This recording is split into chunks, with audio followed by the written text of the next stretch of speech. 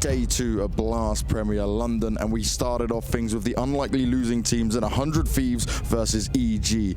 Now on the map pick of 100 Thieves train, we saw EG come out with full force. They were confident as ever and looking like their former selves that was certainly missing yesterday.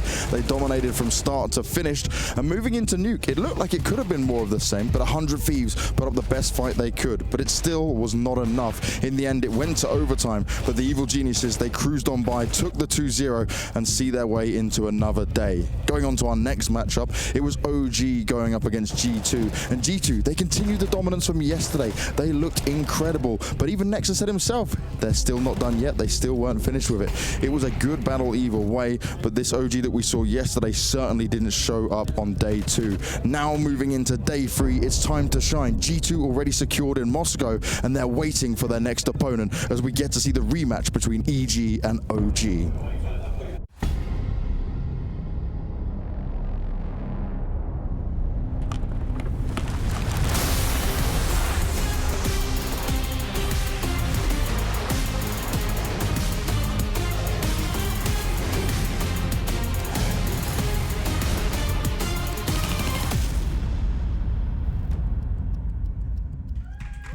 Welcome back, everyone, to London, to the Blast Premier Spring Series. My name is Shox, and I am joined here at the desk by 2 legends, 2 formidable analysts. And later I just punch it. All right, we're waiting for the punch. So He threw Chad off because he didn't Yeah, even do that like weird fix Mali. I was just waiting. I was like, before you talk to him, I've noticed that. All right, but yeah, I can promise everyone who's watching there will be a decent amount of banter. We won't be that nice to each other, I promise. So, the tournament overview, and what we've got here today is, of course, the lower bracket final up first. Evil Geniuses versus OG Esports. Whoever wins is qualified for the spring finals in Moscow. Whoever loses has to go through the showdown if they want to get to Moscow, and the winner will also play in the grand final versus G2 Esports later today. yeah, lots of esports in this one here, and only the G's left, right? So, look, the biggest upset here is 100 Thieves losing that opening game and then setting us up for the EG 100 Thieves, where we're going to be losing one of the favorites. That's a bit disappointing. Kassad came out in an interview with HLTV.org, saying that they just made some basic mistakes which lost in the game. And I think on all the close maps, that's for sure the case. On train, though, they didn't even look like half the team that they can be. That was a blowout yesterday. But on the other side of things, EG started to look really good. The individuals heating on up. So I'm excited to see how badly they can beat OG today. And in this first game, actually, the stakes are now, because we're at the end of the first phase of the Group C or whatever of the Spring Series, the stakes are incredibly high for the first match because we now know that the showdown has loads of really good teams in it. Like if you were a team on week 1, even if you'd have failed there, you might have thought, well, it might be OG and G2. It might be teams I can deal with. Yeah. We know Astralis and Vitality and 100 Thieves are there now. So there's only 2 teams get out of that showdown. That's already looking brutal. You do not want to go through that if possible. That's a fantastic point, upping the ante there for this particular game. Here is the check-in for the scores of the predictions so far. Like, I'm lagging behind, but I only came in this week. Otherwise, I would have totally had like 12. But yeah, Chad, you're doing well. I don't think I can lose from this position because Scrawny has predicted the same as me here. So I'm going to take first place, potentially tied, unless Lawn... No, wait, I can't lose. Never mind. Let's just shut the predictions down. I've already won. Okay, Me perfect. and Jason. All right, well, we'll check in with that no matter what. Maybe you don't win. But let's get into that first match then. It is a rematch of the first day, EG versus OG. And I think we have to start by talking about how different EG is that we're going to see today compared to that first performance, Duncan. Yeah, well, the thing is, in the first game, they still didn't just come in completely flat. They obviously won the first map, in fact. The problem they had was they couldn't close the games. They were actually in leading positions again and again and again. They could basically have won 2-0. They could have won 2-1. Instead, they managed to lose 2-1 because at the end of all those games, they let OG look amazing. They let LXCB basically start to rewrite his history that he's some god tier IGL. And that's the key operative word there. They kind of let him do. Like, he did it when he got the opportunity, but I really feel like there was some big letdowns on their side. And when we look at yesterday, the sample size that is the closest to us, EG was playing very, very well. They were all fragging, but Breezy in particular was having some fantastic games. On train, they absolutely demolished 100 Thieves on the CT side to start it off, and they really couldn't get into the match because this guy was on fire. Yeah, look, and this is what we want, right? Towards the tail end of last year, his performance dropped off a little bit. They were playing a lot of tournaments. They were getting burnt out in that regard, and now with this break, as we heard from from Stan on the desk, all the individuals are feeling it again. And this guy... Do you see the multi-kill stat? He has 32 2+ kill rounds. You do love to see it. That's a safe pair of hands. I mean, right he's played there. a lot of rounds, but even saw that as a lot. Yeah, so I think that this individual right here is one of the names. Obviously, we talk about Liquid as a superstar team. Breeze, you throw Ethan in the mix. You know, there is some definite firepower on this Evil Genius side. And him doing secondary AWPing on Train. That's a new little he had more kills than to his Cirque. game, More AWP kills than Cirque in that regard. So that's just showing he can pivot even further. And he's pretty quietly spoken, you know. He just gets it done, goes in, puts his work in, and we see it in the stats. Yeah, someone who's probably, I'm certainly actually very proud of the guys is, of course, the coach. And Chet is standing by with James for a couple of words. All right, Chet, starting off with, I saw your tweet this morning, a bit of a clown fiesta. What are you got to say to the OG guys this time around? I mean, I'm just trying to get in their heads before the game. I'm just like messing around. I was pretty bored when I tweeted it, and I was just like, why not? Let's add some spice before the match. Maybe they'll reply back, and maybe I had something else after that, but no one replied, so I guess they're just scared or they don't want to do anything. I think they're scared at this point, mate, especially after yesterday for them. But the rematch, right? So last time, how are you guys kind of feeling going into it? Because last time was obviously very close, but you guys certainly have shown us more of what you used to look like in the last day. I mean, this time I think it's going to go much better. Obviously, they're still a good team, and we're not going to underestimate them, and they have so much like backing behind them right now. They have like the Dota's coach, and like Seb is here, so like obviously they're giving him advice, so we can't take it lightly. So we're just going to try something different, and you guys will see soon enough.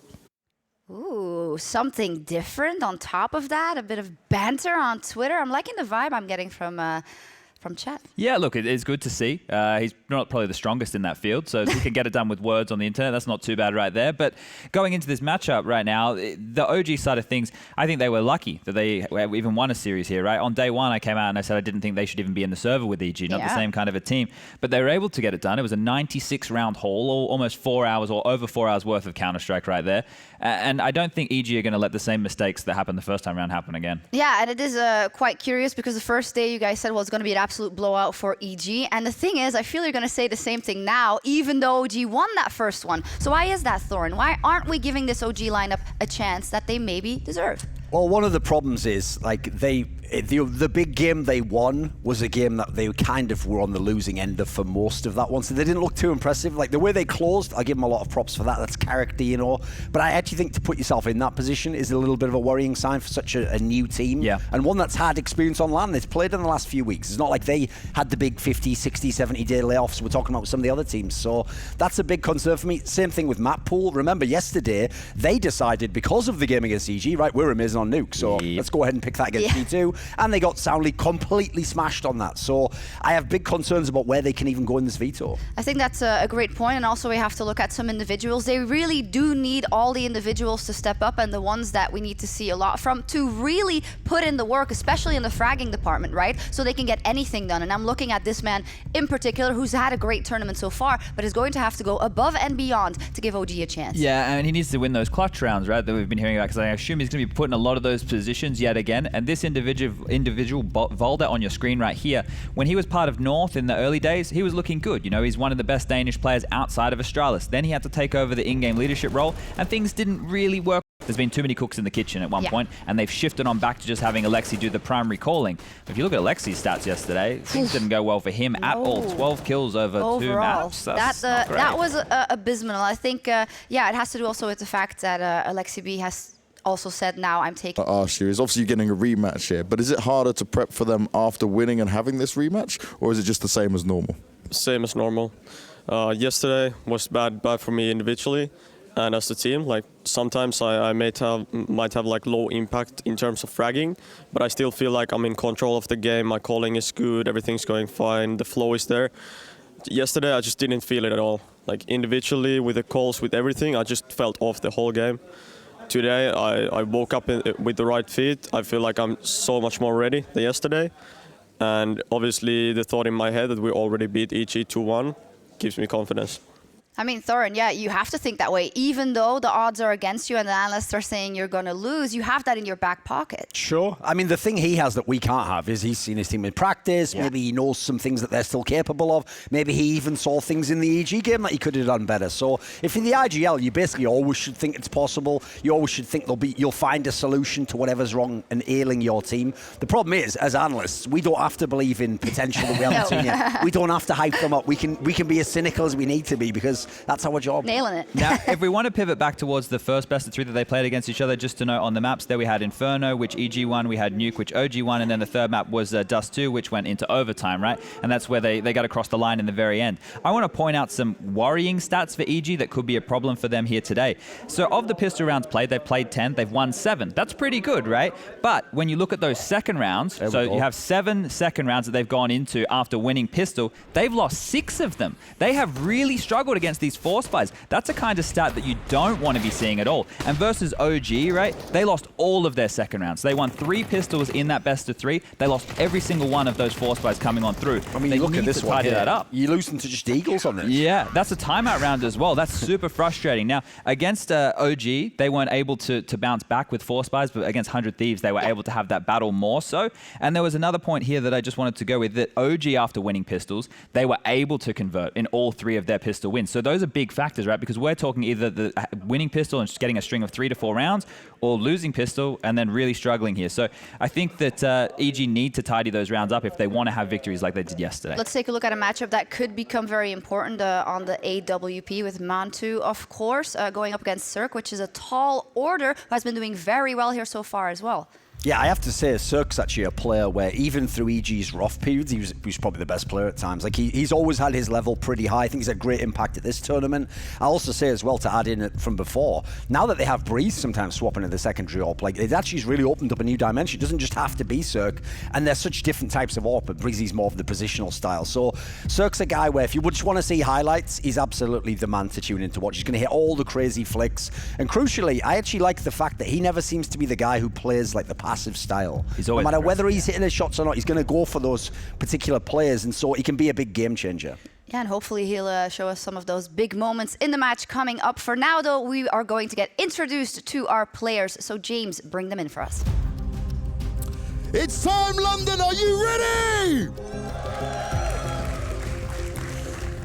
It's the rematch game, and the first team to come onto the stage is Evil Geniuses. Woo! London are maybe not so far behind the EG guys. Quite a crowd this time around. Now, they may have lost out last time, but things certainly started to look better for them yesterday. Though both the players were saying that maybe, okay, they're not in the best shape just yet, but now it's time to prove it. There are no second chances when it comes to this game. And to bring on their opponent, they might have the crowd support behind them. There's certainly the name everyone knows right now. It's OG Esports! And they really do have all of London behind them. Now they do have the hometown hero in Mantu joining them on the roster. He gave us some fire in the opening talks last time around. But can they do what they did before? Those games were incredibly close, and we're about to find out how it's all going to go down. Chet, come on down. Rugger, come join me. You still got your beard for now, mate. Now, Chet, last time around, it was very close, but they kind of handled you. They managed to be even in overtime, but you guys were a bit shaky, so what's going to be different this time? We're not going to change too much this time. You know, I think I'm a better coach. Sometimes people ask me, what does it take to be a better coach? And I just say, do the opposite of Rugger. Ooh, the opposite of Rugger. So he doesn't really rate your coaching there, mate. Nah, I think it's okay. Like the Brexit thing has a good coordination right now, because that means we can do a clean table and bring out the NA trash too. Wow, they're going to bring out the NA trash. Let's see if it happens in the server. Shake hands, guys. Go and take your place. Let's bring it on, London. It's time. I can't say that I completely understood I'm not sure that's how Brexit works. It wasn't really about getting Americans out of the UK. It was sort of a different thing on that one. I missed that it's one. All right, I listen, to be fair, that is the problem with banter. Is like, in that scenario, what you should have done if you were Rugger really is you should have had your own pre-prepared line and just ignore what he said. Maybe like, that you know, was just pre-prepared. go in. Chet didn't really give an answer to the question. He just said whatever he obviously thought up, didn't he? So you threw yourself off there, Rugger. You don't have to really just respond to what he says. Yeah, she should hire you to write all their lines I could do for it. the trash I could do talk. it. And here we go. So as we go into the veto, think thinking that, you know, OG is the underdog in this one. What direction do we want to see them go? Last time they picked Inferno, right? But they won on Nuke. The Inferno game was 16-14. It was very close. So I wouldn't be surprised if they pick into that map again. But the pick for EG is more interesting for me. I don't think they'll pick Nuke again. Both of them, their last picks were Nuke. So I feel like that means you both skip it. It probably goes to a decider on that. Yeah, if I'm... Okay, so Train. So I don't know if they watched the same game yesterday as what we did. I think they haven't. But the thing was, with that CT side from EG, they were so dynamic. I think if I'm EG now, though, I'm picking straight into Dust 2. Seeing what G2 did to OG yesterday, just pick Dust 2. Thing is, the logic here is, like, Alexi B obviously has always loved this map when he was in ENCE. He did a lot on it with not that much in terms of players, so I get why he might like it, but I agree with you. Like, that game against 100 Thieves, that's not a map I want to run into. The Mirage pick from EG, this is another weird one. This is why this veto is actually quite unusual, because even though EG does like Mirage and they do pick it sometimes, that's one of the main maps of OG. So at this point in time, like, I don't necessarily know if I want to play that. Yeah, there can be, if we see like a similar style of things that they do on like a Dust 2, right? Maybe that's going to go into EG's favor. At this point, you'd actually probably assume it's going to be Dust 2. It should be Dust 2 in get theory, rid of Inferno. because you lost to them on Inferno, so...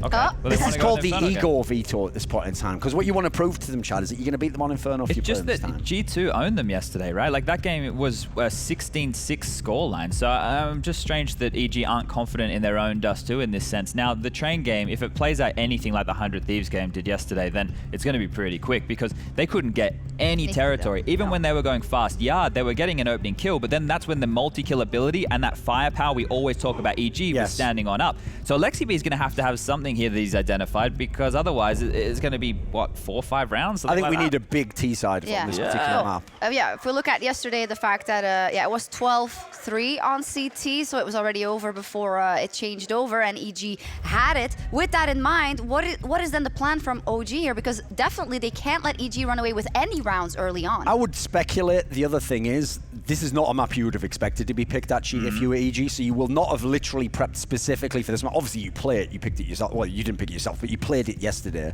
But in this scenario, it does in that sense get you ahead of their prep. Like, it's not like I'm a pet's been watching all the Train demos in the world, so in that sense you haven't got a lot to go off. You can, but then again, I always say the problem with that is, what's your execution going to be like if you haven't got a lot to go off? And is this a scenario in which, well, you referenced, of course, Alexi B and ENCE being so good on that map at times, or like actually very often. How much will he be able to translate that or tap into that and maybe elevate OG to a higher level on Train? So, Train's not a game where the mid-round calling is easy to do, because it's harder to get territory, right? We got the Betway odds on screen again here. As we mentioned before, it makes a huge amount of sense to have EG as the favorites considering the CS they played yesterday. But for Alexi B, I think the hardest thing is, first of all, doing the defaults to get your players into positions to even be able to call mid-round, because 100 Thieves couldn't do that. No. The only way that they had any impact was towards that inner bomb site, and whenever they tried to go fast, they were getting shut down. So for Alexi, it's going to be calling the play, slowing it down, trying to condition the map, and then work these rounds out. This shouldn't play out quick. I think if I'm OG, I try and play this very, very slowly. That's actually an interesting thing as well that we heard from the comms, is I can see that Alexi B is trying to go for more of that ENCE style. Like, it's very slow build up. You're literally trying to make reads on the map, like this person can go here, but it's never like a full tactic that unfolds that you're going to hit at a certain time. It's like they try to just move out and then make a decision at last moment. So, like he said in the interview, he's trying to control the game. He's trying to be like he was in ENCE. Yeah, there we go. Fantastic matchup. EG versus OG for a spot in the spring finals in Moscow and in the grand final later today versus G2. Let's see how it plays out. Here's Anders and Semler. Oh, yeah, we are right here. She's not wrong about that. Fancy that. Hold on. Yeah. We are casting together again, Anders. It's really been true. a while.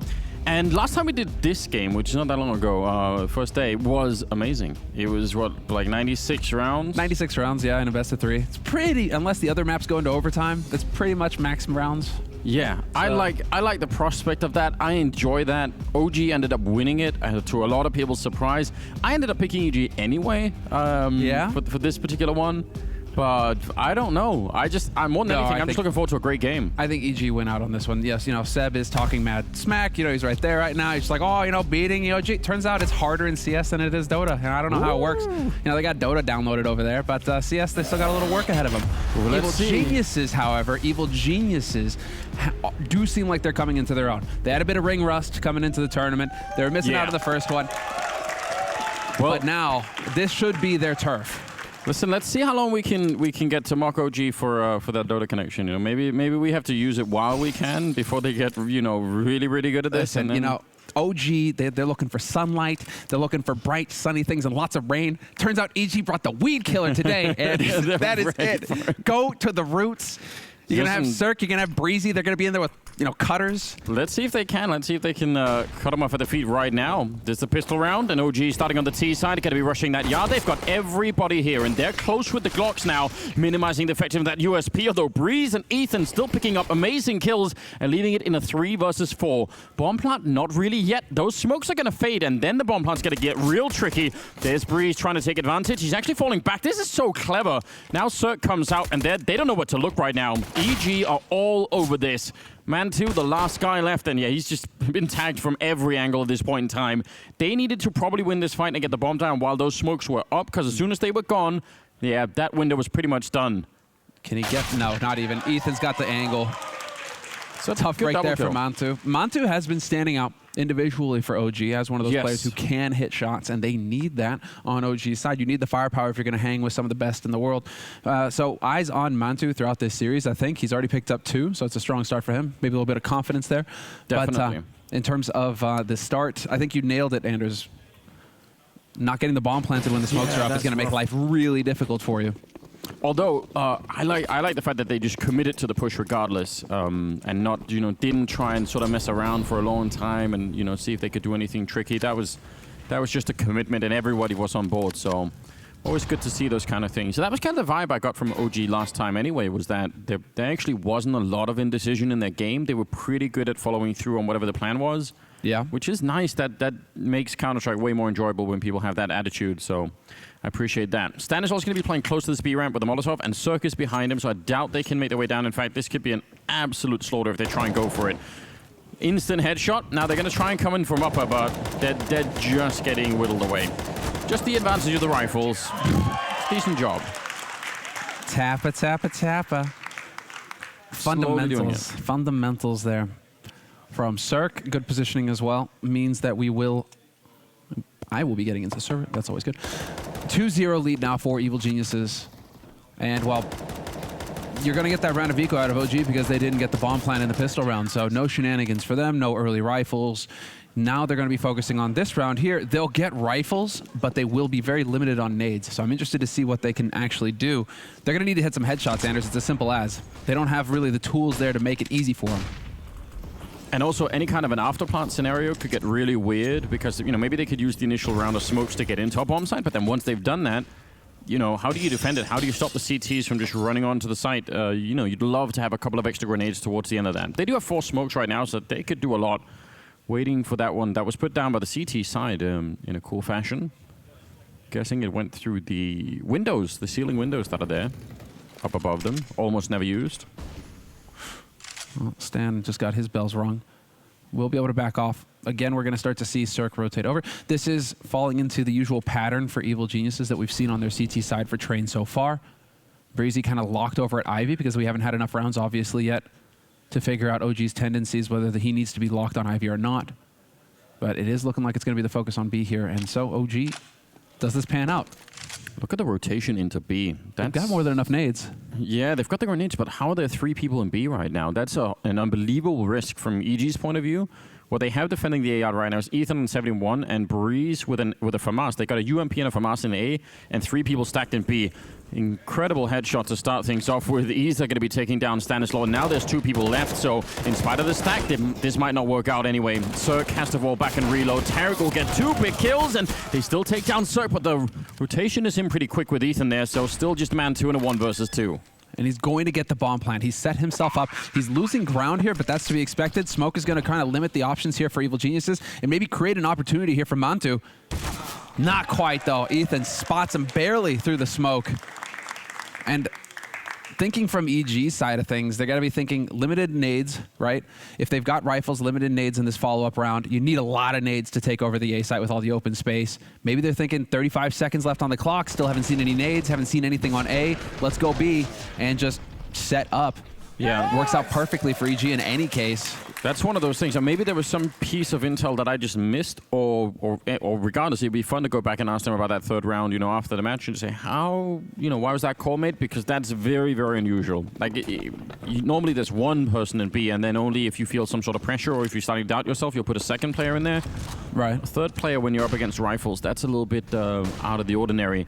Now we've got Deagles, a CC on Alexi B, and a Scout on NBK, who can just apparently use every weapon there is. Ooh, I'm just going to get a little bit of tag in. He is so good with just a bunch of different things. Just jack of all trades and master of a couple of them too, actually. Yeah, as it turns out, sometimes that can be a weakness. In NBK's case, doesn't get the shot, sadly for him. Does get spotted, and he will be chased away. In the meantime, though, still gathering up. This is, half buy coming in from OG. So they're going to be looking for close quarters. They will be hoping to catch somebody holding close on B so that those pistols are maximally effective. But they've still got Deags, so even holding far back. Change of setup here, though. Interestingly enough for Evil Geniuses, it's Breezy over here because he's got that AWP. Now Cirque's rotated in as well, and this is going to be the B hit coming in from OG, and they are moving now. But Breezy's out in the open, hits the first shot. Nice incendiary as well onto that bomb, and it's not going to deny it, but Velda takes a lot of damage. Yeah, they're trying to push up, but I think this is a very, very calculated defense from EG saying, you can get that bomb plant down, that's absolutely fine, but you will never, ever make it out from this plant zone. And they pretty much didn't. NBK up here, we'll get a kill on Stan. All the kills matters. Could have been great if he could have got that one on Breeze, but not gonna happen. Still, I mean, they did a little bit of damage. They got the bomb plant down. I don't think that's too bad, but EG were absolutely aware of what was gonna happen there. Again, they had 4 people in B, and then they had, I think Ethan was playing Pop Dog, so he was ready to flank. They just had all the intel. And that's pretty good. Something OG definitely needs to be really aware of at the moment is they might need to put more effort into, faking out EG or selling that they're somewhere else, because they seem to be pretty good on their rotations at the moment. What they need right now, which is crucial, is a couple of kills. They need some confidence-building plays here coming in from OG Esports because they're all sitting on 1 frag, apart from Velda, who's sitting on 0. Mantu's got 4, right? He's actually done some damage in the pistol round, but they need to start hitting some shots here to get that movement going on OG's side, because if you keep facing dry like that, I mean, clearly Evil Geniuses are feeling confident. They know they're the team to beat in this matchup, and they're playing like it right now. OG, they need to get out of that difficult rut at the very beginning where you're the underdog. Things didn't go your way at the start. You got everything going against you. There we go. It's a pretty good peek set up with the flashbang as well, but does still leave Mantu alone with over a minute and that AWP. So they shouldn't be giving him a lot of chances. I mean, if they hear him take a shot, then maybe they can start to move in around the map where he's not. But for now, there's not really much of a reason for them to go look for, heavily for him at the moment. Absolutely not. Camp the site, play the clock. You know where he has to go. He has to find you. You don't have to worry about him. Eventually, he's going to wind up on one of 2 parts of the map. So just sit back, wait, and let Mantu just run down that clock. 40 seconds, and soon enough, he's going to have to start working his way out into the open as the smoke clears. And there's the molly. So a little bit of information gained. 3 players on A here for Evil Geniuses. This is just going to come down to difficult shots taken here from Mantu. Misses the first one, gets spotted out, down to 35, and Ethan finds the headshot. So 5-0, Evil Geniuses on fire to kick off the map on train. It's impressive throwing a Molotov that actually bounces over the top of the train. That just lands right at the corner. I don't know, much of this seems confusing to me.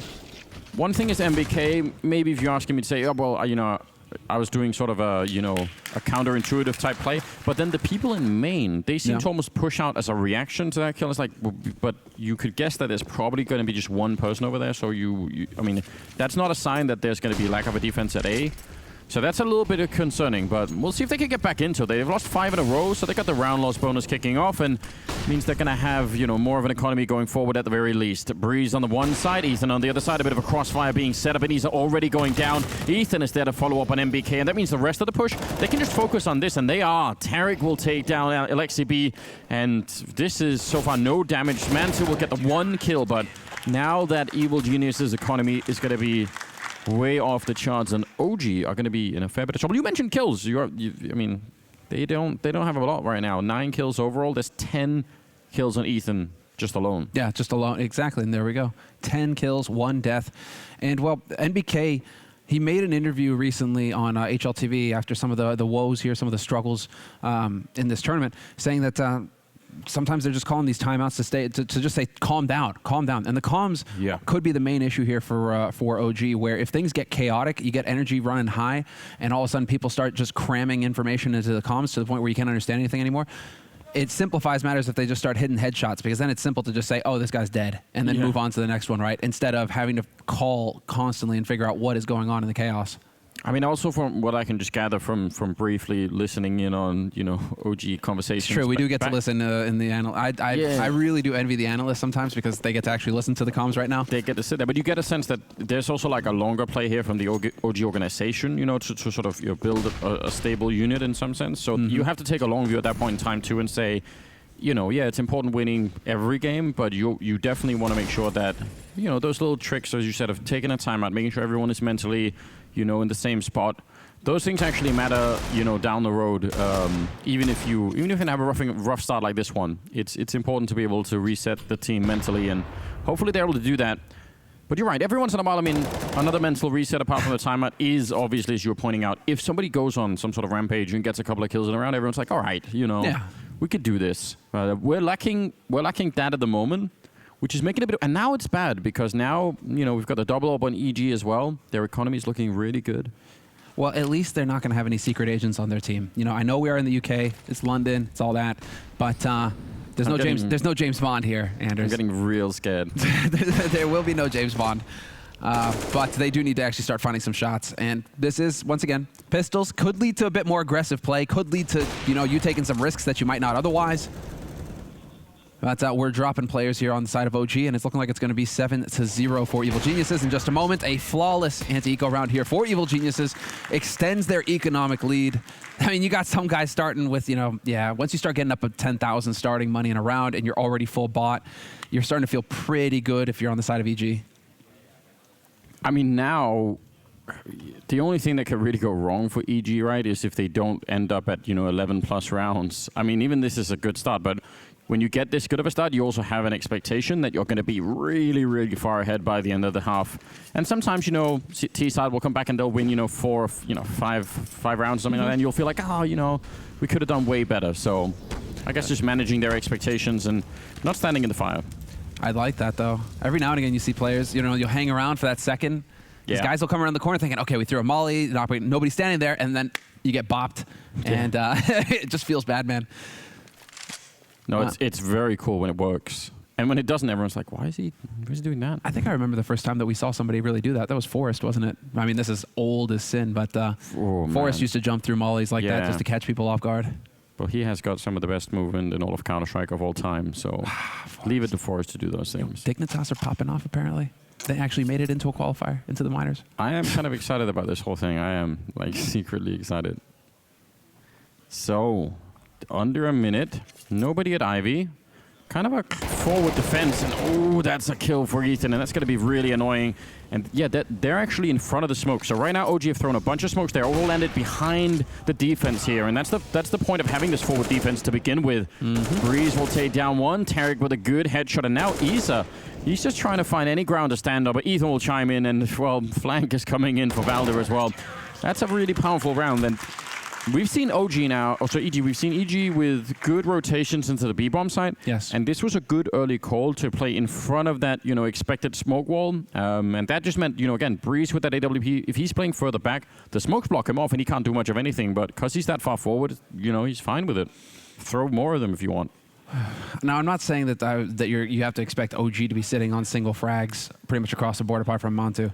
But you and I, Anders, we've touched on this where we got 90 rounds of these two teams the other day. This is the EG that I was expecting in that first series to show up. Players playing to their ability. Ethan, Tarek, Cirque, Breeze, everybody's hitting their shots on the side of EG. They are showing that they are the favored team in the server. They have the confidence clearly to go behind that and take these shots and win them.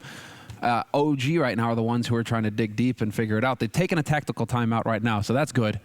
Allow Rugga to get some insight in there. The coaches can only talk during tac timeouts. True.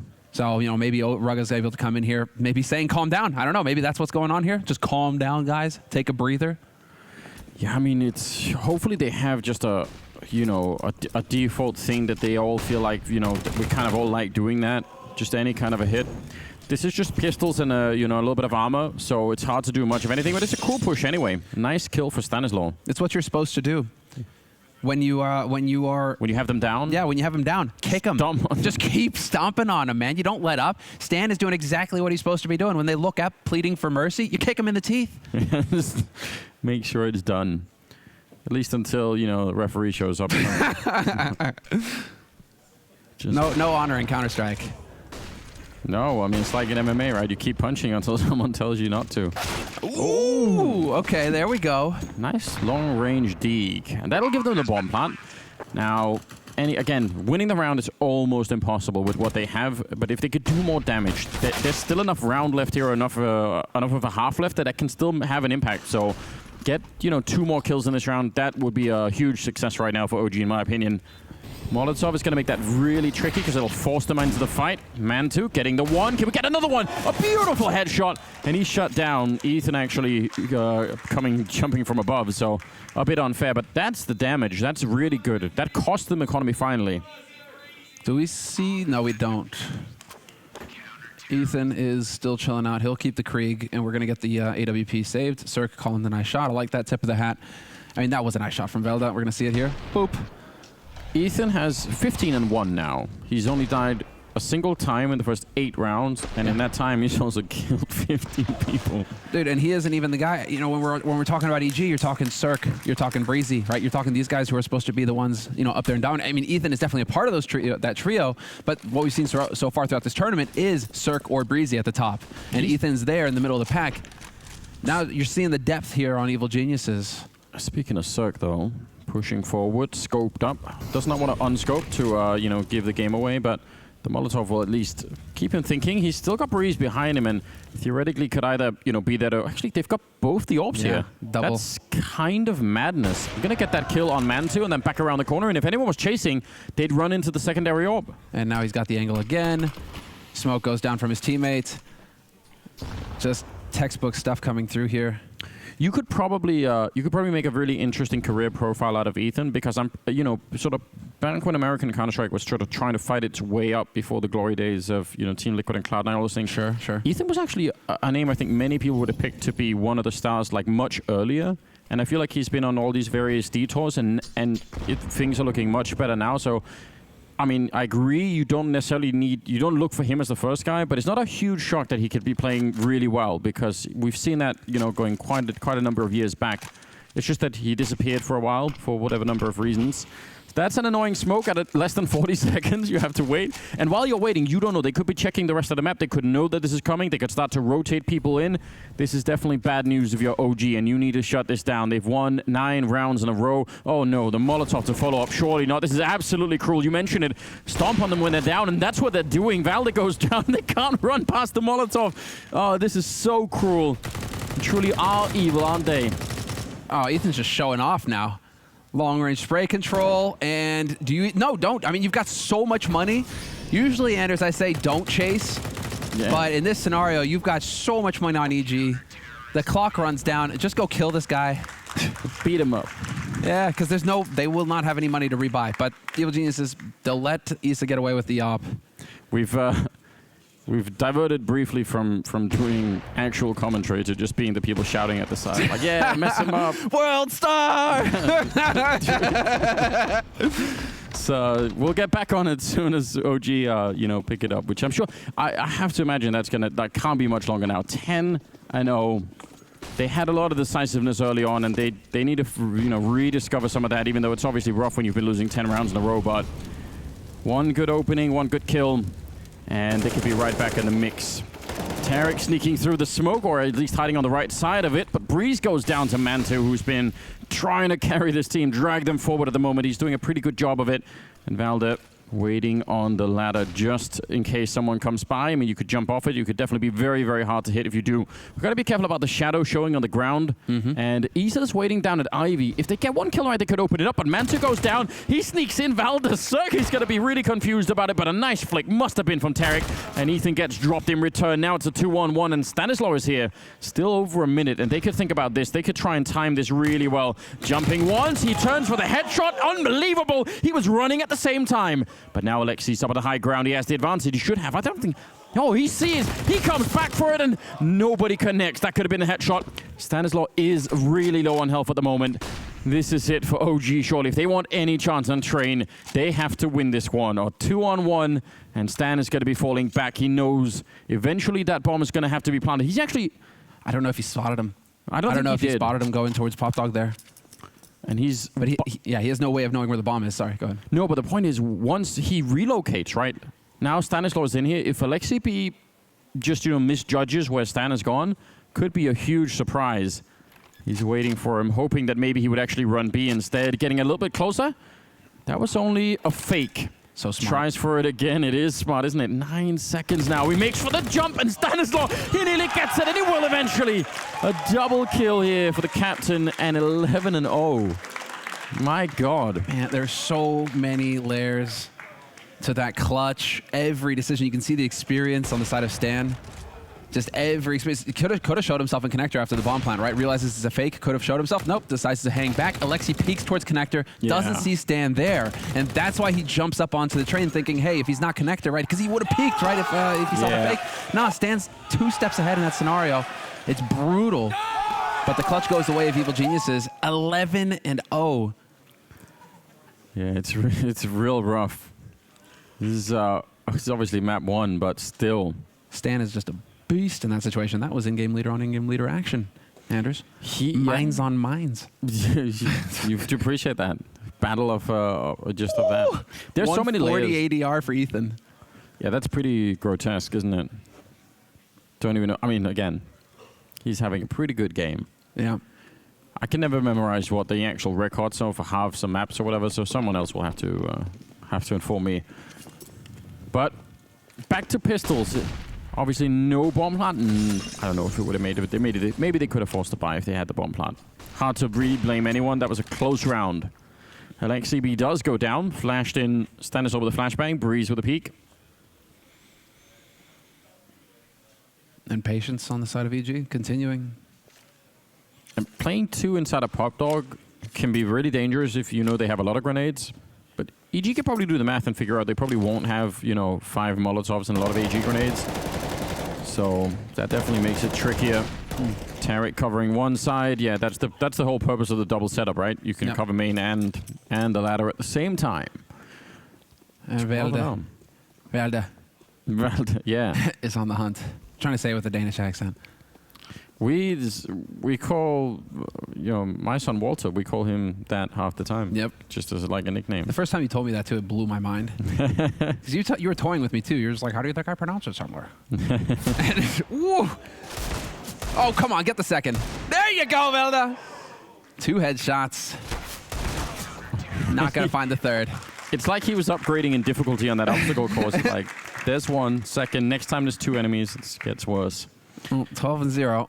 Some cool action. Good deal work from him. I mean, he's got the aim. That's the thing. He's got that aim in him. He's one of the trio that you really want to keep an eye on, for OG. But, it's too little too late at this point. It's 12-0. We've gone back to 1.6 train, where now OG need to get the next 3 rounds, and then it'll be a competitive half. Yeah, then it would be fine. You'd be like, all right, no problem. Got the 3. We'll be all right. And just to keep in mind, this is OG's pick as well, map pick as well. So that's not going to be helping with their confidence when this is their pick and they are getting blasted. Definitely not. Maybe if it's over quick enough, it won't be so bad. I see. So it's like before the nerve endings can realize that your hand just got chopped off, right? Yeah. It's like you're in shock and... Just exactly, Get it Somebody give him some sugar. I don't know where we're going with this. They're gonna need Duncan levels of sugar if they wanna forget this.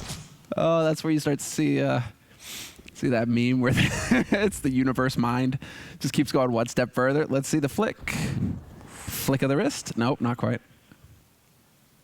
He's kind of out here on his own. I mean, he's got Tarek and Ethan behind him, but I'd be a little bit scared if I was Cirque. But I guess part of being Cirque is actually not feeling that and just trusting in the aim. Yep. Hold your angle. This is what an Opera needs to be doing in this sort of scenario. Trust your teammates to have your back and hold your angle. He knows somebody's in there. He knows that somebody has to come eventually. But he misses the shot. That was lined up right for him. He has to fall back. He'll follow it up, though, taking down Isa. Tarek to die next, but that second AWP on Breeze is still pretty lethal.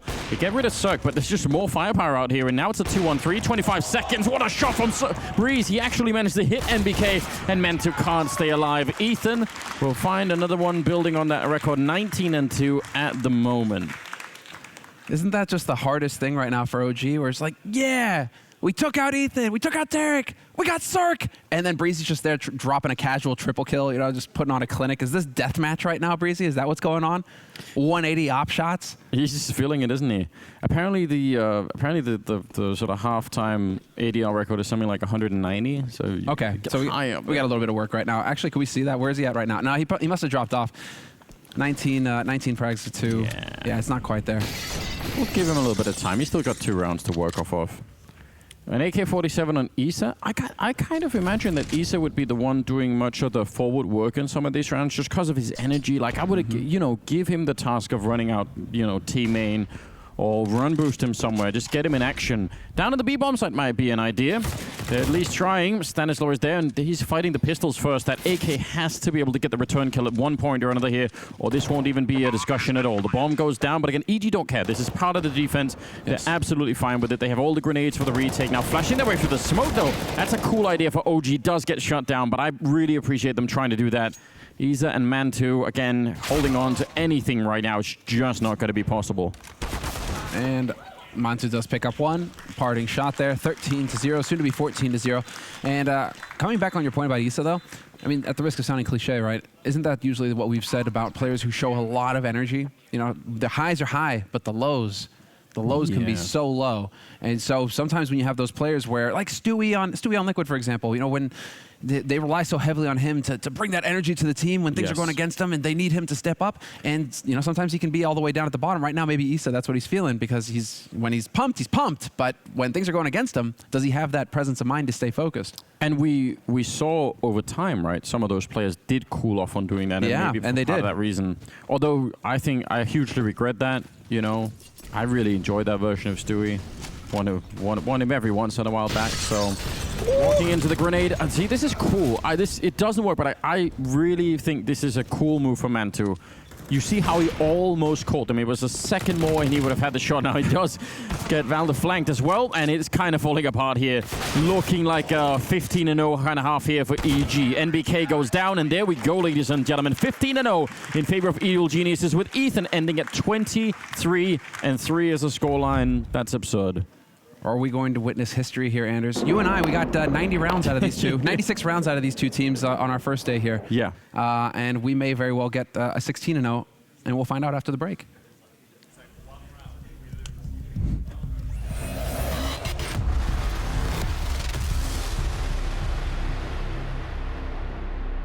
Next is Alexi B.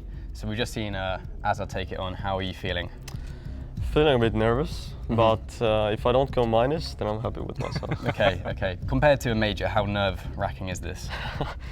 Way worse. Way worse. Way worse. Everybody knows the rules by now. But for the small chickens, you get 15 points, medium chickens, 10 points, and the large chickens, 5 points, because they're easy to get, and the barrels are minus 5 points. So, Alexi B, it's time to kill some chickens.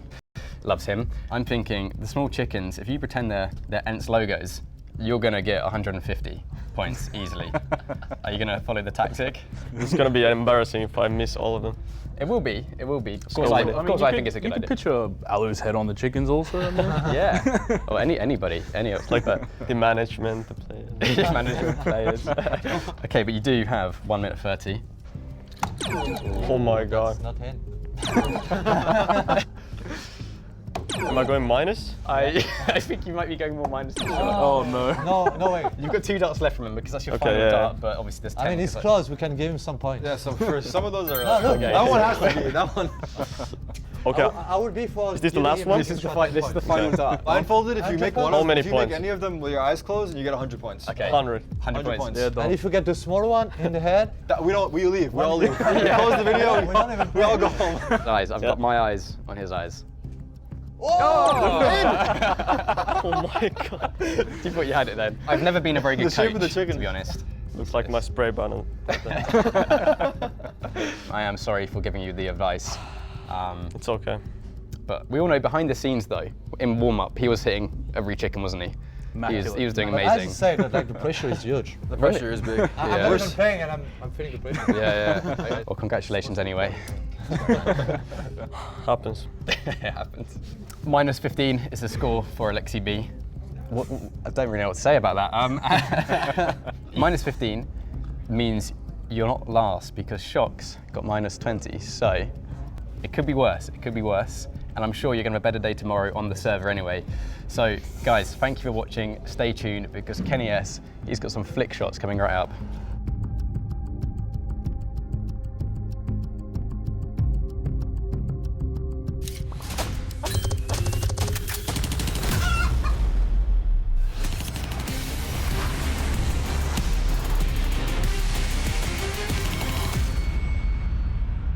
Hell, let's go. I have a hell. Nice. Oh, nice, guys. Dude, oh my god. Good job.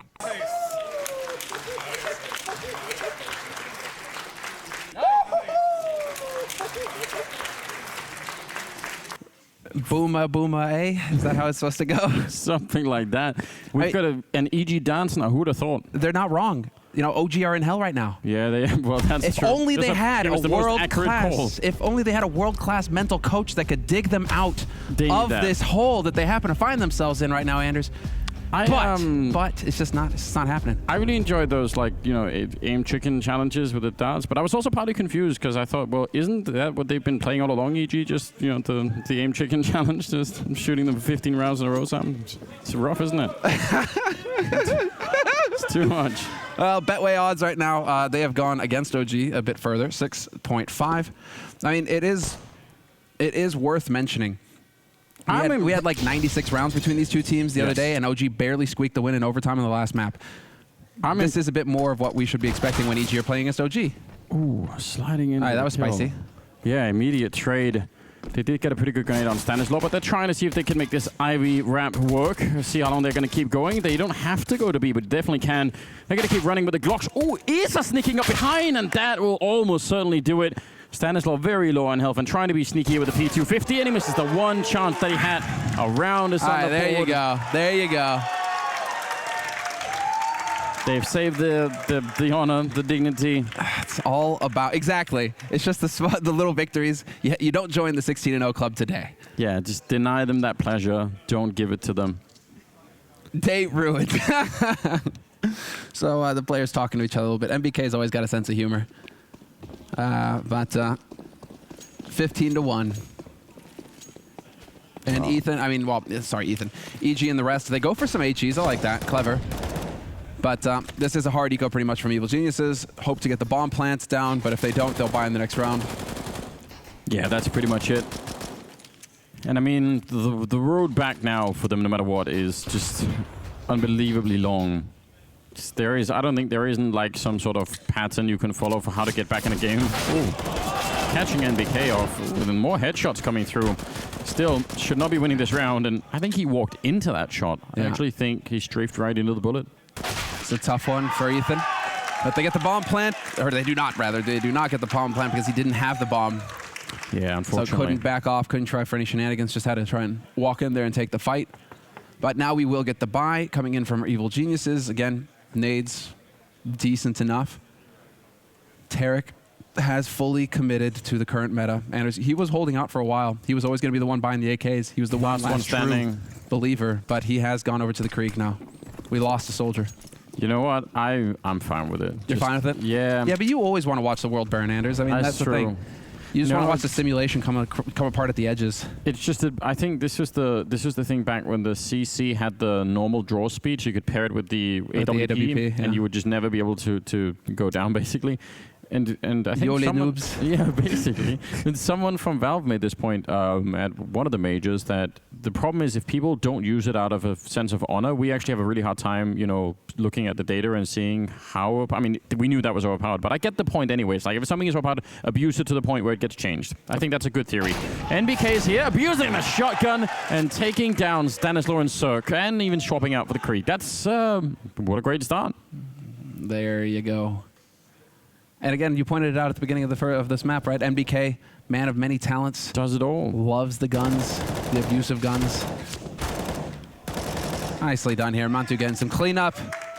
Breezy, all by his lonesome, left to ponder his fate. 1v5. It's looking grim, but he's accepted that. He knows. I mean, games like these where, you know, again, they need to win 15 rounds in a row with no mistakes being made at all on the OG side are so strange. And I guarantee you they're psychologically really strange for players as well, because, you know, it isn't until you get really, really close that, you know, the nerves start building. It's like OG are going to be under an enormous amount of pressure throughout all these rounds. That's not really how it works. I think it's more like when they get up to like 13, 14, like the last 2 or 3 rounds, that's when you know, ooh, we could make a mistake. That's where the mistakes usually happen, right? Yeah. So it's not uncommon that you can actually have a long way to, you know, try to get back, and then suddenly it's really serious. Because for now, you're just sort of saying, let's just play back in. You know, we already know this is kind of done, so let's just not worry about it. Have a good time. Get everyone played back in. NBK, go get some shotgun kills. But then when you suddenly say, oh, wait a minute, now it is winnable and we can turn it around, then people start making little mistakes. The thing here that EG need to be focusing on, and there may be a little bit of pressure on them in this, given the situation, they want to snuff OG right away. It was never about letting OG get any kind of momentum back into this and start getting a little bit of confidence, right? You wanted to blast them 16-0, 16-1, 16-2, yeah, and not let them get anything going into the second map. Because the second map is Evil Geniuses. It's Mirage. Yes. It's a more brawly kind of map, a bit more aim. If you got Ethan, Cirque, and Breezy popping off, get in there quick and let him work. Exactly. But now OG are going to start getting a little bit of maybe some wind in their sails. Yeah, definitely could happen, right? Yeah, you wanna just try and close out these games as fast as humanly possible. It's the Counter-Strike's answer to Dota when people say, let me just farm one more item. And everyone knows what that means. It means I'm going to get ganked and the enemy carry will pick up more items and then we lose the game. And we lose that window. Everyone quits. And everybody just mutes each other now. Yeah. No, is that how it works? Yeah, you just mute everybody now at this point. You know, as soon as somebody rages, mute. All right, well, there we go. Usually they're speaking Russian. You know, you can't understand them anyway. 4 versus 4. So going down, and that Krieg will do a little bit. Ethan was ready to go for that swing, and Tarek will get the headshot on the follow-up. So it's a 2-on-2. You know, they wanted the momentum back. OG, they don't want to lose the pistols, I think. Just, you know, again, in terms of just saving the morale for the team, don't let this one go. Good timing. I mean, a bit random for Isa, but found it against Stanislaw anyway. So now it's Tarek. 30 seconds in a 1 versus 2, and maybe could get Isa. He's sneaking him around. Isa would have known that Tarek got the kill down by Ivy. He gets the headshot as well. Gets put down to 7 health, and Valda does have a Molotov. This is... Ooh. Wait. That's a smart play. Whoa! All right, he cannot stop. He has to go. Yep. But this is perfect. Valda's on the opposite side of the map. Yeah, and again, if he'd gone straight for the plant, he couldn't have come off it, and Valda could have thrown that Molotov to pretty much end things. So, yeah, this is intriguing. Now he's up on the high ground. He's played it right. He has. Still, that Molotov could ruin everything, though. If Valda guesses the correct approach, which he won't. Oh, Anders, this could be heartbreaking. Round of eco, and Valda's going to have to check the high ground. This is so tough now for Valda.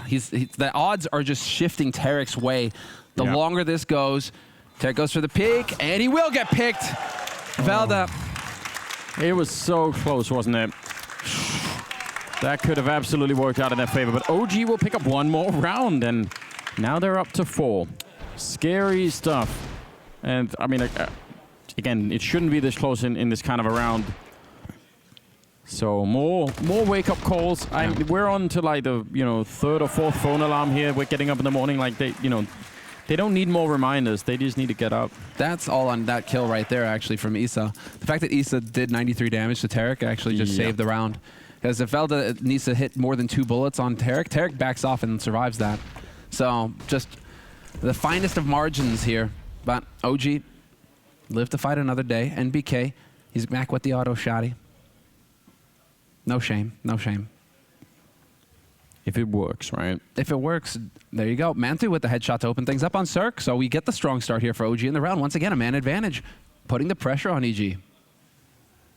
We've seen crazier things in the, than, not really actually, a 15-0 and then have that come all the way back. I don't think even you and I, Anders, after all these years have seen that. I can't remember a time really when that's happened, no. I mean, the odds. It's been close, but I don't think that's really happened. So it's obviously happened at some point in CS:GO history, but in high-level games, it's kind of doubtful. That is. Just being real with you. Because there's always a chance, always, no matter how small. This is a game of CS. It's one round at a time, and that's exactly what OG are repeating to themselves right now like a mantra. One round at a time. Don't even look at the score. Just get dialed in and focus on the job. Evil Geniuses, though, gathered up, and they are going to be looking like they want to hit that B site. 40 seconds on the clock. They have the nades necessary to go for the execute, and they are going to try and split it on the high ground, straight through. Bold play here. Ethan opening it up, and now Verda's going to get dropped on. This is all on him turning around, and he's going to get one, but not the second. He actually had the boots right in his field of vision. He quite literally stomped on him. Alexi goes down. It's an amazing flick out of Ethan, and now they are going to just try and defend the bomb here. Isa sneaking in, and Stanislaw not quite ready for it. Isa continues, but he's going to get shut down from Tarek, and that's a very important kill, leaving NBK alone with the auto shotgun up on top of the train, jumping to get some vision, and Ethan will take him out, and it's only fitting. He's done it all. 16-4, and an amazing map here. Ethan ending at 27-7 as they take down OG on map number 1. That's quite something. Solid performance from EG. That's what we expect from the team that's heavily favored in the tournament. They were favored to take the top seed in the tournament, or at least in this group, obviously. And so EG getting their way on OG's map. Mirage is coming up next. EG's map pick.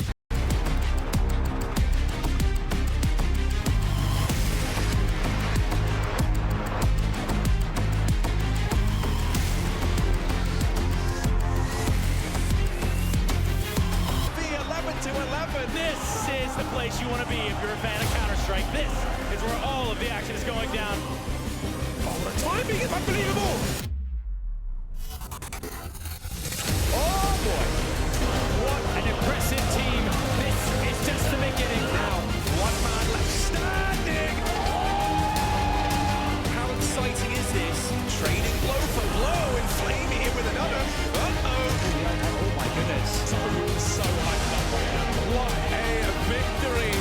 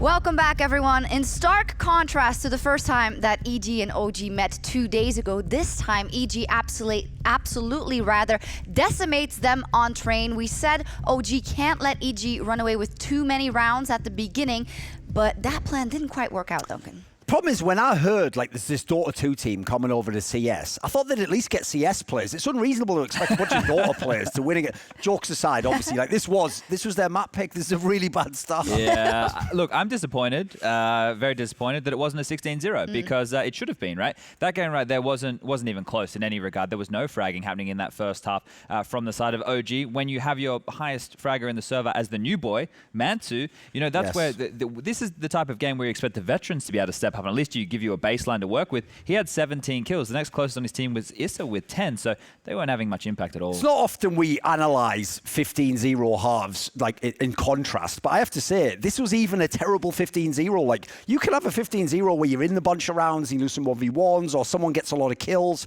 Mantu did well, as you said. I think for something like 10 rounds or something absurd, everyone else was on 1 kill. So it's hard to even evaluate how good a job Alexi B did, because if no one's killing anyone, it doesn't matter what you call. Yeah, I think it's hard to discern any kind of information about OG, who just seemed like it didn't show up to the server at all. From the side of EG, how is it that they are this good? What makes them this good on a map like Train? I think it's part that they're so good individually, like we keep talking about, but part also that OG didn't do anything good, right? Like if we take that out of the equation. We can't take that out of the equation, right? Because if you're putting 2 Counter-Strike teams of similar levels on there, then you know you're at least getting opening kills. Yeah. You have to look at this. On the T side of Train, there was only 2 opening kills that went in the favor right there of OG, and one of them came on the pistol round. We've got this man on the screen, Ethan, who had an absolute banger there. You can see that ADR. If you're getting 126.8 of ADR, that's huge. You had Tarek on 99, you had Surf on 91. As soon as you kill, the death ratio goes over 1. You've already pretty much killed at that point in time. That's not supposed to be possible. I also think, you know, when you look at the team like EG and the way they like to play, it wasn't going perfectly on day 1, but the more they have games like this, the more dangerous they become, because now all of a sudden they're all online, Thorin, and then it is very hard to stop any of them. Yeah, and this is one of the reasons why I said yesterday it was kind of a bit dangerous that 100 Thieves picked Train into them, because you go back in time 6-7 months, they were picking this map. This was one of their favorite maps in the world, and from the DAPS era, they used to be very, very apt on it. So I know they went away from it. Certainly the map stats still say it's a weaker map for them, but the point is, that's not a punish pick when the team has routine on it. They can at least play your map pick in that sense. Weaker map, Mousesports 3 times in a row, one of the best train teams in the world that they lost to in 2 of those games, double digits. So that still means they're a very good train team. Yeah, up next is Mirage, and I'm going to ask you about it in just a second. I'll give you time to think about it, because I'm going to ask how the hell is OG going to win that map. But before that, we're going to talk to Tarek. Tarek, let's get straight into this. 96 rounds last time. You were looking at the first 16-0 of 2020. Didn't quite happen. Was that a bit of a pain for you guys? Yeah, to be honest, I'm pretty disappointed that we didn't get the bagel. I think it would have been a nice touch on top of this sort of rivalry that's starting to form, I guess. But, you know, a win's a win, and we showed a dominating performance, so I'm happy with it. Well, it's a rivalry that continues right from Dota into CSGO, and you guys are putting the hurt on them in a big way. They really didn't seem to have a chance, though. Was this just solid reads from you guys and obviously taking the fight to them a lot more that they couldn't handle?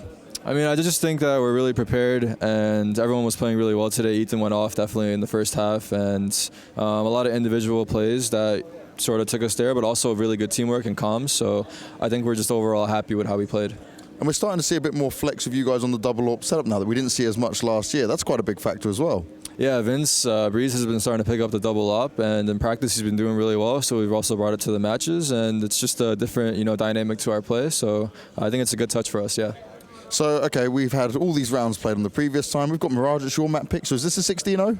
I mean, hopefully we get it this time. That would be pretty sick. But no, I'm just kidding. We're just going for the W. I mean, that's all that really matters. 16-14, 16-0 doesn't matter as long as we win it. Well, I'm looking forward to it, mate. Thank you very much. A great shout there by Banks, of course, the fact that the double op setup is getting utilized a bit more by EG again. Of course, that bodes well for their development, that they have a bit more in their playbook going forward. Yeah, as long as they just don't get too flexible, like Liquid, who everyone thinks they can, or, you know, then you start to get some troubles there. Kind of rein it in, keep it to a couple of different players.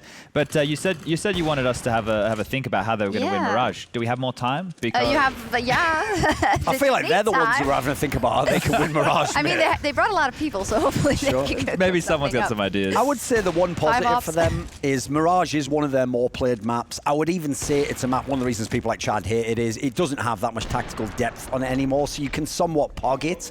And I will say, as much as it's hard to find any bright spot in that first half. That always helps. It depends which team you are and which week it is. But anyway, enough about that. So, no, I would say the big problem for Alexi B is when I heard his comms on that now infamous 0 to 15 T half of train, it's not like he gave up. He was actually trying to do real tactics every round, but they literally threw everything in the kitchen sink. They tried everything they could. Even Rugger was coming up with stuff in tactical timeouts.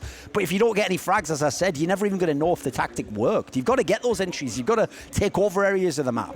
We can grab that point because if you're not getting any kills in a whole map, it means you're not warming into the map, right? For Mantu, positive signs that he had 17 kills, and good for Issa because on a map like Mirage, it's one where he can have a bit more impact with 10, but you're not really warmed into the game. For EG, it was kind of just like shooting bots, right? You were just warming into it, you're getting like a lot of multi-kills, you're feeling good. Now you move into the opponent's map pick, OG aren't even warmed up. So I look at that as a big issue right here. This map will be closer just because of the way it plays on out. And another positive for EG, they won a pistol and they even converted the following. So good signs. Yeah, good signs. I think you can look at it in two ways. For the side of OG, you can say, well, maybe the momentum is completely not there and it's on the floor. But on the other hand, what have they got to lose? It can't be worse than the first one, Duncan. It actually technically could. It could actually. I'll take that back. But yeah, it's very unlikely it will be. Like, actually, I'll take that as a positive. It's very unlikely you get 16-0 or anything close to on Mirage. I love how that's the positive. I know, you got to go with something, haven't you? So we're digging around here. No, the thing is, maps like Inferno, Mirage, it's just way more likely you can get to close to double digits. There's going to be playing this one. Yep.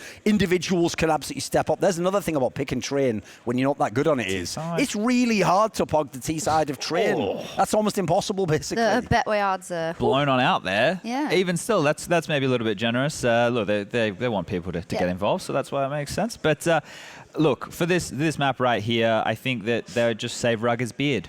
Maybe that's what they'll look. You know, if you're going to take something away from this, save his beard, save his glorious beard, because he did say that if they qualified for the finals, he'd shave it off. So I think he'll be keeping it today. Okay, let's see. Not a lot of faith in that OG can bring it back, but you never know. Crazier things have happened, and it can happen. But we'll see if it will on Mirage or if EG close it out and book their ticket to Moscow.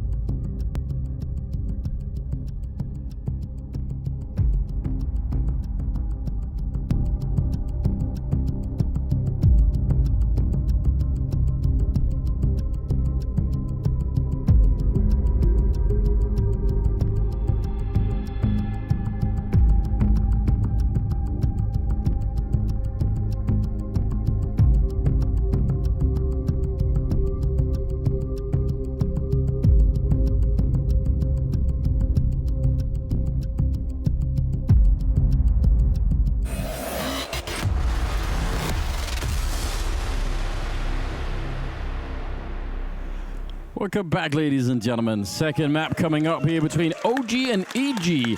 And, well, our first map, if you went to get like a coffee or something before the game went live, you just missed all of it, because that was quick. Yeah, you blank. Yeah. 10 times. Blank, you don't really say blank, do you?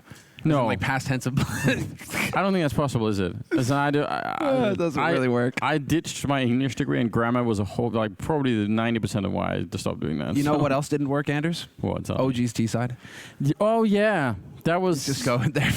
Oh, that was real wrong. That was real wrong. It was a bit of a one-sided affair. I can turn this into a positive, though, and I'll tell you how. Okay. You saw the odds at the beginning of it were like 7-1 favoring EG. Okay. That has to be a testament to OG's brand power, because otherwise that's inexplicable. Like, that should have been 20-1 or something.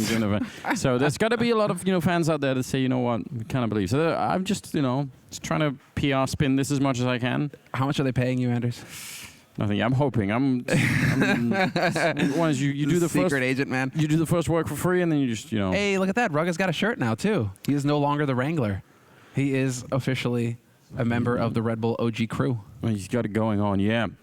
Well, once we get every single one of them already in lined up, I think it's a tiny issue to sort out before we get into the game. We'll be on Mirage, which it's very hard to figure out how that's going to be playing. If you had to line up all the excuses for OG, if that was the game that we were playing, then you can get into some pretty rough territory if you start the T side of train and you don't get the grenade, you don't get the economy, and the other team gets the double AWP and everything. It can get a little bit rough, so... The same, I think, is not quite going to be true. Hopefully won't be true for Mirage. There we go. There's the mental coach. The mental coach, the 2 times back-to-back Dr. Seb. I don't know. I was trying to make that work. I mean, Dr. Disrespect. He's got plenty of respect, though, so it doesn't really work for him. He's the mental coach. It makes sense, doesn't it? I could get behind that. Might have to charge overtime for, later on. It's the beauty of his position. Doesn't have to charge overtime. No, it's true, isn't it? Just does it for the pleasure. Just for the fun of it. What a beast. But also, I mean, when it comes to the team, that's the thing. Not only are they, they kicked off strong, and actually, I haven't followed any of the recent Dota results. Have you? So I think the new OG squad is actually looking pretty spicy. I'm one of those terrible people that ends up just sort of watching the international, and then I forget about the rest, and it's not even kind of. I want to. It's crazy, Anders. It's almost as if you just made the argument that we've been making for years. Like, let's not have a TI in CS so that we can actually care more about all the tournaments. There is that problem, isn't there? It's not even like voluntary. It's just that there's no time left in in the world. One thing that they do have that we don't have in CS, which I think is pretty cool, is that the devs have actually developed a phone app that's got like fantasy league and stuff like that on there. So I mean, that's pretty cool. I kind of wish that we could get something like that for CS going. Some fantasy leagues and some stuff like that. Yeah, I wish I kept up more. You know what's really freaky? Vendetta is somehow able to keep up with all Dota and Counter-Strike results, just in detail. Well, he's probably taking a leaf. He's taking a leaf out of Thorin's book. I mean, come on, Thorin's like on top of 5 games at once or something. He's even following real world sports. Yeah, and like multiple different ones, right? He's into like tennis and basketball and American football. I just don't understand how people can do it. I just, maybe they don't have kids. Maybe that's kind of the main kind of the difference. key. But yeah, we're lacking some of the EG players. They should be joining. Any hey, second. Tarek. Yeah. Tarek, come on, man. What are you doing? We're not paying you to just lounge about. Get in the server. Oh, he doesn't even have his headset on. He's just relaxing. He's pretending. Go on, man. He's doing that thing you do when you work in an office and the boss comes in and he's just like looking like he's typing on his keyboard just in case. Yeah, exactly. Now he's going full JDM. God damn it. All right, there we go. Just lounging. You know what? I'm going to do the same thing. I mean, if Tarek can do it, why can't I? He's lounged so far back, they can't even really get him on camera. Like, they have to use the aerial view. Wait. No, we got to do it this way. It's like, can your chair do this? Right? If you had fallen all the way back then, it would have been beautiful. But, shout out to Pewds. Hope he's having a nice vacation. Didn't quite get that, did we? All right. But, in the meantime... Just hopefully fixing it. We've got 80% of the players here, so it's not the server. 80% of the players. Yeah, we're getting closer. Just get started. Start 4 versus 4 in that case, and just let the rest join when they can. Credit where credit's due, though. We will give it to the admins here at the tournament. This is, I think, at least as far as you and I are concerned, and on the desk as well, pretty much the longest pause we've had after 3 weeks. So, fair enough. There's a lot of things that can go wrong hosting a tournament live. And it's been pretty smooth here at Blast, so shout out to the admins for keeping it smooth. Yeah, it's cool. They definitely have done an amazing job. There we go. Now, I will say this, though. The important thing now is not fixing it. It's finding out whose fault it is and blaming them. Assign that blame. That's really what's critical in this moment. ESL. They've got the sleeper agents in here. I know it. Oh, this is the replay. Stan is just, feeling just a little creeped out. Why did I enjoy this? I shouldn't enjoy that so much. Oh, man. That is a meme that's going to live for a little bit. Hold on. Let's check in again on Tarek real quick. Tarek, how we doing, bud? Thumbs up? Thumbs down? Oh, no thumbs up either. He's... Man is focused right now. He's looking into it, yeah. Some would say a professional. So we've got everybody. Yeah, there we go. Thumbs up. All right, we're ready to go. They're all good. Let's get it. So yeah, this should be really interesting. OG looks like they're going to be starting on the CT side, so that could be again, that could be more of a boost. Well, have we had the knife yet or not? I think they're just going to do it straight away, aren't they? Yeah, I think they've already sorted it out. All right, we're in. This is live. Let's go. Let's dance. So what have we got? OG versus EG. Second map here at Blast Premier in London. And starting on the CT side is OG, EG on the T side. And then on the T side, they do have a smoke and a Molotov and a flashbang. So they could do a little bit. They could get some fire going if they need it. Cirque is already over at the A ramp. And he has not got a P250, which I find to be really annoying. Could be cool to see him snipe away. But they do have two of them on the T side. So they can actually go head-to-head with these USPs.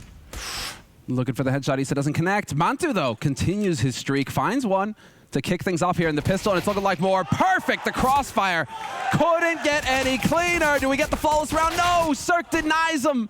2 kills for him.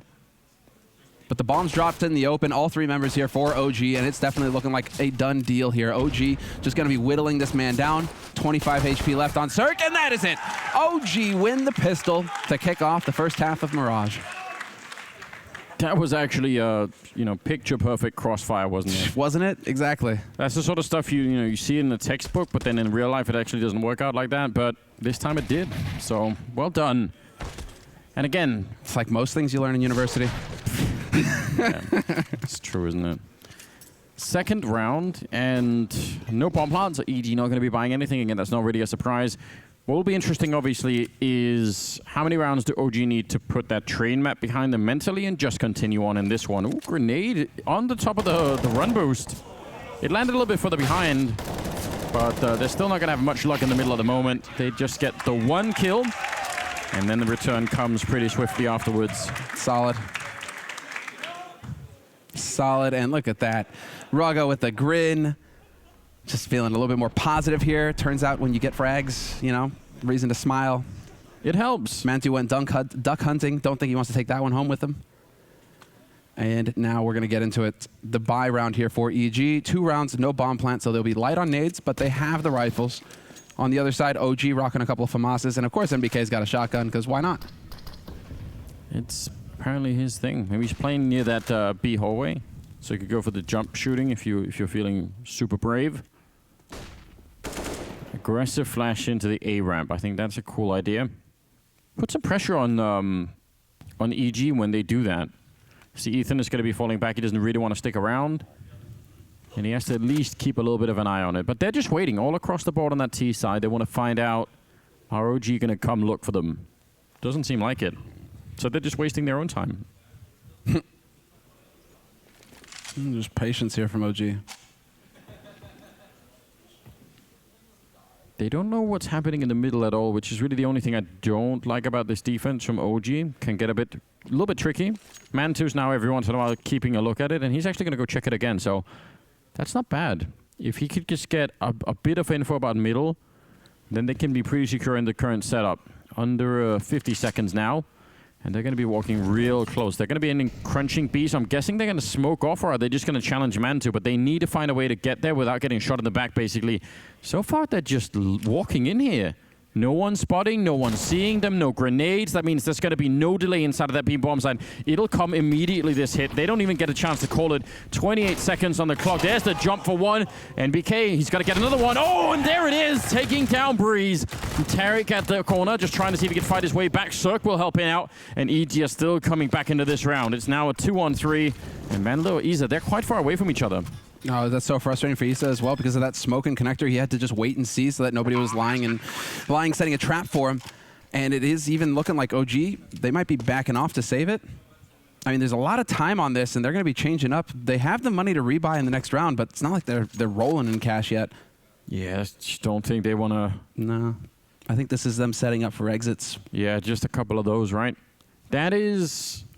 It's not a kind of a B split that you're going to see that often. A lot of the time, the signal for a B split like that will be a smoke in the window and a smoke in connector, and then, you know, they'll try and make that flank right and just get into the side.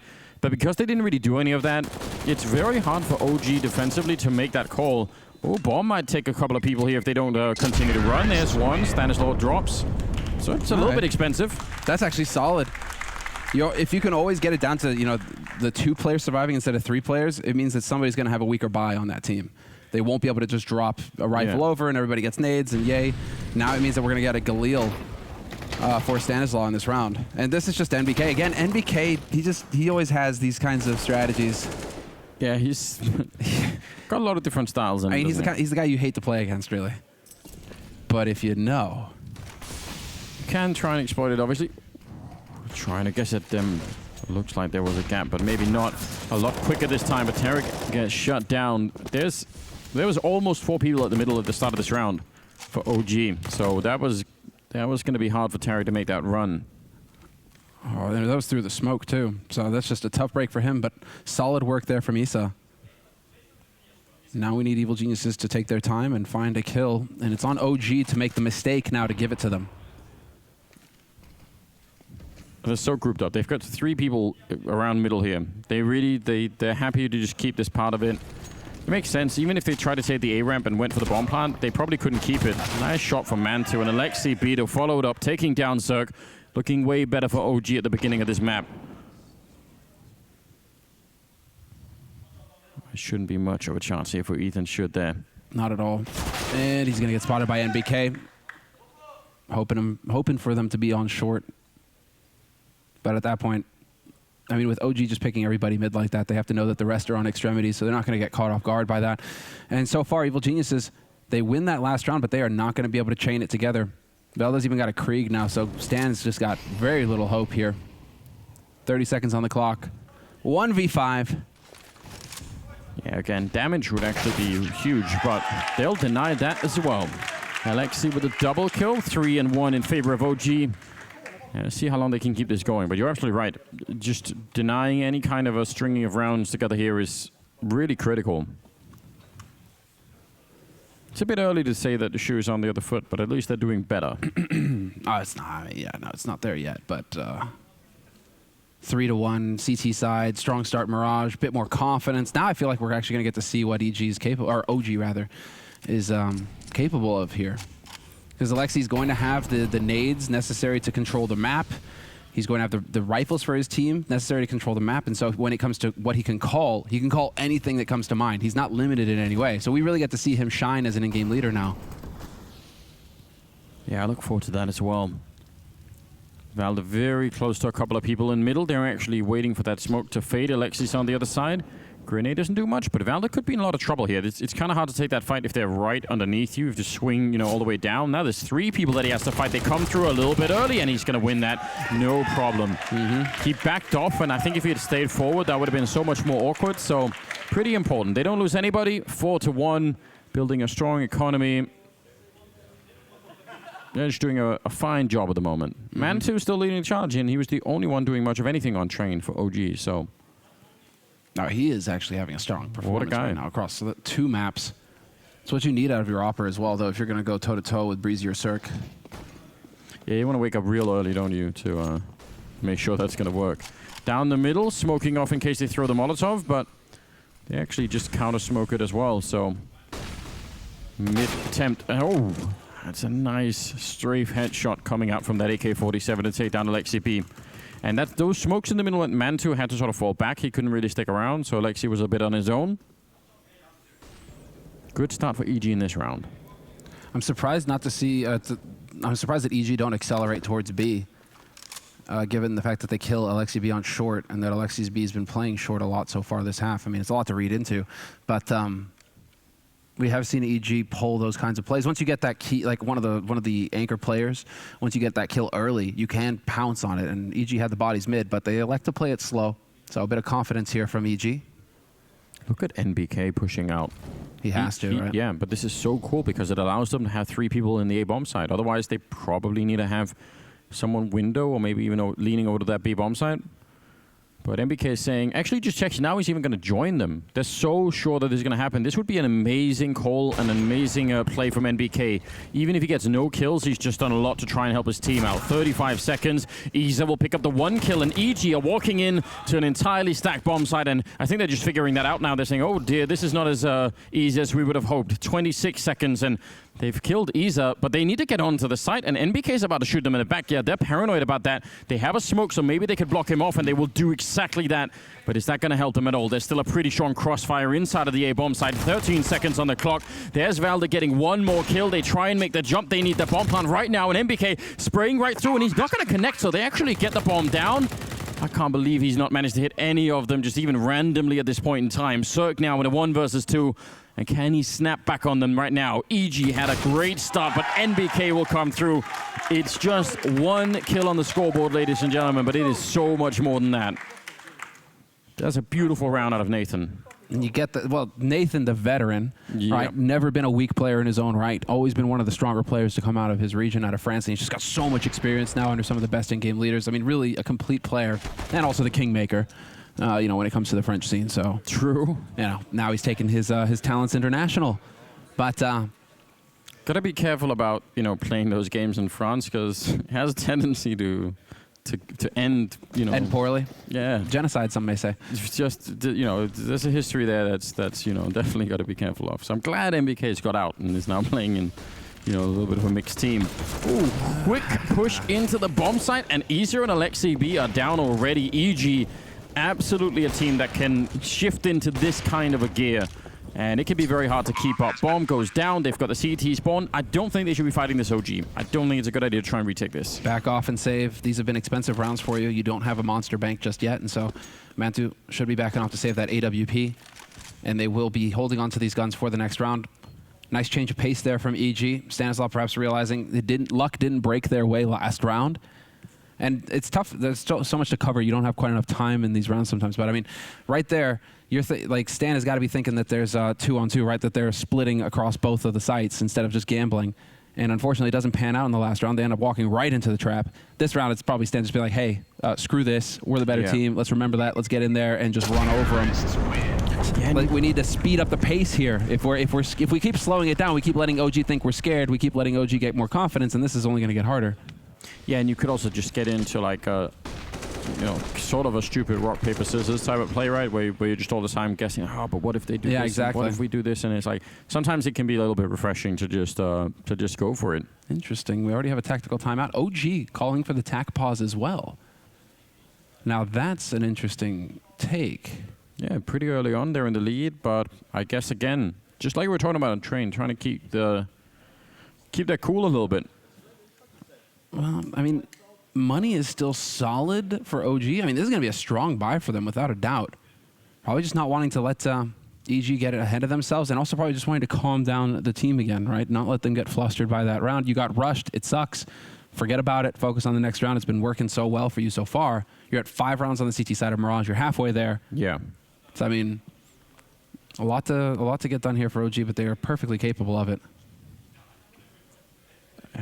They've got the economy at least low-ish on the EG side, so they could buy an extra on EG if they lose this one. But if they can string together a couple of rounds here, OG could turn into an amazing first half. That's a pretty good grenade landing on Tarek after he was trying to dodge the fire. They're going to come through, flashed right into it, but Isa is there. All of those flashbangs did nearly nothing to him, apparently. And Valder and Alexi B, there's Alexi all the way from jungle to take down Breeze, and this is not working out well for them at all. Now just sort of funneling into the bomb side. Great spray transfer coming out from Valder.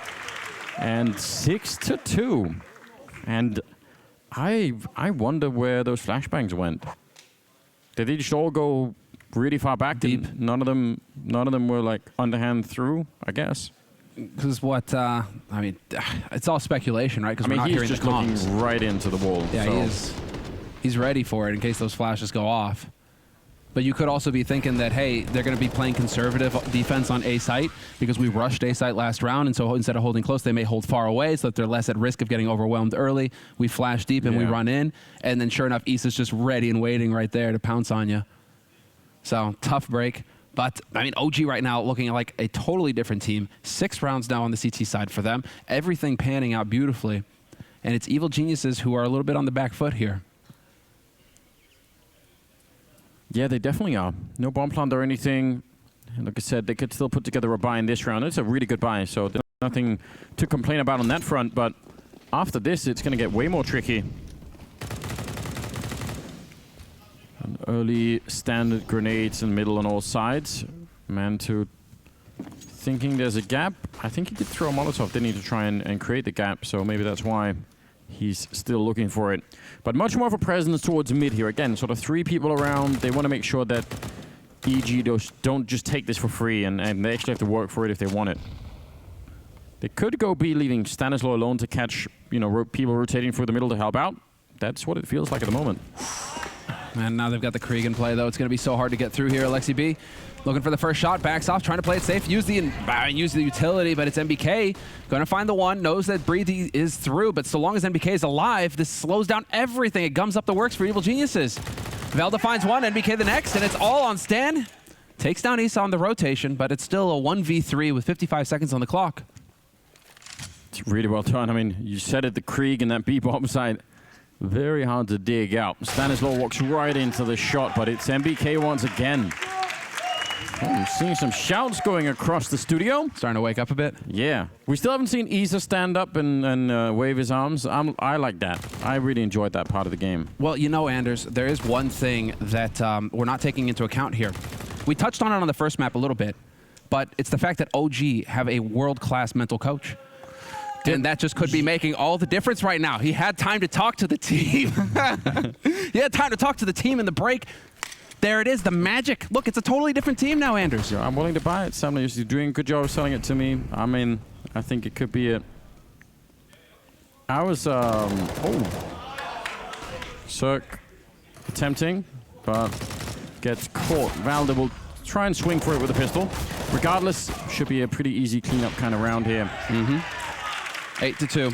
I'm wondering, I mean, here's a different way to go at it, because we talked about, like, you know, you're sort of bringing this up as, like, you know, the potential mental strength of OG, like maybe they've got that backup in the pause, but I'm wondering if that little bit of touching on Stanislaw has thrown him off.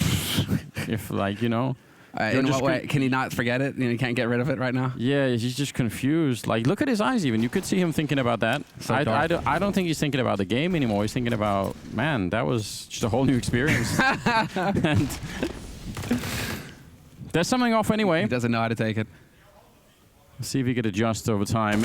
Ethan, crouch, and he does get dinked, but not enough to take him down. And Valda will have to fall instead. NBK could have been a pretty good guess there.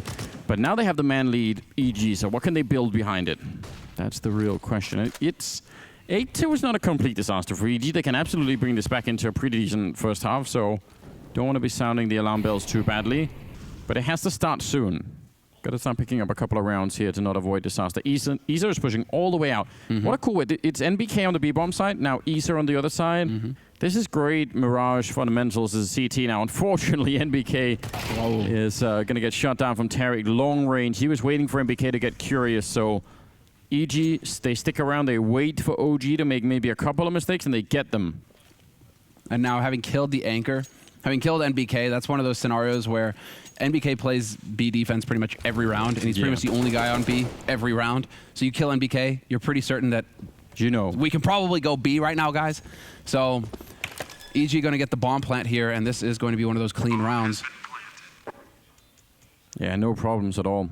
And again, I mean, it's unfortunate that they end up losing NBK in that fashion, but it is still some pretty good Counter-Strike theory that if you're down a man on the defensive side, you wanna try and make a play to see if it can work. Isa was on the one side, NBK just maybe got a little bit curious on that side and And that was it. But can't really blame them too much. A third round for EG, though. Not going to be any chance for anything. Isa's trying to save the M4. Mantu with the AWP. That's obviously the rifle you really don't want to give up. I'm not a super big fan of Breezy out here hunting right now, especially with a Krieg. I mean, why are you taking the risk of giving a gun to OG? You know OG's rich. They do have a lot of money. You know OG's got money, so why? Like, there's no point in taking a gun off of OG, whereas you, without much money in the bank and having one of those rifles that the CTs would kill their mother for, you know, like, it's not a good thing. Why are you out there potentially giving that over? You went all the way to the dark. I went there dark. that maybe got a bit too dark. There we go. Yeah, but these guys want to win, Anders. Yeah, but I've a lot, apparently. They didn't get the Krieg, though, so that's unfortunate. But 8-3. And it does a lot of damage to their economy losing that round.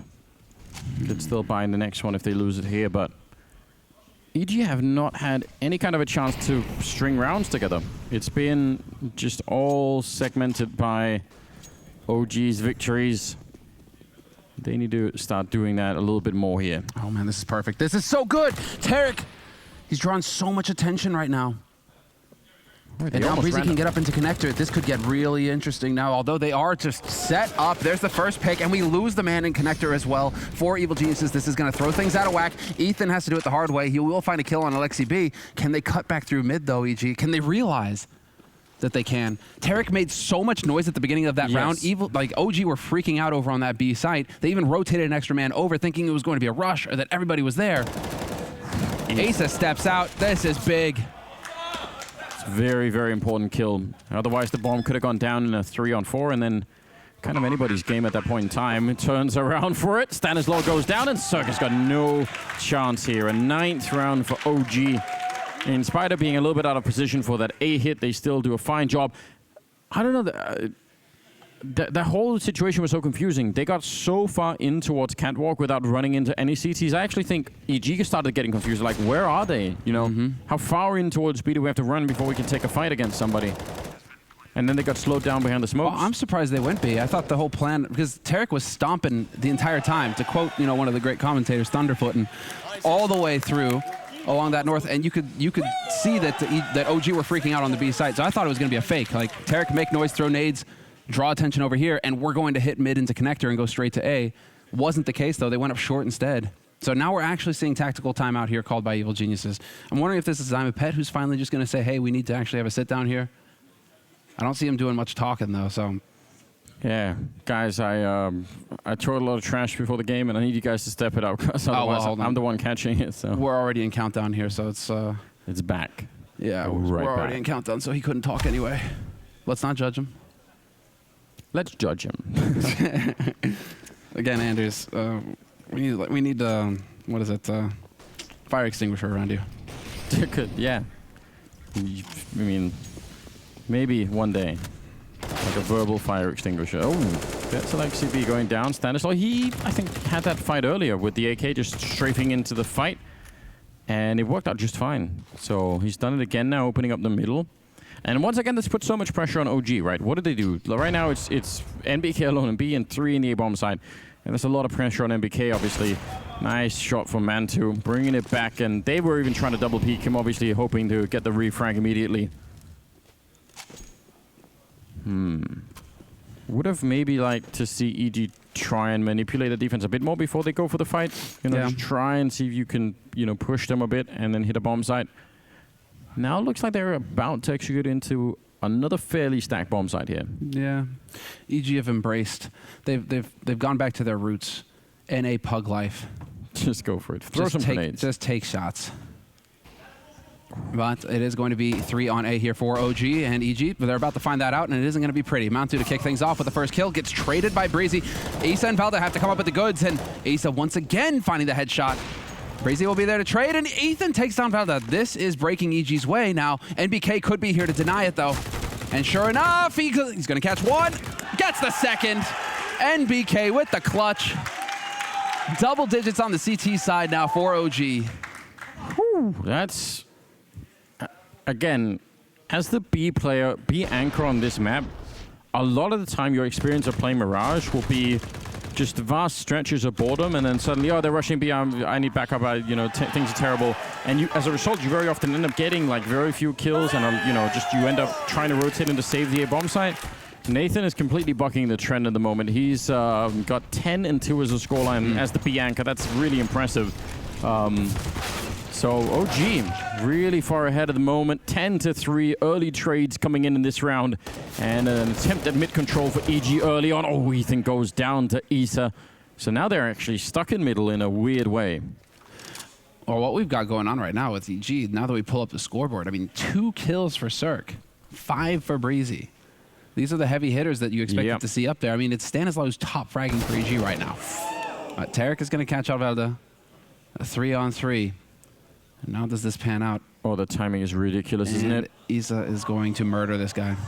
Possibly. Oh, no way does this actually happen. Okay, then. Well, then, sometimes it just doesn't break your way. That looked like it was absolutely choreographed, didn't it? They just danced past each other and none of them knew. Well, so now this who does this favor, though? Who does this favor? Because I could say that this favors OG in a way. Because now you're going to get a guy at top mid that they never expected.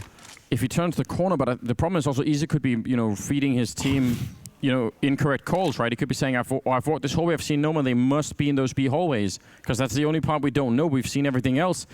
And BK is about to look into middle, and Isa, he's now in a pretty powerful position once again. They've just been through here, so somehow it does turn out in their favor. He's going to pick up the 1, and NBK with the follow-up kill on Tarek, and it's almost unbelievable. Look at the health on Stanislaw. 5 of them left, and he's trapped back here. They're never going to get out. Mantu will take him down 11-3. Man, what a strange round. Strange round. There are things just could break either way at that point. I mean, if somehow Stan, he breaks for the site immediately at that point, I think it favors EG, because then it just turns into a regular hold all your points. You don't know where they could be coming from. You could have a guy who have rotated it. Like, it could turn into anything, and so you're just holding points at that point. So then I think it favors EG. The longer that round went, the more and more it was just going to favor OG with him being able to get that crazy flank. Now it's, dark days here for Evil Geniuses. 3 rounds on T-side Mirage. It's a little on the low side. Valda now, actually, he's down in underpass. In spite of the fact that they're winning so much, he's rushing up behind them. There is a guy right there. He still wins that fight. The element, the surprise in his favor. The grenade, the Molotov to follow it up, and Cirque goes down. Alexi also doing work inside of the bomb site, so now it's a 2-on-4. The bomb goes down, but that is not the problem right now. EG can't fight their way out. Valda, an amazing round from him. 3 kills already. I don't know how he got the first one, because it looked like he was going to get shot in the side of the head. And now just fighting here to try and get the final round of the half. Ethan long range. The bomb is slightly planted for him, but they have smokes and they have that AWP as well. 12-3 in the first half, favoring OG. That's some good, solid revenge. There you go. Feel-good moment for OG. They are blooming, Anders. But we're going to take a break, and we'll see how it pans out in the second half.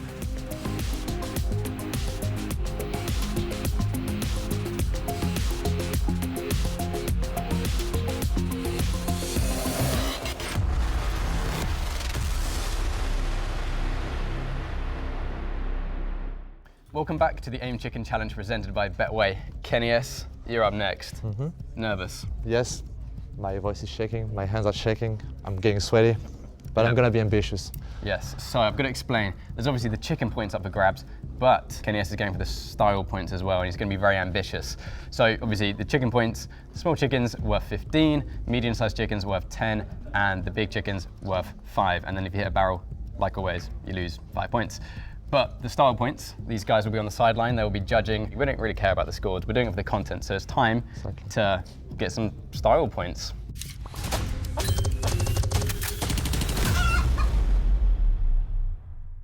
Three, 2, 1.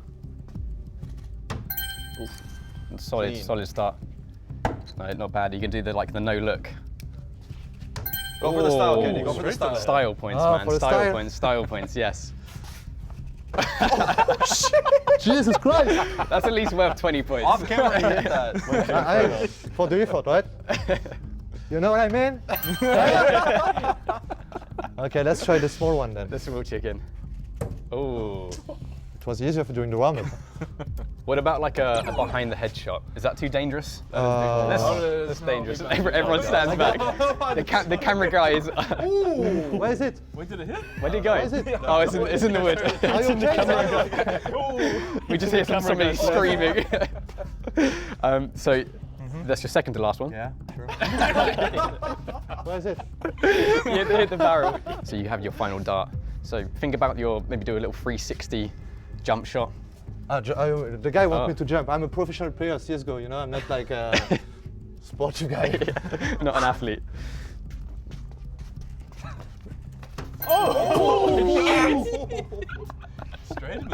I can't believe that.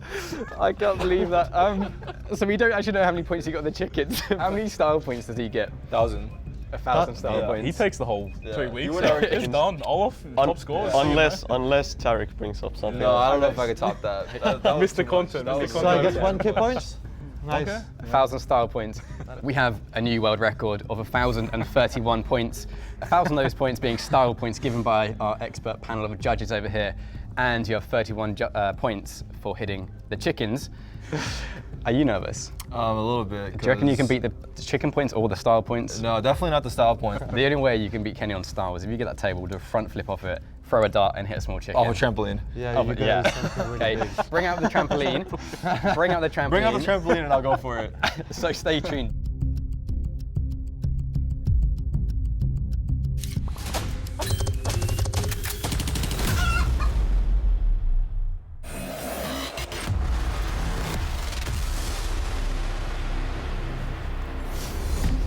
We return for the second map here between OG and EG in London for Blast Premiere, and it's been a bit of a revenge arc that we're building here for OG at the moment.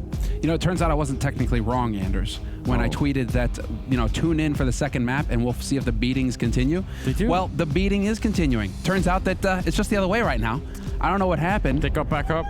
But, see, I think it's the fans, the hype. They've even got jerseys, so they're legit. We tried to tell them that they had to stomp on them, and they're not hard enough apparently on train. So here they are, right back again. 16th round, second half pistol round, and see what they could do. MBK with the P250. He's been pretty accurate this whole game. I like the idea of him trying to check the fight alone. Oh, this is so bold, but surely it's going to cause a bit of a rotation. The rest of this train is headed to the B bomb side, so MBK is just trying to make himself really busy over here. They're going to be jumping down into a bit of a crossfire, and that could be dangerous. Man 2 will pick up one. It's not dangerous at all. Oh, they get all the kills they need.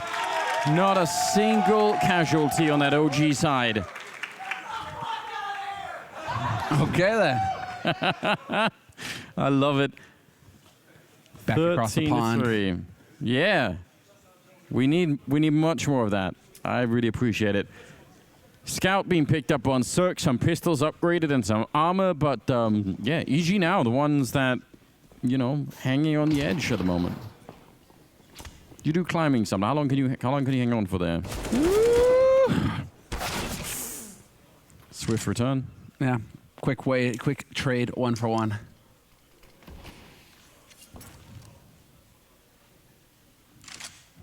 It's going to be... Whoa.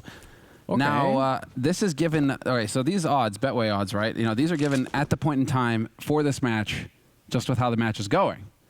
So if you're taking those bets, fair enough. 13-3, it's fine. But there's still a third map here, ladies and gentlemen. So it's Inferno.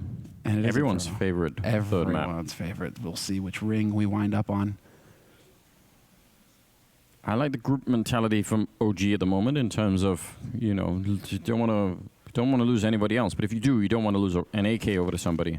Well, anti-eco, right? This is anti-eco, textbook anti-eco stuff. You're going up against pistols. Just go together as a group. Odds of them taking you all out with pistols are pretty slim. So stack up and YOLO onto the site, which is looking like what we're going to get here. 40 seconds on the clock. OG lining it up. They've got all the nades. They've got all the flashes. Yeah. And they could, there's not going to be anybody there anyway, so should be all fine. EG was set up for a mid-crunch in case OG showed up with a bunch of people in the middle. They could have come in from 3 different angles. That doesn't really work out, and, it's a fair gamble for EG. What else are they supposed to do, really? Ooh. Spicy grenade. Yeah, he felt that one. Well, what a beautiful execute. That's where you can see a bit of the time going into it. Where OG, they've crafted a nice take. If they have all the time, they have all the nades. Yeah. All right, so we're going to throw it. So we create this smoke wall here. Off a short, we're going to smoke off kitchen. Everybody get your nades in. And then we just run onto the site together. So perfect. That's a feel-good moment for OG. And it's going to give them a 14th round. This was a force buy after all for EG. What was it? 16-4 on train, or was it 16-6? I can't remember now. But they could even beat that now. They could do it even better in spite of not having quite a as perfect a first half.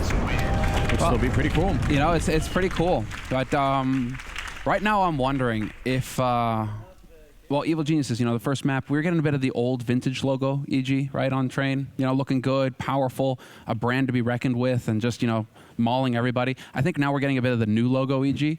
on maybe we need to see if they got that old jersey back there, maybe old logo back there. Bring it back up. in the team rooms. It is so interesting how 2020 just became the year of rebranding everything. Why are we bringing back terrible brands from the dead? Listen, it's just how it is. Can't stop it now. Everyone is on board with it. 14-3. Bit of a flashbang to set up for a fight there. MBK goes down with the MP5. Gets dinked a little bit too much with that CC. And actually, the bomb is there. So Tarek knows they're going to come back. He can pretty much count on it. Molotov's a little bit too far back, and he wants to go for more fights. He's called in a little bit of backup. Circus there with a headshot from the scout. And again, it makes sense for ED to fight this. They know that it has to happen here. Connection would be a kill, but Isa living way past his expiration date. And now it's Stanislaw and Breeze left. Mm-hmm. Wow. It's that muscle memory, man. It's just brutal. You're too used to playing with the op, and then you pick up the scout, and it feels like you're Son Goku at Super Saiyan level 3, just so fast. Nice shots from Isa, though. Headshots galore. Quad kill. Does he get the ace, though? I think he's a little bit too far back and low on health. I imagine the rest of them are going to try and do this. Still 50 seconds. But, yeah, Breeze, he would have to get an immediate kill. If it lasts more than 2 seconds, it's not really doable. And they jump into the site. 15-3. Yeah, this is a lot of revenge now all of a sudden. Mantu, again, who was playing really well on train, he's 18-4. 18-6 on Valda, but what a series this is turning into for Mantu, just personally. Yeah, it's pretty even cool. if it's, it's showing the depth in his play. When things are going terribly against you on the first map, still up there top fragging and still actually pretty decent double digits.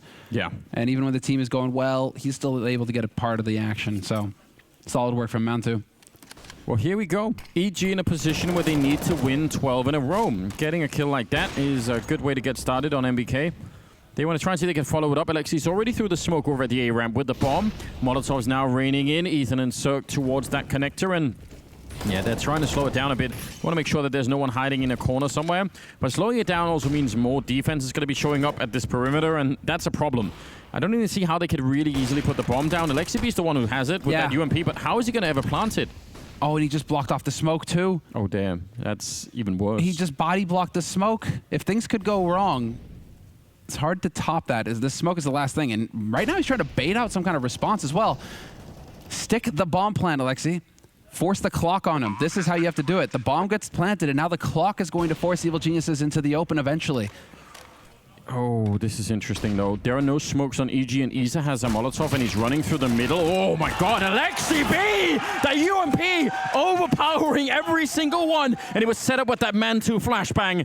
That is so unbelievable. Tarek, he should have no chance. He's going to be going down. It's 16-3 as OG will take down EG on map number 2. And that means we're going to go to Inferno, ladies and gentlemen.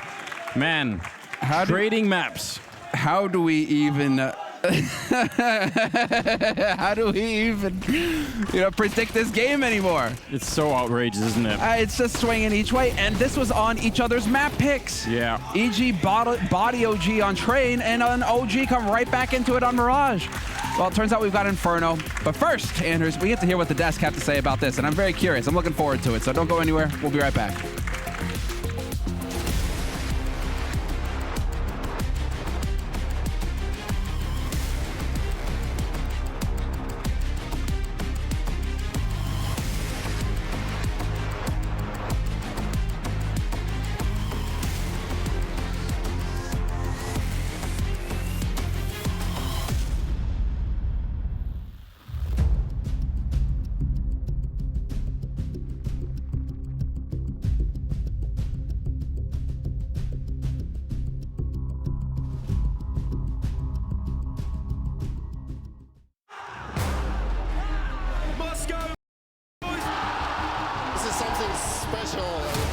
between here in Moscow. And oh, here it might be 3. Down to the 1v1, and he'll tap the bomb. Gets the kill. Na'Vi 11-11. This is the place you want to be if you're a fan of Counter-Strike. This is where all of the action is going down. Oh, the timing is unbelievable. Oh boy. What an impressive team. This is just the beginning now. One man left standing. How exciting is this? Trading blow for blow, and Flame here with another. Oh my goodness. So hyped up here. What a victory.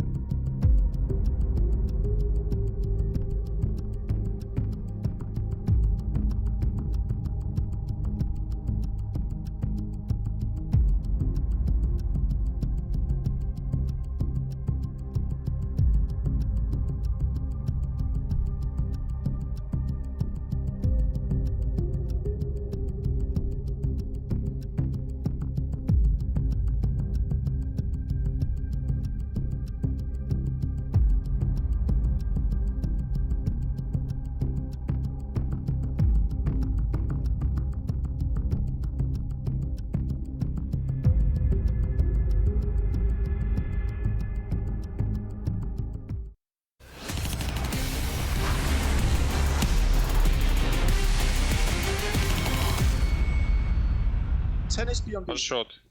10 HP. It's Behind BB side swap. somewhere. Nice, one more side. Forest, one more side. Short dead. Go. Dude, what happened? I was just chilling playing my duel on A.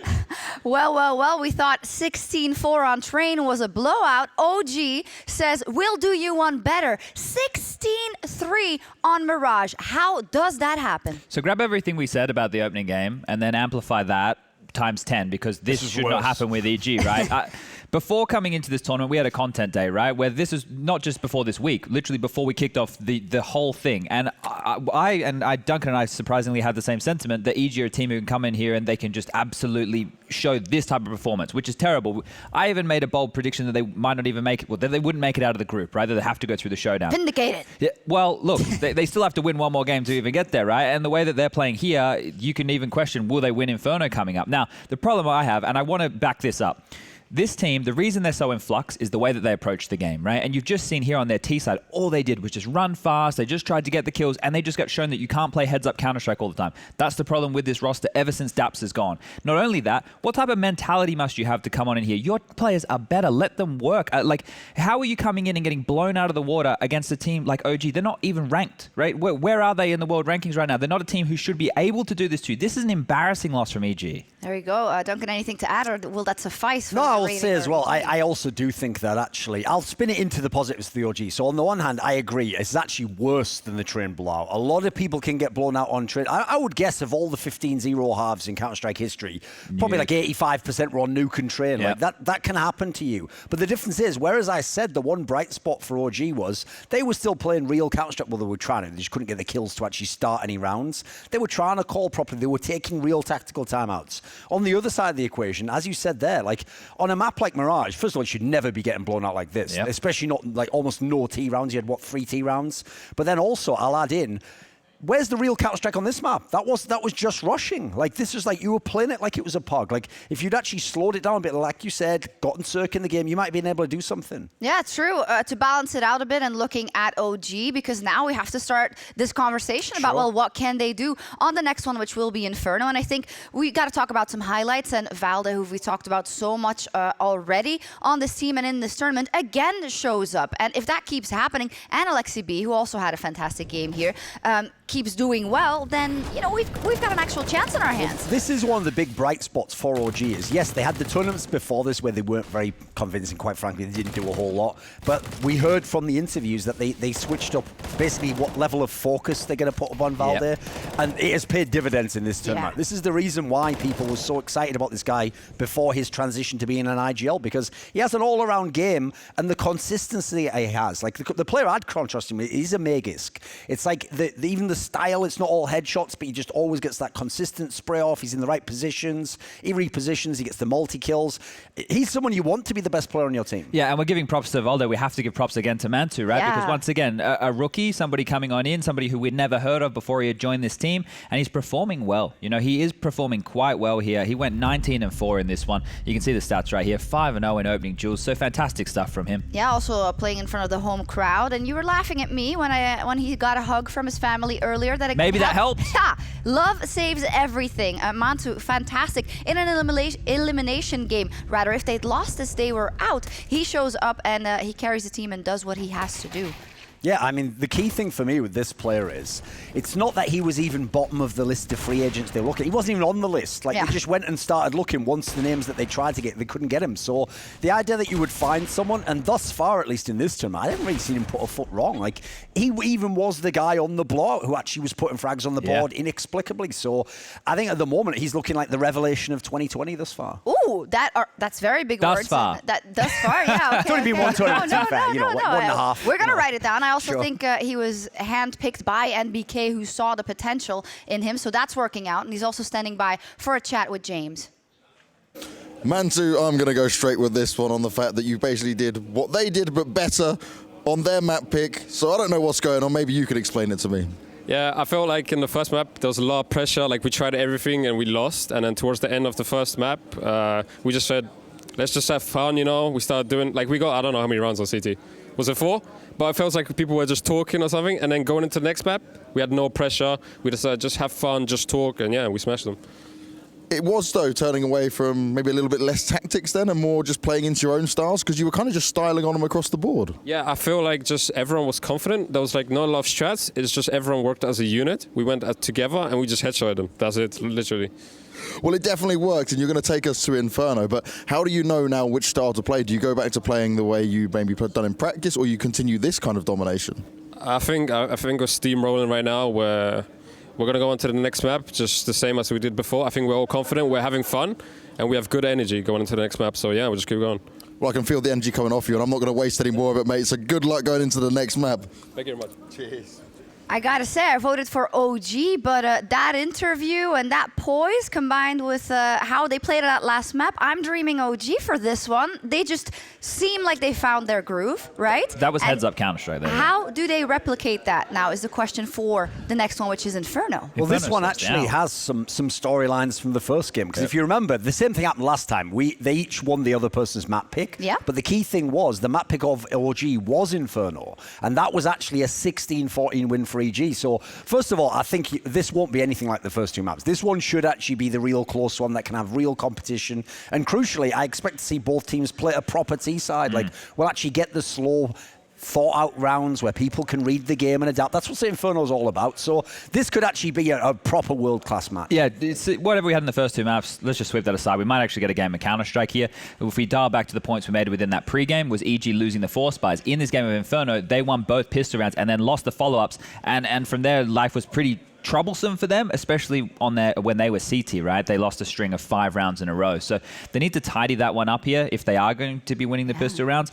But there was a lot of factors as well in that game. Valdo won some clutches there. So there was things that went either way for these guys that you can't replicate those things. But I believe, if I remember rightly, that B-bomb site was pretty weak for the OG guys. We will see. Everyone's betting against them, but the dream is still alive for Team OG. They forced that third map. We'll see if they can complete the upset right after this.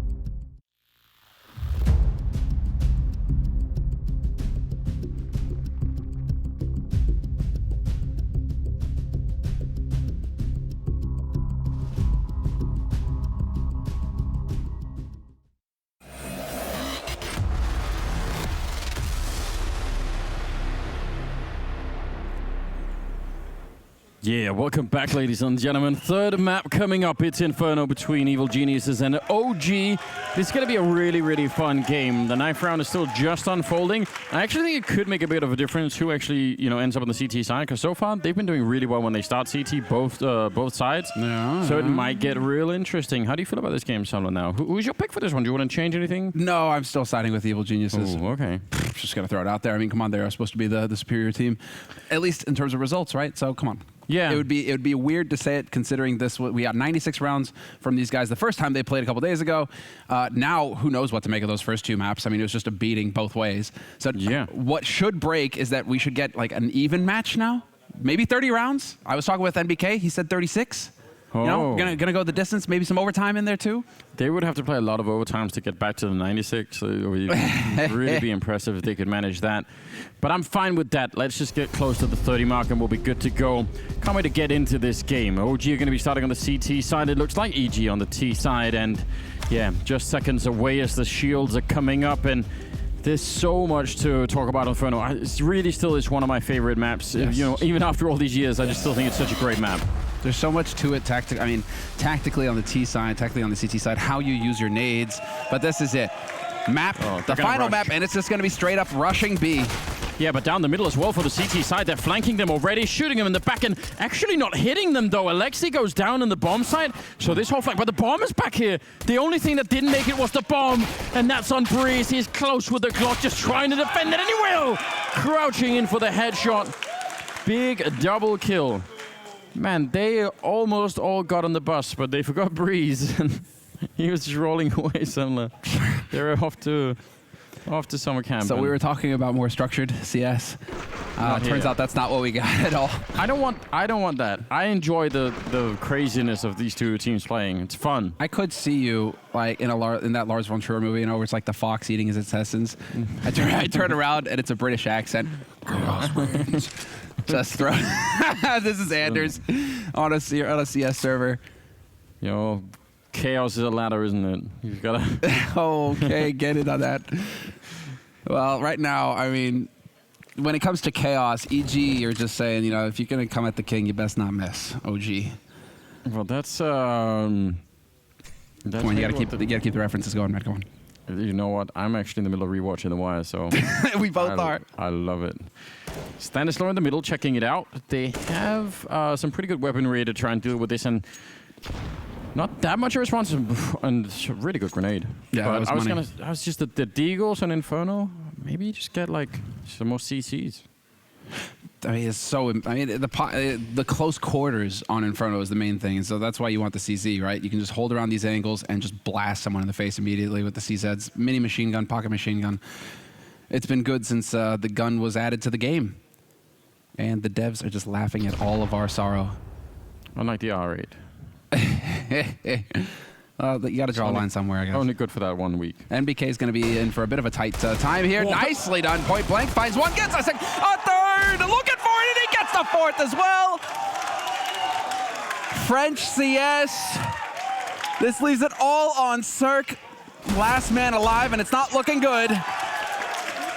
Tying it up 1-1, but NBK. There's something about Frenchmen with Deagles, Anders. Truly. That is a stupendous play. I don't even understand.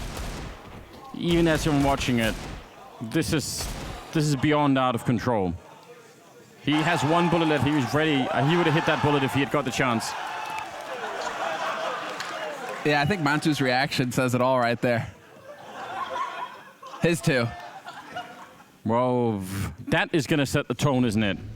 I mean, they should not have been close to winning it. They did the right thing, EG.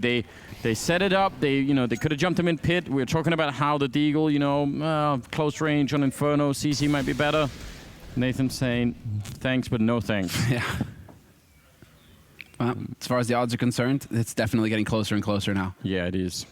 So I guess they're going to flash that way for the smoke. I don't think they're going to wait for it to go yet. They actually want the cover of the smoke to get through. That makes sense. Forcing the defense back a little bit. Mantu's here with the scouts doing a pretty good amount of work. He'll eventually get CC'd himself. And now Valdez actually, he could get in a really uncomfortable position where they could come in from either side.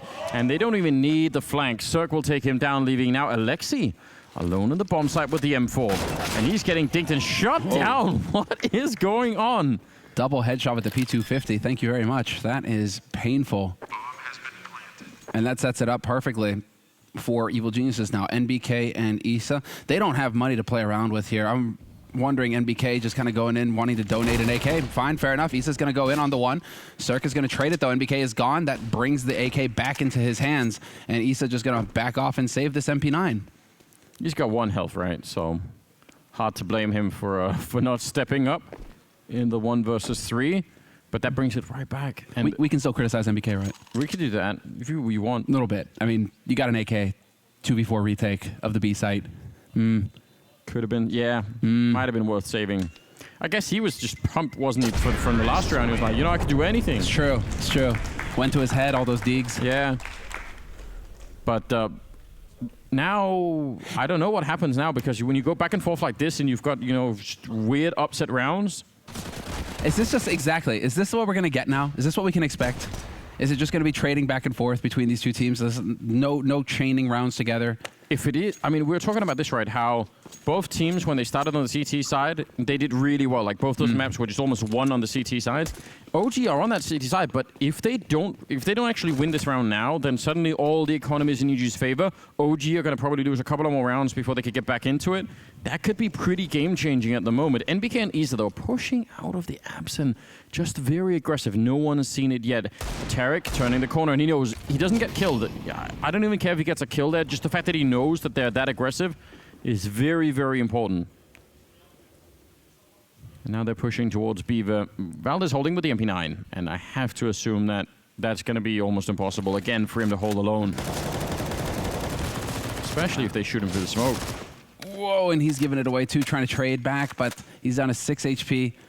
Back of the site, been forced, and the last smoke has been used up as well on that B site. EG know it, and they can rotate back around and hit that site at their... He might as well rotate back. This makes sense. Yeah, this is really nice on his part.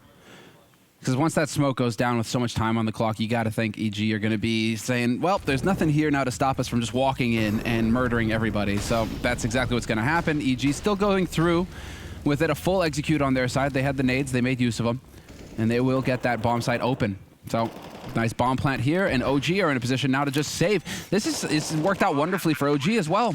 They'll have guns going into the next round. Yeah, that's why, I mean, if, you know, Valda's sticking around, wouldn't have been able to do anything. Just might as well save these guns into the next one. Does give them sort of a second chance to make this work. But EG about to be 3-1. They don't lose a single player, at least so far. Maybe MBK could be, you know, sneaky with the deagle, but ultimately, it is just looking like a bit of a potentially dangerous start, at least for the OG side. Yeah. Now we're getting some momentum here for EG, and they're playing well, but they're playing aggressive. And so this is what we expect to see from them here on Inferno. You know, T side, just get in here, take control. At least now, we should get some more money on the board here for OG to get nades in the next round. So I'm curious to see if EG can be as aggressive, because those anti-rush nades can just start pummeling them, and so EG might have to slow down the tempo here. Yeah, but I mean, it's also, I don't know, it's risky investing so much of your economy into. They got 2 FAMASas, 2 MP9s, and a deagle. I mean, buy at this point, man, because you've got enough firepower. You've got enough firepower with the 2 FAMASas. They're sort of halfway in, halfway out at the moment. Hesitation. Yeah, usually not a big fan myself. Anders, they need to remember, fear is the mind killer. Can't be feeling it right now, OG. MBK and Isa, they're far back. They have no information of what's coming. They're going to have to make this call when they're basically on the bomb site. That smoke maybe buy them a little bit of time, but if Cirque and Breeze on the other side were a little bit closer, they would have probably pushed in. Now, there is a full rotation coming, and EG are they need to get out of Arch right now. They can't stick around here for much longer, or they're going to get weirdly flanked in the middle of. They had an opening, and they had that opening for like 10 seconds, but it's slowly fading away from them. Tarek going to turn around for the kill there on Mantu. That's going to help them out a little bit, but Alexi B shows up, and NBK on the other side. And the window of opportunity absolutely closing on top of EG here. And again, that hesitation coming back to haunt a little bit now on the other side. Valda with a kill, but it's going to be Isa to close it out. And OG pick up the round. And again, saving the guns from the previous round and exchanging some of them for AK and a Galil there. That was... I don't know. I wish we could capture my screen right now, because I could do a really nice drawing to illustrate, you know, how this works, right? Because right now what's working for EG is when they just go as 5 straight onto a bomb site together, really elementary, simple, you know, just don't overcomplicate things. Throw nades in that direction and just everybody run behind the nades. Here they split up, and so both wings, they were off-timed. The guys who were going Arch were earlier than the ones clearing out apartments. It took a long time for the other side of that flank to clear out, and so it got wonky. And that allowed OG to capitalize on the missed timing there. So EG, we'll see if they can simplify the game plan here a little bit more going forward. But that's given OG a breath of fresh air. Now they've got the op and play on Mantu. He's been popping off. There's so much working for them. Yeah, and that's the kind of round you'd want to question them about later on, right? What was going on in that 5th round? Why this? Yeah, the smoke will slow you down, but you need to make a follow-up call then. Mm-hmm. Counter smoke over at B. Valda putting that one up. Alexi also, well, actually, he's got no smokes. So all they have now to defend B with in terms of slowing anyone down is the Molotov on Valda, which could be tricky. because they baited out the smoke early. They made enough noise to bait the smoke. Good grenade, though, on top of them. Yeah, and trying another, but that shows that there's 2 people here, so more information for Evil Geniuses to go off of. They know what to expect now going on to the bomb site. Incendiary goes down, but they're checking oranges. Sure enough, Alex is down, and now they know that Velda's around here somewhere, because they had those 2 HGs come at him. Oh. Boom. Clean. And again, simple, straightforward, playing off of the information, staying together as 5, all go in the same direction, all onto the same site together. Doesn't need to be more complicated than that for Evil Geniuses. They have the firepower to win those duels if they don't overcomplicate things.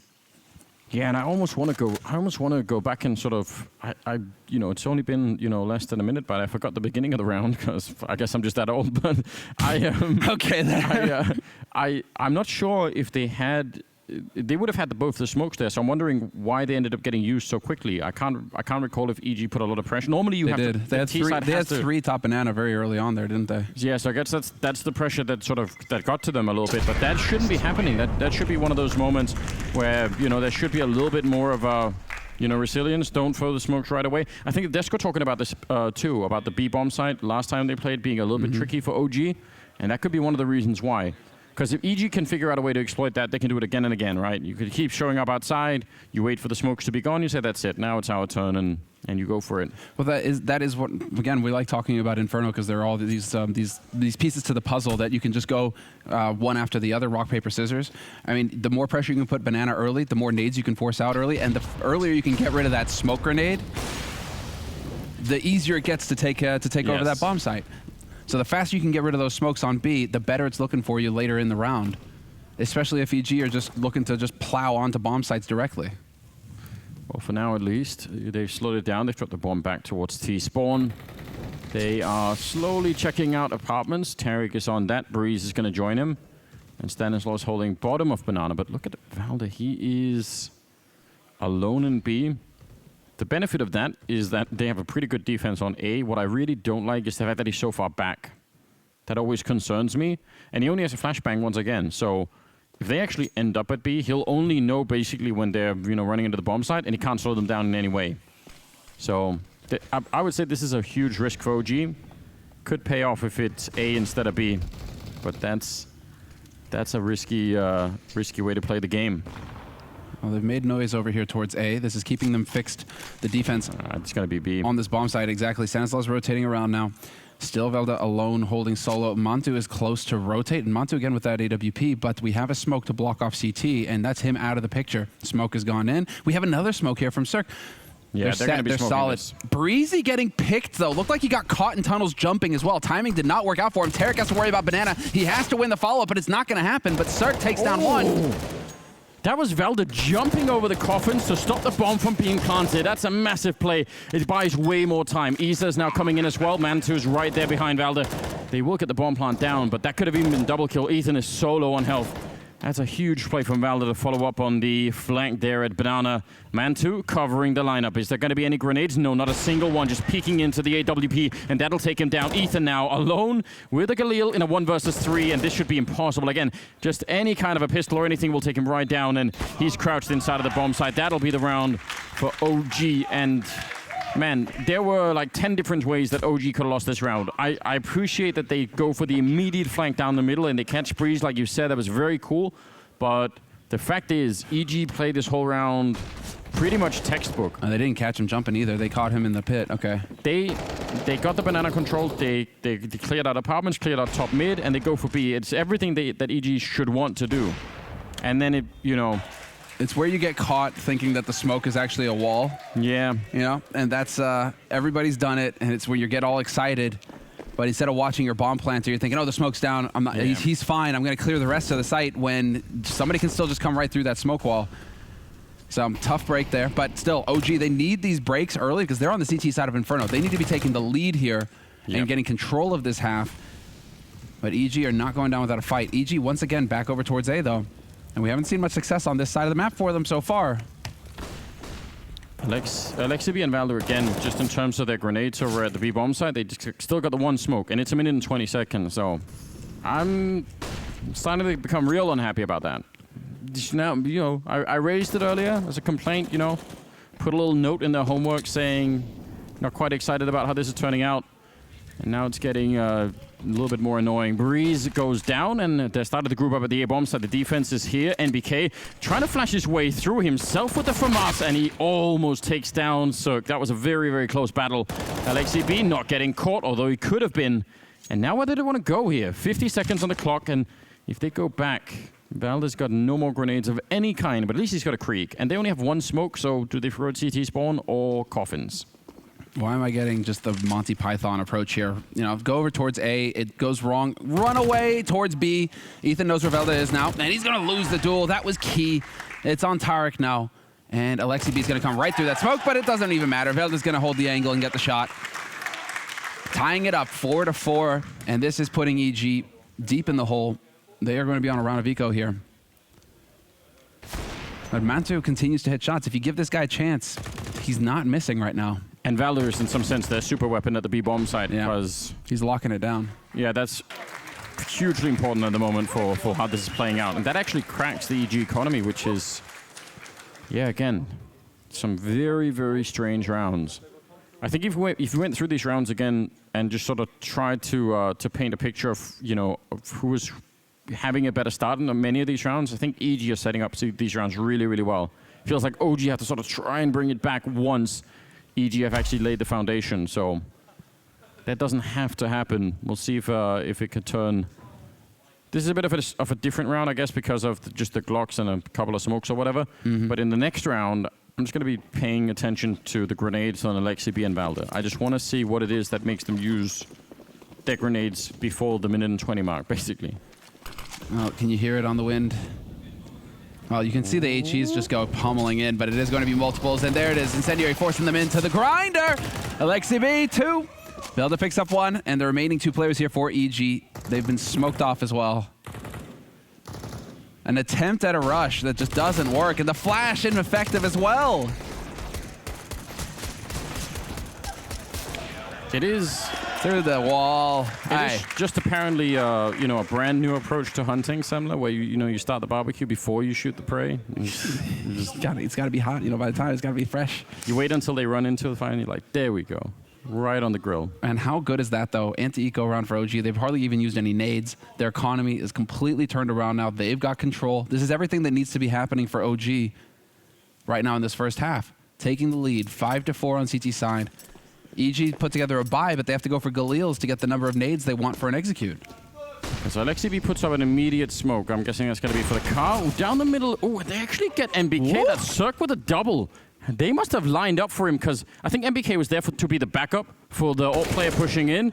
Tarek getting a little bit ahead of himself, and that at least cost them 1. But they have the bomb site, and they got Valder as well. That was a clean shot diagonally through the A-bomb site in towards Library. And Stanislaw is patiently waiting. Alexi B heads up play to see the flank coming.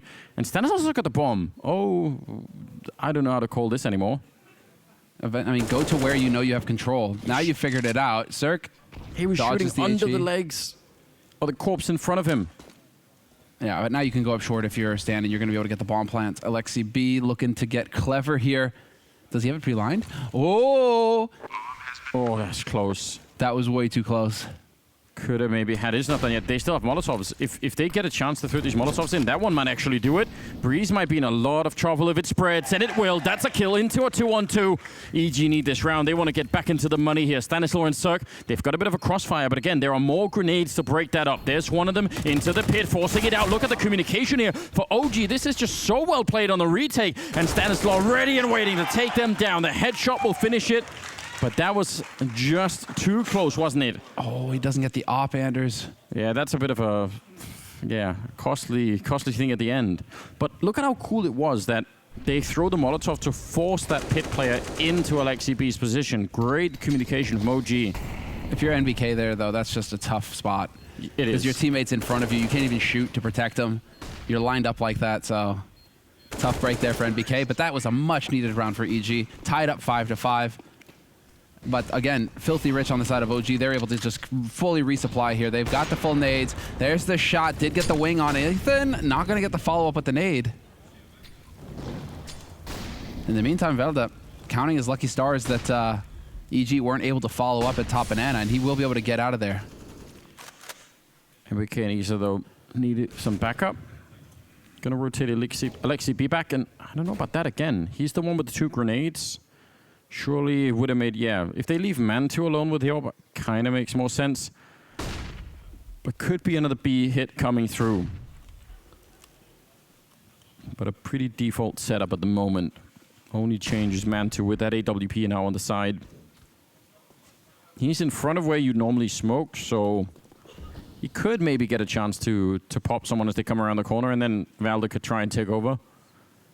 Crossfire in the middle with Isa covering the pit. Another dangerous position, especially if they flash their way through. They're almost setting it up. NBK walks in. They were just thinking about doing that.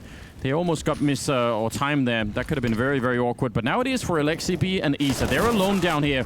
Alexi goes down. Isa entirely on his own, and they're coming up behind him as well. Breeze about to shoot him with the back, and he knows it. He's running forward to get the kill. That's so smart play, and he was almost ready for it. Breeze still lands the headshot, but 24 seconds for another 2-on-2 here. And Mantu, he's got a very mean angle into the bomb site. Ethan wants to just get down and get that bomb planted, but he's going to get wrecked from that library. And now it's Breeze at a 1 versus 2. And how do you get this done? He's already been spotted, and now they're coming up behind him. 8 seconds. He can't even fake it. He has to go for it, and that means they're going to win the round. No problem at the end. 6-5. My God. Some of these battles just last forever. Yeah, it's decisions, the individual decisions in the heat of the moment. And right now, they aren't quite panning out for EG. OG are the ones to keep their cool. Mantu, again, given the chance. You got to stop giving this guy opportunities to just nail you like that. He's not missing shots. And given the chance there, he just ruined it. If it's a 2-on-2, totally different picture.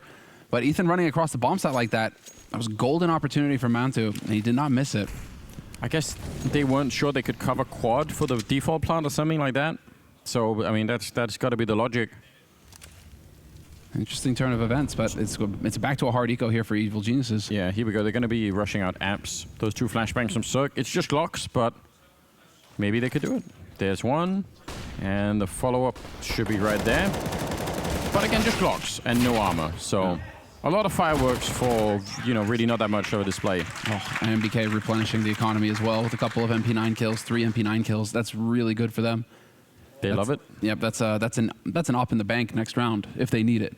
So, feel good moment there, and it's looking like EG took a tactical timeout, and because we're seeing their coach talk. Isa standing up now. That's got to be good news. 7-5 though. Wouldn't want to be celebrating way too much because this is a very close scoreline. 5 rounds is enough for EG to make this map work, and no doubt about that. So, if OG want to feel real good about going into the second half, they're going to need that 10-5 scoreline, I think. That's actually somewhat critical. 13th round, though, and some rifles back in the hands of EG. I wouldn't be surprised if they just kind of try B again. It's been working a lot. They keep going A, and it's a struggle for them there. Whereas B has found a lot of success for him. But just play patient, wait out the anti-rush nades, because those are going to come through. Ethan is charging in, brave as can be.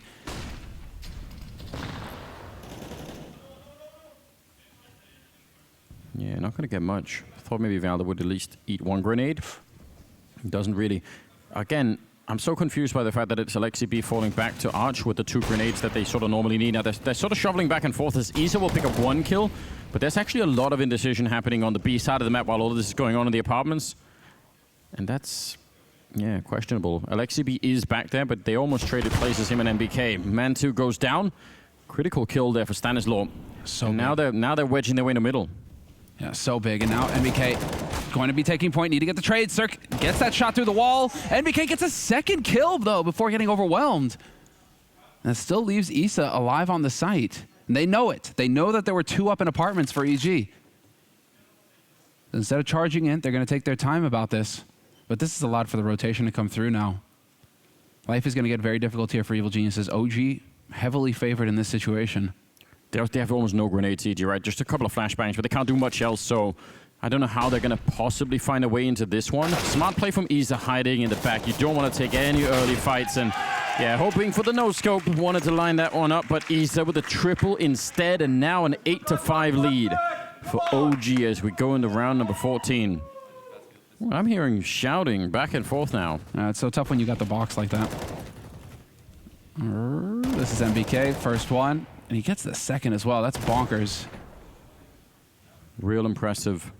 Ooh. Okay, then. That's looking real cool.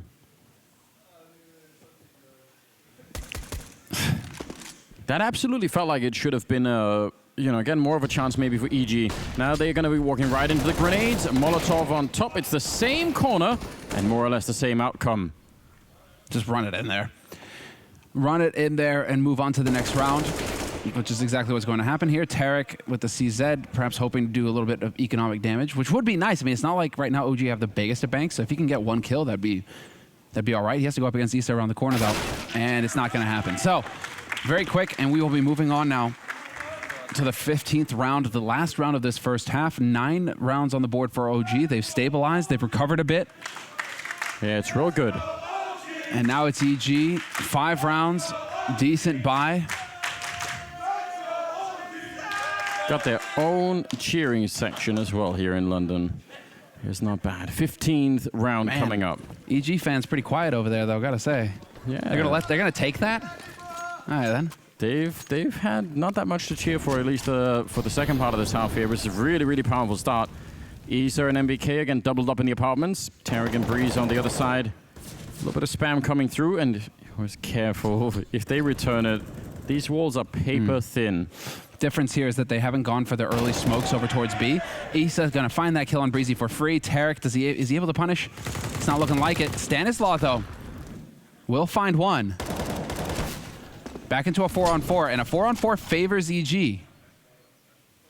Yeah, they're gonna be just fine with it. But they've done a better job right now, EG, of saving nades into the late game here, so they'll have more to work with for a full execute onto B. Whereas OG, I mean, they've got to gamble. They've got to gamble. They're not quite sure where they're going to be coming from. The only chance they win this round right now, I think, is if Mantu can get the first shot in the corner, and then he has a smoke to fall back and just buy time. And it's going to have to be MBK and Valder are at least both an arch, so they can maybe sort of get there. And actually, Valder's already trying to cheat it over. They kind of know, but this first shot's still important, and he just tries to guess it. A little bit of a flashbang to put him in an uncomfortable position. I think the smoke went way differently than he was expecting. I think a bit of panic on his side, and he's going to get run down. But the boost is up, and Valder could have nearly taken that double. 30 seconds on the clock, and I think maybe the time. Can he stop the bomb from going down, MBK? He's certainly trying, but they absolutely deny it. And it's looking like a 6th round here for EG, which is very good still. I think that's going to put it at a very, very even game here on the final deciding map, Inferno. He's got nothing really to work with. A flashbang, but they are in a 3-way crossfire, and he probably knows it already, so there should be no way for him to really break this one open. He's trying and hoping for a mistake, but EG just not giving it to him, and that will be it. 9-6 at the end of the first half. Still, I think, a very, very even game. Nothing has been decided yet. This could still break either way between these evenly matched teams, and we will find out how it goes right after the break.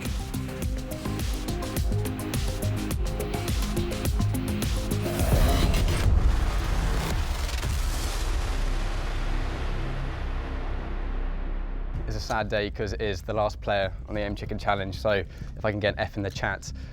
Nobody is yet to beat Olaf's score of 80 points, but if anyone's going to do it, it will be the king of content. You know the rules by now. Small chickens, 15 points. Medium-sized chickens, 10 points. And the large chickens, 5 points. And, I mean, it's not even worth mentioning the barrels because you're not going to hit them, but they are -5 points if you do. So, Tarek, it's time to kill some chickens. Let's get it.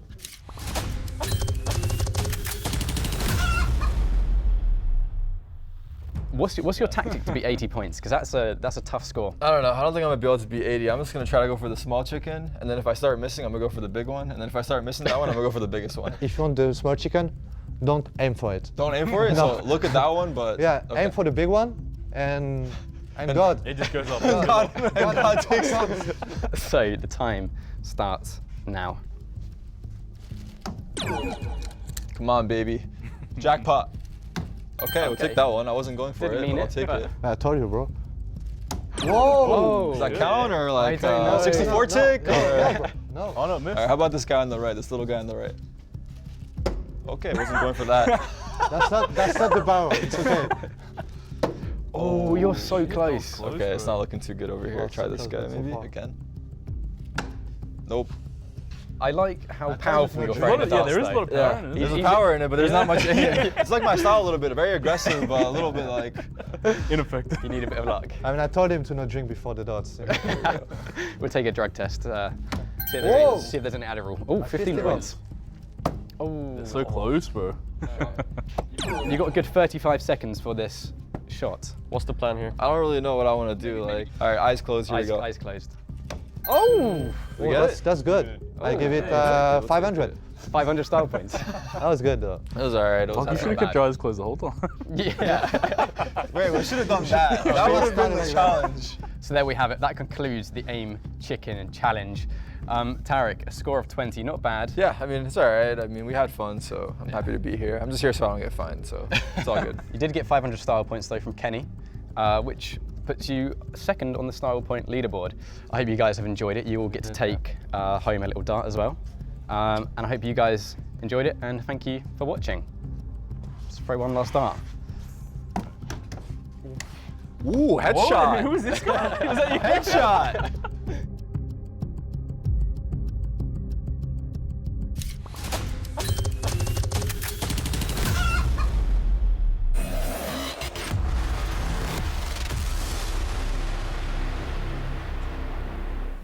Well, there could be only one at the end of this half. 9-6 favoring OG. They had a pretty good run on that CT side of Inferno, but I think 6 rounds for EG makes them still very scary, and whoever wins this pistol round could be off to a really hot run here and maybe walk away with a victory.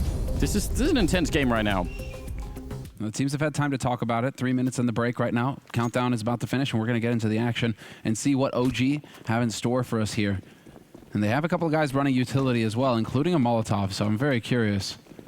Velda setting up for the smoke to top banana, and this is looking like it's going to be straight up top banana. These teams running the same strategies, one against the other. Yep, absolute mirror of the first half pistol. Ethan taking down Man 2, shooting him in the back.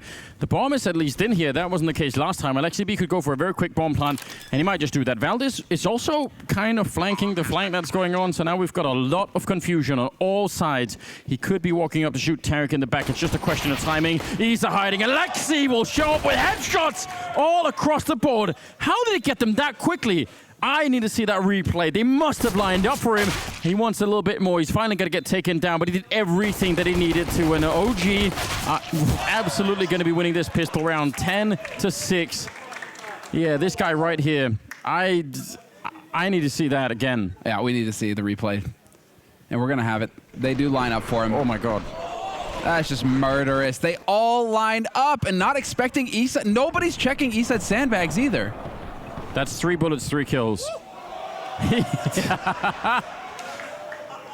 I don't have that experience nearly often enough where I'm like, oh, that worked out way better than I was expecting. It's usually the other way, you know? Yeah, usually it winds up with, 3 CTs running up there. Yeah, because straight murder. You play it in your mind. You're like, if I peek now, it'll be perfect. And then you sort of like, you think it through your head and you go and do it, and it's nothing like that.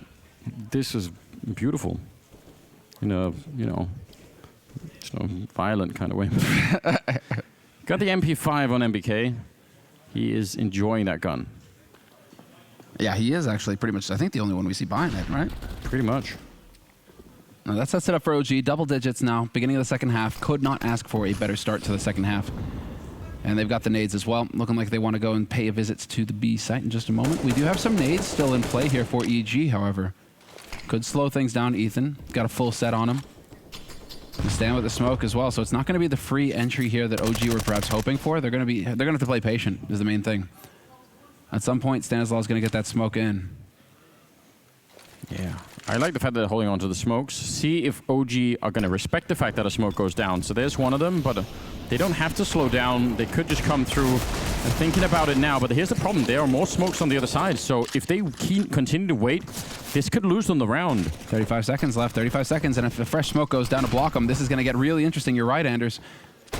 Oh, taking him down for the smoke with a headshot from the scout. They're running back, but I mean, might be a better choice, but it's not going to be an easy run at all. 20 seconds on the clock. Tarek waiting inside of the smoke. He throws a flashbang to try and buy more time. There's more flashes coming through. Close with a CC. He lines them up for a double kill. And 10 seconds. If they get any more kills, there's not going to be a bomb plant. NBK takes down one, and they rush down Breeze, and they'll get the bomb plant at the very least. Put down. Now it's on NBK. He's got the pistol Glock, turning around for it. And Stanislaw, no armor on that side. He's got the MAC-10, and he's got the headshot to follow. And EG will actually win the round. It cost them everything, but my God. Can Stanislaw just stand up and shout, do I have to do everything on this team? Come up with the calls, come up with the kills, come up with the clutches. I mean, Stan right now, this is it right here. This is the kill where Alexi B's like, wait, something's not right. We've already got Cirque over here. Cirque plays A, and that's the call to rotate over to A. It was a great call from Alexi B, I think. Because if you're not seeing the regular two over at B, you're seeing a third guy there, you got to be thinking, okay, we can rotate quick and go. So it's a great call. It just didn't pan out. The clutch doesn't go their way. I think even as Cirque got that shot with the scout, they had actually also heard the second smoke bouncing in. So they had all the info to make that call. I agree. Alexi B definitely quick on the trigger to say, okay, don't mess with this anymore. But then the setup was so good. I mean, Tarek with a double, obviously, huge impact. Oh, this is spicy. Taking so much damage from what? AHEs and mollies on both sides now. But they were standing in the Molotov for a long time. Oh, it's going to be a quick acceleration onto the A site. Straight up short. No subtlety here, Anders. Get in quick onto the site. Breezy, cross your fingers. It's all on you. You got to hold the line, and he's going to pick up two. Looking for a third, and he gets him. Pins him to the wall. Doesn't get the fourth. Gets robbed by Cirque, but Cirque is still alive on the site. There's the fourth for Breezy. And EG, back-to-back big rounds. Quad kill for Breezy at the end of it. That was... You especially enjoy how he's tracking him through the air with that AK-47. That was really cool. Yeah, so I guess it is just a Molotov and the HE. That does work out really well. Cool replay, appreciate it. But yeah, this kill is nice. So, 10-8, and the initial hype from winning the pistol round kind of goes away. Now, they do have 3 HE grenades in this round. OG, and they're going to try and bomb them up again. Top Banana, and they don't really do any damage, whereas they're running into a lot of fortification. That MP9 chewing them up. Isa, ooh, back-to-back headshots. That is some great style. See if he could get another one. Bomb plant probably not going to happen. They're surely going to come right through, and they will. Still, they did a little bit. Saving the rifle. MP9 you don't mind about. He got a few kills, but you saved that M4, so that's good. You gotta stretch the money as best you can. We've seen how crazy it can get. Though, man, the Deagles are just so bonkers now. You're always at risk. You can't really peek into eco rounds like that anymore because you're always at risk of just getting bopped like that. But we're nearly tied up now, 10-9. Tactical timeout being called. And this is OG's tactical timeout as well. How many are they've called a couple? EG have called a couple. Yeah. This is where we need to have, actually, production are always asking for feedback after events, but maybe, I'll just give it live right now. If we could actually have like an indicator, how many timeouts I have left.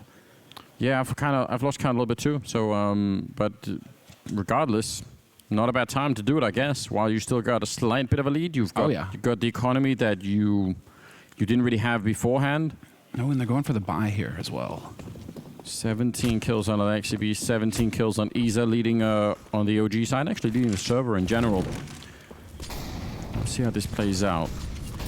Not that aggressive in trying to fight for Banana OG, which could be fine. You don't have to do it right away. Ethan and Tarek were there in case there was going to be a fight. Let's see how long they hold it for, though. Not a lot of map control. I guess they're trying to make up for it by having NBK and Isa now clearing out apartments. So it's something. Ethan going to be holding it alone, and I guess mostly there to scout for information, not so much there to fight for anything really. Is there some kind of tell that they were waiting for, EG? With that early rotate over, are we seeing layers and layers here on the strategy? We've got 4 over here towards the A side right now. NBK will just tag up Cirque. But now Cirque, I mean, this is going to get crazy. It's layers and layers between OG and EG. But they managed to force Ethan back, and they forced him to use a smoke over at B, so he really doesn't know what's happening outside. Now, they're going to get a boost over there, feel a bit more confident. In a second, they're going to wish they had all 4 members here still at the A-bomb site, because it's going to be a rush into it right now. Jumping down into the pit, at least trying to do that. Bree showing himself in the graveyard. Tarek and Stanislaw do it with a great setup here defensively, and OG being way slower than I had imagined. I'm not sure why they were that hesitant.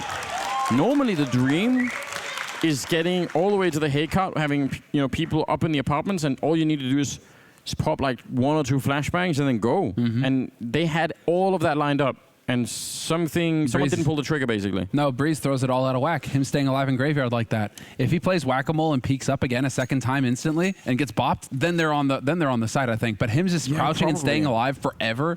But they should. I mean, maybe that should keep one of those 2 attacks from going forward, right? Not everyone can't freeze all at once, but I guess they did. This is one of the things where maybe we can come back onto the communication issue once again. NBK, Deagles, once again finding kills. Tarek, does he realize? We're about to find out. They're coming all over the place right now. He finds the 1, looking for a second, has to realize that he's at risk, and yep, sure enough. That's some heads-up play for Tarek to immediately look behind him like this. Really well done. I mean, MBK did get a kill earlier, so he kind of had the right idea, but still. This is one of the fundamental weaknesses that we can have on this OG roster, and it's been touched on in interviews, and we've also heard it a bit in the comms, where if things get really chaotic, if they don't go according to plan, the communication can really get out of whack on that team fairly quickly, and then it's anybody's game at that point, anybody's round at that point. If it breaks your way or not, it's almost dumb luck, because if everybody's all stressed out with the comms, so that's probably the biggest hurdle that OG have to go over right now with this international roster, is figuring out how to get the comms clean in those chaotic situations where it's not going according to plan. Yeah, especially some of them might have been more used to comming in their native language. So we'll see if, probably going to be ironed out eventually. Wait, no, there's no, we have no North Americans on, what is lit? Yeah, I don't know. And there's some funny stories back in the day. 11-10, EG in the lead on CT side. Pulling ahead now, getting some bank going as well. Boosted to look over the smoke in that half wall. And they might be taking the bait. Stanislaw, there could be a flashbang to set it up. Oh, he's going to shoot anyway. And it's Tarek as the second man in to eat the bullet. Stanislaw will go down. Alexi B with a good opening. And all they need to do is win one more fight in here. If they can take down Ethan quickly, then the round is theirs, no problem. And they will. Ether took a bullet to the helmet, but he'll be just fine. And no point in going for this if you're Circle Breeze. Just stay cool. Tell you one of my favorite stories of communication issues back when Forrest was playing with with that Danish lineup with Trace and some other people. And who was the guy, the AWPA? Why can't I remember now? Retired halfway through Counter-Strike. Used to play with a bunch of Danish guys. Freeze. Used to play. Yeah. That's a throwback. It's a throwback. But back there in 1.6, Forrest was on that team, and Swedish and Danish pretty close by, but Freeze kept yelling at him. You'd say like holy, holy, and that means calm down in Danish, but in Swedish that means fun. So Forrest's like, yeah, we're having fun. This is great. Like yeah, so don't worry, I'm having fun. I'm chilling. So that's that you can get confused in that moment. It's true. That's one of those names, though, man. It just makes me smile to think about him. I haven't seen that guy in ages, but he was super cool. It's been a real long time. Yeah, it's been a while. 23rd round. We're all tied up. It's 11-11. We wanted close games, and we didn't really get them for the first 2 maps, but now here we are in a pretty cool position. And I mean, this could easily go all 30 rounds. Oh, the grenade deep, perfect. And it takes down Stanislaw. Again, they win that fight at top banana, and we saw what happened last time. They opened it up and ended up winning the round, which they desperately needed to. They know he's holding close. They know he's holding close. Yeah, what a great call. Now it's on Tarek, though. They may not realize that Tarek has already rotated in so quickly. And, well, that Incendiary is going to throw them for a loop. Buys a little bit of time. Again, smokes are here, and they only know there's a single man. So very quick plays based off of information here for OG, and it's working wonderfully. Ah, that one HE at the top. Yeah. Just throws it all out of whack. But Alexi really seems to be quick to pick up on these snap decisions. When he's there, front line, and sees it, he knows. He absolutely does. And You know, that Molotov went down at about 1 minute and 10 seconds, the one that Tarek put down. And so that means they could have, you know, they had enough time to wait. But I actually like the idea that they just, you know, smoke it out, go for it again, that decisive play style. Because you never know, right? If you end up wasting more time, maybe another guy's just about to rotate in, they set up for a flashbang, you know, you end up losing stuff anyway. So I kind of appreciate the fact that they are, just following through with this OG. Couple of rounds now, won. That was after EG won 5 in a row, and now it's 2 in a row here for OG. Changing the trend a little bit and getting back in the lead, and also doing serious damage to the CT side economy. Oh. Yeah, I'm really liking to see these. Well, you're seeing the adjustments in terms of, and it's Alexi taking point as well. Just doing it all. So yeah, again, it's kind of like Stan and Alexi. The minds on these teams.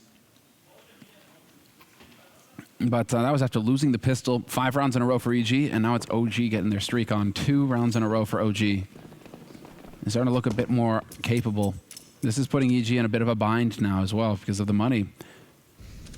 Breezy and Cirque, though, I mean, Cirque, we've seen him be the hero before. He's definitely had standout performances here for Evil Geniuses throughout this tournament.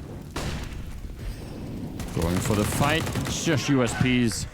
What they really had to work with were obviously that AWP on Circuit. He couldn't find any targets down the middle, and then the M4. Might as well stack them up, save them, or, you know, maybe hope for a strong fight. That's the best case scenario here. If they walk in, great. Circus just at the edge. I mean, they've got some grenades on the other side, so he's not even 100% safe here. Alexi going back to pick up the bomb at the minute mark. Tarek hasn't been able to call anything. It's just been hanging out for a while now. So this is just all on. You just have to gamble that Circus is going to have one of those rounds that we've all seen. Or Breeze, or both. Oh, he's moving forward. And Mantu was waiting for it. So now, I don't think there's a hope in hell that this is going to be working out. Breeze is here by the fountain, but again, they're going to have grenades and just walks in with a headshot. My God. Tarek with a USP alone, and Isa's even waiting for him. That's 13 rounds for OG. They give no guns and no kills or anything over to EG in that round. Wow. Alexi be at 21 kills, leading the server. This is where you can turn it around. This is going to be the most important round of this best of 3 right here. They can break them, OG. So now we get to see whether the mental coaching pays off, because this is where you need to be rock solid in your mind and you need to get the job done. Now, have they been trained? Have they got the coach behind them? I mean, he's got a wonderful beard, but is that going to translate into in-game performance? Yeah, and push them forward. The beard, well, didn't he say that if they qualified, he was going to shave it off? I feel like that would be a crime of some kind. Don't do that. Wait. Did they have that information there at the beginning? 1 out of 4, used 1 out of 4? No, they just added that. But they've used 1 out of their 4 available timeouts then? Oh, okay. I mean, or we're just refining. We're getting them into overtime, maybe. Just, you know, saving them for there. Could be 25th round. Again, some grenades from the T side towards top banana. Mantu going to be looking for it. I don't blame EG for not wanting to take this fight early on now, because they've lost it a fair few number of times. They're setting up for a double grenade to throw over, so this is just a question of blind timing, right? You're just hoping that they're there and they're not going to be too far back. It's a fair idea. Yeah, totally. And well, it's a little bit of information for OG, but OG can assume that there's 2 on B. So, you know, seeing those 2 nades, okay, fair enough. Gives a little bit of information away in terms of where you're positioned. Ooh, I not really like that incendiary, but it's not correct. It's not quite there. Stan could still be in for some fun times here. Hopefully somebody still checks that forward orange box, because if they assume too much, it's been some time now, so it probably wouldn't. MBK is going to be falling back. Probably just going to try and make some noise in the middle, I'm assuming. Could throw like 1 or 2. He's got no grenades, so he can't. But if he had, he'd probably want to throw some grenades in there to try and mess around with him. Oh, no. They're going to go the other way. Yeah, they wish they had those mollies back. That's the issue here for OG. Because that smoke goes down right as the mollies go off, and then they've used all their nades, and OG can't push through the smoke. So they can't take advantage of it. And so now it's, I mean, they might as well have not thrown the mollies at all. And so they're going to just wrap around and try and change it up quick. 30 seconds on the clock, and it's time to go on A. And Cirque, he's here, lined up, hits the first shot, spots the second, playing peekaboo, looking for the follow-up. And there it is. The line holds on EG4 now. OG know that there's a second man here, however. And Breezy's got to line him up. Whew. They were running out of time, but I don't know. It's not that I mind that they changed from B to A, but I don't think that was the plan all along. I think that was kind of a sort of a last minute sort of decision saying, you know what, not really feeling it. I think when they line all those mollies up on B, that's when they want to go B, and they're thinking, oh, they don't have any smokes left, so we can start this initiate on. That smoke going down is like a door getting slammed in their faces. Because at that point, do you want to risk running through the smoke or not? Could cost everything, so tough break there for OG, but this is exactly what we expected on this third map of the series. Tit for tat, back and forth, 13-12 in favor of OG, but Evil Geniuses now. They've got an op in Cirque's hands.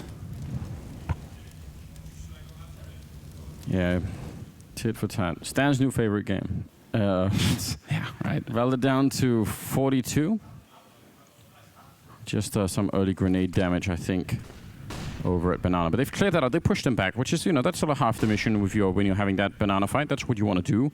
Now they're back here checking out apartments. Probably want to be clearing top mid. Or, I mean, if they get close, they've already done that once, right, where they get all the way to the hay cart before they have a fight.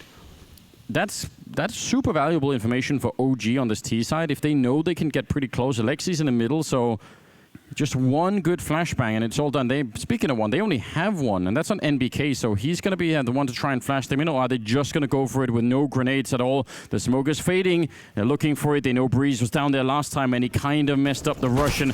Here we go. Cirque is down, and this time Breeze, he's in a lot of trouble. NBK will get both the entries. Didn't even need the grenades, which is risky, but it paid off. Paid off wonderfully. No warning. An inferior position there for Breezy as well. Would have liked to have played Pit. He was maybe one step ahead of himself. He's probably going to be kicking himself there. Yeah, and also the fact that they only had 2 people there, right, is because OG pushed them back on Banana, so no one could make any rotations, really. You're still thinking it's a wombo combo, right? There's a gamble on Stanislaus' side, right, putting 3 on B, but you're still thinking it's the wombo combo. Cirque and Breezy, I mean, they locked down the site last round, right? So you're thinking they're going to do it again. They're the heavy hitters on this team. And so for them to not pick up a single kill, that's brutal. And it makes you wonder, well, all right.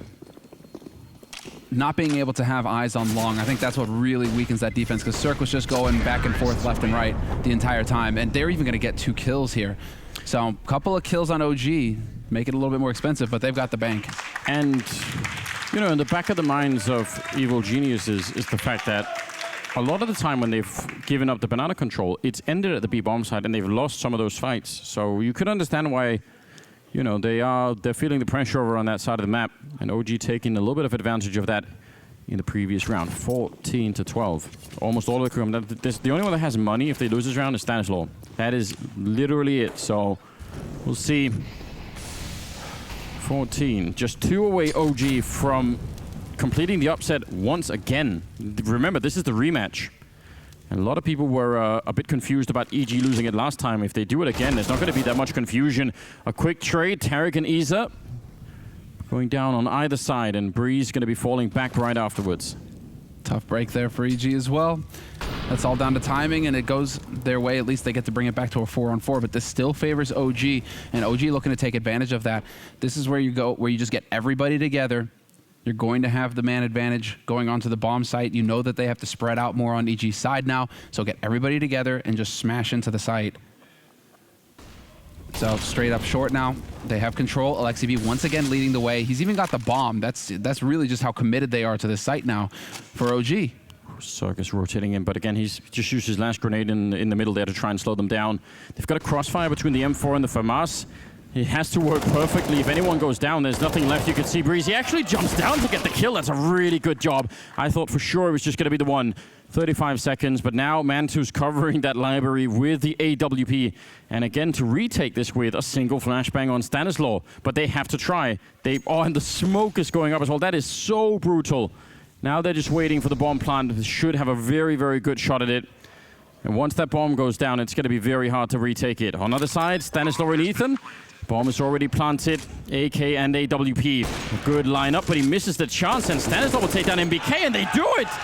13 rounds for EG. That was so much smoother than I was expecting. It's all down to positioning, Anders. When you're putting yourself in positions where you have to be worrying about 2 fields, 2 different angles, then you're opening yourself up to timings where it's like you may be looking left and they come out through the right, and it's all down to Lady Luck at that point. And so here it's just that situation. You can see both of them having to worry about multiple angles at once means that there is that random element, and you can see the frustration there for Alexi B to get onto the site and then not be able to capitalize. It's close right now. It's real close. There's money still in the bank for OG. Even after this buy, they can actually still continue it. So not done yet. 13-14. Well, now, okay. This is going to be the true test here for EG. As the favorite team in the match, OG are putting up one hell of a fight, but EG are the favorite team in terms of world rankings going into this match. This is where they have to show that they have got the grit to deserve that. You have to grind it out now at this point if you're EG. It's not that far away. I mean, the 1 round difference, but I'm mostly interested in the OG economy, which, again, it can sustain under the buy, but then things get real weird. I mean, as far as the economy right now, the nades right now, still discipline being shown on EG's side, holding on to those smokes as best they can. But it's looking like it's going to be top banana control once again. Alexi B taking point again, as is his custom, it seems. Wants to get that information firsthand so he knows what the situation is. This again, MBK's in middle. If he had grenades, he could really draw so many more people over here, but he just has the AK-47. So that's a bit annoying. Might try and go for something. It's hard to know where to pull the trigger here. 40 seconds on the clock, and they want to try and see if they can head into the B-bomb side. Alexi, they're all stuck behind the smoke just going up. EG again with the incredible timing, and now they're slowing it down. They do have one for the CT spawn, and they're thinking about going through a Molotov now on the stairs into the bomb site, and more people are showing up here for B. This could get really weird. Cirque has an HE grenade. He's going to try and push it through. Does it actually? Does a little bit of damage, not nearly as much as it could have been. 16 seconds on the clock. NBK coming through with the flank, but he goes down. Cirque is there, and Ethan as well. And EG, such a good defense. And a very, very slow approach into the bomb site for OG. Time. Just nothing left is there. Man2's going to pick up the kill, but it doesn't matter. They would have run out of time no matter what. Ethan with the triple. They save the AWP and 2 AKs and all tied up. Now, this is a scary place to be if you're OG. We got our 30 rounds after all, Anders. We did it. They could buy, like I said, but man, they stood at the edge of that B-bomb site forever. That's a long time to be standing. Even if you are waiting for MBK, it's still scary. Yeah, the awareness for the third man to be watching the flank. You're thinking this is it. MBK is going to be the key to this bomb site take. If he shoots somebody in the back in CT, that opens it all up. But EG well aware, and we are going to get another timeout called here. One more. Yeah, now's the time to use him, right? I'm still so curious because that's the second round where, like, that's such a good setup, having 4 people in banana, having NBK top mid. If he had grenades, he could, he could pretend to be more than one person essentially. But if he just starts shooting the AK, that's not really going to convince anybody. If he could have smoked, Arch and even just started to make some noise over there, could have drawn someone from that B-bomb side back, and maybe that flank isn't even really required. Well, let's see. Bit of presence. A lot of nade usage on the side of EG early on here, contrary to past rounds. Not as much discipline being shown. And they're just waiting for the spot. Oh, doesn't miss. Doesn't hit it through. But OG, for themselves, they've done a great job. Look at how many smokes they have left. The mollies as well. They've got so much utility to use in this round now.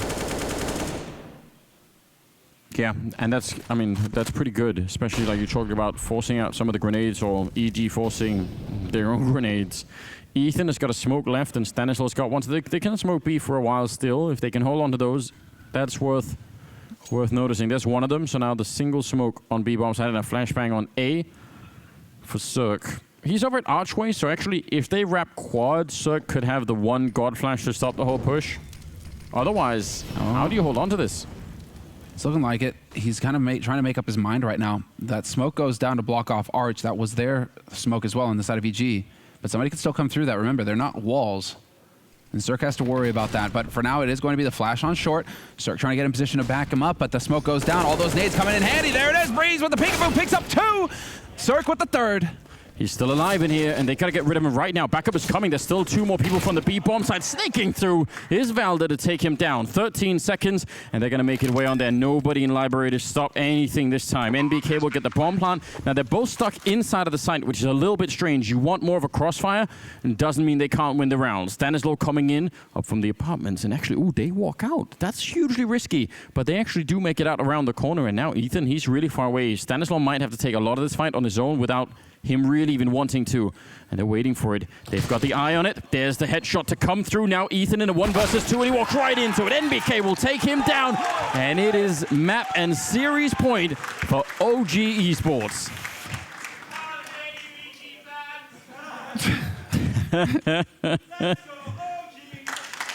There we go. 15-14. These rounds have been so outrageously close, haven't they? It is down to some of these 2v2s a lot of the time.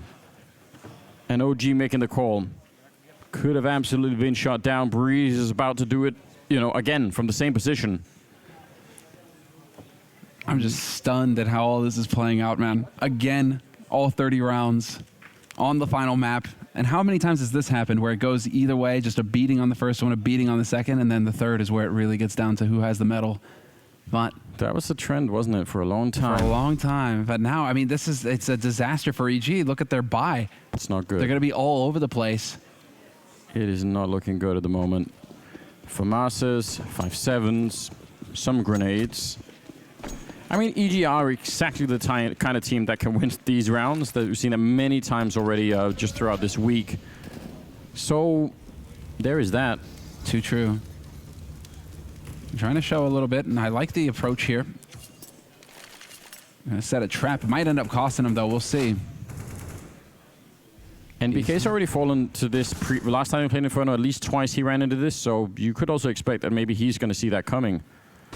There's the flash. Oh, and they go for it. Good return for Breeze, but they were well aware.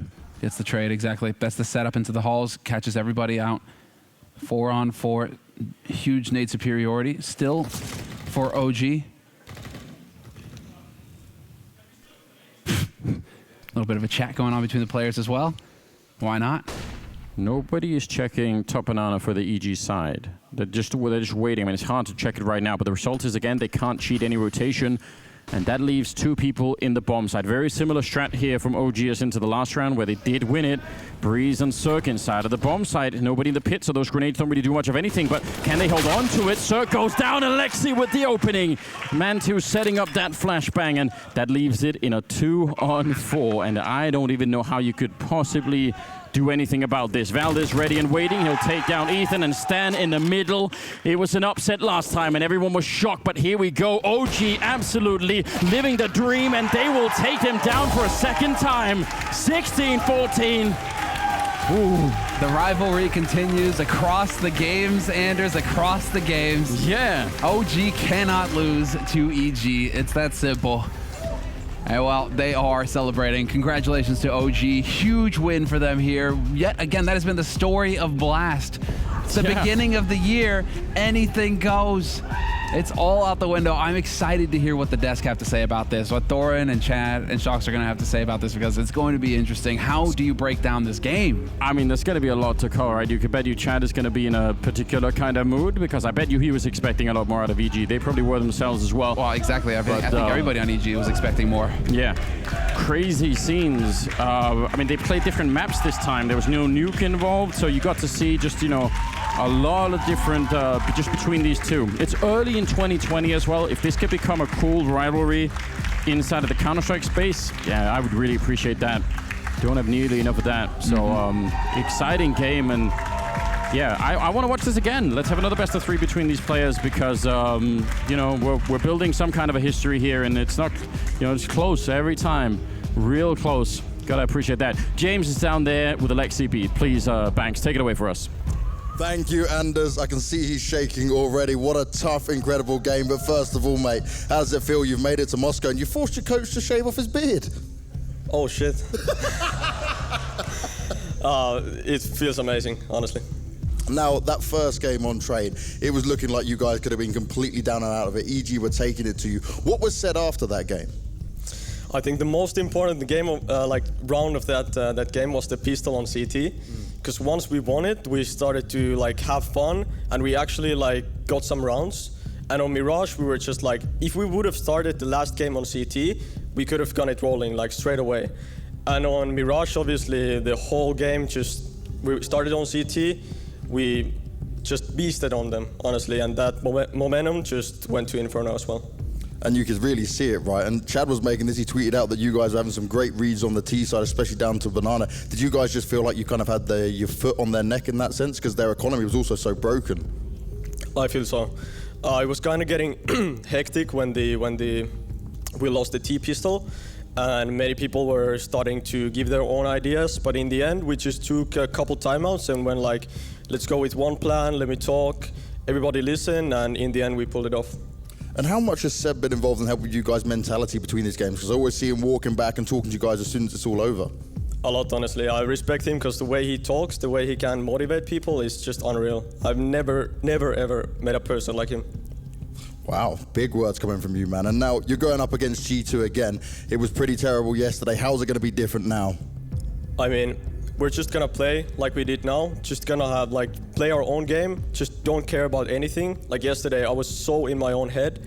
I play like shit, but today I just started way better. And I feel like against G2, we're going to get the revenge.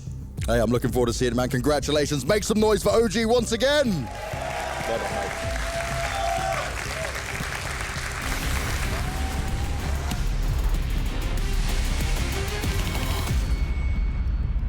One side, both. One more. Nice. Library one. I'm holding it. I'm holding it. You can plan. I want banana.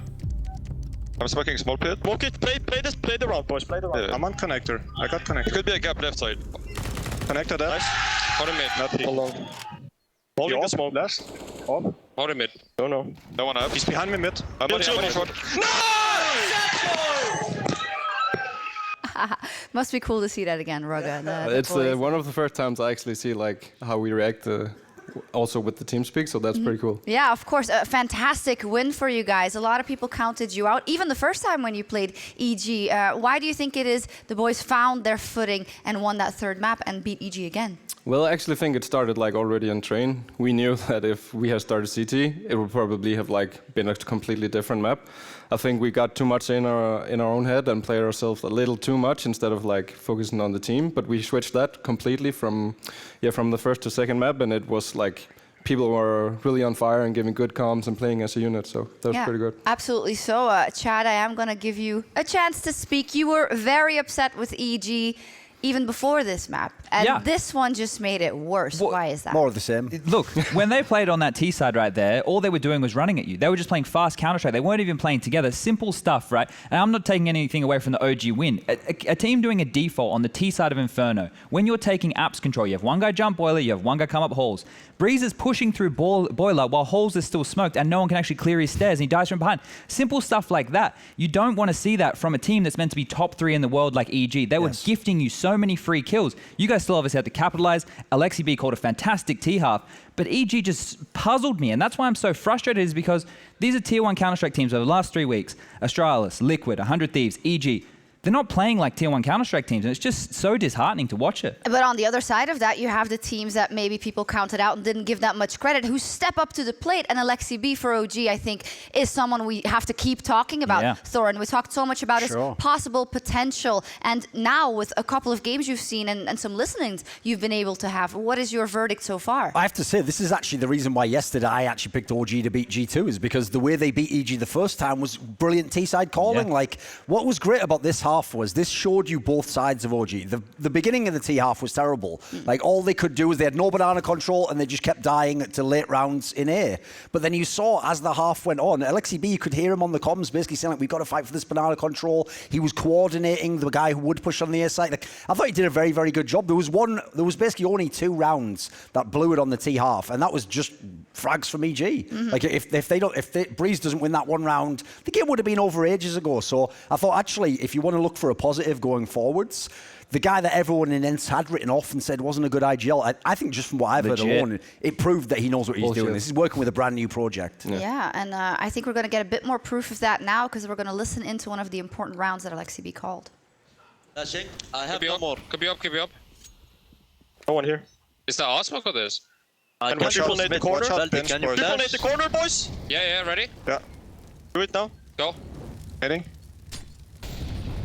Dead. One more here. One more here. Close. I'm all in. I'm flashing golden. Flashing golden. There we go. There was a follow-up there as yes, well, there right? was actually. Because it was called that he was at Sandbag. Yes. Mantu calls They the kill flash. that guy for free as well. They don't get anything damage taken or anything. And not only is Alexi calling it, he entry frags onto that guy, right? And then they can snowball into that B bomb site, which is fantastic. That's the tendencies that we talk about, right? Because Alexi knows when they're throwing those Molotovs, what type of setup that they're playing. That's why he calls those grenades through, right? That detail isn't as simple as, oh, we want a triple nade here. He knows the way they play. Yeah, Raga, tell me a little bit about working with this guy and then what you've seen from him in his development so far. I'm just really happy that he is in our team and not in, because I don't understand it. Like, I have worked only with him for like 1.5 months, and he's probably one of the smarter players out there. Also, when it comes to in-game leading, like you can hear him micromanage a lot. And that's one of the things I think Int is missing right now, is that he can micromanage what happens around the general idea. And for us, it's really important because we're a new team. We don't have like the experience of like running these late strats on the sides and whatever. So sometimes it's the small tweaks that helps it. And even though I think we started out good T on Inferno, it was just the small things that were missing because we kept running into the guys on A. And have we just like had the composure of like throwing the flashbang we threw in the last round, we probably win all those late rounds. So we're getting there, and he has to be helped also with not micromanaging everything, but he is so good. I don't understand why Ents didn't want him. Yeah, he is fantastic, and I think as a team, a lot comes from him as well, but your utility usage is also very good for a team that is kind of still figuring things out, right? Why do you think that is? I think him and Valde are probably the two of the best in this tournament about to throw the nades. Also, we have played Inferno, that helps the utility damage as well. But it was the same as I challenged as well. Like even though we didn't have the best showing, we could see in the stats that we kept like throwing the right utility and getting like some free kills here and there only because of that. And it all comes down to like game knowledge, I think. Definitely. So when you look across the board of the players, there's some players that, you know, like Valde, we actually expected him to do well, and he's overperformed. He's doing very, very well. But there's one name in there, Mantu, where there were a lot of question marks. Not exactly sure what this guy could bring, and he's also been pulling his weight. What can you tell me about him? I don't know where to start, man. He's such a talent. Like his work ethic is unreal. It's probably some things that the Danish players could learn a little from, like trying to like develop from day to day and really like want the opinions of everyone. It's not only me; it's from all his teammates. He is so good, and he wants to learn all the time. It's like a sponge that just keeps you. The hilarious thing about what you just said there is you just said a British Counter-Strike player could learn from Danish Counter-Strike. Yeah. He was mainly working with Northern Optic, to be fair. That's true. That's true. You know. Probably says a lot about that too. Then, obviously, Valde, when you were coaching the team there, right? He was there. You know that he could get back to this level. It just needed to be beaten in the right direction. Maybe stop having so much of an opinion. Yeah, the opinion thing is one thing we're working on, and he's getting there day by day. But it's clear that he is such a good player. Like he just need like the fitting into the system, and I think that's the biggest challenge, or at least up until now for him, that he has to stop being the in-game leader, stop being like the one that does all the things, and just like do what he did back then in North when he didn't have do the headshots, win the clutches, throw important utility to win rounds, because it might be Alexi's call with the throwing the flashes to take certain map focus points, but it's some of the times as well the throwing the perfect grenade for him. Sure. And it's all great and well, and congratulations, but on to the real important stuff here. There was a tweet from you and a statement about if you reached, or if you were to reach the spring finals, you're going to get rid of the beard. Ooh. It better not look as creepy as that. What is that? That's really disturbing, actually. Yeah. When was the last time you shaved? Probably back in the Dignitas days. Okay. I know I did it back with Dignitas when we won Epicenter. It was like the motivation going into the tournament. He's been growing it ever since. Right, that makes a lot of sense then. This looks straight up scary. I'm sorry. Yeah, I don't want to know what the level and everything, but it's a bit too much like Thanos. Yeah, but I will happily give like the beard in a good cause, and I think the boys have really like shown immense like development ever since like Ice Challenge. Obviously, we had our challenges that laid ahead, but ever since we like spoke about what was wrong, it all positive ever since, and it's super good. Yeah, we're gonna let you go in a second because I know, of course, you're gonna have to talk about the strats to face G2. Just tell me, how do you think that matchup versus G2 is gonna go? How do you fancy your chances? I see our chances like really good. I said the same yesterday, but the real like wake-up call for us was that we were probably a little too drained from the EG match the day before, so we weren't like there mentally or even like on the server. So I hope for a totally different view in the match today, because I think we have what it takes to push them all the way. So in the end, it's who keep calm in the end that wins, I think. Yes, absolutely. Looking forward to that. Thank you. Wonderful interview. As we are going to move on and listen to Tarek and what he had to say after that loss. Now, I spoke to you, Tarek, before, obviously, after that amazing train game, but on Mirage, they did deliver it back to you in their very unique fashion. What did it feel like to you? Because they said they were just kind of playing like it was a Pugmore and dropping the tactics. On Mirage, yeah, we really couldn't get anything going. I think that was just overall a really tough map. Our defaults kind of failed us, and a couple of close rounds on the T side that maybe could have got us back into the game, but everything just sort of went their way, and we just tried to brush it off after. And in terms of brushing off, right, going into Inferno, it wasn't, say, too bad a first half. Obviously, you would want it to be better in that sense. But would you put this down to more like mentality at this point? Because there was many times where you just saw Alexi had a really good read on what was going on, calling a solid T-side.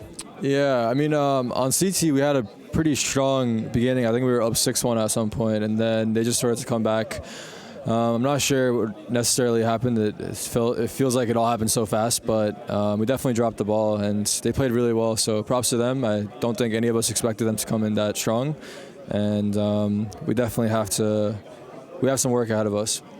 And like many of the teams here, right, we've seen that some of the best teams in the world can fall down at this stage just coming into the first event. But next you've got to focus on what's coming after, right? You've made it to the showdown at least. You were able to fight off against some of these teams. But what for you is the most important thing that needs to change so this doesn't happen again?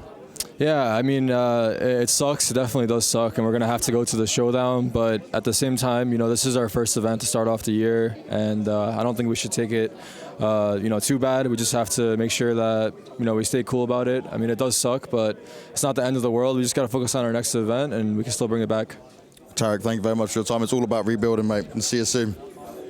Unfortunate exit, of course, for EG, who were hyped to win the whole thing by a lot of people. And before we go to the break, I'd just like to button up the stories for respectively EG and OG. Maybe EG first. We heard Tarek there. He says, well, we don't have to take it too hard. We have to just concentrate on that next event. But I think there, Chad, something strikes me as off, because you talk a lot about mentality, right? They have a week now between the next big event, right? And the thing is, there's being like stubborn in your approach to the game. You have fantastic individuals that showed up here over these last couple of days. But when your approach to Counter-Strike is run in and hope you hit the headshots and it doesn't work, I swear most of those rounds were finished within the first 30 seconds. Like, that's being complacent, right? You're not even considering how you want to approach the game. You're just hoping that your first approach works. And if it doesn't, this is what happens. Yeah, unfortunate for EG indeed. We'll have to follow up how they do in a couple of weeks. Thorin, for OG, what an underdog story here at Blast Premier and where they ended up.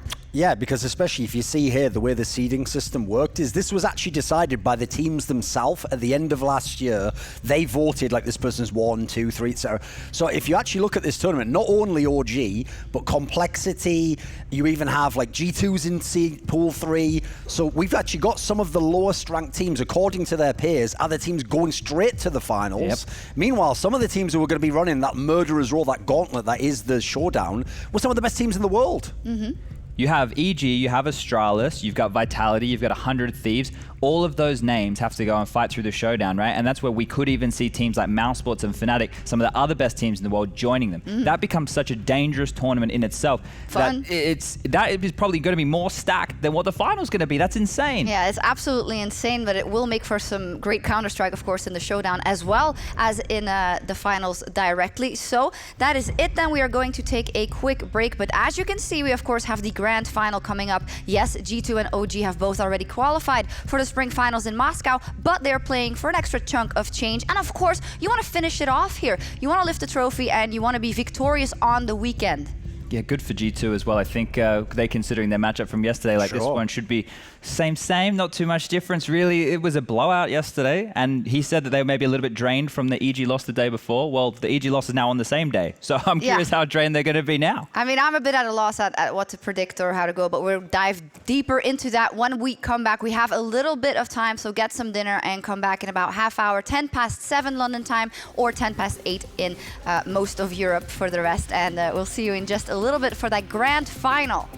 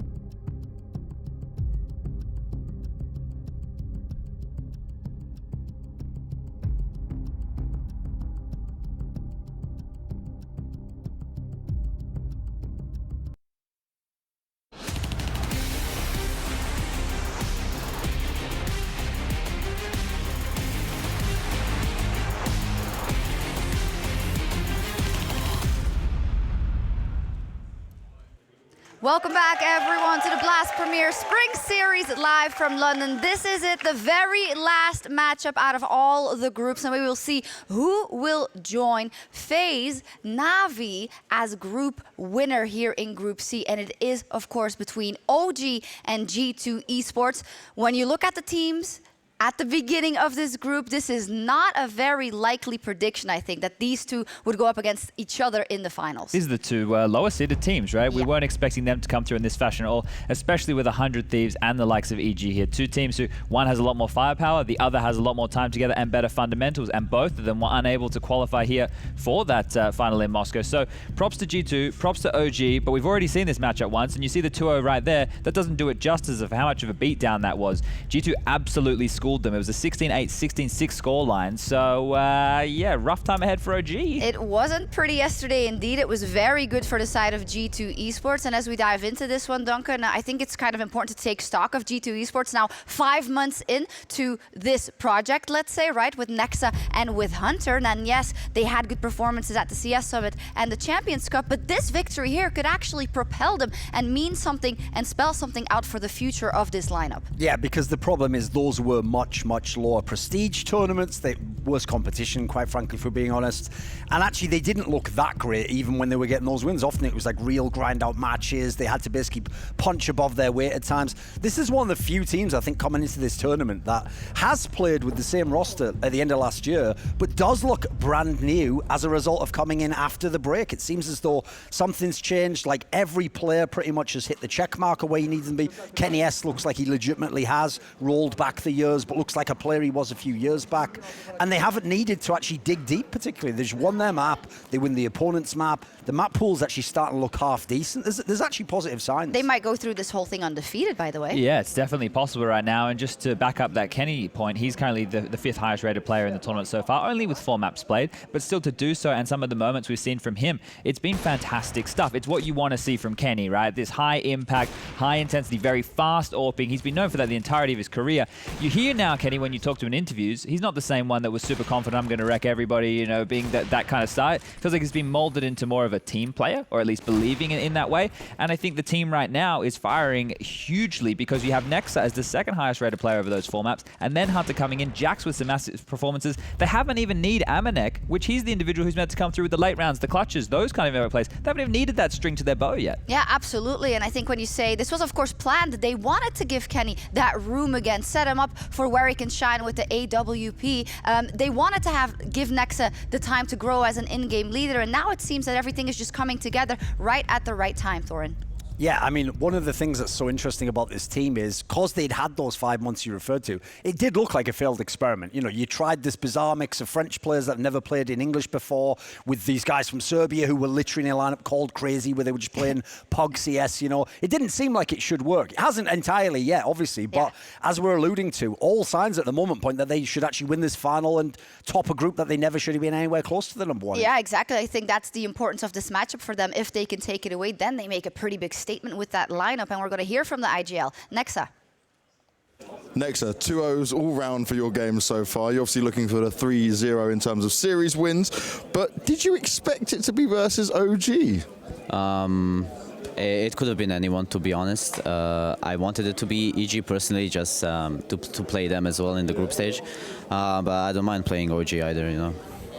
Now, in terms of prepping for this, right, they've only just won, you now have to go into this game. So did you like prep for both teams or do some extra work for both teams? How does it go? Yeah, we prepped for both teams. Of course, you can never know who is going to win, so we made sure we are prepared for both outcomes. Now, what we both saw on that best of 3 was pretty crazy, right? You saw 1 domination from EG, then it was OG, and then we got all the rounds. What did you make of it? From like my point of view, it looked like OG were just a better team, you know. They just had a really rough T side on train, you know. They couldn't get anything rolling. They were like a bit like timid and scared and really afraid to go for like easy duels and get the kills. But then on Mirage it was a completely different story, and like they just showed they were a better team. They played better CS than they did against us yesterday, and I'm like looking forward to play this game, and this time like I hope they will be like on our level, so we can you know, have actually a decent best of 3. On your level with a smile, I like it. Because I was going to ask you, do you think they played better just now than they did yesterday? Yeah, definitely. They played way better. They were like more composed, more like together as a team. They weren't giving up like easy picks and free kills. And I think Alexi B was like doing a lot of the heavy work as well. So you know, I said that they have like all this potential, and it's like all about you know, bringing it out in the players. And is there any way though that they can take you down this time around? Who knows? It's a new day. You know, they've been looking good, and like I don't know how we are gonna be today. I'm hoping we're gonna keep our form as we did in the first 2 days, and I'm pretty confident. That's all I can say. You're always confident, Nexa. Thank you very much. Good luck in the game. Thanks.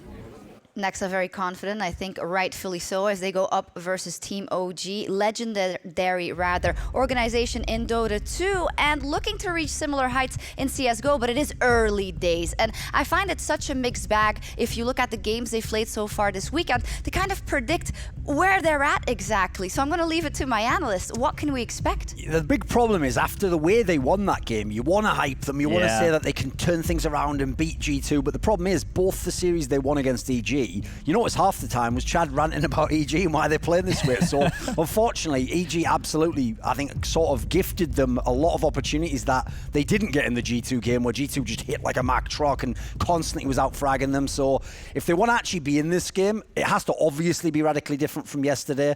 But I also feel as though they have to bring some of what they brought against EG. We have to have some tenacity at least. So yesterday over 2 maps against G2, they won 14 rounds, right? Now, 8 of those came from pistol rounds and conversion. So if we look at it as a positive, it's OG doing good on winning the pistol rounds, 3 out of 4, and then converting. Very difficult task in modern day Counter-Strike. That's a positive. But if that's where your only rounds are coming from, that means when we get to the gun rounds, you're getting schooled, right? And that's where the firepower of this G2 roster comes in. You'll see they have executes, you know, they play as a team. Their trade percentage on the T side is the highest out of all the teams here that we've seen at Blast. But the thing that I love is the next dynamic of the squad is, let's just wide swing. Let's just dry peek together. They believe in their individuals here, and that adds a whole new element to G2. That it does. So yeah, as we said already, a tall order for the side of OG Esports. Duncan, spell it out for me. What all has to go right for OG to take down this G2 after what we saw yesterday? I mean, one thing is we've got to have big-time fragging performances, because as we were alluding to with some of the stats on the GT, almost everything's gone perfectly for them. So certainly that could disappear, but at the moment, no signs of it whatsoever. Then also, in terms of the map pool, I'm very interested. Obviously, we're going to get to the veto in a minute, but I'm very interested to see where OG's heads are at, because thus far in the tournament, they've lost a lot of maps that they've picked. Train, pick nuke. And they've been picking maps at the moment that, in theory, they think are strengths, but are actually going big time to the opponent. So that did not work against G2 yesterday. And in theory, G2 is supposed to be a team you can squeeze their map pool normally. OG thus far unable to. Yeah, when you look at the map veto, which we are going to get to, would you like to see OG then make sure they can secure something where it's at least a bit more balanced, that the other team definitely can't run away too fast for a heavy CT heavy-sided map? Well, they just looked pretty good on Mirage, but we only saw their CT side. So if they pick something, they're going to have to start on the T side. There's always that risk to come on in here. Of course. I think that like they can play right now with no pressure, right? They've already qualified for the finals. So whatever they pick, I think it will just be a different looking team than what we saw yesterday, because there's the consequence of this for them, I feel, doesn't matter as much as it does for G2. G2 losing the Summit final to a team like Mouse Sports with the stand-in and having the coach play in the grand final, if they aren't able to win a game here to like mentally prove to themselves that they can get it done under these circumstances, that's another hit to the mentality they have to carry forward in 2020. Yeah, I think that's a fantastic point, because the way G2 has been going, and we've seen their confidence also grow every time they did an interview, and it went better and better. Kenny yesterday as well, although not too confident, but it could just be such a huge boon for that squad if they pick up this prize here. Yeah, especially because they are relying on that narrative that a lot of teams have played into, which is, we just needed the break, you know, the end of the year's hectic, a lot of tournaments. Now, we've certainly seen a mixed bag. Sometimes that just hasn't been true. But thus far for G2, like I said, they look like the team where they've been the most improved since the break, and it's not from a roster move. So if they're really going to be a different team in 2020 and they started with a victory here, maybe great things are possible. Remains to be seen. The players already, we saw them in the tunnel, so let's see them one more time. Let's hear that banter before the grand finals. Let's bring it on. It's grand final time, London. Are you ready? You do me proud, London. You do indeed. Let's bring our first team on, though. It's G2 Esports! Ooh. They may not have the crowd fully behind them on this one. OG may be earning themselves a lot of fans here. But G2 manhandled them last time, and maybe we'll expect a lot of the same. OG had a tight game versus EG, especially on that final map. But but G2, they've had an easy route so far. Now to bring onto the stage our next team. They've just fought in one best of 3. They're coming into their next. It's OG Esports! They've certainly got the crowd behind them. They have a lot of momentum off that game versus EG. It was a very questionable first couple of maps, but that last map went the full distance, and it was OG that came up strong. I don't even need to get you guys to start talking. You do it yourselves here. I like this already. Mantu, one last time. You're on the home crowd. Nexa, come on down. Now, Mantu, last time, it certainly wasn't that easy for you guys, but a bit of an off day is what I heard. But these guys now, right, you know what they're doing, should be a bit easier? It's going to be, we'll see how the game goes. I'm not going to trash talk because that didn't work out for EG too well. So just keep it humble and yeah, see how it goes. Humble this time, but Nexa, you already had a win over these guys. You're looking at the clean sweep of not losing a map. Is that what's going to happen here? We're going to see. It's a new day. You know, yesterday they didn't play that well. Today against EG, they showed a much better game, so who knows? Keeping it friendly, keeping it humble. I'm going to leave you guys to shake in the middle. Let's get this game started. One last time, London, make some noise! There we go. Actually kind of respect. It mostly spells out that we're probably going to see a more competitive game because all the teams that have flamed their opponents very hard before just got completely blown out. So maybe this is a better approach. Yeah, but respect to those guys for being confident that they were going to win before the game. If you're going to talk smack, do it before the game, not afterwards. It doesn't really work that way. No. Hindsight is 20/20, people. We can all talk trash after we see the result. Have some balls and actually put your prediction out there beforehand. All right, let's start theorizing then as both teams go into the huddle for those words of wisdom from the support staff. Here we go. Well, this is where we can get really ridiculous in the V-Talk because believe it or not, Chad doesn't rule out that OG might pick Train, despite what happened earlier today. And here's the thing, I don't think you're necessarily wrong because I think they are going to literally do what they said in that interview, which is believe that, oh, if we did, it doesn't matter. Like it all just went wrong and that was just EG and, you know, so because they haven't got many options, that's the problem. Like they don't want to play Dust 2. It's probably going to be picked anyway by G2.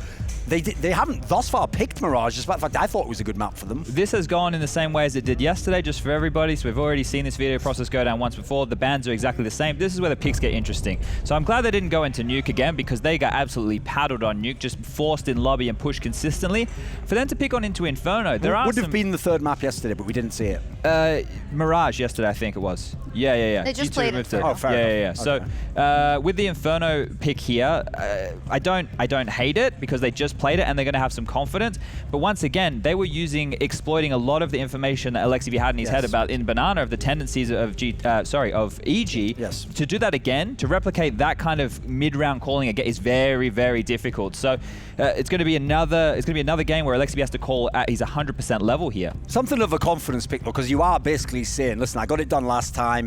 We did it a couple of times against them on the T side. Like, let's just do it again. I'll try and repeat the same feat. So Dust 2 pick would make sense it's again, the most right? obvious one, especially with how they've played at this tournament. When everyone's hitting like this and you already like Dust 2, it's fine for you to pick Dust 2, especially because OG hasn't shown me that they've got any kind of status on that map. Yeah, I said it yesterday in the post game about it looked like the early stages for OG was trying to counter-strat the defaults of G2 and that didn't work out, right? So then now today I assume based on this lack of pressure that we're talking about, they're coming here and they will just try and force their will into the game. But Dust 2 is one that we should just be giving to G2. So it's a must-win Inferno right now if we want to go 3, and then that means maybe we get to Mirage again, because if that was meant to be the third map yesterday, maybe that's where they'll be happy to find themselves. Right, the logic here should be that G2 says no to Overpass and we get Mirage the decider, right? Yeah, based on the last series as well. Mirage would make sense. Overpass has gone already, so it would be Nuke at this point. Oh, okay. Well, I guess G2 have already won. I can on see that why map, they won right? it from yesterday. Yeah, the problem I have with that is, like, actually, OG went away from our Theorycraft here. They've said themselves, let's get rid of Train. They're more willing to play Nuke. The thing is, once you've now identified the way that they like to play those CT rounds, because OG didn't have any problems yesterday taking Yard. They were getting Yard in secret. It was just that G2 pushed lobby. Once you know that, you're not going to linger as much. You're going to react on taking that lower bomb site much faster. So G2, if we go the distance to 3, maybe messed up here with the Nuke pick. We will find out, of course. Yeah. I think if we go that far. They've been undefeated, so I think in their heads they're gonna fix this in another 2-0. So what are we thinking then? Inferno, the first one, the pick from OG. I can follow you there, right? They just played it. They're looking for that confidence boost, and I understand you in that. Well, it's not gonna be as easy to just do the same thing, and you're gonna run into different strats from G2 than you did from EG. But on the other side, they were doing very well on that T side, so they can replicate some of that, and that's a good beginning point. Yeah, and just quickly, if you look at G2's stats on Inferno in the last 3 months, the only teams that they've beaten are Sharks and Big. The 2 teams they lost to was Astralis. You're going to give them that one. That one, there was an overtime game. But ATK. Now, losing to ATK, who have now become Cloud9, 16-6. That's a bit of a drubbing, right? When you keep that one in your back pocket and you remember that one then. And they were nobodies at the time. Yeah, so maybe their Inferno is a little bit shakier. And the wins over Sharks and Big were 16-12 and 16-13, which is pretty close. Also, haven't seen them play at all this year. Yeah, so that works 2 ways, right? I think it may actually work in Alexi's favor from the sense of if he can get them flustered, the communication in the G2 camp is actually the worst out of all 4 teams here within this group. So if you can get them flustered, then you're going to find yourself in a position where maybe you can run away with Inferno. Yeah, you of course have had the chance to listen a bit. That's why you say that. You haven't just thrown it out there in this G2. So if you look at that first map then, on either side, who are we looking at to step up? Who can really shine on Inferno for G2 and OG respectively? Well, luckily G2 does have a player. His name's Kenny S. He's been pretty amazing on this map with the AWP throughout history, even though this is another map, kind of like Nuke, which doesn't always favour the AWP. Sometimes you see people go away from it on the T side, for example. So if he's going to play like he has, that can be a big difference maker. On the side of OG, it's got to be Alexi B again. Like I said, they've literally had a bunch of games at this tournament where they've had to come back against a world-class team in EG, and it's always been on the T side. It's always been this guy calling. And actually, as I alluded to when Rugger was here, some of what actually made the difference in the last match was Alexi B sort of telling people, like, I don't need this one done by committee. Like, I'll take this over. You guys just let me call. And his calls were very, very good. Yeah, just quickly, you got the G2 team who's on a bit of a spree right now, right? They've won a whole bunch of series. Obviously, they won that Champions Cup. They qualified for Katowice relatively easily. And now in Blast, they haven't dropped a map. There have been some close games, 16-12, 16-13. Those maps against 100 Thieves actually were quite close games. So here, if they want to keep that alive, that's a massive confidence boost for them for the year, right? To just go undefeated for that period of time, that'd be a nice little ramp on into 2020. But yeah, with just what Duncan was saying there, if any of the other players are piping up now after having Alexi B top frag and call that fantastically on Inferno, just get out. Just get out of the building, mate, because he's clearly proven right now that he doesn't need anybody else's input, and if he wants it, he's probably going to ask for it. So zip your lips and just get the headshot. Yeah, I think that's a great point, and Alexi was getting those headshots himself too, so that was pretty easy then for the side of OG, but it is going to be an uphill battle. So final predictions from you two. I'm sure it's going to be G2, but how is it going to happen? Oh, how's it going to happen? Look, I think that Inferno could be a close game. I think let's go with G2 2-1. Yeah, I have a similar sentiment. I actually do think OG has a good chance on this first map. I think even the fact it was the last one's a great one. You just lead straight in again. But I'll take G2 to win 2-1. Oh, with the predictions right here on screen, I don't know if we have the tallies. I still can't lose. So I'm fine, you know. We can see Launders trying to see if he can get on up to that first place position and tie me up.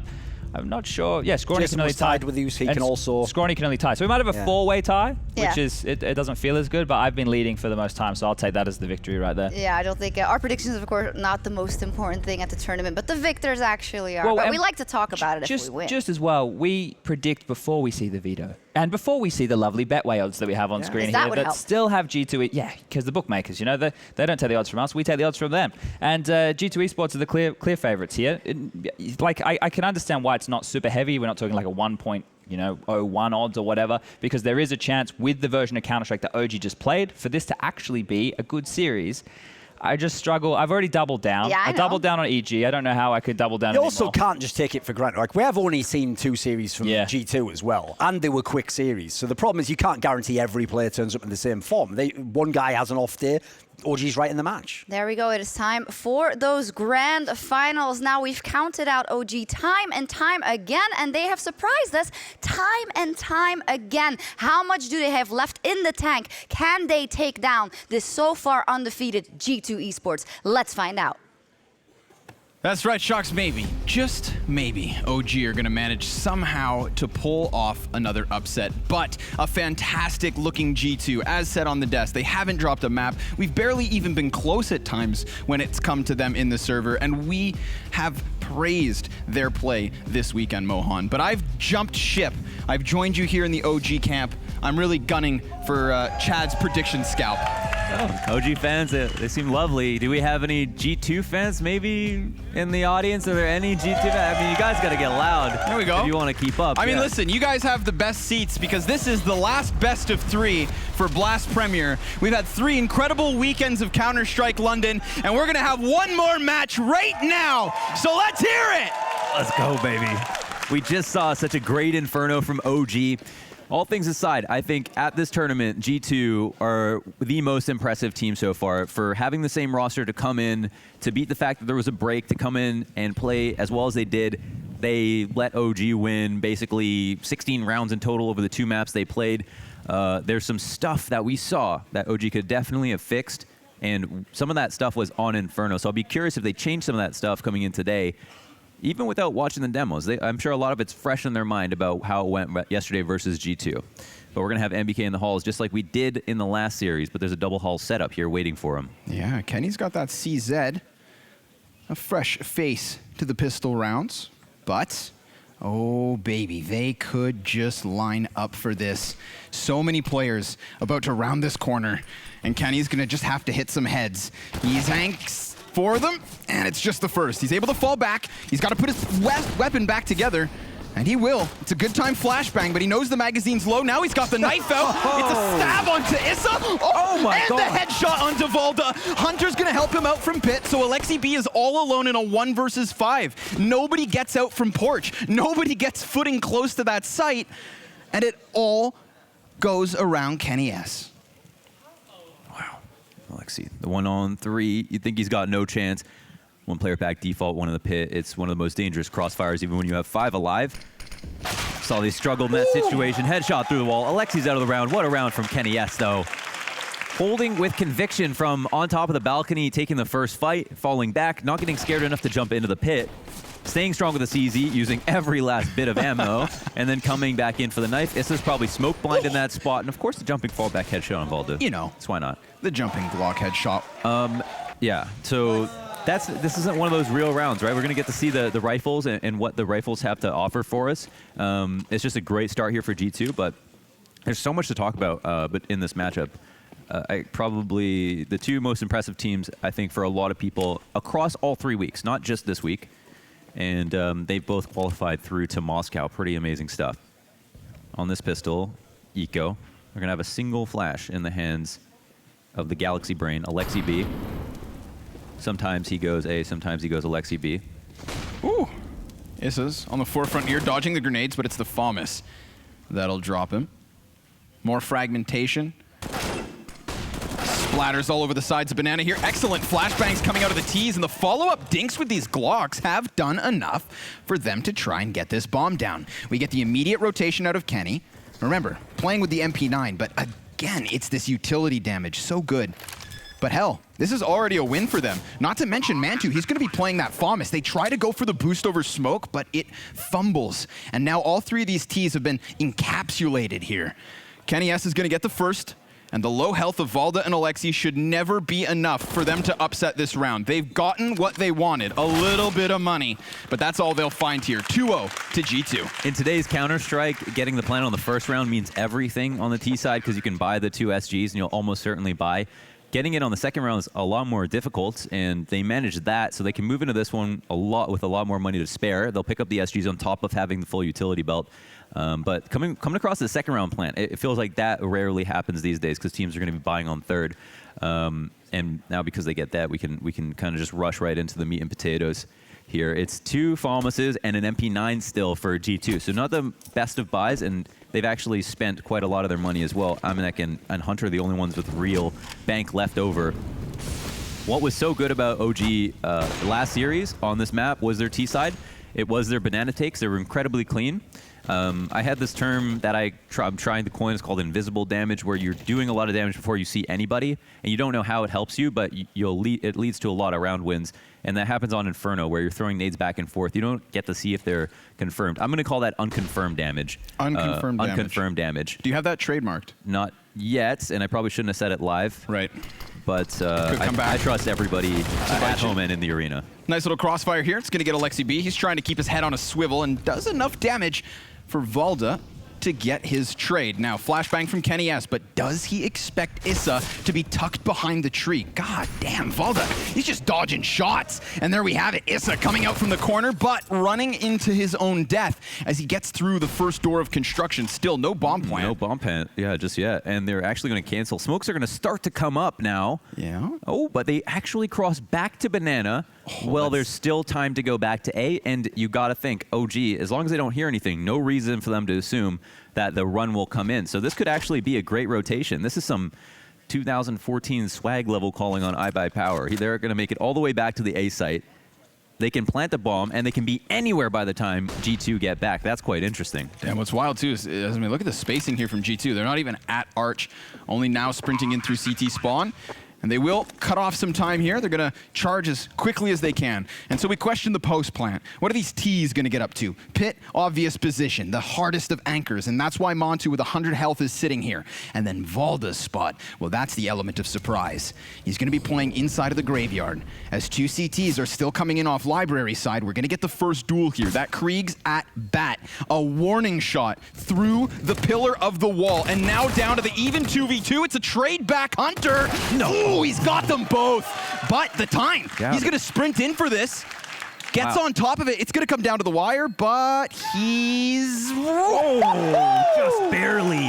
And after getting sprayed down, that slowed movement as he approached the site made you think maybe the bomb goes off in that situation. But instead, G2 win that. That's a nice 2v3 attempt, though. It's always nice to see how creative they can get in situations where they're low numbers. In that last round of the game, versus EG, that 2v2 on the site where they pushed off the site and went into lane. That was some next level stuff. Nice. And the type of creativity that's going to help you win when you're down on numbers or you're down on health.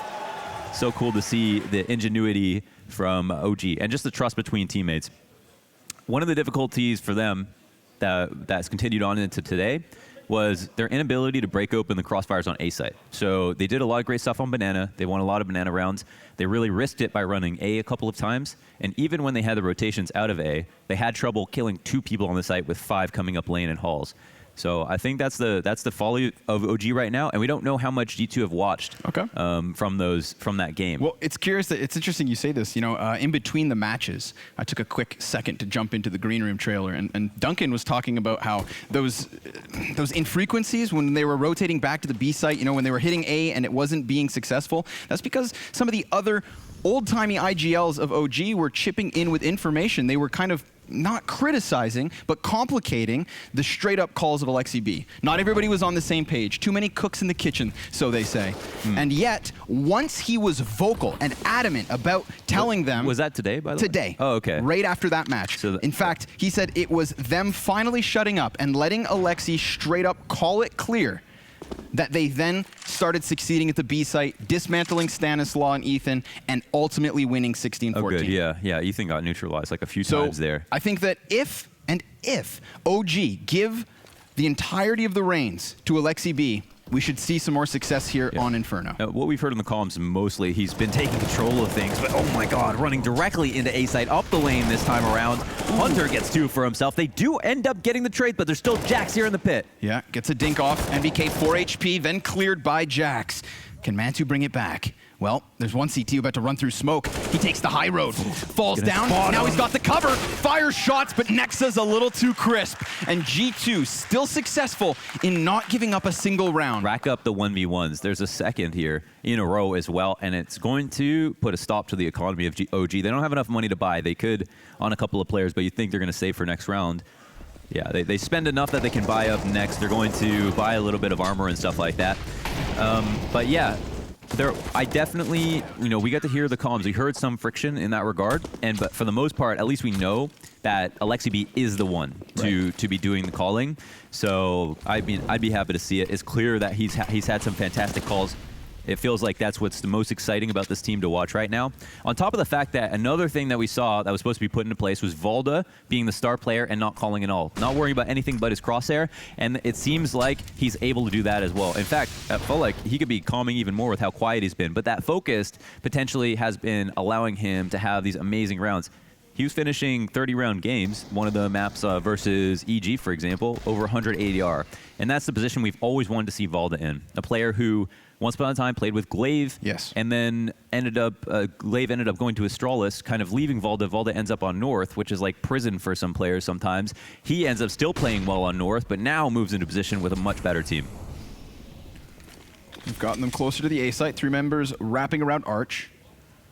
And already G2 trying to rotate over here. They're going to cut off this 3-man cohort. They tried their damnedest to get past this spawn. Mantu with another chance. D-Gold primed, but Kenny S too fine on the big green gun. Immediate dink versus NBK shuts down any real hope of OG robbing this round. Now let's talk about G2 for a second. This is the other side of the coin, okay? Of EG and G2. G2 gave G2 hell. I'm sorry, G2. Sorry, these 2-letter names. Yeah, G2 OG EG. Yeah, G2 completely smacked OG. They made them look confused on both maps they played. They made OG look like they didn't even have a Dust 2, and that's the second time they won Dust 2 this week. G2 looked fantastic on that map, basically unstoppable. Even beat 100 Thieves, and EG came close to beating OG, but never gave them a run for their money like G2 did. G2 were very clearly ahead. The only reason that people really thought that OG were going to lose today was because EG had a great series versus another team. Yep. Yeah. Exactly that. And, well, didn't help. Another victory for OG here. Not only booking their ticket to the Moscow finals, but having a chance at a little bit of revenge. All we can really hope for here, right, if you are an OG fan, if it's not the win, it's at least an improvement on the scoreline compared to the last series. Because, like you said, it wasn't even a contest. It was pretty much a stomp. Oh, my God. This showdown is insane. Astralis is in the showdown. NIP's in the showdown. Vitality's in the showdown. MIBR's in the showdown. There's going to be an open qualifier route for a random team like a Swole Patrol or something else to try to make it through. Good luck. But now there's basically one spot with Astralis there. Everybody else is actually so good, you'd think there's no chance. This showdown is crazy. You don't make it out these weeks, you're not guaranteed anything. Early kill here for G2 to kick things off into the Hall's Peak to take out a player walking up alt. Full formation on Banana. So we fly in the Betway odds. G2 far and away favored. And as we can see, G2 seem to be playing extremely well, so I wouldn't be surprised to see that. Full passive setup on the A site, but they've already got a kill. So you think it makes the decision a little bit easier. Nice tag as well from Kenny. Yeah, lucky to be alive is Issa. He's replaced on the forefront by Alexi, trying to trudge along here. He's the only player to actually get past that Molotov, so he knows there's a gap between him and the next player, but nice little jump bait there. And he just creeps back into the pit. That confirms Amanek's position. The Molotov forces him into the open, and Alexi, dodging bullets, laying down flames, and trying to challenge the second player on site. But that's where Kenny S is going to cut him down. CTs go for the peak. There's no plant yet, but they're almost playing retake. 20 seconds. Bomb so close. Here comes Hunter, 1 and done. Jax and Kenny snap it back, and we've got G2 sitting on 6. Man, they baited out all the trades they wanted to. They give OG absolutely no space there. Alexi tries his damnedest to both bait out shots and get control for them. Ends up dying in the process to Kenny. But it's really cool to see G2 kind of just infiltrating all of those choke points while the bomb hasn't been planted yet, making it so difficult to get that round off. They even sacrificed a player just to get the trade in CT, but Kenny, all the while, is moving up for more op shots. Yeah, Kenny S is really a difference maker on that one. I've got to give props to Alexi, man. That was just a one-man show trying to figure out and gather that information as to where exactly the defense was.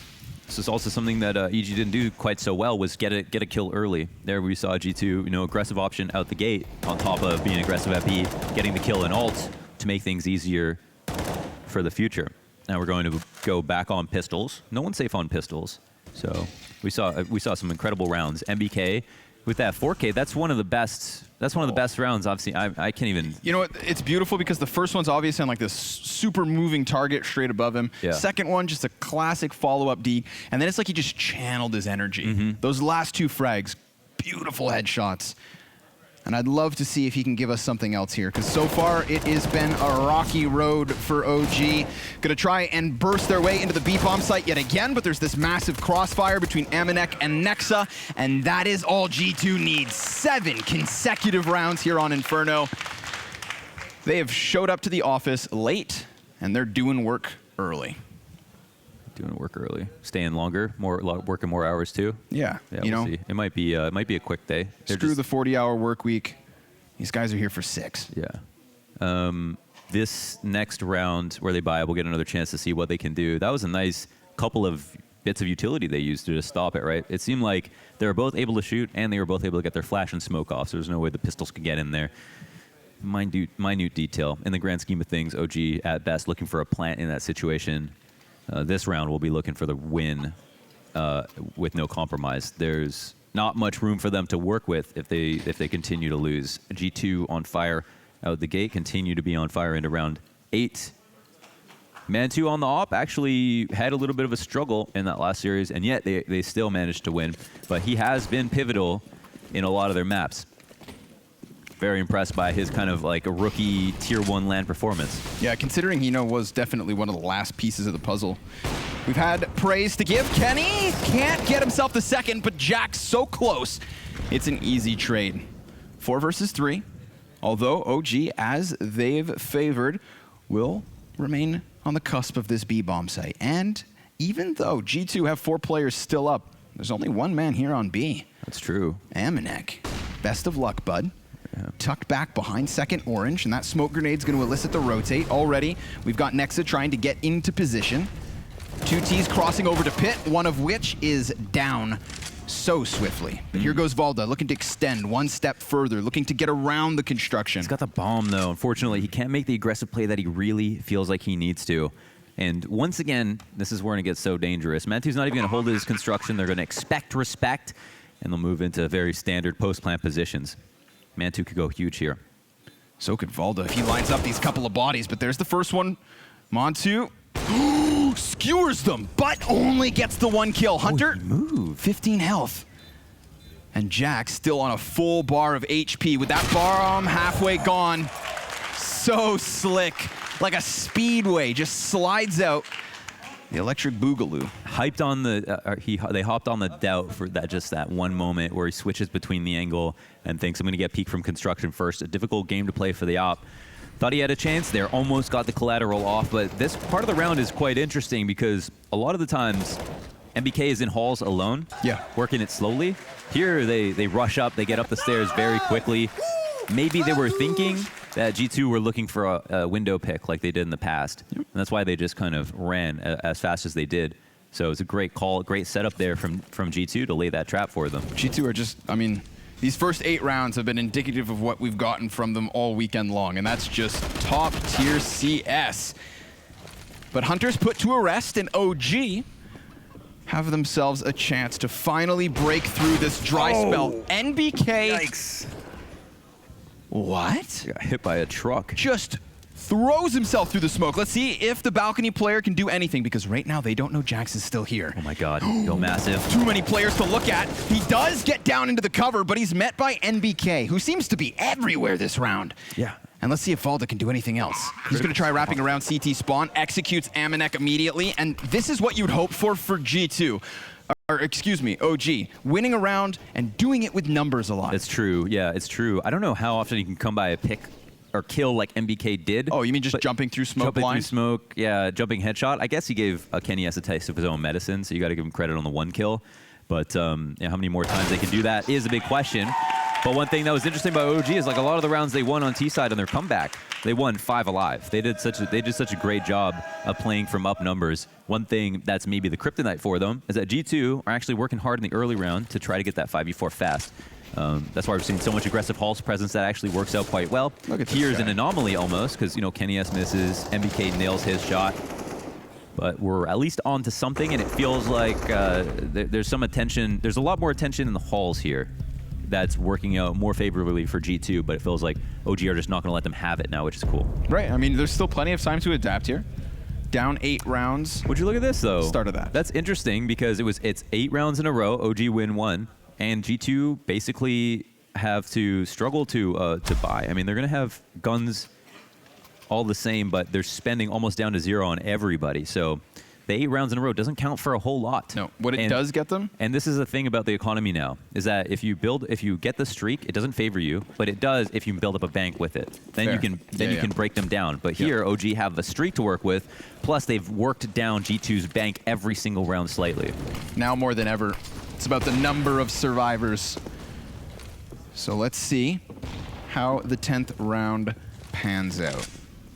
Early aggression up to the top of Banana. They don't let these smoke grenades fade, like shy them away. Maybe taking an example out of NBK from that previous round. But immediately, they're going to change their directions back. It's curious to me. They got B for free. Look at this gamble rotation from G2. Absolutely no presence on Banana, 4 on A. Wild. But currently correct in calling so. Kenny S should be the first one to fire off here, playing with a very thin pillar. He's gonna just fire one time, fall back. Now the T's hawk down into what could have been their demise, but they come out with 2 survivors still, bomb included, crossing over to the site. A chance for Nexa to catch Issa as he hopped into the post plant. He wants to play within pit. Utility, non-existent here for OG. They're just gonna have to lock this down. And Issa, even though he's on low health, might make first contact so that Valda could win the round. Then we flip the coin over. We've got the smoke, the Molotov, Amanek. He's gonna chuck that out. That should push Issa into the open. He still does massive damage.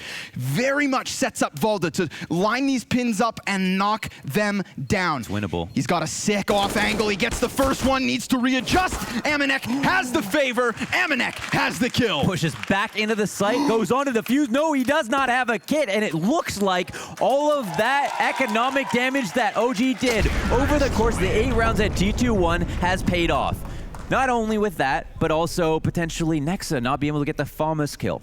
You know, having a worse gun and not grabbing an opportunity like that.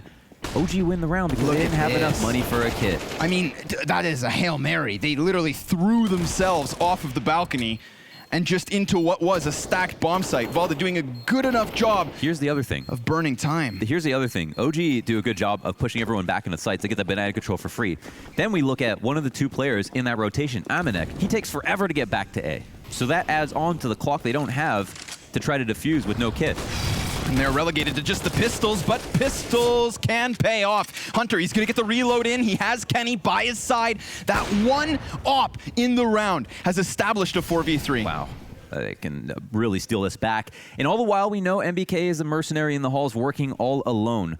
Doesn't need anybody to watch his back, has done a good job of staying alive and coming up with kills. And it looks like he might be offered up one more. He'll kill his friend Jax and look to take 2, but at least get some info. He'll now actually jock for position on the site and let his teammates know the next fight that's to come. Yeah, and suddenly Hunter, he realizes his flank is susceptible. But NBK cements himself for the peak. And this is going to be OG walking away with 3 because you know Kenny's going to save that up. That's a checkmate position for him to see that. Like, he's got to play the mental game. Is Hunter going to stay in that corner? He's going to fall back. Even if he does fall back, I'm happy. He may be saying, I'm happy to take that CZ peak on Moto. I'm happy to take that duel from lane. And they survive. They survive, although it was a good start from G2. Nice economic damage. Again, we look at OG. They did lots of decent economic damage over the course of the rounds. G2 giving them some of the same. So it's definitely not to say that OG can just mount a comeback off of that.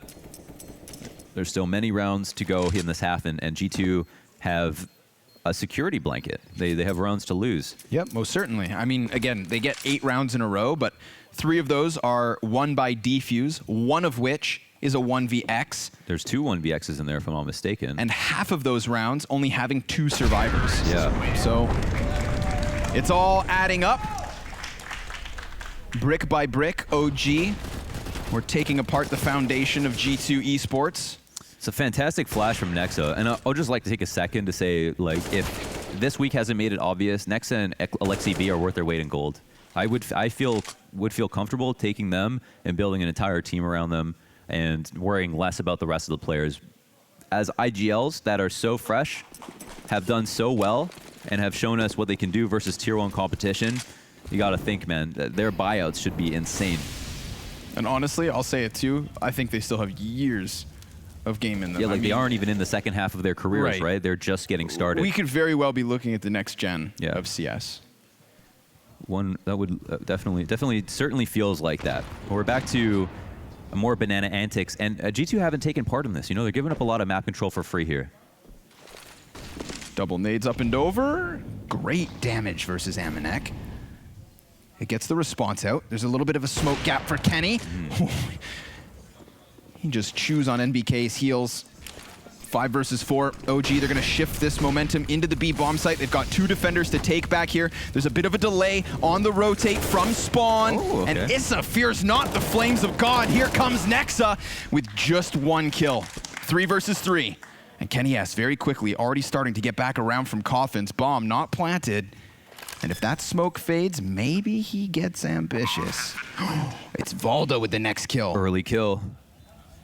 Molly on bomb plant, knows that pushes the player into pit, so he's gonna wonder to himself, there has to be somebody back bomb site. There's no way 3 surviving Ts don't have an anchor in the depths. Interesting. But he can't find him. They fall back a little bit, yeah. Now, I mean, Kenny wants to try to leave, and this is the double-edged sword of these banana retakes. Easy for the CTs to come and see everything, but just as easy for the Ts to see you leave. And he doesn't get a welcome exit. That's not a nice way to go out. They lose the AWP to work with on this next round, which could have made him a menace with the pistols that'll surround him. Nexa and him do have enough money for a full buy for an AWP if they wanted to, but you think they're going to save 1 more round, maybe invest a little bit. That's some nice pathing from Issa. It was quite difficult. He ate a flash right away, so now all of his protocols get shifted back a bit. When he comes onto the site, he has to now think, well, they can now reposition, so all the multi used to get them to move, all those timings have changed in his head. He still finds a way to get the first kill easily, and partly because they didn't have great guns to hold on the site. So a symptom of the economy and like just nice pathing there for OG. Difficult pathing as well for Issa. The fact that he goes to the top of the boxes, there's also Molotovs that he has A, had to run through, and B, had to shoot through. Right. Because the Ts use their own molly to burn Amanek off the box. Right. So not an easy shot, as you saw him get it while falling. Wild antics on that B bomb site. But you know what's also worth noting is we are 12 rounds deep in map 1, and each team only has 1 pause left. Interesting. That's a good sign, I feel like. You know, as if you have, I feel like sometimes pauses don't get used because people don't have reasons to use them or ideas for those pauses. I feel like it's a much better problem to have a team using too many pauses too quickly. Plus, if this game really gets rolling and we find ourselves in the 25 to 30th rounds, then just imagine the momentum. But here's a little bit on this A site. Jax does damage on the first. Lands 2 Keep an eye on him. Headshots and could follow up because he's got a teammate dealing other damage. Amanek brings this into the man advantage. Alexi B with the Mac 10 grabs himself another, but now he is all alone. 2 kills on the round and 2 more players to take with such little health to do it. Amanek has him down. And G2 robbing around here in the 13th. 9-4 the score. They're going to walk away with 2 guns. The first round they've won since that 4-round streak from OG, just about to catch on fire. They pull it off on this eco, but they don't keep an inventory of Jax in the pit. That headshot on MBK, and you have to wonder, how does that go unnoticed? Is he unsafe while he's up there? Does he need to get down in the pit so he can stop thinking about the Arch player? It seemed like they had problems. And again, we look at OG's T side. They really struggled on A, especially coming up lane. What's also interesting is they don't seem to have a very good Arch wrap strat. They're going for lane almost all of the time, so they feel comfortable doing it, yet it's not working all the same. Yeah, and if it's not lane, then it's, you know, trying to force their way out balcony door. And that one, chaotic. But this is the thing, you know, they had so many rounds to work with. They can pull this eco out. Now they have 9 rounds. Best case situation for OG is 6, no matter how good the comeback had been so far. Good angle from Jax. He's just going to continue the spray down, getting 2 players through the edge of that door. When you try to use a fake ID to get in the club. Yeah. You're not DJ. You can't get in. He liked that. Here's Hunter, though. Ready with the next angle. And I do like that OG just kind of falls silent here. It's going to leave G2 scratching their heads. We could see Kenny cheating over through spawn, making sure he doesn't get peeked from library. So yeah, there are still 2 members of G2 on site. He's a little scared. But if OG can clear them cleanly and not lose much of their health, just like that, instant headshot, Then suddenly, this bomb site's in question. Suddenly, a post plant looks good, but Jax does get another body back to their favor. It's a man advantage still up for G2, but they're gonna have to hold on for the rotates. Kenny S has peering eyes into the site already. We saw the ingenuity in these post plants to go and make a move, but it doesn't seem like they're willing to do that this time around. A little bit too scared of that op. Yeah, they're starting to sweat. Fire at their feet, turning up the heat is Kenny S. Almost caught as he comes out from the doorway. They're gonna waste a Molotov over towards pit where nobody is. Again, both of these T's stand on site, and it's gonna be a fight to the death. Counter-terrorists try to push in. Nexus got them both. Have at it. Just like that, G2 are gonna find themselves on double digits in a comfortable fashion. 3 surviving, op included, gunning for an 11th round. That was a Nexa round and a half. For him to come out and get the 2 entries. What's so interesting is he's been lurking in his role, but he's been getting a lot of entries as well. The guy to wrap on the A side on Vertigo and get a 3K. The guy to come in on a retake and get a spray down like that. And it doesn't even need the help of his teammates. Nexa frags as hard as he calls. Really good recoil reset there. Yeah. Yeah, it's a difficult one to gauge as well. Also, cutting your spray off in the middle. Not something you see all the time either. A double kill from Jax through the wall of balcony door. Oh, these nades. Oh, they catch him on the fall back. Oh my god. Light flashes before his eyes. And straight up rush. Another chance here for the T's. They move up closer. They're going to walk into the flames, though. Nexa, he's fumbling grenades, but luckily Issa fully blind. 3 kills before finally some sort of a response. Alexi B with a second, but that's it. Nexa's had enough. And G2 take an 11th round on the CT side of Inferno. A commandeering lead as they close with 3. Ladies and gents, we'll be back for the second half.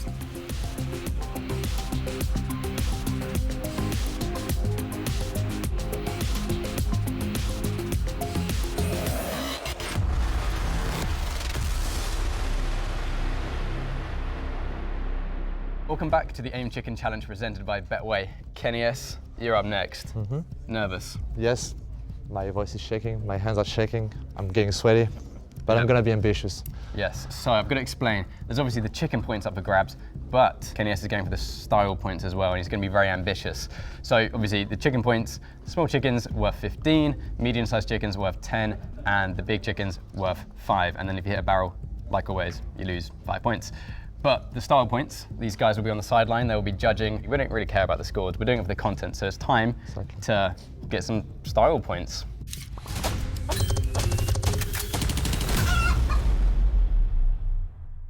Three, 2, 1. Solid start. No, not bad. You can do the no look. Go for the style, Kenny. Go for the style. Style points, man. Style points, yes. Jesus Christ! That's at least worth 20 points. Off camera, you hit that. For the effort, right? You know what I mean? Okay, let's try the small one then. The small chicken. Oh. It was easier for doing the warm-up. What about like a behind the head shot? Is that too dangerous? That's dangerous. Everyone stands back. The camera guy is. Ooh, where is it? Where did it hit? Where did it go? Where is it? Oh, it's in the wood. Are you okay? We just hear somebody screaming. So that's your second to last one. Yeah, sure. Where is it? You hit the barrel. So you have your final dart. So think about maybe do a little 360 jump shot. The guy wants me to jump. I'm a professional player, CSGO, you know? I'm not like a sports guy. Not an athlete. Oh! I can't believe that. I can't believe that. So we don't actually know how many points he got on the chickens. How many style points does he get? 1,000. 1,000 style points. He takes the whole 3 weeks. It's done. Olaf, top scores. Unless Tarek brings up something. No, I don't know if I could top that. Mr. Content. So I get 1K points? Nice. Okay. 1,000 style points. We have a new world record of 1,031 points. 1,000 of those points being style points given by our expert panel of judges over here. And you have 31 points for hitting the chickens. Are you nervous? A little bit. Do you reckon you can beat the chicken points or the style points? No, definitely not the style points. The only way you can beat Kenny on style is if you get that table, do a front flip off it, throw a dart and hit a small chicken. Off a trampoline. Yeah, you yeah. guys something really Okay, big. bring out the trampoline. Bring out the trampoline. Bring out the trampoline and I'll go for it. So stay tuned.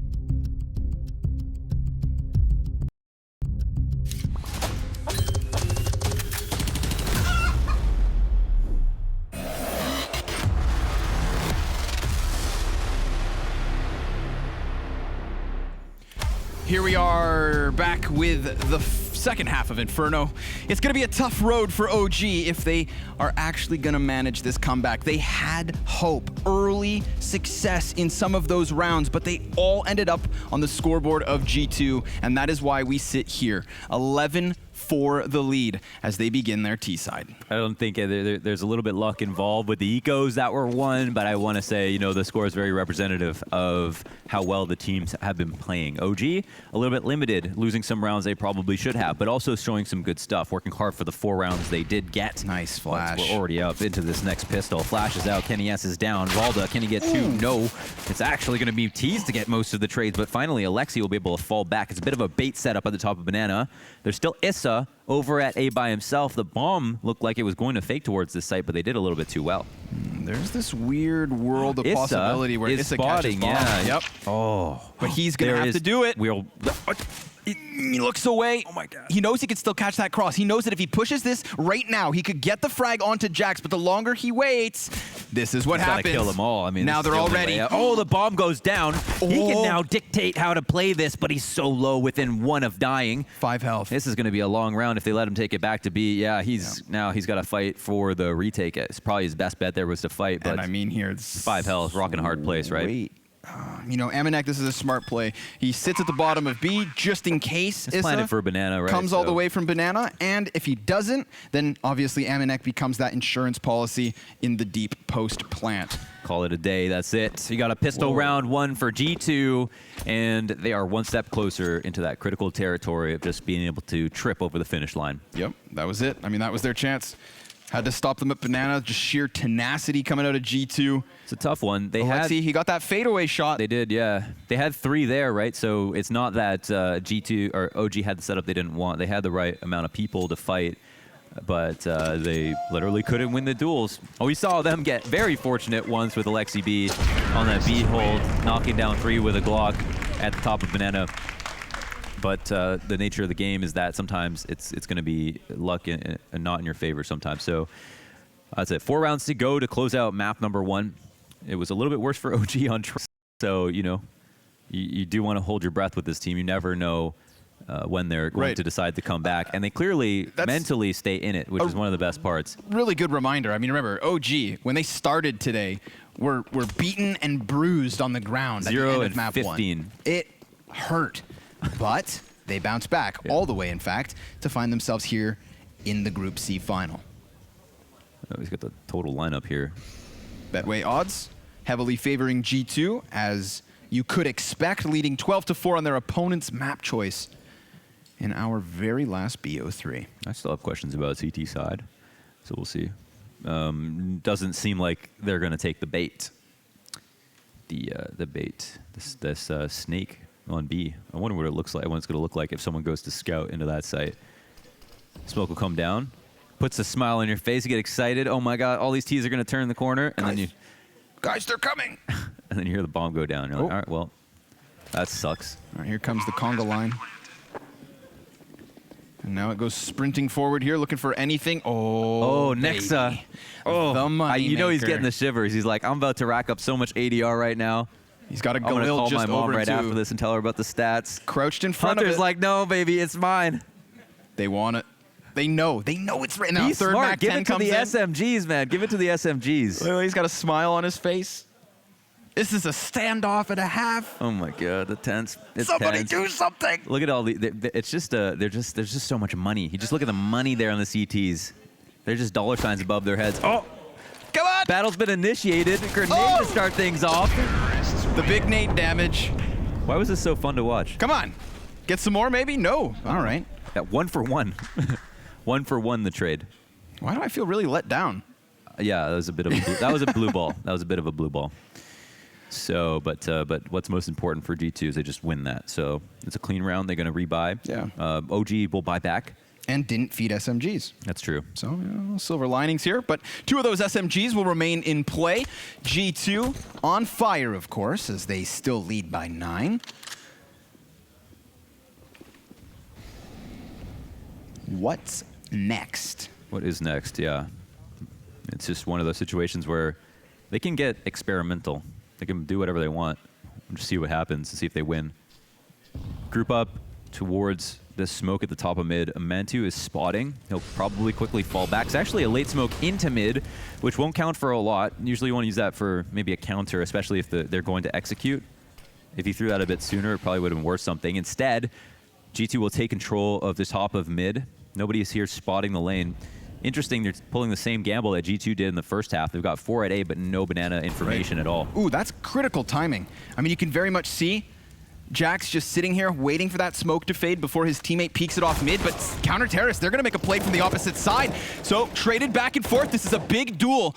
There are not many chances for OG in the gun rounds, but they've offered back another kill. They've offered an opening for G2 to keep the ball rolling. There's another frag to their favor. They can focus entirely over on lane, and it falls onto the shoulders of Issa. Smokes, flashes, it all goes past. He holds off and gets just 1 kill. But look at this health.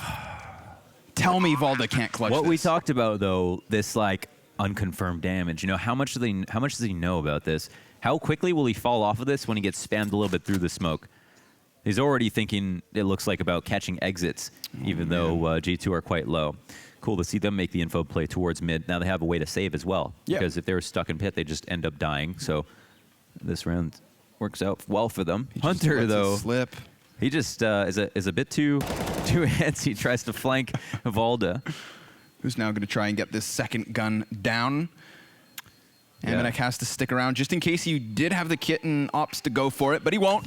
That's a 14th for G2. 10 rounds the lead over OG. So small thing there that's kind of interesting is that they go for the top mid control, and then there's the re-aggression of OG to retake top mid because they have 4 players there. They don't have info on B. They come in, they lose the first kill, but they have good trades in response. But then after this, they continue to put pressure on mid as G2 come back into them. And the reason that's really... okay. What? All right, whatever. The reason that they continue to do that is because Valda still doesn't have info on B, so they don't know if they're going to continue to re-aggress or rotate it back over to Banana. I mean, that Hunter headshot is actually so important. Yeah, if Issa is able to, he has to get the kill. He has like 30 health max because one of those 2 players has 30 HP, the other has 6. Yeah, I guess if it was like a really close match, I'd be like, whoa. Look at this. But what is that? You didn't even touch the ledge, What is that? You didn't even touch the ledge, dude. Do we play the same game as this guy? I don't know. Probably not. It's genetics, though. That's Nico's cousin. Only a Kovac could pull off something like that. Kovac blood, yeah. Kovac blood, 100%. Even when he has 12 kills, they're insane. All right. Well, they've still got chances, despite this map being a blowout thus far.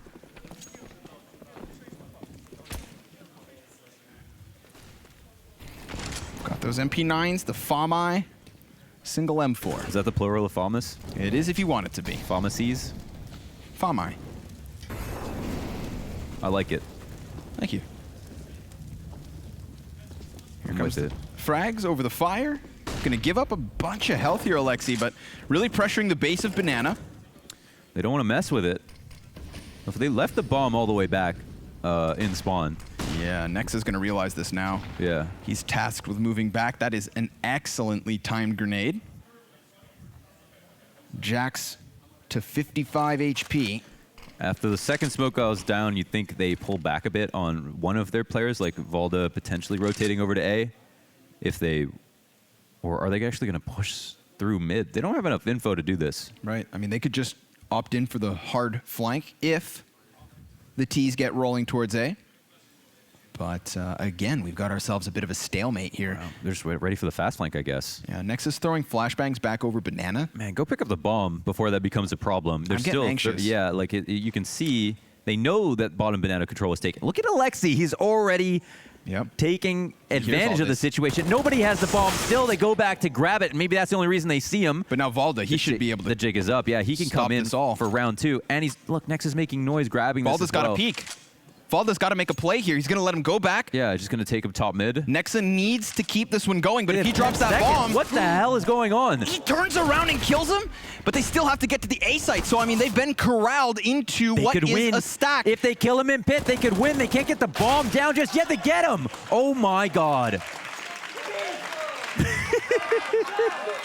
That's nuts.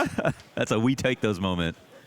We don't talk about it and we take them. Yeah. That's it. Don't discuss it. We'll never Don't talk about that overthink round it. again. We just take that's a win. Damn.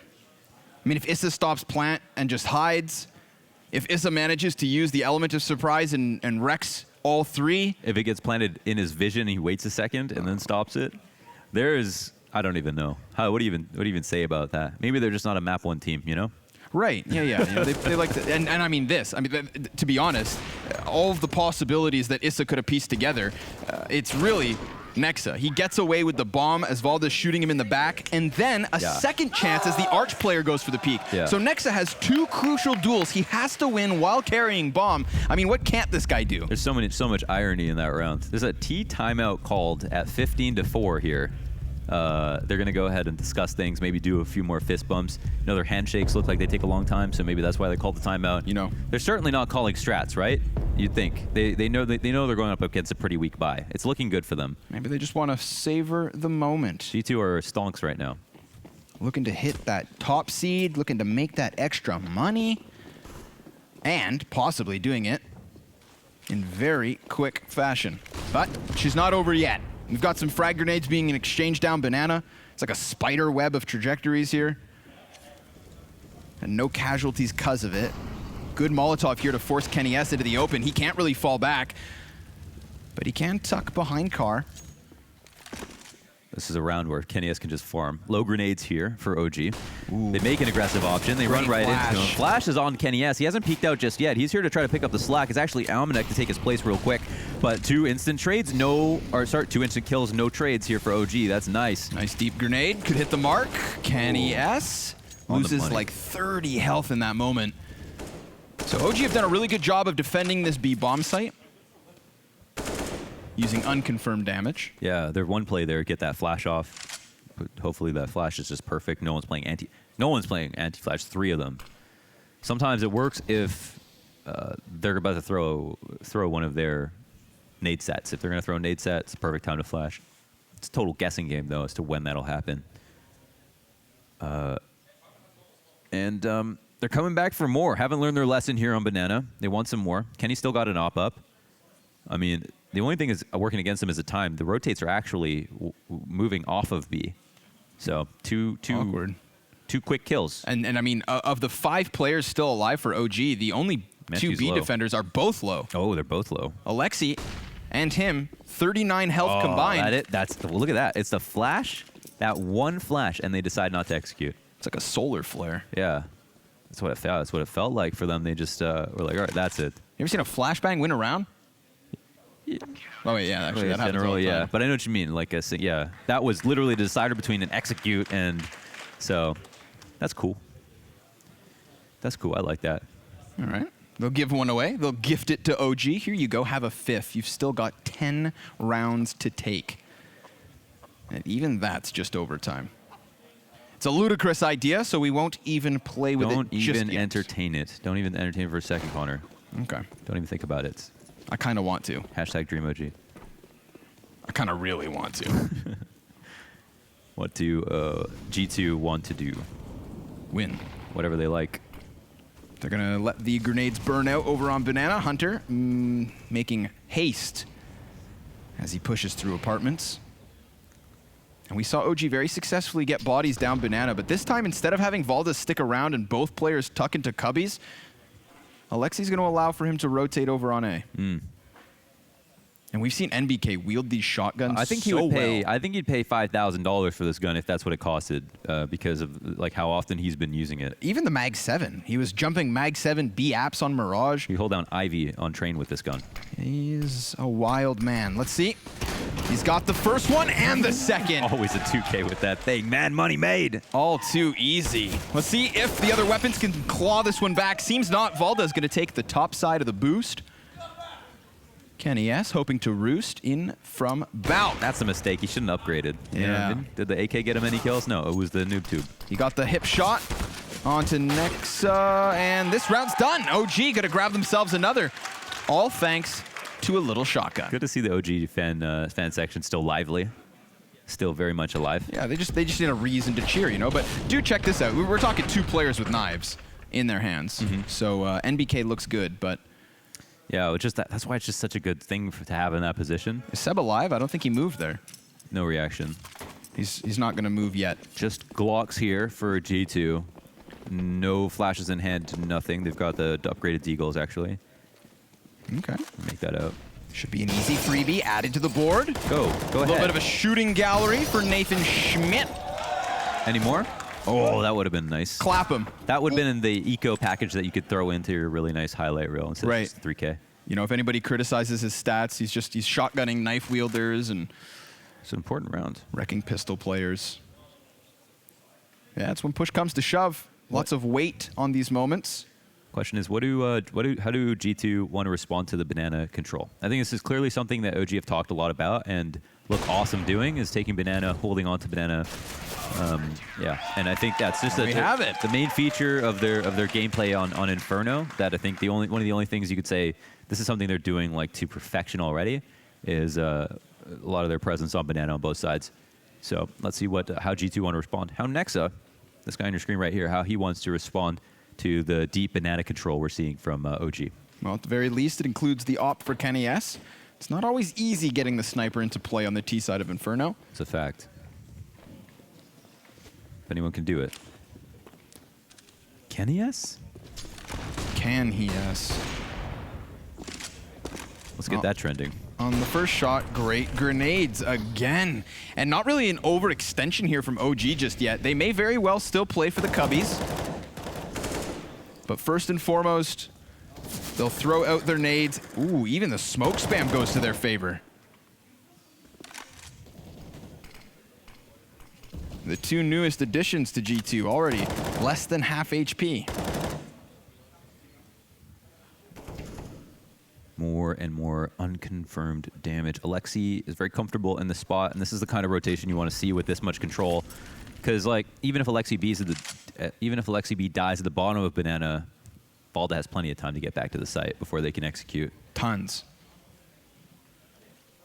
And they're going to get comfortable over on A. Really curious. Okay, a couple of flashes. We see Valda making his way back naturally. Yeah, they might sprint in on this though. Yeah. Alexi's gonna put the smoke down. Good call, Jax. Oh, interesting. That's big. I mean, he's just gonna try and charge right through this. Predicts the peak from Valda, but will die regardless. 30 seconds. This is where the nade damage could come into play. Hunter and Nexa very low. Could have a miraculous hold. Nobody else is rotating though, so it is all Valda. All day long. He's going to eat another flashbang, and it really boils down to this peak. He's dropped by Nexa. The op honed in on this. Last man in, too. Again, low health, but OG have to play for the round. They have no other choice. Good point. This is map 1 about to be bagged and tagged from G2. We talked about the nade damage. It could still have massive impact on the round. Full bars for OG's side, but Nexa snipes down another. Kenny S dropped to 32. NBK and Issa have everything to do, but time is the issue. Bomb halfway gone. And they've confirmed that there's at least a man in the back of the bomb site. More damage going out, but no deaths, no kills. 4 players still alive as G2 take map 1. Really well done. That's a fantastic map. Another damning map with G2 where they barely give up any rounds in total. 3 maps now with 8 or less rounds, giving up a very fantastic performance there on Inferno, just to really like reconfirm how good they've been. Yep, the map seemed as though it could have been close at the very beginning, but like you said, 3 blowouts and no real reason to believe OG can make this one competitive, but gents will be back with the next.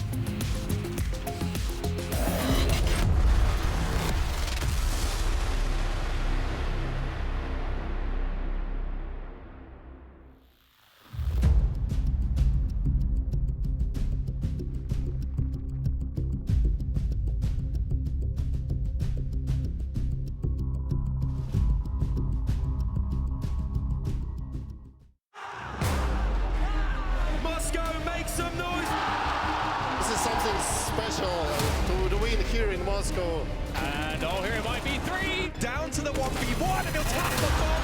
Gets the kill. Na'Vi 11-11. This is the place you want to be if you're a fan of Counter-Strike. This is where all of the action is going down. Oh, the timing is unbelievable. Oh boy. What an impressive team. This is just the beginning now. One man left standing. How exciting is this? Trading blow for blow, inflaming it with another. Oh my goodness. So hyped up here. What a victory.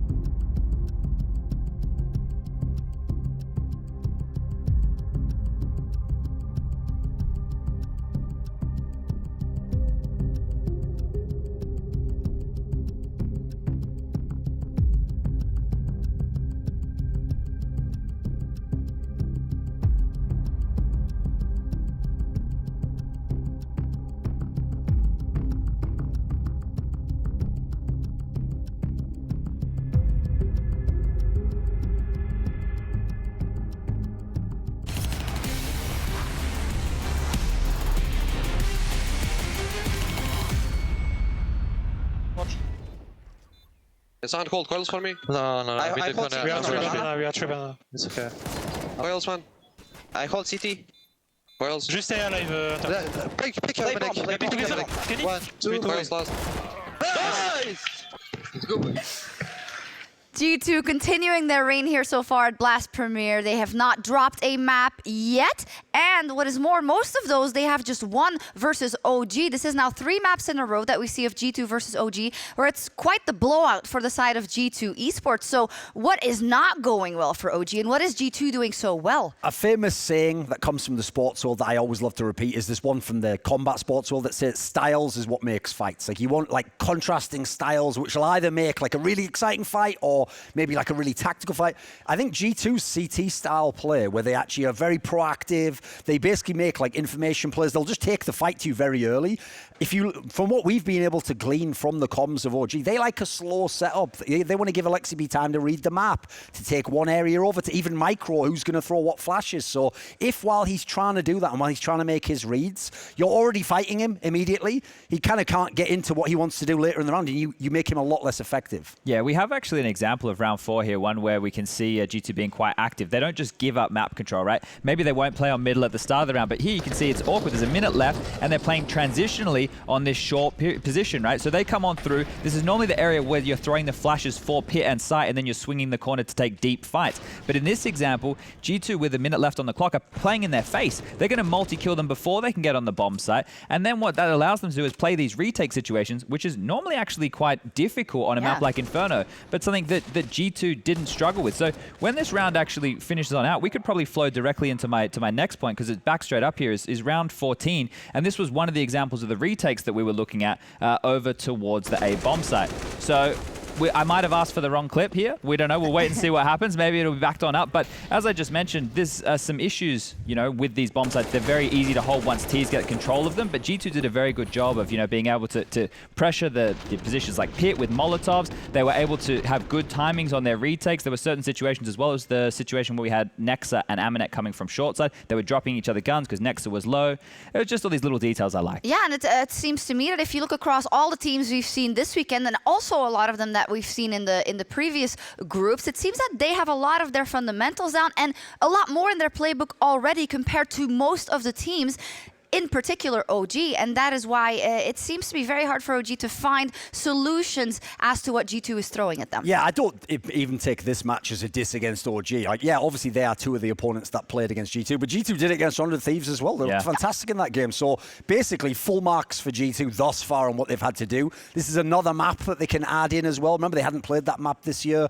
That was one of the main concerns of G2 last year. They had this incredibly thin map pool. So if you can win in all these situations, you've got to give mainly the credit to the victor, I think. If we want to look towards some positives still for OG, it's Mantu and Valde still being towards the top of the scoreboard. Sure, Valde was tied with Alexi B and MBK, but his ADR was a little bit higher than the others. And Mantu continuing to deliver. Now you have to go back, you have to identify what impact rounds they were. Was he saving? But in terms of just statistics, the numbers on the board, he is playing well, and that's good stuff. So going into a map like Dust 2, which we do have coming up next, an individual like Mantu you need online. He has to go toe to toe with Kenny on a map like that, and that didn't go well for them yesterday. 16-6. It didn't. Before we talk about Dust 2, let's talk to Malik. Malik, a very strong starter there with that 11-4 CT side. But one thing I noticed of you guys, you have quite a dynamic CT side where you're moving around a lot more. And it's something that definitely seems to counter OG because they're getting set up, they're getting ready. Did it feel like that to you in the game? Yeah, it's one of the key when we play against this kind of teams. Alexi is a leader and NBK as well are people, and even Valde. I mean, all of them. Not me. Isa likes to run and be monkey sometimes, but like all of the other guys, are like very structured. So we have like a lot of things we can do to counter those things, and it just worked out well. So that's good. Worked out really well, mate, and that's obviously their map pick again. OG just don't seem to be able to win their map picks at all here. But one thing that's interesting, it seemed like they didn't be able to change anything up. Like they don't have any more depth to their Inferno. And do you feel that the case? Like it was very much like what you'd seen from them? I don't think it's just that. I just think we did things that other teams don't do also today specifically, and it's actually very difficult to adapt. And in the sense that they played very tough best of three just before, so the lucidity and finding solutions on the fly is something that is very, very hard on Counter-Strike. And yeah, that's it. I mean, for me, it's one of the main components. Now we're going on to Dust 2 next. Your pick, you won it 16-6 last time, so I guess we're just going to win it even easier this time? No idea. We know that we are strong. We know that we have ways of winning a lot of rounds. The score doesn't matter. We will see. Just let's take the win. Let's take the win indeed. I'm looking forward to seeing it, mate. Thank you very much. You can't not agree with the man, right? With the way his team has been playing, the confidence, and the fact that it's OG's map pick, you can just dust this off right now. Looks like a genius, doesn't he? Yeah. At this point, Malik's doing something right. There's the Betway odds just on screen for everybody. Continuing Not a this way, yeah, this is what we're expecting. But the first times they played, it was 16-6, 16-8. Now it's a 16-7, so we're either going to have a 16-5 or a 16-9. We will see, indeed. Yeah, to theorize just a little bit more out of Dust 2, it doesn't really seem like there's many opportunities for OG.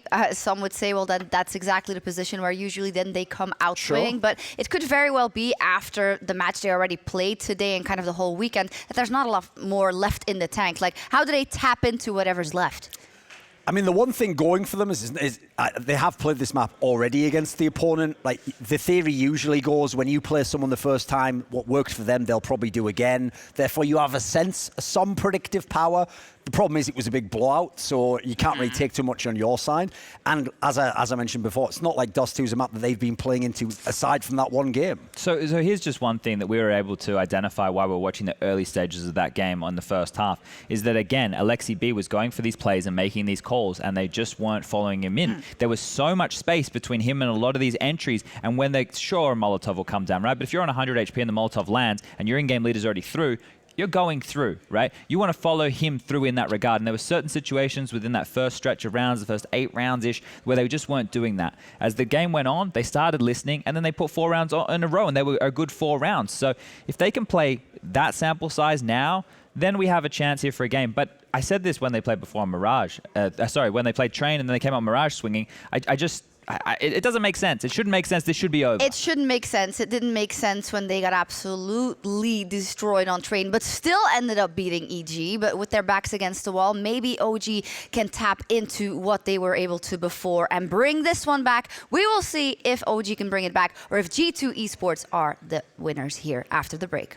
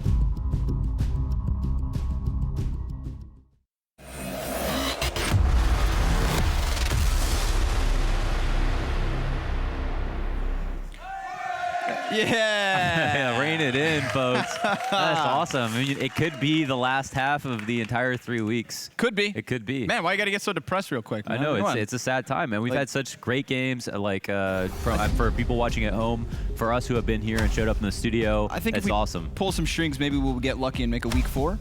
Let's do it, A little impromptu CS tournament, but we got to finish this week first, baby. G2 Esports OG, 1 map down, potentially 1 map to go. We know G2 have fantastic things in store on Dust, and that is maybe where this all ends. So listen, London, let's leave it all on the line tonight. Let's get loud. Let's get proud. Let's get off to the flying start that is this 5v4. Yeah, Amanek executed on a long peek. Mantu's looking to hold the line here. 2 more bodies starting to try and peek out. Jack's good trade, but he knows that Valda's still there. Always trust the USP. The bomb in B tunnels, though, very far away from the other 2 CTs, who are now starting to inch their way backwards. What is the final strategy here for G2?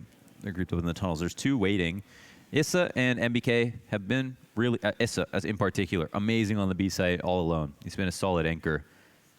Wouldn't expect that to change anymore in this map, even though G2 played so well versus them yesterday. The group up has occurred. Rotations are hindered for the CTs. They don't have info on Cat. It looks like it's time to go into B.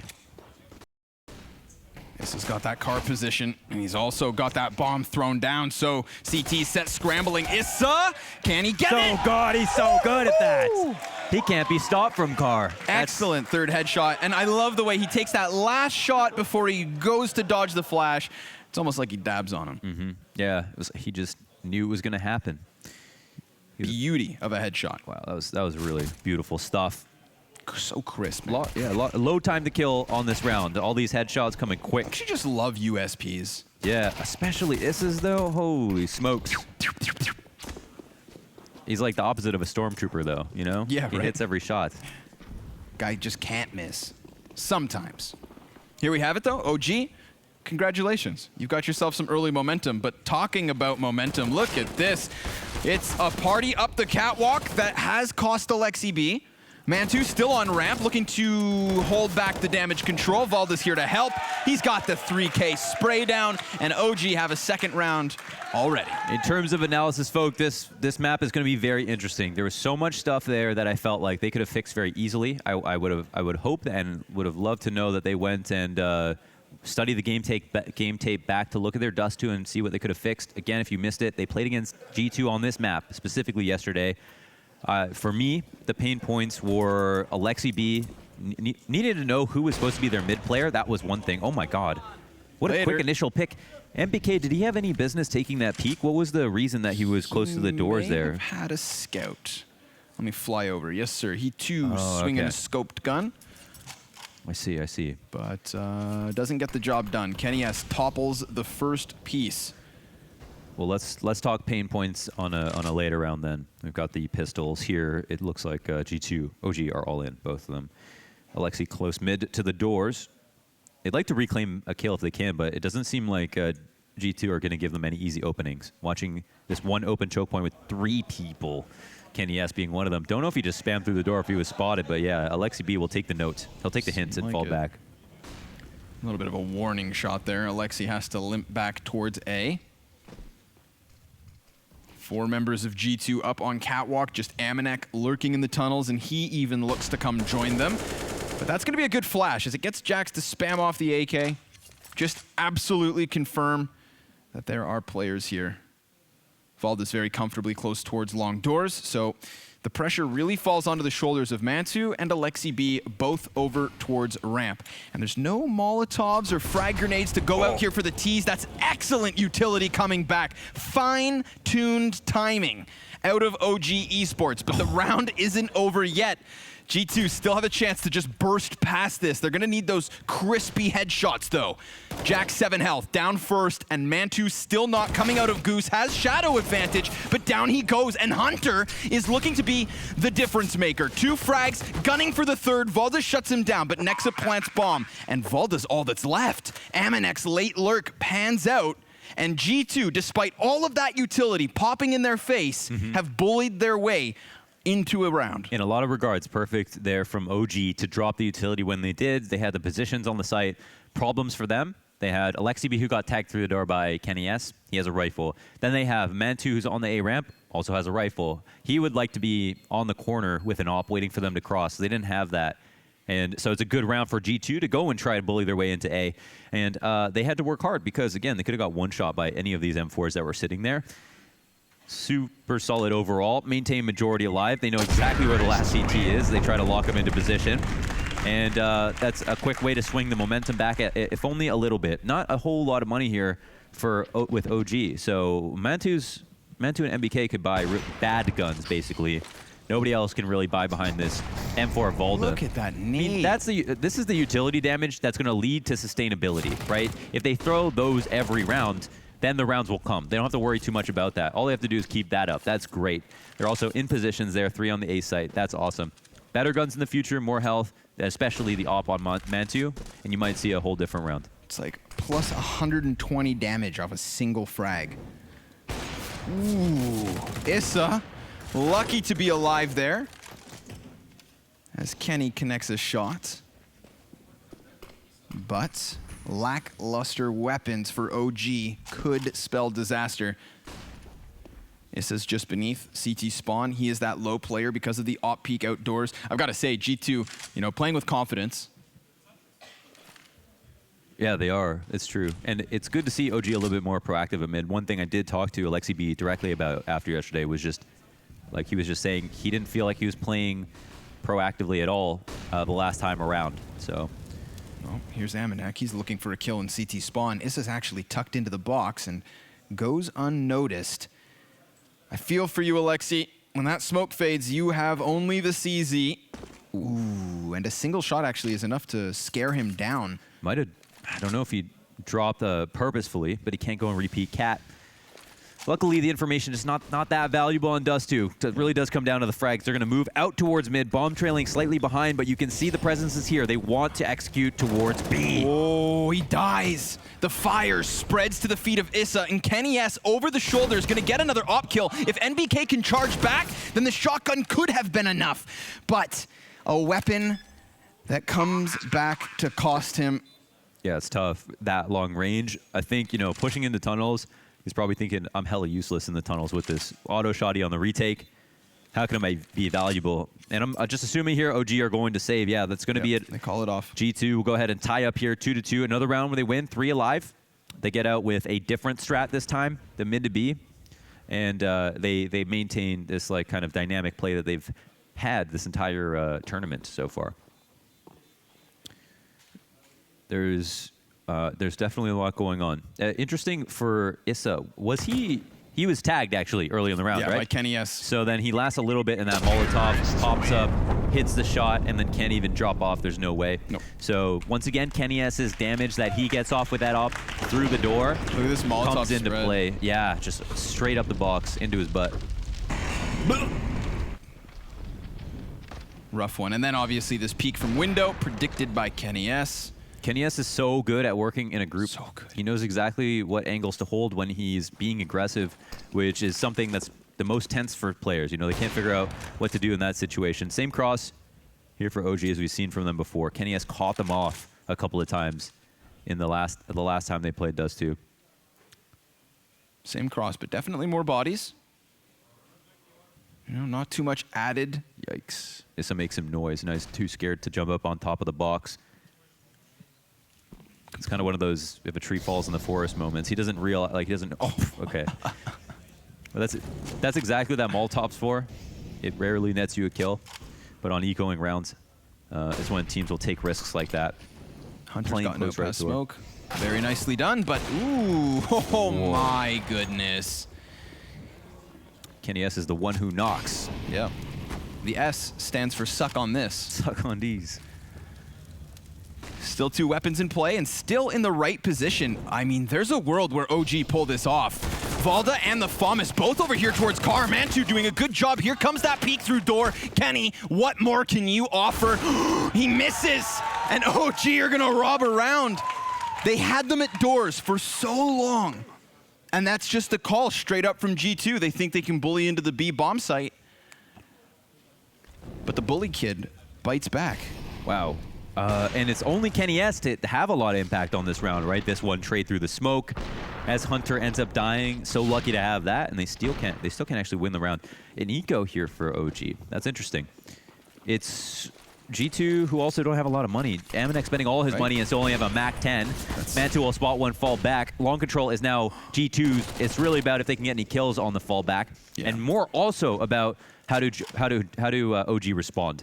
Yeah, well, immediately, as you said, on the fallback. But damn, NBK pushing smoke on B. What do you think about that? Because they had the long control. They knew there was at least 3 coming out long. NBK thinks there's an opportunity. I think we've seen some risky pushes from NBK. I think also on Inferno. I think this one, I can understand it. Yeah. But I mean, you just used an eco round of all things to get back that momentum. You've got a full-fledged buy. It's a 5v5. You still have full belts of utility. It's not like he's playing on a shotgun this time. We're talking guns. Yeah. That's going to be a really difficult man advantage to just offer over. But OG have to swallow that pill. There's no take-backs. Man2 sees 2 past, and immediately they're going to pressure the top box. Alexi, great headshot versus Jax, throwing the bomb into the open, and a Molotov's going to burn off some time. They've got these Ts right where they want them, but nobody's holding long. And that's where Aminek's starting to cheat his way forward. Another Molotov down, again, burning crucial seconds off of the clock. They're going to have to decide if they want to just go for a sprint towards B. Nice time flash. Alexi sees this, confirms the numbers piling up here. Aminek getting ever closer. A crucial duel. But Man2's still in position here. 15 seconds, and he hears the MAC-10. Deals with that first, pops up, misses the shot, but the flank's coming in quick. And Man2, still good to hold. Hunter, excellent trade, but no time for the bomb plant, so he needs kills. He can do it, but Issa holds off. And OG take another round. Pushing it down to the wire, to the last seconds. Hunter needs to stay alive after time. He does manage to do that, just barely. So close to ending up dying with only 1,300 left over.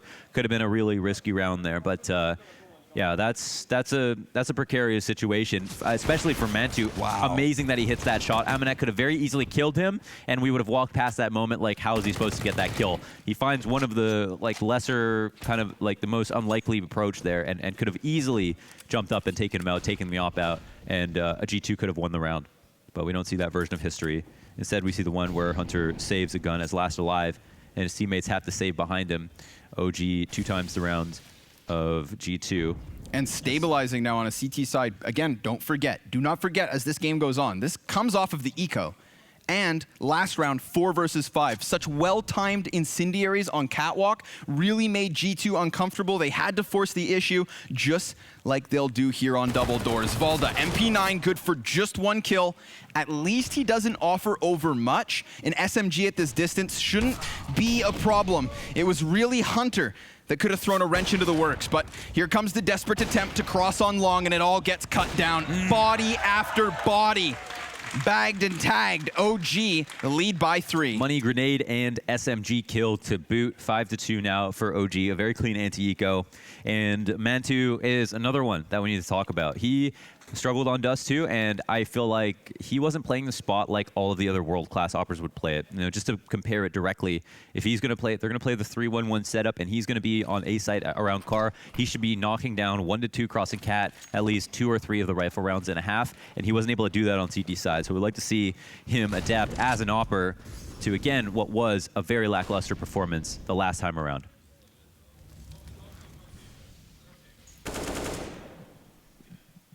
Early B presence from G2. Maybe this will do the trick. What's really interesting is like all these plays are based off of where Alexi goes in these CT rounds. It's either at mid, at long, helping with the 3 setup, pushing off Cat here. Oh my god, they're already pushing into B. And BK! All the while, a great spray. It goes awry a little bit there, but the trades are in. Oh, and I love that Jax is going to stick around on mid. Alexi caught off by this, giving over the info, but Jax knows he's going to get pinched. So Alexi bests him, and Kenny S plants that bomb and then ejects onto the scaffolding. They may not know he's here, but now he's spotted and so damn close. Whoa. But Man2's gonna pick it up, and he's got time to spare. Sprints in and defuses bomb. This is the 2nd time that we've had the one that was boiled down to the favor of OG. And it comes down to the wire. Man2, like a slinky coming off a stair, just crunches his hitbox just enough that the bullets go overhead. And BK. Definitely a very, very nice hold. 250 or so damage. Amounts to a lot. Wow. Amounts to a lot here. Oh, we've got a strat. I guess this, maybe we were talking about this upcoming round, or I'm actually not sure. Maybe it was the call. No idea. It's a lot out of context. Sometimes, like reality TV, they will put the clips out of order to draw a certain narrative. I don't know if I can trust Blast Production. I watch a lot of reality TV too, so maybe you're just paranoid. Maybe I am. Solid game of Big Brother to me. Where are the cameras, man? Where are the cameras at? Where's the CCTVs? 4 round the advantage. Triple Galil. Triple Galil. And there's no power up for buying 3 Galils. That's just a little bit rough. Actually, it's in a very good place, I feel like. Yeah, right in terms now. of where it's been, but let's see. Good flashbangs out long. Valda's just going to try to tuck his head. 2 opening kills immediately. OG, they're going to be all over this. Oh, man. Follow-up frag? That looks simple, but that was something that OG could not do previously. Yes, yeah. This was something G2 were masters at on versus anyone they played. The two maps that they played Dust 2 on, they were so good at taking long control and so good at defending it on the CT side. So this is a nice feather in the cap for OG to be able to establish this, especially when they're already up in rounds. Right. Just for context, remember, the last time these teams faced this weekend on Dust 2, it was a 12... Woo! Target practice! 12-3 T side. Let's see if they can get something rolling. This round meant to be shut down entirely. Like a clay... Wicked quick! Oh my god! Did I get a bit excited? That was nice. No, I don't know how these things happen sometimes. Kenny, too honed in. He was talking about studying lots of game tape from other he's offers. gonna hit the jump here in CT. Someone's gonna jump up. He's gonna flick over. Oh, he's not close enough. Yeah. You settled down. And then I'm gonna go Miracle Whip. Oh, okay, that doesn't happen. Yeah. We'll see. Oh, yikes. Oh, both players. Is it coming? Nope. Trying to get back into cover. Flashbangs gonna get him into the B site. Ooh, but he goes back for more, and NBK will dish this out for the first time in the series, I believe. OG on fire. Yeah. Almost hit it. Almost hit the Miracle Whip, but just put a little bit too much mayonnaise on that one. That's nice. Woo. That's like a confidence builder, right? Watch this. You see that, you're like, oh, I can hit that shot. That's crazy because all you see is the crosshair. And you know what? It's not. It's the flick up and then flick down to duck. You know, it's one of those IRL ducks. It's the Issa. The quick dow. Deagle attempt out long. If there's something I expected a lot from in this matchup, it was going to just be the level of individuals at times. We had to give that edge to G2. And Kenny just reminded us, do not sleep. You know, Valda, he might take time to push through long here. There's been a few rounds he hasn't done it. He's finally in the doors. One step closer. And if they're going to execute with the full cat setup, it's not so bad here for OG. Alexi trying to get in a position for a flash to come, maybe? We don't know. One goes past, he dodges that. It's supposed to be a shooting gallery, but only 1 kill to his name. Mantu gonna dodge a couple flashbangs here. All right. This is what we criticize. That's what we want to see. And this is what we praise. Locking down the cross towards A. Follow-up perhaps, but Kenny S has still got some success in him. Oh my God. And Hunter grabbed a deagle kill in the midst of it all. I mean, hold on. Kenny's gonna get behind box, but he is sprayed down by Issa. So OG gonna stay in the lead by 6. And making sure that these pistols don't do too much. Yeah, you might call that too many deaths, though, for the amount that they had to work with. So, most definitely. Yeah, they almost straight up lost that round. The Deagle gets one more kill, 2v1 in the other team's favor. Woo. Nice shots, though. This is the position that I was talking about. You want to see Mantu playing in more comfortably, dodging one flash, taking an opportunity to shoot. Good teams are flashing in chain, so they're going 3, 4, and pushing your opera back all the way. But G2 are just throwing 1. A lot of their executes is just 1 or 2. So you should see Mantu try to hold his ground a little bit more, make it easier for his teammates. Another timeout wraps up here for the T side. OG looking super strong on Dust 2. They've already, I think, got as many rounds on Dust 2 now as they did versus G2 yesterday. So that's a fantastic sign. We haven't even seen their T side yet. It's actually gone better, Mohan. Even better. Yeah, it was 16-6 the final score to G2's favor. Wow. And as I said, coming off of a 12-3 T side. So this team is like the it's like the Dota team in so many ways. That's crazy. Maybe it's all part of the game plan. Molotov at the feet of Kenny. He's going to offer up half his health. And he walks away empty-handed. Chip damage down towards tunnels. Jax going to be softened slightly. Nice to see dynamic positioning here for Mantu. He's ready for the peak so he can flick on Jax. It's interesting, though. It's like you've got a solo anchor at long. Oh, bait set up here for Issa. He'll move back. Well done. Teaser trying to get away from this. Oh, that's a free kill. Just skewers a bullet through the doors. Bit messy here from G2. Yeah, a little bit. You know, starting to crumble under some of the pressure from OG. But not Kenny, though, is he? No, Kenny's still a pillar for the terrorist side. Flash over top the entirety of what remains here. Just the 3. Plenty of grenades. Op still a key piece of their potential for success. Valda doesn't want to show his head. Could very well lose it.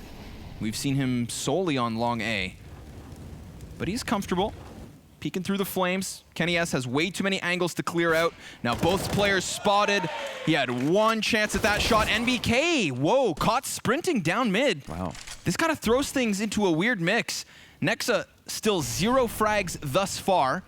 Only needs 1 to clear out this B site. Issa's gonna go for the peek. He's got the Deeg in hand.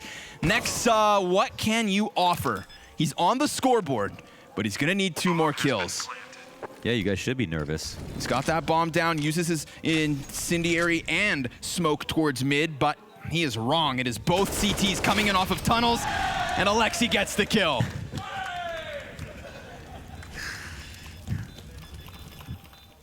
You have got to love it. That's close. That's very close. The... You know, that's one of those moments, like, what if there was only 5 seconds left? Yeah, it's true. They are trolling. Everybody loving it in the OG camp. G2, you gonna let them get away with that? They're actually laughing about it too. I think. Oh, they're gonna let them have it. They're gonna let them have it. All right. We all appreciate a little fun. Okay. So at mid, right? Here it gets a little messy. That one Hunter, I think he might have been flashed and didn't realize how much he was showing. And so from there, they could have maybe got it together. Pulled themselves up by the bootstraps. Wow. Wow. That's a long spray. Very long spray. Knowing ops are just going to play this over and over again. Okay. Three used out of 4. We were talking about in the last map. Lots of timeouts being called for both teams. Almost running out here before the first half is even over. It's good to see ideas at work. One thing that was interesting there was that Alexi and Valda switched positions. Yes. Did you notice that? Yeah, I did. Yeah. Why? How come Valda is not the long anchor? Was he getting bored? I don't know. It's weird to do that, you know. Typically, you're going to have the same player in the same spot, but I guess with the team so fresh, things are change on the fly. But it's really, Alexi is just in a number of spots all across the map. He's played everywhere. He has played everywhere. Yeah, he is a world traveler. But I guess when Finland doesn't exist, you've got to go everywhere else. Yeah. Where are you from? Everywhere. Little jump up box on mid. Not going to spot anything here. Curious, at times we've got OG peering through these doorways on middle, you know, and then we find a round like this where they forego all of this cat control and just put Mantu up for a pick, but he misses his first shot, and G2 may look to exploit this. Every time I feel like they get to this point of catwalk, there's been this consistent utility damage. Not as much this time with that 1 frag thrown, but they've got to be careful. There's still Molotovs and smokes aplenty for OG. This is the perfect setup here for OG. They got the op there. They've got 2 versus long, so if Valda has some help on this hold, that means Mantu can stay alive a lot longer. Valda moving out of position here. Well, he's going to replace Alexi. Again, they're changing up spots on the fly. This is cool. Keeping it dynamic, keeping it fresh. Amanek gets springboarded forward on catwalk. Alexi, he's going to be tucked in behind the door. Almost 2 kills, but just the first, and here's Valda ready to try and trade. He's got Mantu, who misses the op shot. Kenny kills Jax, follows up with an additional kill, but here comes Hunter in from behind. And cutting this down to the 1v2, he's going to sprint as fast as he can to grab bomb, but knows the op may be too valuable. He's got to keep it going, right? Oh, he's got the smoke to cross. Oh, yeah. He's going to go. Switch to the gun. Oh, gets caught crossing, and he's out. OG remain on fire. Man, Valda spraying through CT smoke, cutting down Kenny S on B doors. This attempt as well from Nexa, shut down through the spam. I mean, it's OG just kind of, you know, sometimes Counter-Strike is milliseconds and millimeters. Yeah. And it just feels like right now, OG are coming out on top of all of those moments. It's true, yeah, it's true. Valda is just he's just such an amazing player, right? Like, he's just so amazing in this tournament so far with the role switch. You know, being freed from IGL prison, it's just, and he's just blossomed immediately. That's how good he is. He's an absolute genius at the game, and it shows every single map. So consistent there, so reliable. Sounds like you want to marry him. So hot, brother. Yeah. Valda. I'm getting jealous. Oof. Here comes Mantu, opening op shot. Obviously not the best of buys from G2, and it's not going very well. Again, they'll get their footing up catwalk, but they've been here times and times again. A little bit of a lineup for Alexi. This time, just the two. Amanek, 21 health, flies to the spawn and dies regardless. 11 rounds to 2. Wow. Yeah, the ecos are not working out so well coming across Cat. They're getting mowed down every single time now. So that's good. They're improving in that regard. I can't do it, but I want to join these guys. Yeah, well. Oh! We'll try again. They left me alone, bro. Yeah, that's tough. I think you got to do a much longer one. They're all staring at me like I'm an idiot now. Next time he's got you. Next time they've got you. Don't worry, Connor. I'll be with you too. It'll be it'll be 2 guys at the least. I'm not sure if we're allowed. We'll have to get a permission. The setup here is, again, 4 out towards long. They've been doing this quite often. Alexi Dow finally, like, in the spot that I initially thought he'd be playing a lot more often out at mid. But G2, when they've come towards mid and tried to work their way out, conveniently, OG have been there waiting. So I guess they see it the way they see it is they don't have to be there all the time as long as they condition them into expecting to see people there all the time. Back to Cat here. He's got the run boost cross up from Hunter. There's been a lot of these. Yeah, you know, try to bait out an op shot. Maybe just help Mantu deathmatch. Again, numbers cheated over here from OG. Oh, it's very crowded here over on the A site. Whoa, they're walk pushing off of Cat again. Oh, well, they've canceled. Oh, just for the grenades. Look at that. Round after round, this utility on point. Mm-hmm. I mean, we talked about it, right? They had to learn. They had to adapt after the first showing between these teams on Dust 2. G2 look very uninspired right now. They sat there. They weren't working on anything else. They didn't go for long control. Nope. And none of this utility play was a part of OG's defense on the first clash. But let's see if they can get out mid. Again, smoke spam. Great timing coming out of the CTs. OG throwing Alexi B forward, only able to grab another kill, but he's done such a great job. Oh, what? Nexa robs it back. 3 kills, but here comes Valda on the flank, hot on the heels of the mid play. 2v2, and he dodges the op. Kenny sprints into the B site. He will 3, find the plants. Got it, yeah. The clock's going to be a bit different. Bomb goes down just in time, and Valda will now start sweating. We're going to wrap this hap up. They've got enough money to buy next round, potentially. They're just going to... Thinking about it. How's he going to approach this? 2v1. I thought Valda had a teammate, but no, he was just hoping time would be his teammate. Yeah, he's like his own teammate right now, 14-6. So Good winning every for him. duel, yeah.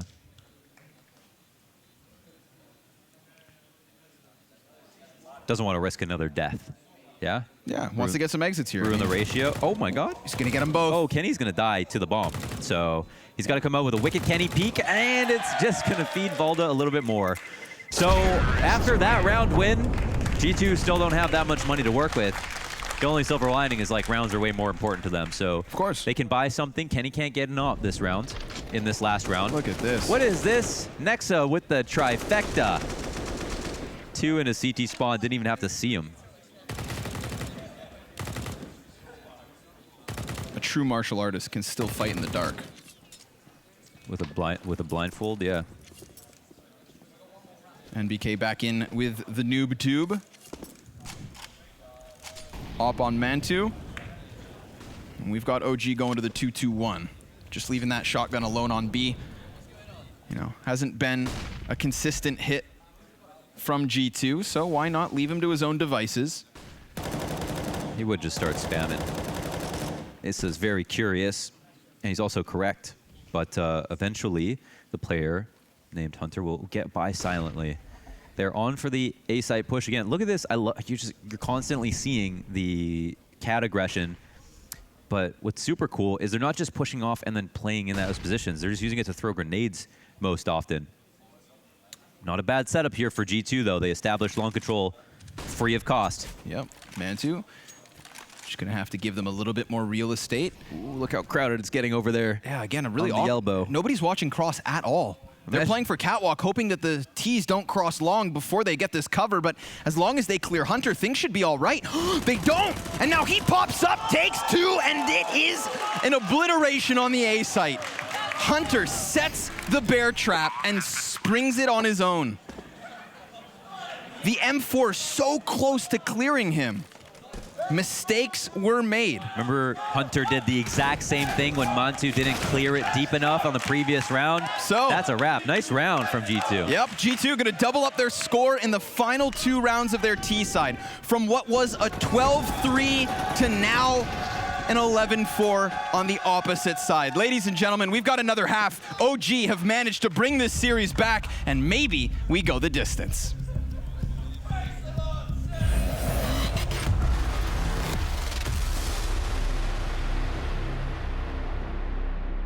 Time for Shocks, the final play of the Aim Chicken Challenge presented by Betway. The rules, as always, small chickens equal 15 points, medium-sized chickens equal 10 points, and the large chickens are 5 points. And if you hit a barrel, you lose 5 points. In warm-up, you hit quite a few barrels. Honestly, I'm gonna do like Glaive and Blayem. I'm just gonna go for the medium one. Going for a safe tactic, he's copying you guys. Yeah. Do Vitality usually copy Astralis' tactics? Actually, they do a lot. But actually, sometimes we have some tactics that is called Vitality. So it's not only them, it's also for us. That's fun. Very You know, nice. my father always told me, you don't have to be ashamed that copying a good idea. Yeah, that's true. We love it. It's time for Shocks to kill some chickens.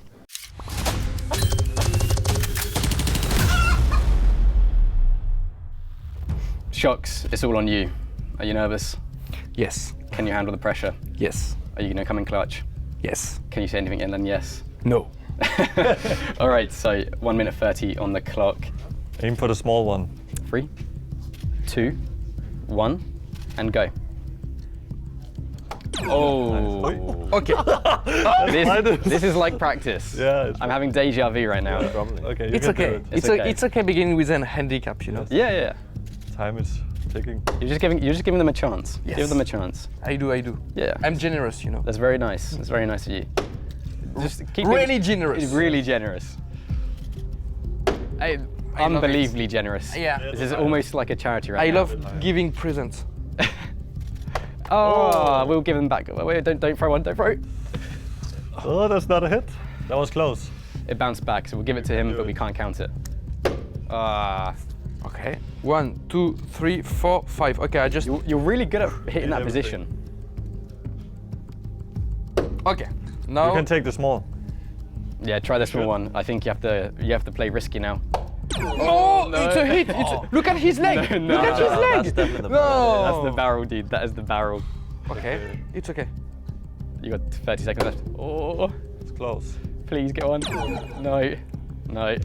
Minus 20. I'm fine. Everything is good. All right, so those are the final scores. In last place, I'm sorry, Shocks, with a score of minus 20. You are third. In second place, our runner-up with a score of 40 points is Blame F. But our winner, Glaive, this trophy is going to go straight next to your major trophies, I'm sure. Yes. How does this compare to winning a major? I mean, it's pretty close, right? Yeah. At least it's something new for me. Yeah. Well, guys, a round of applause for Glaive. Thank you, guys.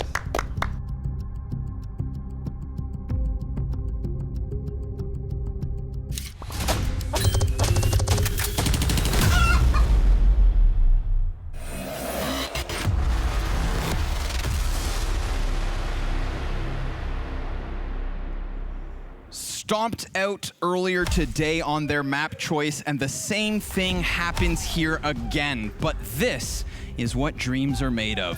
OG have turned it back on Dust 2. They're sitting pretty on an 11-4 lead, and a second pistol could spell disaster for their counterparts in G2. Ladies and gents, can they keep this comeback rolling?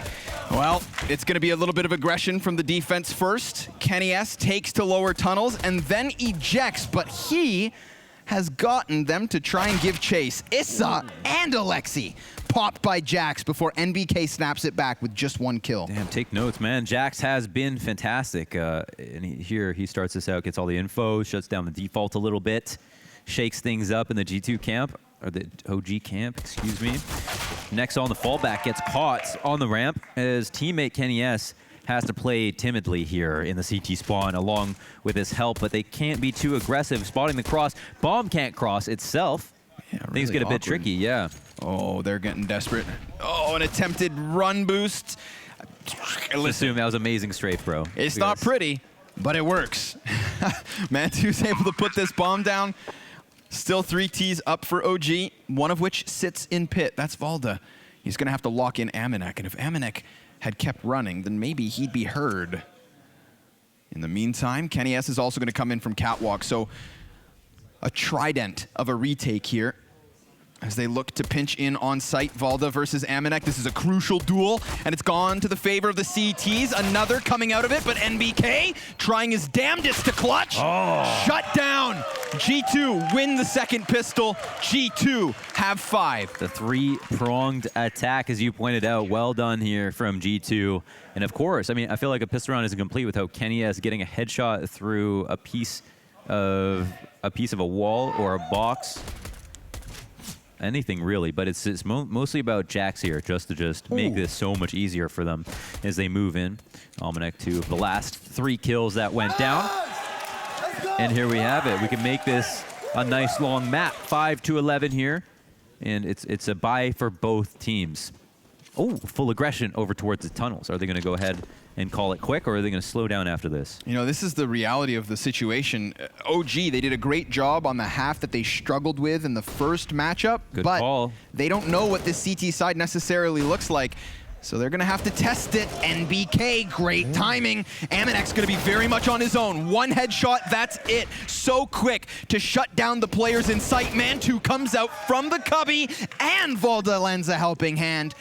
Little bits of health left for 2 of the 4 OG players, but they bounce back after losing pistol. What is with the conviction in that call to run all the way from spawn with 4 into tunnels, out mid, through a smoke in the mid doors? I don't know if they threw that themselves because there wasn't a CT nearby. It was probably the cross smoke, and weren't worried at all about anybody there. How come they were so confident and read it so perfectly? I don't know, but I guess they do have a plan for this T side. They clearly talked about stuff, but seriously, no one slowed down to clear out any angles. It seemed like they knew exactly how the CTs were positioning themselves.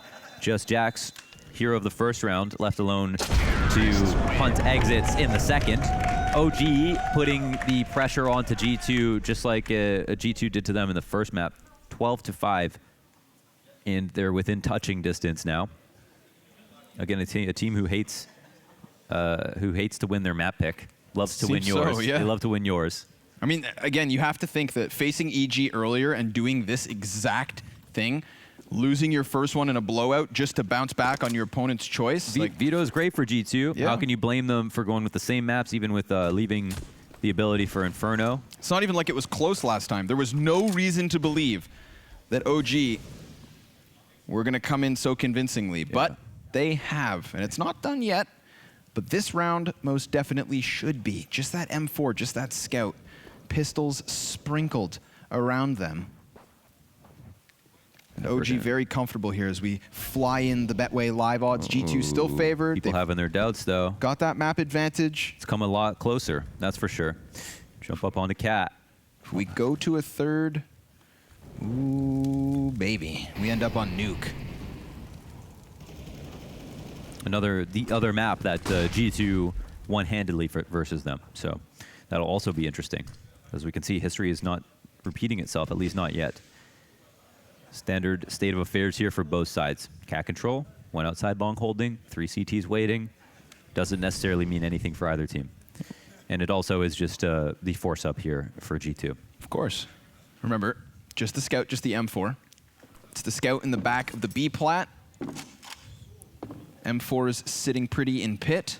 Mantu's going to bring that bomb up on this A site. Not everybody's here for OG, so Alexi's going to go try and clear this on his own, but he takes a bullet to the head, and luckily for OG, they're able to... Wait, no. They don't cheat bomb back. They try to push the issue, and it's going to cost them another kill. They're down to the 4 versus 3. They're wary that there's another member of G2 on ramp, but that's not the case. Not a bad setup, although they're down a man. They get the bomb down. There's no one actually at long to clear it. Jax is waiting to get activated for his teammates to get in a position first, and now they have. Lots of pressure on NBK. He has to keep his hands on that Galil. He cannot allow the flank to fall, and that's definitely going to help. Issa gets the first kill, but Hunter strikes from beneath the feet of Valda. That frag on Cat could seal the deal. They'll try, but they're shut down. OG 13-5. Issa dodging the flash, looking down, pops right back up perfectly. Sometimes turning away isn't the best option. Some players have it in the habit to like flick to the side, looking down, looking up. That's a much shorter route, I guess, for your crosshair to go, and it's lined up on that ramp again perfectly. So nice handling of the situation there for OG. And honestly, it just comes down to, can MBK get his kill or not? If he loses that duel and that 1v1 when he's alone, then G2 are definitely on for the retake. Pistols here, but not just any pistols. It's only USPs, the free ones that come at the beginning of the round on every round, whether you like it or not. They won't be able to do a whole lot with these, I'm sure. Mantu doesn't want to extend too far. For all he knows, there's 3 other players ready to peek him on cross, but not the case. G2 gonna split this down the middle. Mid a very favorable option here versus worse guns. Kenny S pulls from his post. Goes to click around mid, but everybody crosses by him. And he's just going to hope it's an overstack towards B. Maybe a 5 alive round here for OG as they move up for the bomb plant. No further utility getting used thus yet. Molotov to flush anybody out of default. There will be no targets there. Again, ensuring that they go through all the motions in the ocean. The wave of terrorists come crashing onto the A site. Nobody here to stop them. Jax is blown open from behind. We're looking at 14 next round for OG. 14. Wow, I honestly, it's like every series after the first map, you're like, I don't think we're going to see a map 3. It's crazy how it can just keep happening. It's the beauty of Counter-Strike. Yeah, and really just seems like a feature of OG, which is really kind of interesting. It's interesting for this to be a feature of them, you know, in the earlier days of the roster as well, right? You know, normally we praise the greatest teams of their ability to stay composed and come back. Here's Issa shooting down a couple easy frags, but there it is. 14th added to the tally. Yes, a very convivial cheering section for OG. That's where like don't see a world where OG don't win this map, or at least it feels like that. Buy-in will come. It's just M4s. Seb says we have no doubt. No doubt at all. That's usually spoken out of fear whenever. Famous last words, Seb. Famous last words. This may be one of the most daunting tasks as of yet for this T side. An actual gun round to try and manhandle. And Kenny S topples the first. Hunter's gonna be close smoke. NBK peeks in and deletes him, but whoop, Amanek empty-handed. Doesn't even seem ready. Finally, Kenny grabs himself another, but so what? B site foregone. Shocked. It is offered over with bomb already planted. Shocked that MBK gets that trade. Coming out of the smoke exactly where they wanted him to come out of, and they don't maintain the B hold. I can't believe they got both of those kills. That's beautiful. This is wild, man. I mean, this is what we want. Again, 3 weeks of CS, and we could very well be going to the final decider. Really milking London for all it's got. Yeah, that's good. I mean, I guess it costs you the same amount to see 2 maps for 3, so we might as well make it 3, right? Might as well. We're here for the people. Now's your time. Now's your time. Jump in. When are they going to release, though?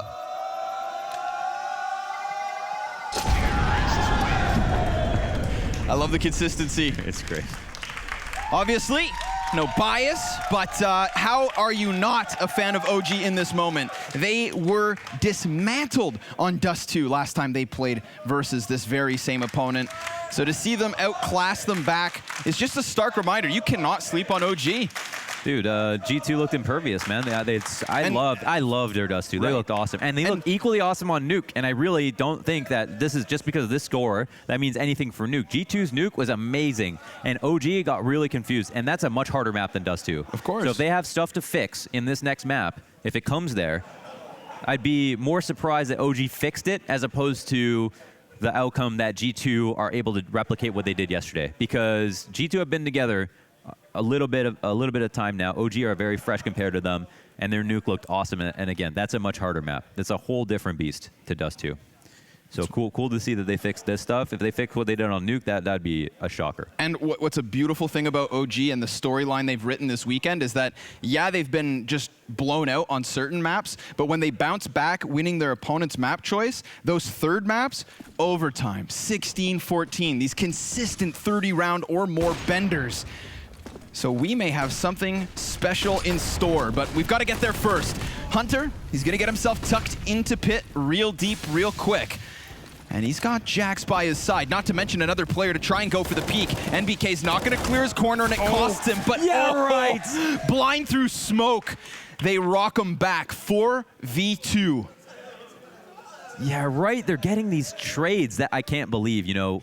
Jax has all the right in the world to spam back at the smoke and not die, right? He literally, it's his right to be able to do that. And Valda lines it up perfect. I mean, Valda's in the smoke too. I feel like he can't even see tracers from that position. You probably nailed the audio section on the Blast performance map. Man, oh man. And all this time as well, like, they're going to stagnate inside of long doors, but so be it. Issa's walked into the B site. He sees it's completely clear. He knows these counter-terrorists aren't going to go for the save. I mean, map 2 on the line. And Issa is in a position to hammer the final nail into the coffin. Obviously, OG going to run that bomb back, sprint through tunnels as quick and as carelessly as they please. I know someone was here. That's why the rotates come out. There's low health on 3 of the 4 players, but he just made sound. Yeah. Kenny may have heard that, but he's going to get ripped apart. And suddenly it all falls onto Amanek. So OG, down and dirty after that first map. It looked like they were goners. But if my name's not Connor, we've got ourselves a match. 16-5 by the looks of it. Not just a comeback, but a comeback in stunning fashion. Amanek's dead.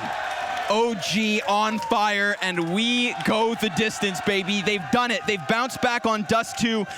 The big question, can they do this exact same thing in the same place they lost the first time around? We're going to Nuke. We're going to the final map of Blast Premier Spring Series, baby. We'll see you in just a bit.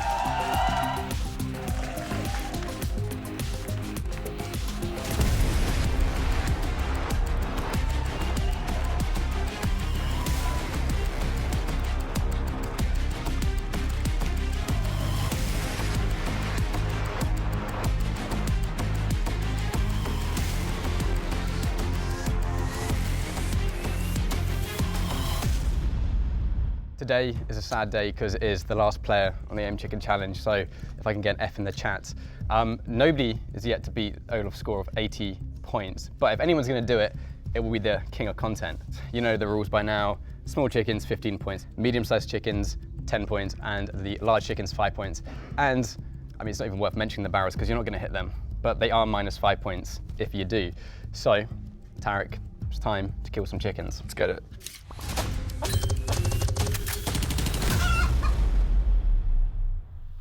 What's your tactic to beat 80 points? Because that's a tough score. I don't know. I don't think I'm gonna be able to beat 80. I'm just gonna try to go for the small chicken, and then if I start missing, I'm gonna go for the big one, and then if I start missing that one, I'm gonna go for the biggest one. If you want the small chicken, don't aim for it. Don't aim for it. No. So look at that one, but yeah, okay. aim for the big one, and God. It just goes up. God takes off. So the time starts now. Come on, baby. Jackpot. Okay, we'll take that one. I wasn't going for Didn't it, mean but I'll it, take it. I told you, bro. Whoa! Does that count or like 64 tick? Or? No. Oh no, miss. All right, how about this guy on the right? This little guy on the right. Okay, wasn't going for that. That's not the barrel. It's okay. Oh, you're so close. Okay, it's not looking too good over here. Try this guy maybe again. Nope. I like how powerful you're throwing the there is a lot of power in it. There's a power in it, but there's not much in it. It's like my style a little bit, very aggressive, but a little bit like ineffective. You need a bit of luck. I mean, I told him to not drink before the dots. We'll take a drug test. See if there's an Adderall. Oh, 15 points. Oh, so close, bro. You got a good 35 seconds for this shot. What's the plan here? I don't really know what I want to do. Like, all right, eyes closed. Here we go. Eyes closed. Oh! That's good. I give it 500. 500 style points. That was good though. That was alright. You should have kept your eyes closed the whole time. Yeah. Wait, we should have done that. That would have been the challenge. So there we have it. That concludes the AIM Chicken Challenge. Tarek, a score of 20, not bad. Yeah, I mean, it's alright. I mean, we had fun, so I'm happy to be here. I'm just here so I don't get fined, so it's all good. You did get 500 style points though from Kenny, which puts you second on the style point leaderboard. I hope you guys have enjoyed it. You will get to take home a little dart as well. And I hope you guys enjoyed it, and thank you for watching. Let's throw one last dart. Ooh, headshot! Who is this guy? Was that your headshot?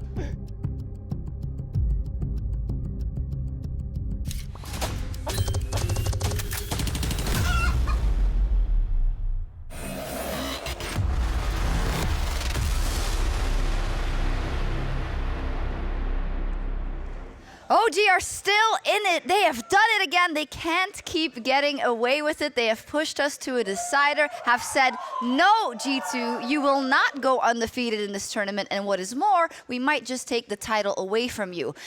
But I've sensed that you guys are quite frustrated with the happenings. No, it's taken 8.5 days. I've finally been beaten into submission. Right. Everything that I thought I knew about Counter-Strike is completely gone. I'm just going to analyze the matches on the merit of what we've seen so far. I think that's your job. That's it. I'm not even going to worry about any of these predisposed things that I thought was coming on in here. Yeah, nothing makes sense anymore, so yeah, cool. Let's make sense of it. Let's make sense of it. Let's look at the side of OG. Again, they grind out a map, right? And again, they take a long time to get going. Yeah, and just quickly, you know, Ants got rid of Alexi B so they could have more fun. I think Alexi B over here with OG is having the most fun because his crowd seems to be loving it. But I forgot the question. Where were we going?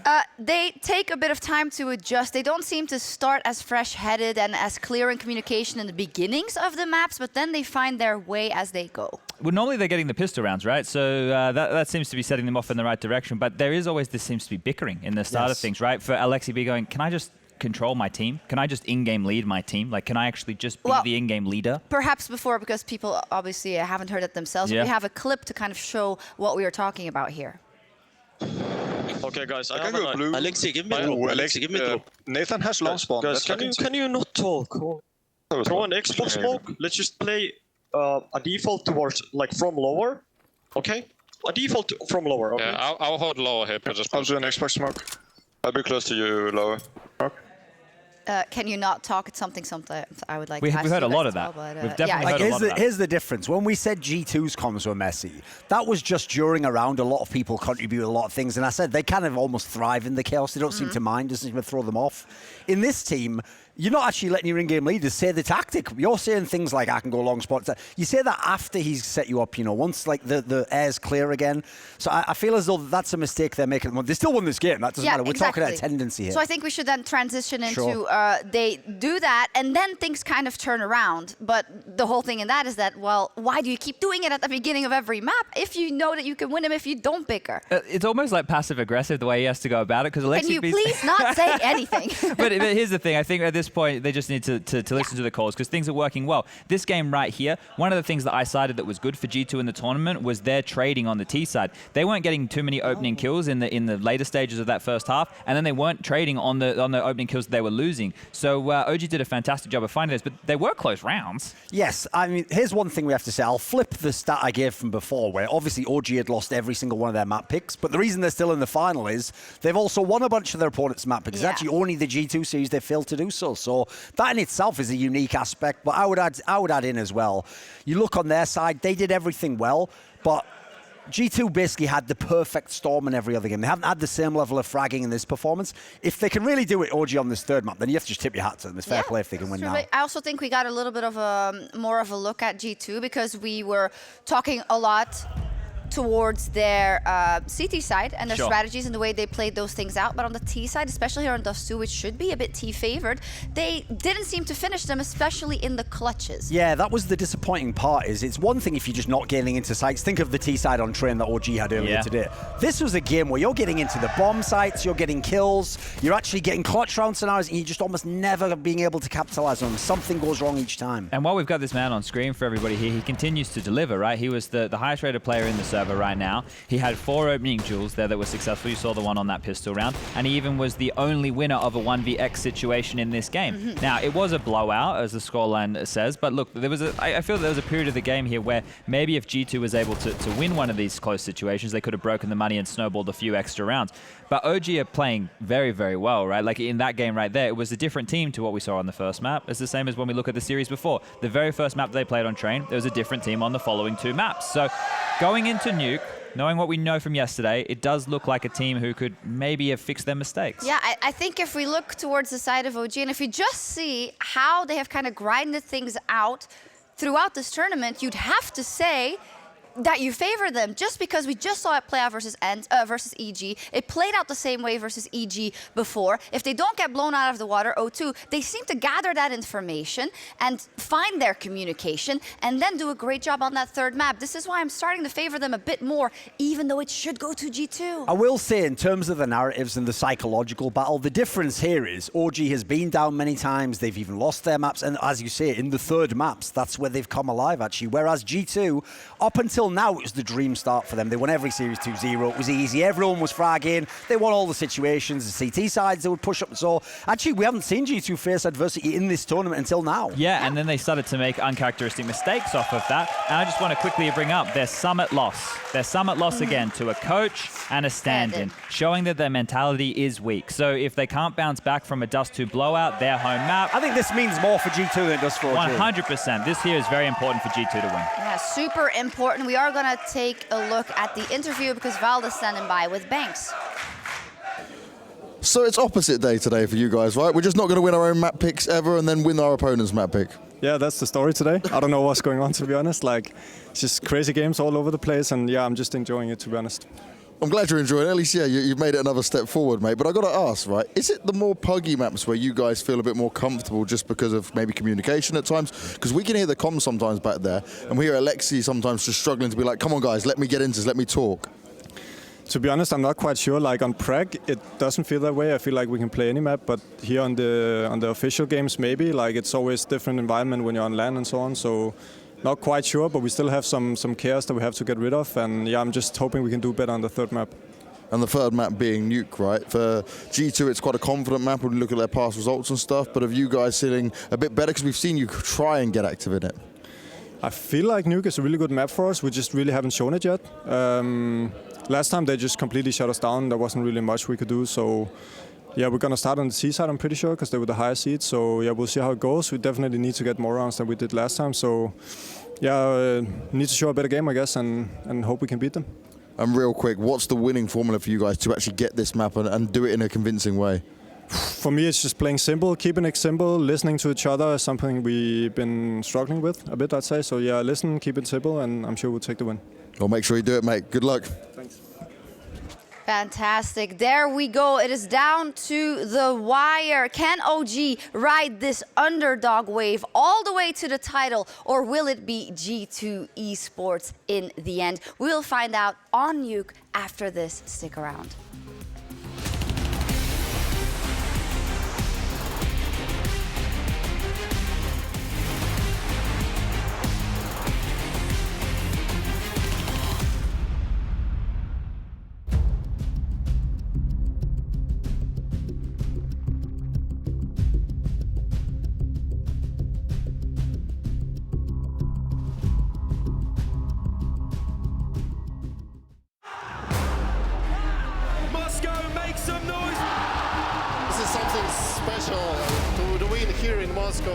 And oh, here it might be 3. Down to the 1v1, and he'll tap the bomb. Gets the kill. Na'Vi 11-11. This is the place you want to be if you're a fan of Counter-Strike. This is where all of the action is going down. Oh, the timing is unbelievable. Oh, boy. What an impressive team. This is just the beginning now. One man left standing. Exciting is this? Trading blow for blow, and Flamey here with another. Oh my goodness. So hyped up right now. What a victory.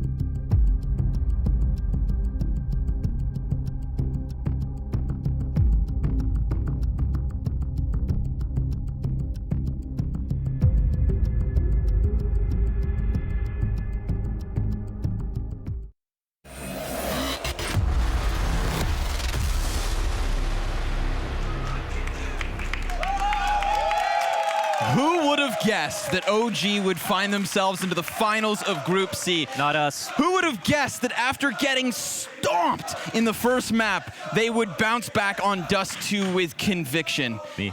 And who can guess where this one ends up? We are here with the very last map of Blast Spring Series. 3 slick weeks of Counter-Strike, and we have perhaps just 30 or more rounds to go. Unlimited potentially. So glad they saved the best crowd for last. You guys have been fantastic. Let's hear it, guys. We're gonna get now into Nuke, the final map, no matter what, of this entire spring series. We're gonna have G2 off to that CT side. OG on the offense. And the big question is, where do they hit? Well, bomb sits inside of lobby, 3 members outdoors already. A little bit of smoke for the cross, but it's been spotted. And we praise the rotations of G2 at times. Now already down here in the depths of B, but 9 HP combined for Hunter and Kenny S makes that site so susceptible. Here comes Issa out on A. A follow-up frag from NBK and a second. These CTs. Yeah, and they've already pulled 2 rotates below them. They have to rotate up, very unfavorable positions. Oh man, and remember, those players have such little health, so it's already a desperate attempt to fly out from vents, but maybe Hunter can do this? No, Mantu shuts him down. Kenny S drops into the site. Good night. OG kicking it off with a pistol round win. Tries to be smooth about it. The fake is beautiful. They pull the rotations exactly how they wanted to. That's what we talk about on the CT side. You're gonna wait as long as you possibly can to go lower. So they sell a really good fake there and end up rocking it back just in time to make G2 look like they had no idea.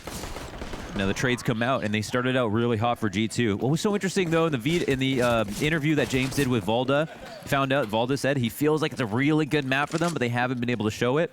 We looked at G2, they look amazing on this map, and they also could truly just outclassed OG on so many fundamental levels. I wonder if they're in OG's head or if they feel like today is a new day.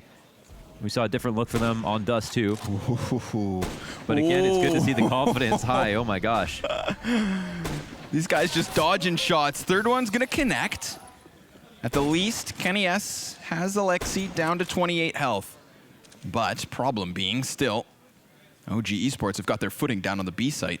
Yeah. Or at least closer to it. Jack's at bat. He wants some. Looking for the Juans. Could have stayed in front of it and tried to fight. Instead, he'll go all the way to the top of control room. Hunter waiting to pounce inside of the vent. Yeah, and they're going to come here shoulder to shoulder, clearing out all the possible spots, but more damage being done. No kills connected. No damage to the CTs either. Hunter coming in quick. He's going to execute 2.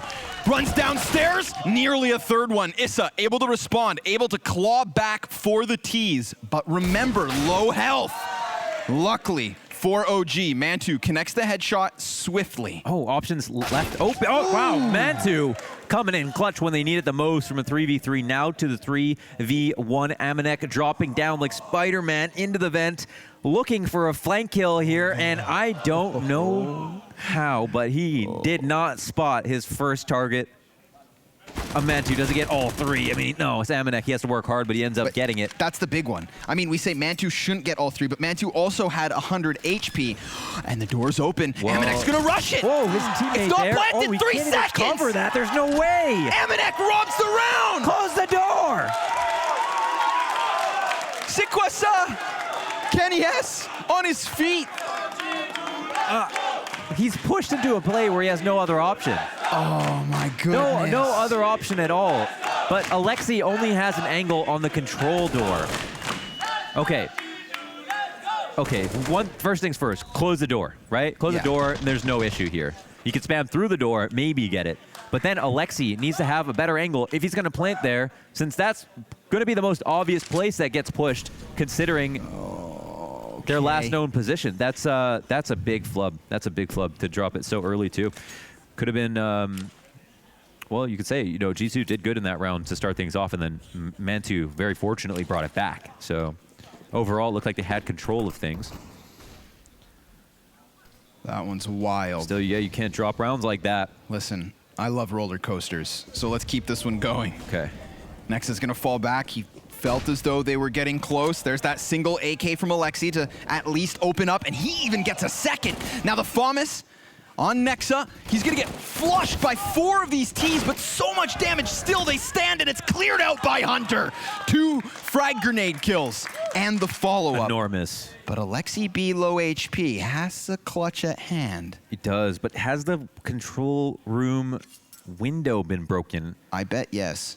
If there's a chance, then, yeah, he could get through quietly. Amanek waiting on the stairs, and Alexi doesn't have enough health to do anything but die. Doesn't even get a bullet off there. G2 land on their feet. Nice round there from Hunter. Yeah, Hunter did everything here. I mean, Nexa doing a good job of it distracting. You can see these Ts looking every which way. Here's the awkward thing about this situation. Ugh. By that time in the round, Alexi had already gotten 2 kills by himself. When they forget to close door. Yeah. That's the reaction. Right.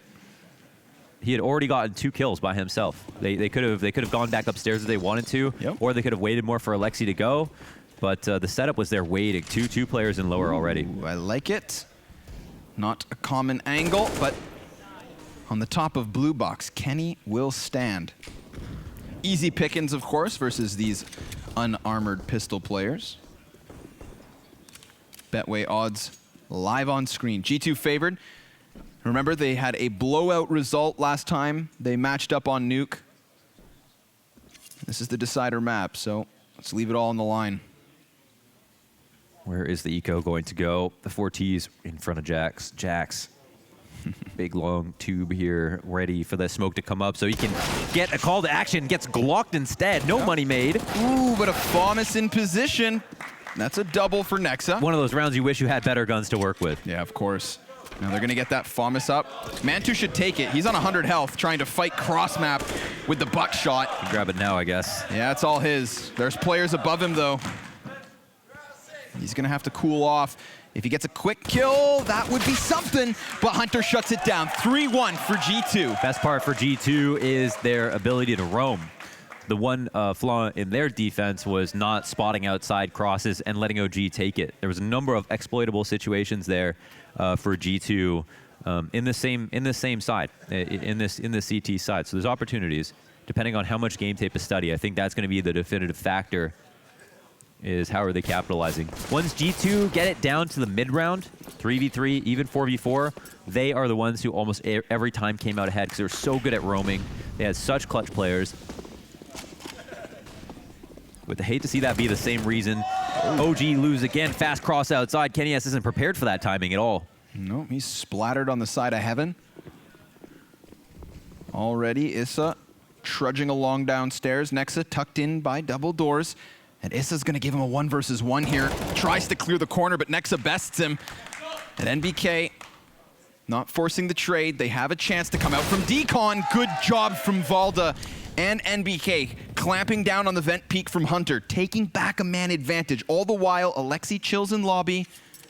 Not too concerned with time. Still a minute on the clock. Hunter's been the critical frag, though. They probably feel a lot better about going lower. He's the guy that they lose track of, that comes in from behind, who ends up saving the day for G2 in these lower hits.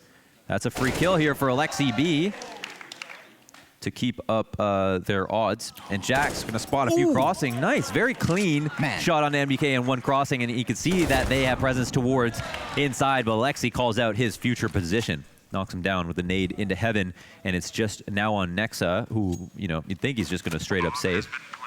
I think Jax has some of the sickest first bullet accuracy. Especially in, like, recently, right? Right. Yeah. In terms of just straight up aim, Jax has really kind of caught my attention this weekend. Certainly, you know, there's not many questions about the other players. Except Kenny S did call out the communication of Amanek on the show yesterday. If you missed the Fragenstein. Yeah, we'll have another show tonight. It'll actually be the last blast overtime tonight once this show has done and wraps. But yeah, Kenny basically, when picking communication, said Amanek had stuff to work on there. We talk about Jax in terms of recent tournaments and just the players that he's playing with. He has played exceptionally well, excuse me, between the 5 of them. Of course, in that same conversation, Kenny also praised the communication of in-game leader Nexa. Take a moment to appreciate that. That's true, yeah. Snappy little headshot. Here's Valda holding in vent. Alexi as well. If you had watched his player cam just a second before, you could see his eyes glancing towards radar, so. Sad yes. Action-packed start to map 3 here. We're gonna have all of the money on the line from G2, and you can see the shortcomings of their economy. Mag 7, Deagle, barely any nades. NBK wielding that MP5. And he's had that thing in his hands as often as shotguns. We've seen OG blast out of the squeaky door once they open it, drop a smoke at a moment's notice. Here, it looks like they're just doing that to bait out some grenades. They'll find out G2 don't have many nades to spare. G2 have gone and taken secret control, and that player has fallen back a little bit. Next has got an M4, one of the better guns available to the team. Kenny S will spot the cross for him initially. A lot more presence outside here from G2. Looks better for them. Ooh, that's a gap. Ooh. Oh, but they'll allow the cross. Kenny can't call too much either. No, things are getting weird. Remember, Alexi's got bomb. Nexa could be called into action at a moment's notice. We're going to have to see if they can keep him honest. Kenny, the only CT with a kill thus far, and he's missing shots. He gets gunned down as NBK closes that distance, and as do his teammates, but them, it's towards sight. They're going to plant on B for free.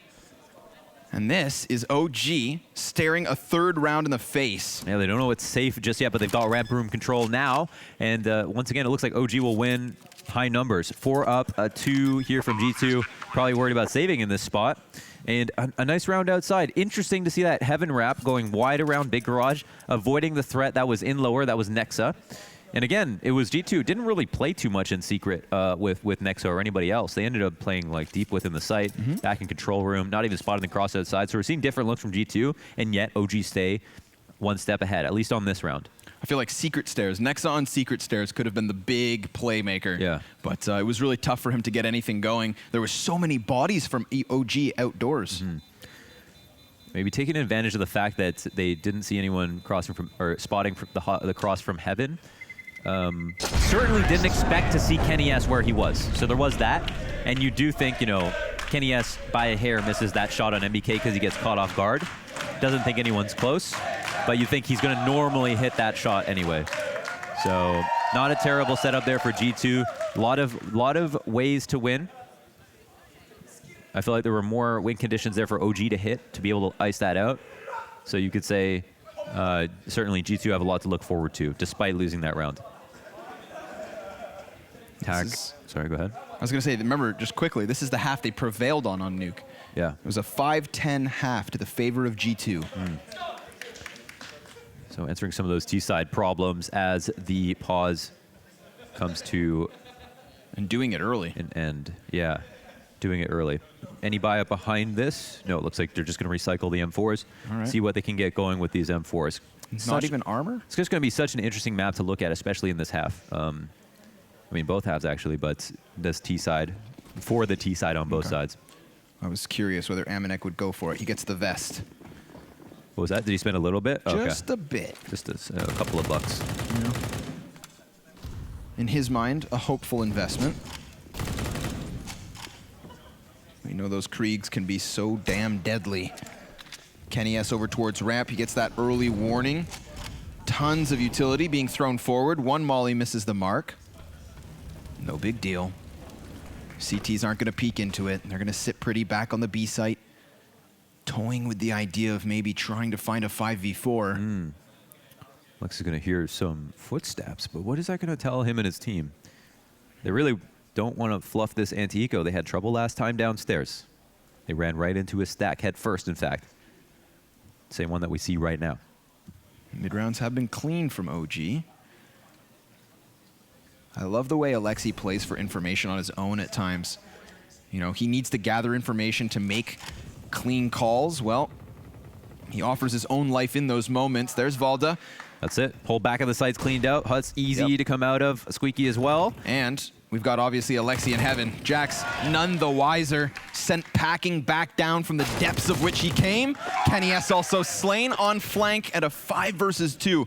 I mean, this is kind of best case scenario for G2. Oh, it is, 100%. Save the 2 guns they had. Oh, yeah, it's kind of like best case for both teams almost, right? Because you don't have to run into the guns, and G2 can save them. It's a stalemate. I mean, you know, best case is somehow G2 rob it. Yeah. But this one's not that far down the list. It's like literally like second best case, right? Potentials. The pawns go down. They can keep the guns they have from the last round.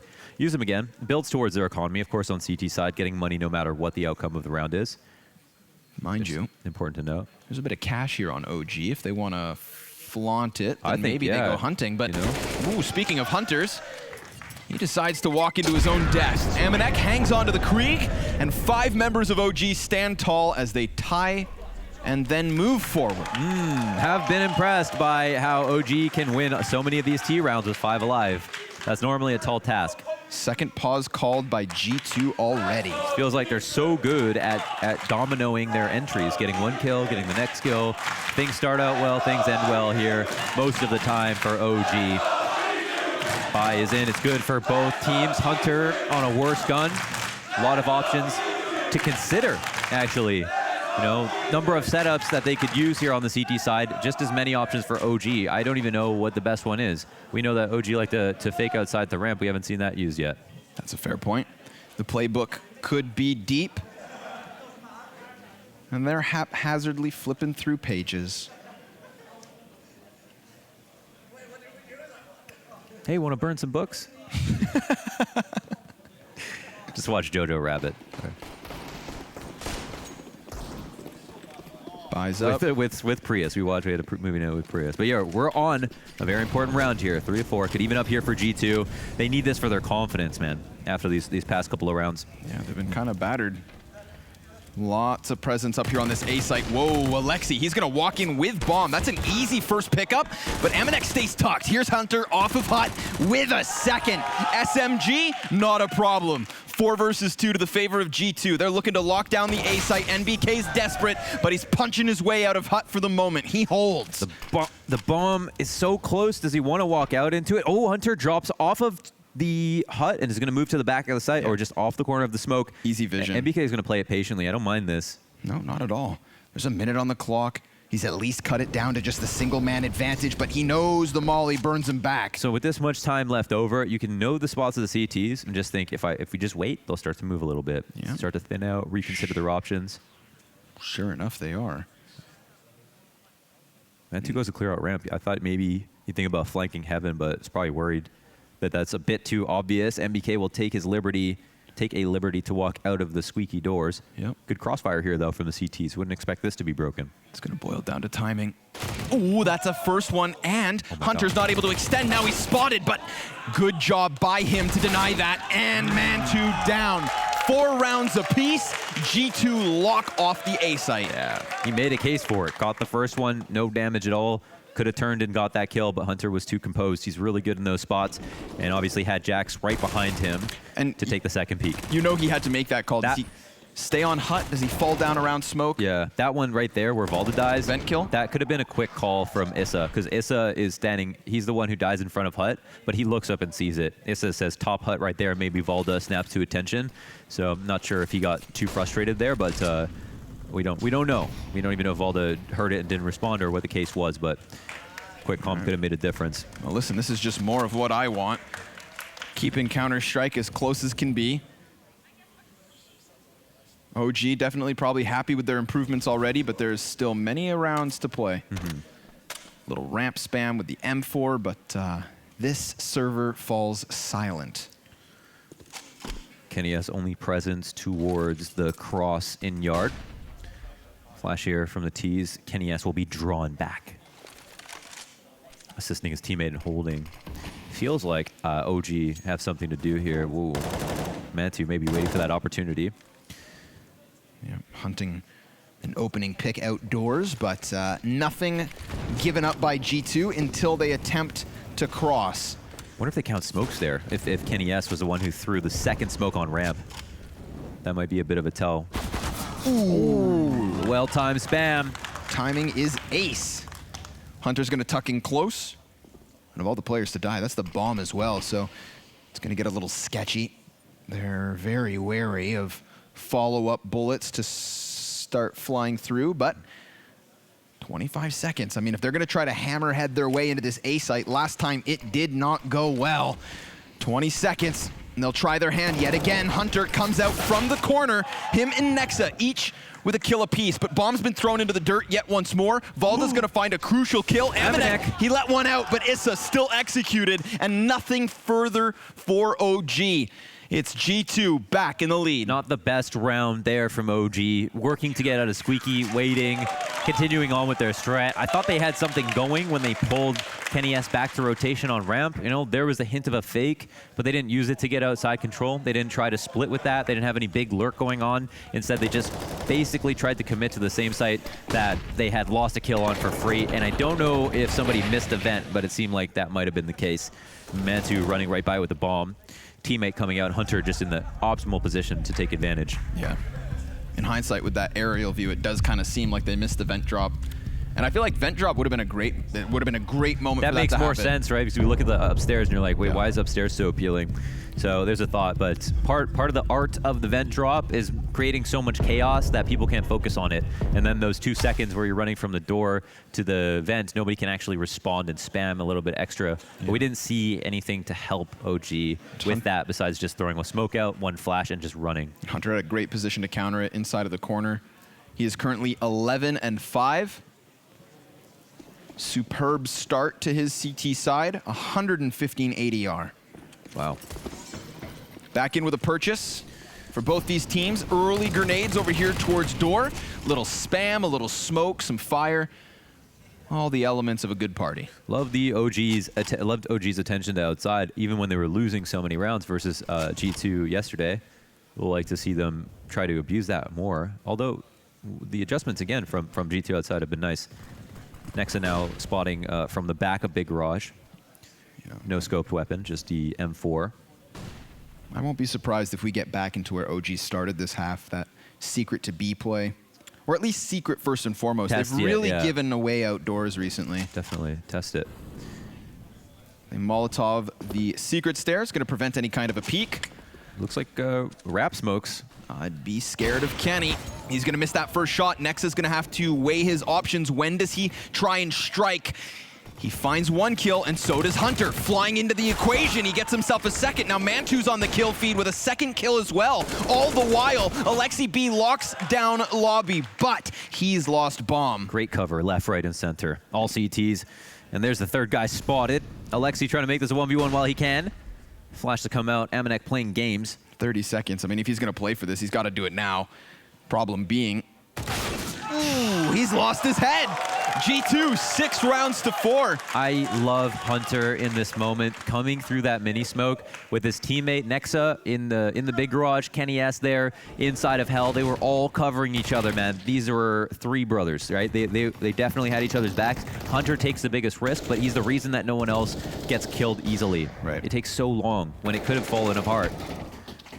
Love that they just are protecting Nexa in that moment. They really, you know, they really kind of understand how important it is for them to have that control of outside. For him to stay alive. Yeah.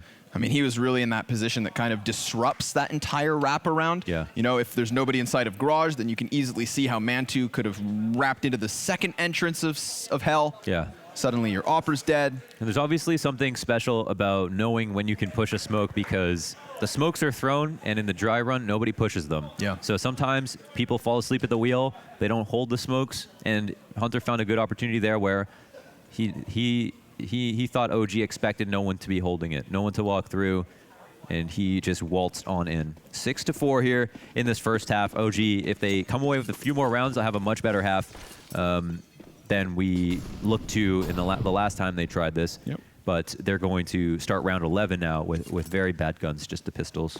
We had the pistol for OG, 3 in a row for G2, 3 in a row for OG, now 3 in the row again for the defense. So we've had these little mini sprees, but never did momentum run away. This could be the start of something bigger, seeing as it is just the pistols. It's been a while since OG were relegated to the sidearms. But alas, this is where we find them. Yo! Whoa! What's that all about? Wow. Okay. Well, he knocked and got an answer back. Lexi B opening kill. Jax will try to fall back. Kenny S dropping one before he has to retreat. And will now take an aggressive position to look down into ramp. Ooh, wait, mini peek. Mini peek could be big here. If Nexa tries to get into the action, if Amanek feels too pressured, but Valda extends out a bit too far. They both took just a bit too long, huh? M4 picked up. Gonna need headshots, and it's not gonna happen. 7-4, G2 keeping the ball rolling. They're getting that momentum. Thank goodness for Hunter. Remember, individually, he has been the difference maker for this CT side. Yeah, he's definitely no joke. And just like on this team in general, some could say the MVP of the whole roster. Stats-wise, recent performances, all of that. Really cool. And he has permeated the entire map at this point. Gotten kills in all choke points. He's made creative plays on the fly. Made aggressive plays. Hard player to replicate in that regard. Okay, like at what point do we just start cloning Kovacs? Yeah. I mean, I was working on it. And I told everybody, but. Oh boy, they're gonna fly out hut. Amanek shuts it down from above. Again, this kind of desperate play out from hut, but Valda's gonna pick up a kill from outside. He is on the cusp of mini. But the backstab from Kenny. And suddenly all that OG have to play off of is these last two players in lobby. They don't have bomb, and they're not gonna be given any picks unless G2 offer a bit too much. Game plan has very palpably changed from the T side we saw last time. A lot of focus here on this upstairs site. Early on in the half where they got their rounds, there was heaven wraps, there was stuff downstairs, but now, oh my God, the knives are out. Yeah, and G2, they find themselves on fire. 5 rounds consecutive here. This CT side really starting to roll away. It's true. There was a world where it looked like OG were going to keep this close as possible, but Amanek, I mean, this vertical position above hut door has been the kryptonite to these A hits. Yeah, and that's how it's supposed to be, right? So, you know, we talk about that, like your goal, if you're going to go upstairs, you can do it off a full exec or a rush or whatever. There's always a round for it. Everything is in Counter-Strike. There's very few absolutes, right? You plant the bomb if you have 5 seconds left, whatever the case may be. And even that's not an absolute, right? It's situational. But with upstairs, you would like to, if possible, get people to at least drop off the railings because it's hard for them to get back up there. It's a huge advantage for a reason, of course. Right? So you don't want to run face first into that. It's kind of weird to see OG's affinity for upstairs when they're not going through the motions of trying to run these fakes. And some of the rounds they won earlier on, they did some of that stuff. So where is that now? Remember, there are Molotovs for those rafters. Yeah, that's true too. So utility should be a key piece of flushing out these pesky CTs tucked into their nooks and crannies. This is a weird buy. 3 MAC-10s, Tech 9, CZ, rapid route, already wrapping around in through mini. Hunter behind the box has got that cover. Amanex standing above him, and it's a rock-solid hold. 3 frags for Hunter, man 2, last man up. Hunter low. Yep. 1 tap potential, he'll go down. But Amanex got health. Yeah. 81. He doesn't have the balls, though. He's not going for the peak. It'll be Jax to pick it up with very low HP, and G2 further their lead. Yep. Nice to see an OG split there for once to upstairs taking control of mini. It is just on the eco, but no reason that you can't do that when you have better guns and stuff too. So where will their focus be on this round? Look at Hunter go. Later. Yeah, makes it look real easy. Yep. That's how that feels. It's been a very trying half. And again, a very, very good map for G2. No surprises so far. Can you get any closer? The enthusiasm, baby. It just takes control of you. I mean, it's going to feel good. They look deflated coming off of that Dust 2 loss, and as they should be. Look how much pressure they're putting. I don't think G2 know how close they are downstairs. Kenny will now get that hint. Oh, he's opting for the vent. That might be a good idea. Catch one can also fall back. Dangerous position here. Oh! A double! Oh, so nice. Comes back in, skewers 2, and then Nexa seals this off. G2, come on, Let him have it. That's Give beautiful. them a chance, would you? It is just individual prowess, round after round. You had your chance to trade. He was there on the stairs. You got to kill him then. You give him this one opportunity, he flies away and comes back, wings on his arm. 3 kills to his name.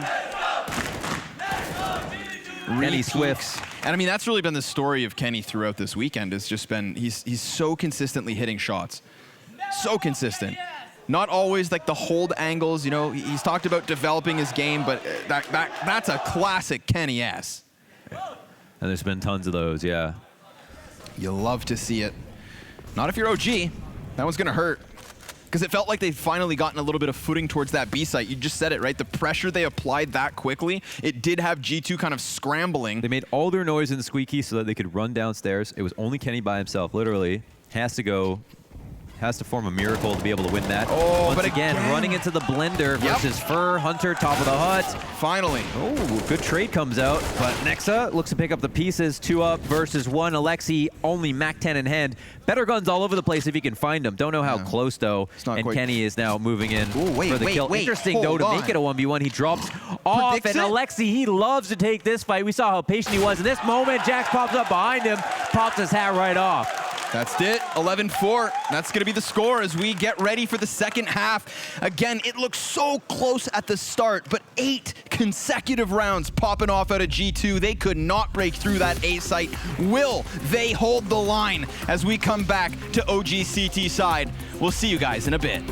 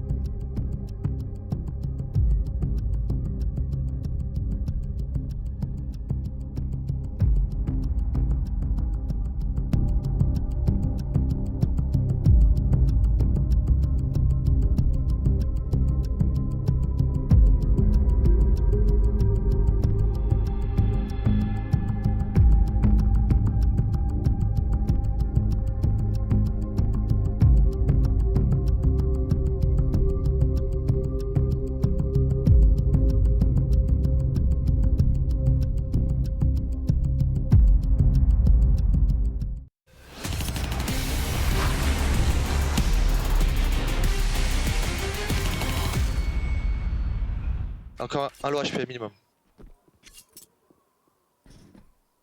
He's not behind silo, behind silo. No time. Last low HP.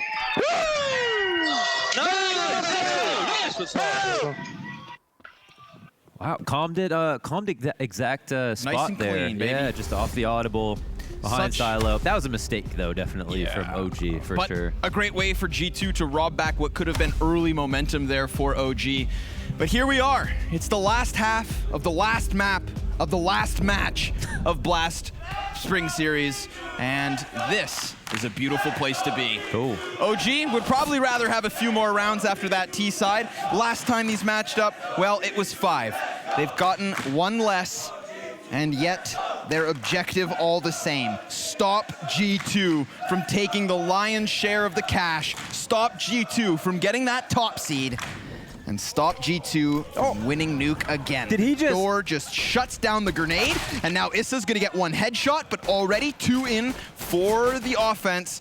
And man 2 up from above. He swoops in from the rafters. There's another player inside of heaven, but NBK and Valda want to slow this down. What? Like a knife slices his head right off. 2v2. It's a reset. Bomb's been thrown down. If NBK can pick up this duel, then who knows who wins this pistol. But Hunter. Oh my god, that's information gained. They can actually go back into... And Valda dropped. Upper, yeah. This is probably just going to be the crunch. Hunter. He's trying to spot. Does he get spotted? He's out in the open. He hasn't won the duel. Dodging 2 CTs. Now he knows. 2 tags. How do they get this bomb back? I mean, somebody's going to have to drop down, and NBK taking that kill. Now, what's important is that could draw their attention away. Aminek's going to peek out. He sees them both. They're giving him duels. NBK's going to give him a chance back into this round if he's not careful. Again, he goes for it, but it works. OG wins second pistol. Yeah, hold on. 11-5. They win the pistol. What a crazy shot there from Valda. I like to watch that one back. It was literally like Fruit Ninja, the way that he swiped down from heaven and got that kill. And did Alexi close the door that opened, or did he throw the smoke and hit he himself too quickly? Alexi responded perfectly. Just like that, the samurai from above. Jesus. One more time. Okay. I talk no. Oh.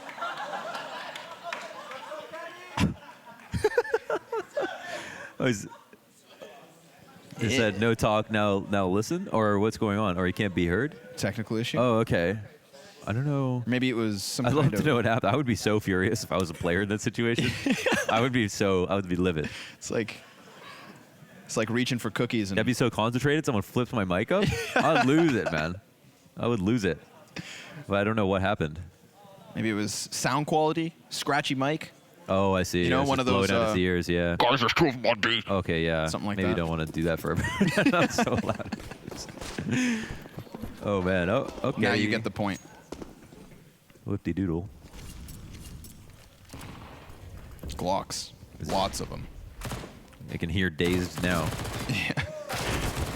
Well managed so far by NBK. He's going to fall to Hunter, but that M4 tapping away some shots. It's only Kenny left over. Now he can scream as much as he wants. But not going to help at all. OG convert with 2 rifles and an MP9. They do, and it's just minimal losses is what we're looking for on these rounds. That's really going to draw the narrative for what the comeback that could happen if it is to happen. It's all about the economy on these rounds that look like so frivolous that you can just walk by them. It's not the case. Every bit of money will play a factor. Very healthy buy here for OG. I think they might have gone ahead and just upgraded into 1 round because they can't afford to lose anything. Upgraded one of their guns or something. AK's out as the cross is out as well. Very quickly now. Smoke slightly displaced. Or is it their own Molotov, excuse me. We have lower 1v1, Alexi B and Hunter. Hunter's been so good here on the CT side. So good. And Alexi always important when it comes to getting info. The bottle will bounce by. NBK spots a little bit of mini presence. That kind of puts Issa in an awkward spot, but he can hold on to it. Matu, what are you doing? Oh my God, yeah. They have no outside presence. They didn't have any information there. So he accidentally shoots. That obviously tells them where the op is. He peeks door regardless, and then, of course, they're ready. So now this A site, it's going to be so susceptible. I mean, look at this. Easy pickings versus Issa. A door cracked wide open once Montu goes down. And suddenly it's 4v2 with this A site compromised beyond belief. Nexa plants the bomb, and G2 are looking to double up the score. Mantu's got to make some... He's going to be the difference, right? We looked at G2 CT side. Kenny this time is being way more proactive from heaven to outside.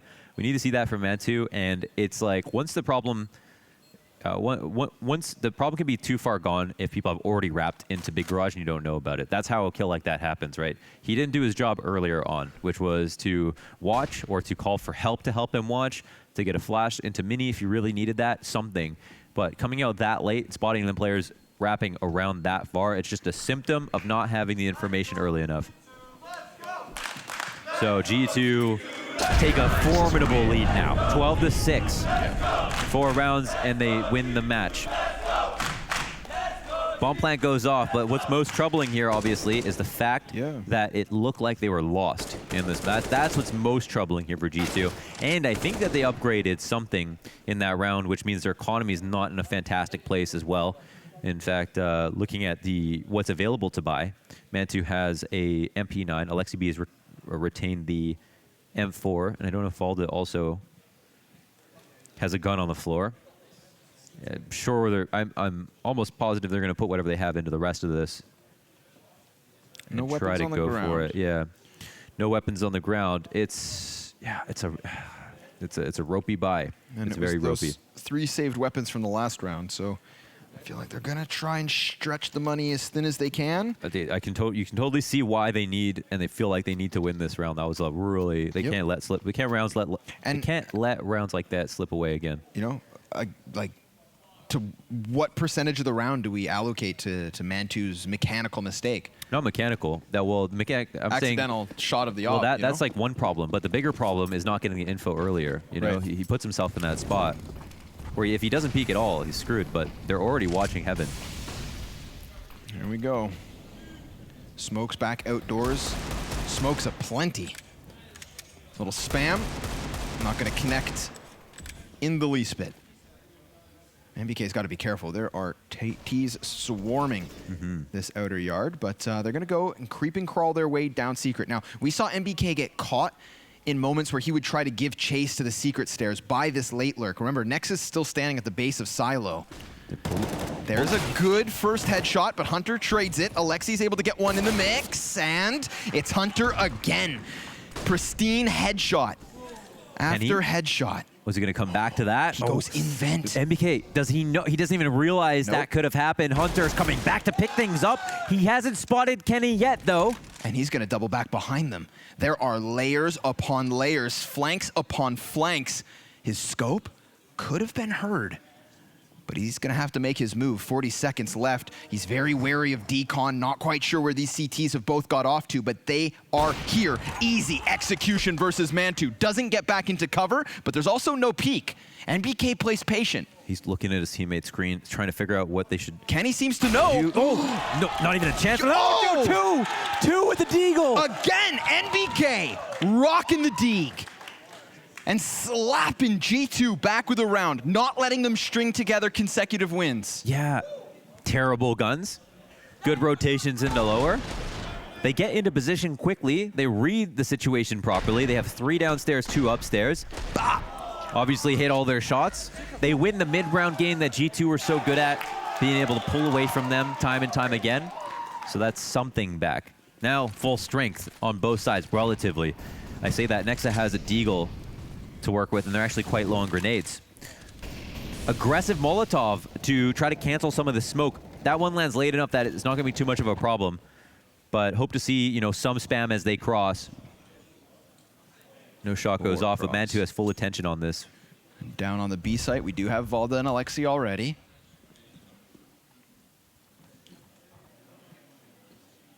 Everyone understands that this B site's susceptible. Does that smoke go deep enough? No, look, it draws Valda up because he doesn't want to give away a push towards Decon. Nexa, pulling in Alexi, chilling inside of Squeaky. Yeah, he's very alone right now, man. tried to scare him a little bit with that grenade. Doesn't get any noise off of it, but does a bit of damage. Could have been a lot worse had it just gone a few feet deeper.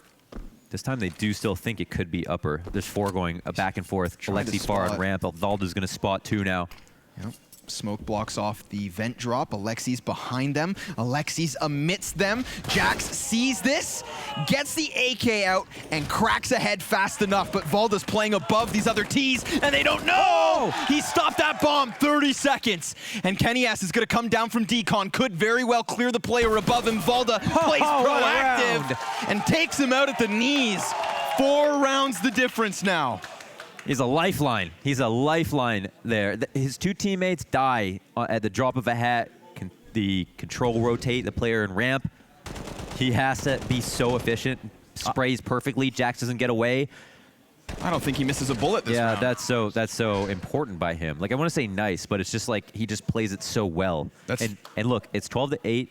The money's back on the side of G2, or OG, excuse me, taken from G2.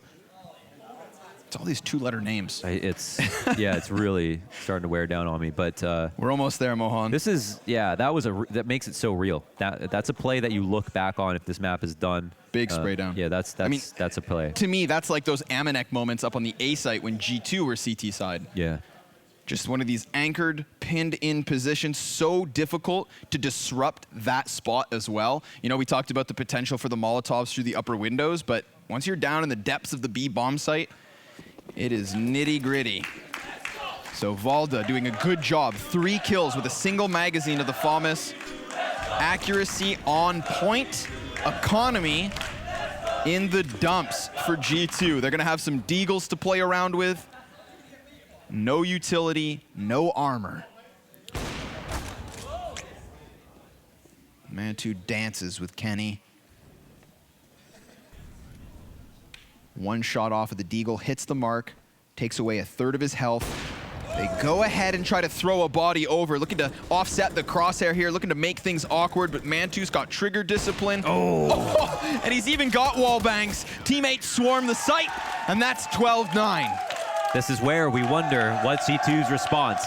Couple rounds into lower, 1 unfortunate where MBK is able to surmise 2 of those deagle kills back to back. Not something that's going to happen every day. Then that last round, they come close to lower. The thing is though, even though Valda gets the 3K that they needed to be able to perform this comeback, it's a round where they had 3 rotations into lower and all great spots. I want to say that you copy and paste that round, OG could potentially win that sustainably. So the rotations I'd say are still very good for OG. All right, so far so good. They lost that 1 early round, but it's been the boys in blue. Gotta be scared knowing someone is pre-fire spamming you down from that spot, but he doesn't seem phased at all. NBK, he's been here. Round after round. I mean, that's another way. It's scary to be out here by Red Box. You got a player who wants to do it. Good thing he moved. That makes it so much easier for the rest of your teammates, yeah. He would have been real crispy. Ooh, Valda's gotten a little bit aggressive. Decides to play through. Can we take a look at Mantu? If is he in heaven, or he's in hell? Okay, watching the cross. Same position. They're G2 very far back right now. Wonder if they're just trying to feign and then move into a full upstairs execute. But just like OG, when they they don't do enough to call a fake, should be a proper hold here. Yeah, fake smokes outdoors. Mollies to follow suit. That could force the feet of the man above the bomb site. And we're watching Issa, and that op in heaven. Oh, ramp's open now. That's a Valda. big pick. Yeah, that's bomb. It's on the sprint. Gonna try to charge its way down to the B side as quick as can be. But look at the CTs. They've also thrown themselves down here, looking to hold the line, but it's 2 more kills to the favor of G2. 5 versus 2. 5 versus 1. Oh, there's none left. G2 burning down the clock, throwing smokes outside, and then more importantly than anything else, clearing out Valda. I wonder if they were going to commit to the fake to upstairs if they didn't see Valda there, or if they were intending to go ramp in the first place. It looks like, yeah, they're fully clearing this out. So the fake was to bait him into pushing. So even more credit to G2 there. Played him like a fiddle.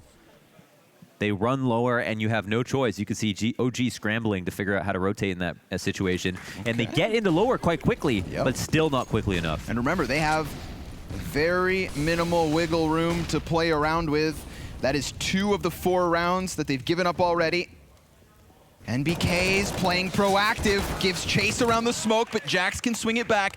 It's an immediate trade frag. Valda already down to the B site, and a second CT throws himself down vent. Now Mantu deep on ramp, and G2 hold off. Yeah, now as we can see from the minimap, it's OG who are petrified of the thought of a lower take. But it's really the ball's in G2's court. No presence outside from the CTs. They could pick upstairs if they'd like. It would just be Issa alone to try to hold with a Famas. He simply doesn't have the bullets. He might have the skill, he just doesn't have the bullets. Looks like they're going to boost a man on top of red. Aminex looking for an outer hit, but nobody here. Rotation goes back, actually. Swung a bit now, Mantu. The further he goes, the more dangerous this gets. Yeah, gives him more shots, though. Yep. There's the first one. Misses it. Oh, he's going to fall back a couple of angles deep. Yeah. Very wary of them giving chase. The smoke grenade's going to have them change direction, though. They redirect. Not towards Mini just yet. They want to clear out Garage, and that's going to keep Valda in this awkward spot. 25 seconds. They can come at this A site from above, and look how that compromises Alexi. 15 seconds. They are playing this down to the wire. An MP9, not the best weaponry, but still he makes that first one work. It's pinned in behind Vent. A trade frag back from Hunter, and all on Mantu. 6 seconds, he's dead. Called out, shot down, dropped down the Vent. And stay there. Good rotational call from G2. Banking on Mantu's information that he's getting chased down into lower. Yep. They decide to take away the spots that they know that OG have given up, dropping down into the site, wrapping from heaven, getting that high-low advantage. Yes, it comes down to the wire, but the call, it's practical. You know, it makes sense.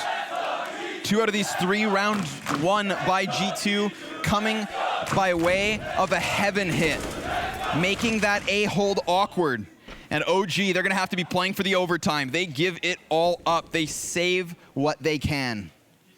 P250, frag grenade, bare bones by. Not much to look at. Too many problems, it feels like. Unless they are fortunate or G2 come up with some misplays here, they definitely just look way more solid in this half. Getting what they want out of every round. Really putting a lot of pressure on Mantu to kind of corroborate the right information, to be in the right place at the right time. And that stress is exactly what they need to do, so it's smart that they know how to harp on it. Outside cross about to commence. It's the ambiguous smokes. You know, they can cross here any which way, or wrap Mini if they'd like. Yeah, already picking off an opening frag. That's a fantastic spot for them to be. Hunter's gonna pass one player, but no problem. He's hitting him from the back. Second kill, third kill, it's all crumbling. 5 survive for G2, and they are looking primed to top Group C. 1 round away. 6 map and match points. And man, have they deserved it. Again, Absolutely. They looked amazing. Only dropping a map on Dust 2 here in this series.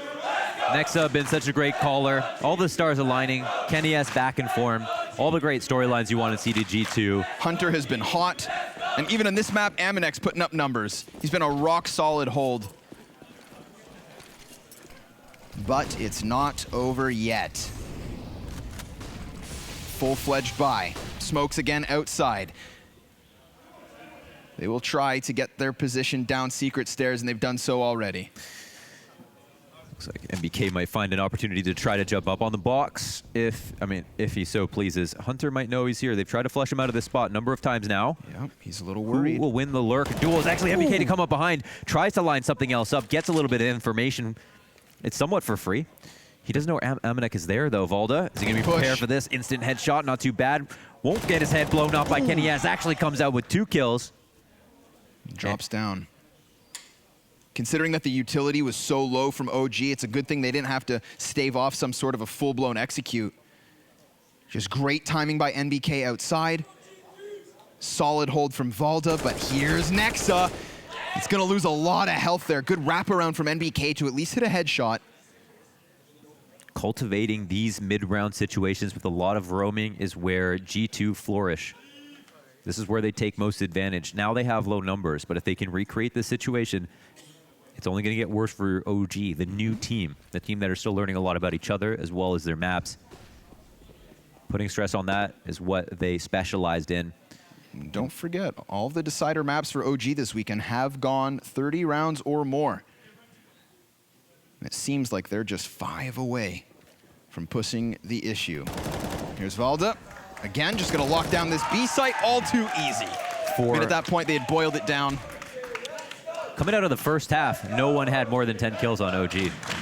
Damn. Yeah, they were all under in that sense. That's a fat stat. Valda has had a very good second half.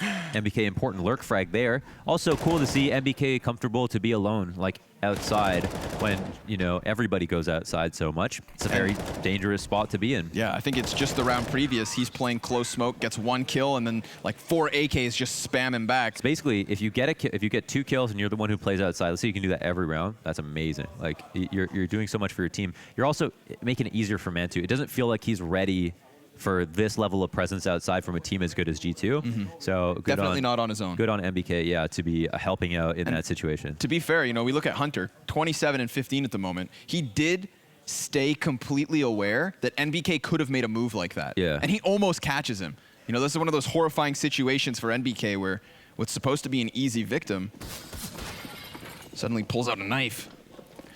But here we go. Round 26. G2. They can taste victory, but they can't enjoy it just yet. Hunter slips onto the roof of Mini. Mantu's going to play back from spawn. A bit of a different look here from the CT hold. It's always good to see the change-ups. And no NBK. Yeah, that's true. At least not outside. Tucked into Mini, dropping utility. A powerful tool to have a player like Valda play downstairs. He can stay there and wait, probably get more kills than he's supposed to. OG can, you know, focus on upstairs at first. We'll focus on this 5v4. Smokes all over the place. Mollies to follow suit. The last time that we had so much outer control given to G2, well, that's the round that they used to wrap around towards Heaven. Mantu's going to take the high road here. He's not going to see anybody crossing, but he knows that there was a player just next to him. Yeah, proactivity, but Hunter wraps around, and who is the one to be the victor? He spots him, wants to fight, loses it. And suddenly shifts into the 6th. He runs towards Heaven. Again, the position that has compromised the A site round after round. Nexa doubles back. Issa just moves his crosshair, but he lines up bomb. And there's a third player who could try and push the issue. 30 seconds left, and Issa's gonna drop another body. It's OG gunning down an 11th round. Hunter found that timing. Hunter tried his damnedest, and he got all the way up to Heaven, but OG are having none of it. If they have a way to get back into this, it's going to be with dynamic looks. It's going to be winning the mid-rounds they couldn't last time. Here, Issa wins his battle as the guy, lurking, looking every which direction for the kills to come, clearing out things carefully. Wow. They come right back into his waiting arms. Makes it 3 kills. Stress outside. Nice kill from Hunter to get that outside. Yep. You could say, you know, credit to Mantu. He finds a new way to play outside. He also gets the tag on Hunter right away. He just doesn't get the kill. But it's still better that he's catching them off guard. What's the look of this time around? Whoa. They're moving up fast. Amanek just instantly into Mini. All of a sudden, this is going to set these CTs to scramble mode, but Mantu is able to trade frag, so that AK is not too far gone. It's a bewildering start to the 27th round, but everybody calm down. Yeah. Everybody take a breath, all right? I was a little bit tense until you said that. Through the nose. Oof. Good little headshot outside. Valda gonna get tagged up somewhat. Can't manage to lock down ramp. Now, remember, we are just a couple of frisky deagle frags away from an upset round, but now things go real dire. Next has got his paws on an AK-47. He's trying to gun down Alexi over here towards Decon. Maybe even goes for the plant. That's gonna be the fake attempt. Everybody else getting oh so close. Nice to make this as hard as possible for even to put the bomb down. Good Molotov slows down the economy here for G2, and we definitely have a game on our hands. And you know what? I'd say G2 definitely, very clearly, from objective perspectives, playing better than OG in this half. But we're at that point of the game where you could trip over the finish line. You could bring it to OT off of a couple of rounds, right? We got a bye here for G2. This is for 15-13. If they survive this, which is somewhat of a force, you've got a goal in the hands of Nexa, then maybe you're one round away from actually OT. So this is wild. This is going to take everything G2 has. Oh my God, Mantu, another look outside. 2 kills with the op. He's not scared at all. The tenacity, the confidence. We've seen him sit pretty back on CT. Can he swing this? Not with anything further than a second kill, but all the while, Nexus slipped back behind Vent. We've got this 1v1 unfolding here outside, and all of a sudden, it falls onto the shoulders of Jax. Valda. Valda's got him. Valda punches the numbers in. That's 15-13. That's 2 more rounds. And OG find OT. And again, it's going to be maybe one more chance here. Between 3 and 4K on some players, but not enough for an op, not enough for full nades, not enough for all AKs. Through the fire, through the smokes, the flashbangs. They're adapting. They're adapting. They're moving into aggressive positions outside. They're trying to help out Mantu. Mantu's helping himself by being dynamic. So there's some good stuff here. Doesn't mean they're out of the woodwork. G2 could still just win a round, next round, and end this. And OG they have options. Versus EG, that's something Stanislaw said was kind of crippling at times, was this aggression from OG outside. So they're not shying away from what started this T-half. G2 getting down secret. G2 wrapping hell to heaven. You can't do that if Mantu's in your face, kicking out your teeth. And we saw how close that last pistol round got. It's another one of those where they can invest a little bit and still buy next. Amanek slunk down into Mini to Wrap and almost got 2 kills. If he did that, you know, could have been the end of the tournament. But there was a trade there, luckily for G2. I think someone saved someone's life. Amanek's going to drop off of Silo. Smoke outside to cross. They'll all group up now, I think, apart from Nexa, who seems to be in Mini with the bomb. With the bomb. Very curious. Ooh, dodges the deagle. Valda's going to establish the man advantage. They wanted to pull them out of heaven. They may just burst out Hut. Jax is going to get that little bit of distance covered, but it's so rough. It's so tough. They look like fools. NBK fires down from above, and just like that, we've gone the distance. Map 3, all 30. Of course. We deserve an overtime. Let's do it. We had to go the full 30 on this one, didn't we? I can't believe we're a map 3 again. After the first map like we just saw, versus G2, their tougher opponent, and we're going potentially to an overtime. But this is what's most beautiful. We finish regulation on a full-fledged buy. Every grenade, every gun. Come on, London. 3 weeks of Counter-Strike, and it boils down to this round. Krieg's already up and aggressive, close to lobby, close to Mini. There is so much weight on this opening kill. You have to assume they can feel the pressure at this moment. So close to the door on either side. Anything goes wrong here, spam.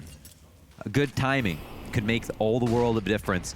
Nothing outside except for NBK lurking around the outside of Big Garage, playing relatively passively. God, it's like 6 or 7 grenades though. I mean, they've lulled G2 into this scared stance where they fear some kind of aggression, but it's not there.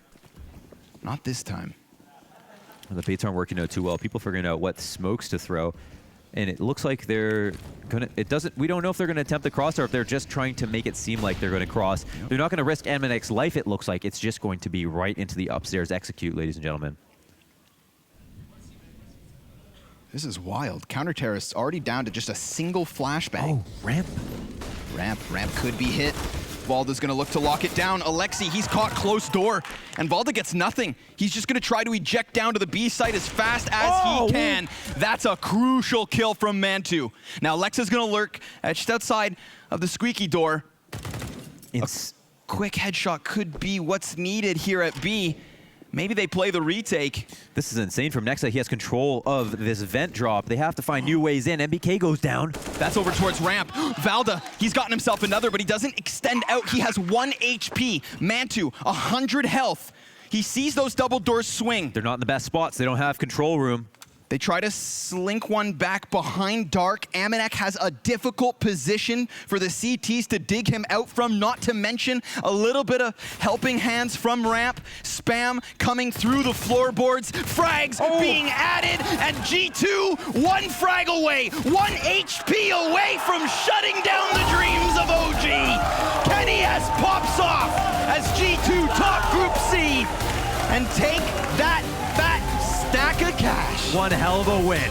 What a round from G2 to close it out. Beating all the odds after that giant comeback at G2. Looking for the crowd surf right now. That is an unbelievable match to watch. I am so glad it went the full 30. Awesome. I feel like it makes sense that G2 won, and I can't believe they didn't win sooner. But you could tell, you would assume their confidence might have been slipping away as that comeback started to mount itself. On Inferno, 16-5 the other way for Dust 2. You say the confidence could have slipped away? You could say that for either of these two teams. They took a beating before both stood up and gave it their all on Nuke. So sick to see the improvements from OG. So sick to see the form of G2 here this weekend. They are the top of Group C, and it has been a pleasure to watch them succeed. That's me and Launders done, but James down on stage with another Nexa interview. Nexa only dropping 1 map across all your games here. The G2 army certainly looking strong across the board. How does it feel right now? It feels amazing, especially being a tough game as it was on the 3rd map and actually closing it out when it was most necessary. It feels absolutely amazing.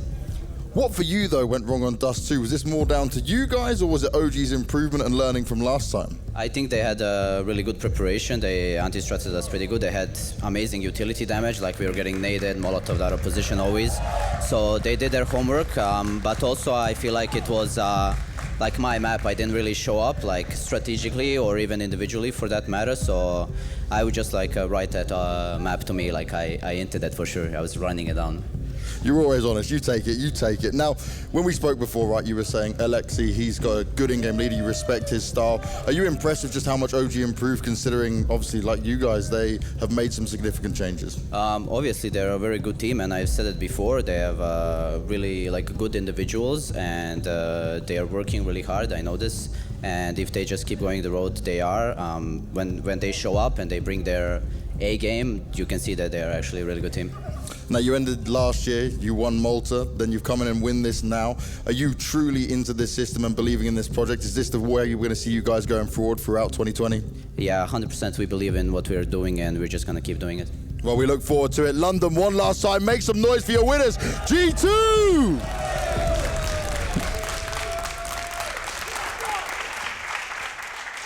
There we go. G2 Esports first place in Group C, 50K, which is very, very nice. But of course, that confident boost that will be coming with closing out this series. And it was the hardest one they've played so far. So to their credit, they didn't falter. Of the 6 maps today, we had 2 good games. So that was pretty good. But here is this last one in Nuke. This could have gone either way, right? I really like the way that OG approached the first part of the first half. You know, they were getting free outside control. They're like taking fights.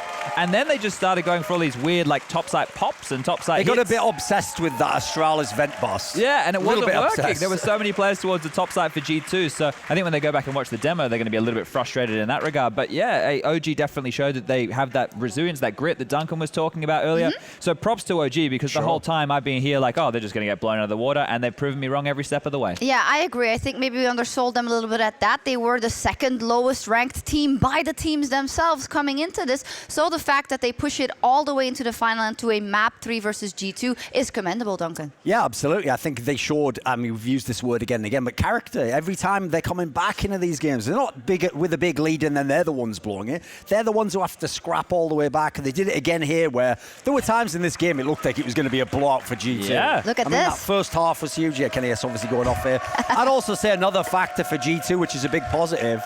As much as they were in trouble on these last 2 maps, Hunter has been chilling the whole tournament. He's been letting Kenny S and Nexa take it over.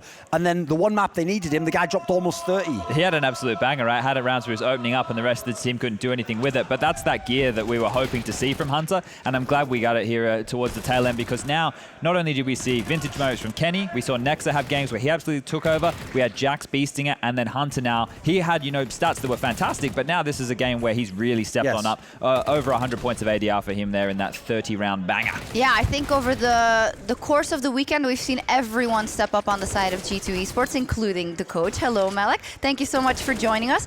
Congratulations. What are your first thoughts about the form of the team and what they've shown after this group stage? I'm very happy because we didn't play in a long time. First game was very tense. To get into that competitive mode was very difficult, but the guys just got through, came back twice. And today was tough as well. We were not as prepared as they were. We felt it definitely. But we just got through it. Like, we tried to just stick to it and just never give up, which you could see hundreds of times on the French scene. So for me, this is the most important, that the system is strong and we will progress technically on the game, because it's also a big factor. Yeah, we looked a lot at, for instance, the fact that your CT sides were really, really strong and the way you approach those, but then there were some T sides that were a bit harder. Is that going to be a specific working point? I know that we have been putting a lot of effort on CT side. With the team we have, if we are not stupid, we can put rounds on T side. Rotations and CT sides, if you check like Astralis at his best, check the stats. The CTs are just crazy statistics. Yeah. And I know that we needed to work very hard on that point, so it's definitely a topic. We are lacking a bit right now on T, but I'm not so worried. We will just watch the games and keep going. That's fine. Yeah, because you still won, right? Even though with them not working out that well. It was definitely close. It was close. Nail biter no in the overtime. So I spoke a lot to you at the end of last year. Obviously, you're at Summit. You and I had a big chat there. Then you guys went to the Maltese event. Was the idea of moving Kenny into more of a frontal role within this team, was that something that you had identified before the new year had rolled around? Yeah. Obviously, there is communication. There is one interview where we say, okay, we put Kenny like in central of everything. It's true, but it's not like taking so much space. Like, it's just a thing. Yes, we care about everything he can do, and he's very important in the team, so let's use it properly. But there is also other things we didn't say, and that we take care also. So yes, this weekend we talk a lot about this, and yes, it's a topic, but it's not like this huge only thing, like it's one of the amongst. I'd like to talk a bit more about Kenny, and I first want to show you a little clip. Let's take a look at what they've got cooking for us. So here... All right, guys, I'm just going to tell you... Okay. Well, wait, there's more. There's more. Wait. More. No, the guys, like I was saying, yep. Wait. See, I didn't know that was actually possible, Malek, so that's a total game changer for our desk, I've got to tell you right now. So. Okay, so... Yeah, it's game changer, Thorin? Yeah, exactly. Yeah, what? Well, because when I start talking... Who knew? Was that easy? There you go. Easy. Problem solved. This is great. So basically, do you know there's technical issues like this? No voice, and it's a clutch situation, super tense, and he's trying to speak, and it's like breaking our ears. So I'm just like, bro, right. It wasn't that he was just talking nonsense. No, just Kenny yelling down the mic, like, shut up, Kenny. I have a question on this though, because I know from back when you had Shocks in the team still, I once asked you actually about the team, like, oh, how is it set up? Like, who's the in-game leader? And it sounded like you had a lot of input in deciding like what the role is, what the system is. We hear some coaches, we get to hear the comms. Some coaches aren't talking very much. They're just analysts, basically. Are you the guy who designs the system that G2 has? I know I have a lot of parts in that thing. Like the relation I have with Nexa, it's very nice because the two Serbians are very pragmatic towards the game. It's not like well thought, like super like deep like analysis. It's just like what is going to work. It's A to B, and we do it. So I'm like implementing a lot, and we are working like this. So yeah, like half of what you can see, yeah, it's me also. Yeah, it's both of us. We did have a chance to listen to some of the comms sometimes, and even though you were winning so many games, the communication didn't seem the cleanest overall, chaotic, right? You know, it was chaotic. Let's just put it that way. But it did work. So what's your vision on that? It's very easy. It means that we have like a lot of potential. There we go. That's it. Positive spin that's there. Very much it. I think yesterday, let's not be too harsh like on that thing. Yesterday was actually... It was much better yesterday. It was much better. I felt it.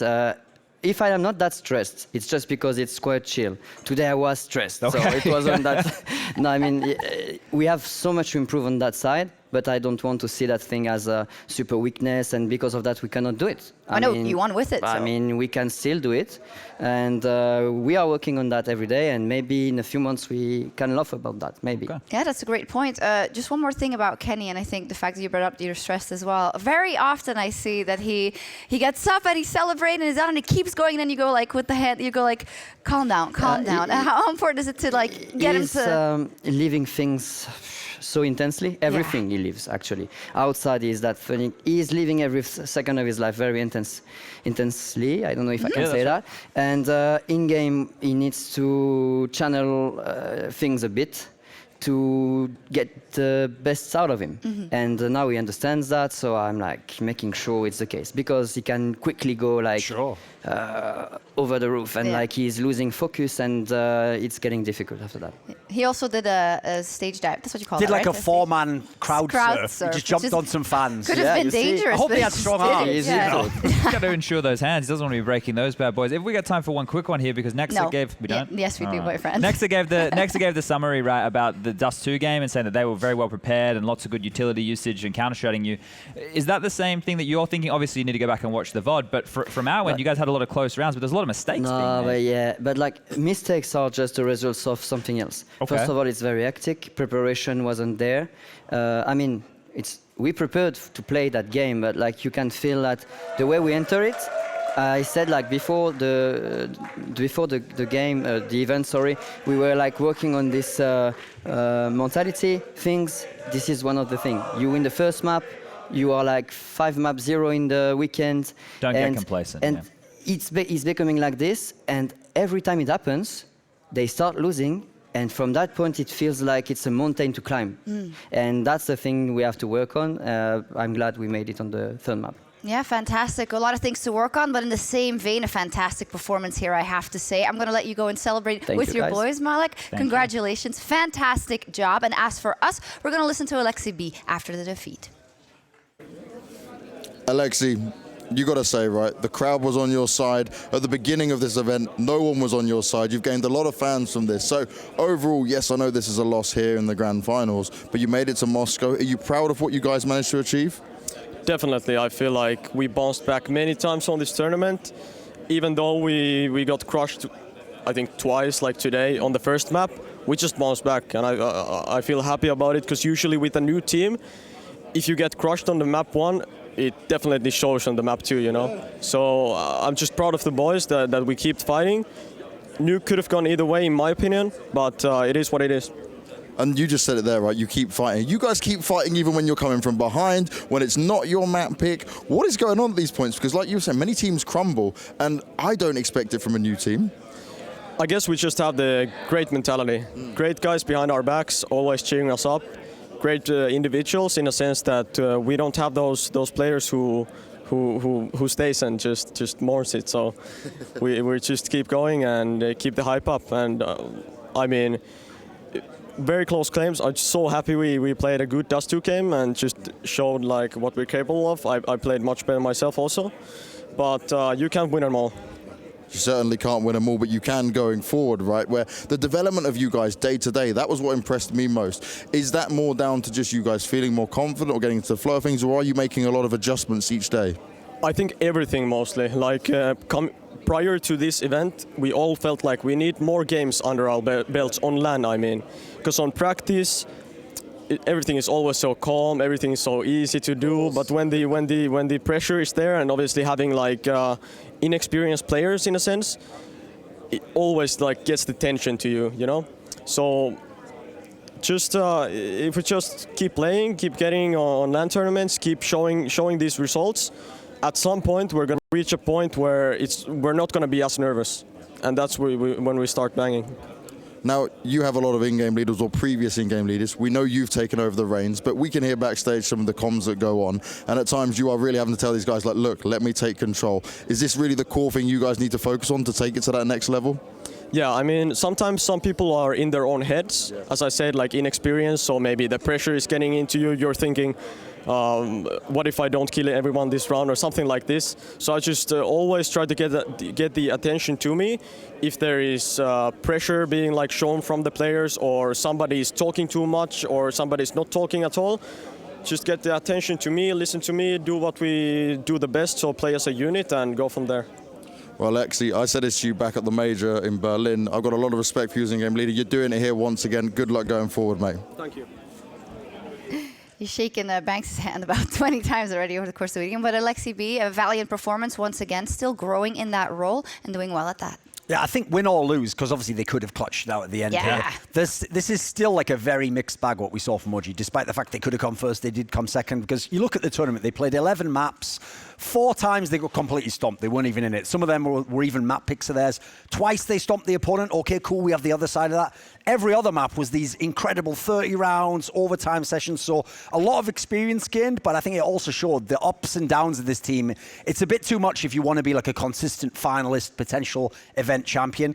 And if they clean up some of the comms, some of the positives can still remain. Yeah. And then you start to get more of those. So you have comfortable wins. It doesn't have to be 30 rounds every time. Yeah, well, when we started this on day one with what we had known about their online games, and obviously Ice Challenge wasn't too fantastic, but then we were saying what the things needed to go right for them, right? Valde was one of those names. He needed to be a star player for the team, and he was throughout. Every single map, or it felt like every single map, obviously this is the eye test, got to go look at the numbers, but he was showing up and having a lot of impact. And then the talk about who the potential other stars could be for the team, well, Mantu was one of those names that was in the mix. And he played a fantastic 3 days of Counter-Strike. So props to him, because he's a name that isn't on a lot of people's radars for good reason. He hasn't played a lot of Tier 1 Counter-Strike. He's jumped on in, and he's shown us that he can frag with the best of them. Yeah, fantastic pickup there from OG. And OG will, of course, be moving on, even though they came in second here. But they are qualified for the Blast Premier Spring Finals in Moscow, together with a bunch of other teams. And, of course, we have the Showdown. So basically, everyone you've seen play is not out, but that Showdown, which is supposed to be the teams that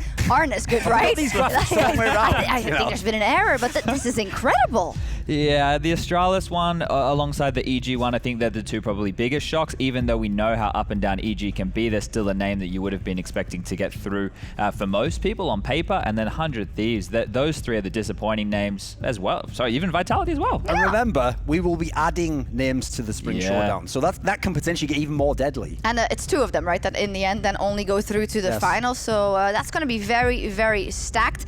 With that, though, I am going to close off here for our time in London. There is the overtime show, of course, in 10 minutes, as you have grown used to. But a couple of thank yous are in order. First and foremost, to our wonderful crowd. They've been very loud, especially today, and the ones that are left. Yeah, it's all for you. My wonderful analysts for carrying me throughout the weekend. A big thank you to everyone for watching, and to the Blast production crew, everyone behind the scenes who has made this last 3 weeks unforgettable. Fantastic stuff. We'll see you in a couple of months, of course, for the Showdown. And for now, enjoy the rest of your evening. There we go. Bye.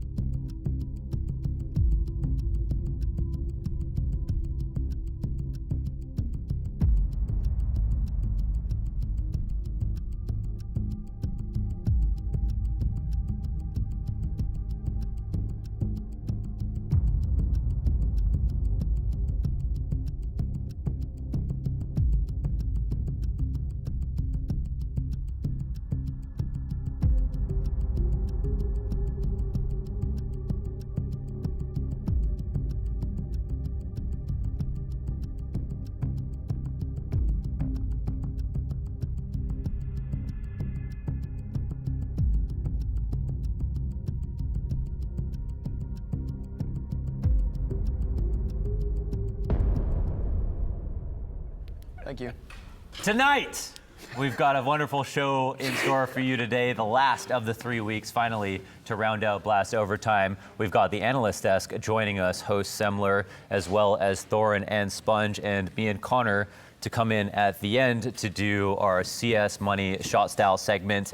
And we're going to have that as well as a discussion about the predictions that were made at the beginning of the season. Stay tuned to Blast Overtime.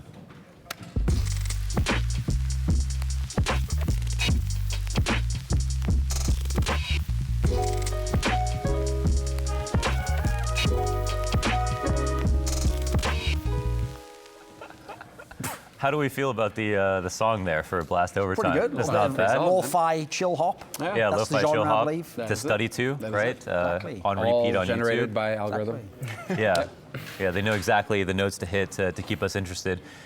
Before we get crazy, I mean, we already know who's here. Everybody's familiar with this whole desk. We've got a lot of pointed analysts here who have a lot of opinions.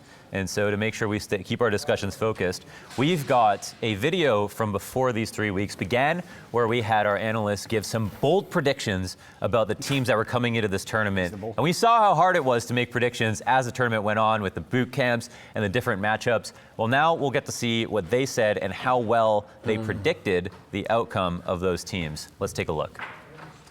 Do you think this is one where I've got to give the context, so it's going to actually sound like it's not that crazy a prediction? So I actually personally think that FaZe Clan must love Blast Pro Series, the tournament series last year, not Blast Premier. And that's the problem, is they might think this is Blast Pro Series, and they were loving where if they had a good day in the best of ones, they could get to a final, they got NIP in one of those finals, like they could get lucky with the other team making the final. And if you look over the year, most of their best results came at Blast actually. So personally, I've always thought that lineup actually doesn't have the fundamentals to be a really top team. They just have some good fraggers. So they hope for like just a good streak, a roll of the dice as it were. So I think now that it's all best of threes in the Blast Premier, I think that's actually going to be the undoing of them. So even though I do think the group they're in, they probably should get out of, I think whatever, I think is it 8 teams make it to the finals? I think it's 8, right? If it's 8 teams make it to the finals, they're coming 8th. There you go. One prediction that I'm willing to make and that I will stand by is that G2 will come through second in their group. I'm not going to say that they're going to beat EG. I'm not going to say that they're going to take the first spot. But I think they've got it in them to take down 100 Thieves and OG. OG, fine. I think they take OG any day of the week, no problem. But I think they can take 100 Thieves. I think they can go for a big upset there and that they can actually progress forward. I think their CS is interesting. They've still got Kenny. Kenny seems like he's coming back into form. He's had a bit of time now as well. So you have to remember that Kenny was also a god of CS, and you can say that. We have to be careful sometimes with the terminology in terms of who actually gets god status, but Kenny was a god. So he's always got that in him. And if Kenny starts even approaching like even semi-deity, like Hercules kind of level, teams are going to be in trouble.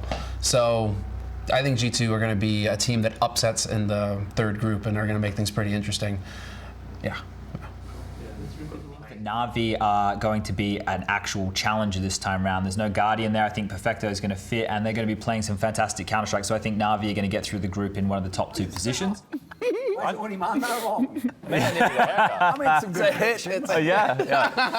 Generally speaking, you do make some good predictions. I'm mostly surprised by how pinpoint the predictions from Semler was incredibly on point, very detailed. There's a long response. I think you nailed almost every single part of that. Even had them beating 100 Thieves. Yeah. Semler, it's like you didn't leave us for 2 years to catch Overwatch League. 2 rounds. What's that? It's like you didn't leave us for 2 years to catch Overwatch League.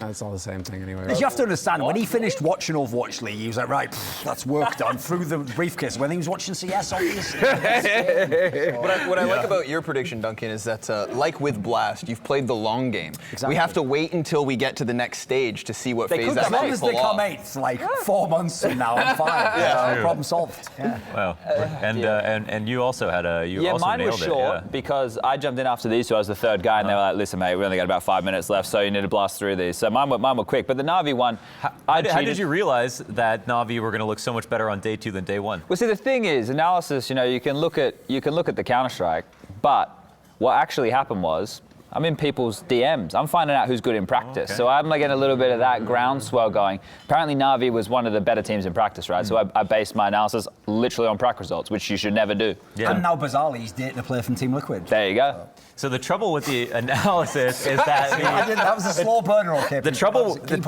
up. The real trouble with the prediction element, as we found with Thorin, was that you look at FaZe, and based on everything we learned last year, you could say a number of things that would have not been true. Sure. We would have found out they would have been completely wrong, but it's so hard to know exactly how that lined up. A huge element of this discussion revolves around that time off, whether it was a boot camp or just a vacation into a lot of time where they didn't play any matches, whether it was online or otherwise.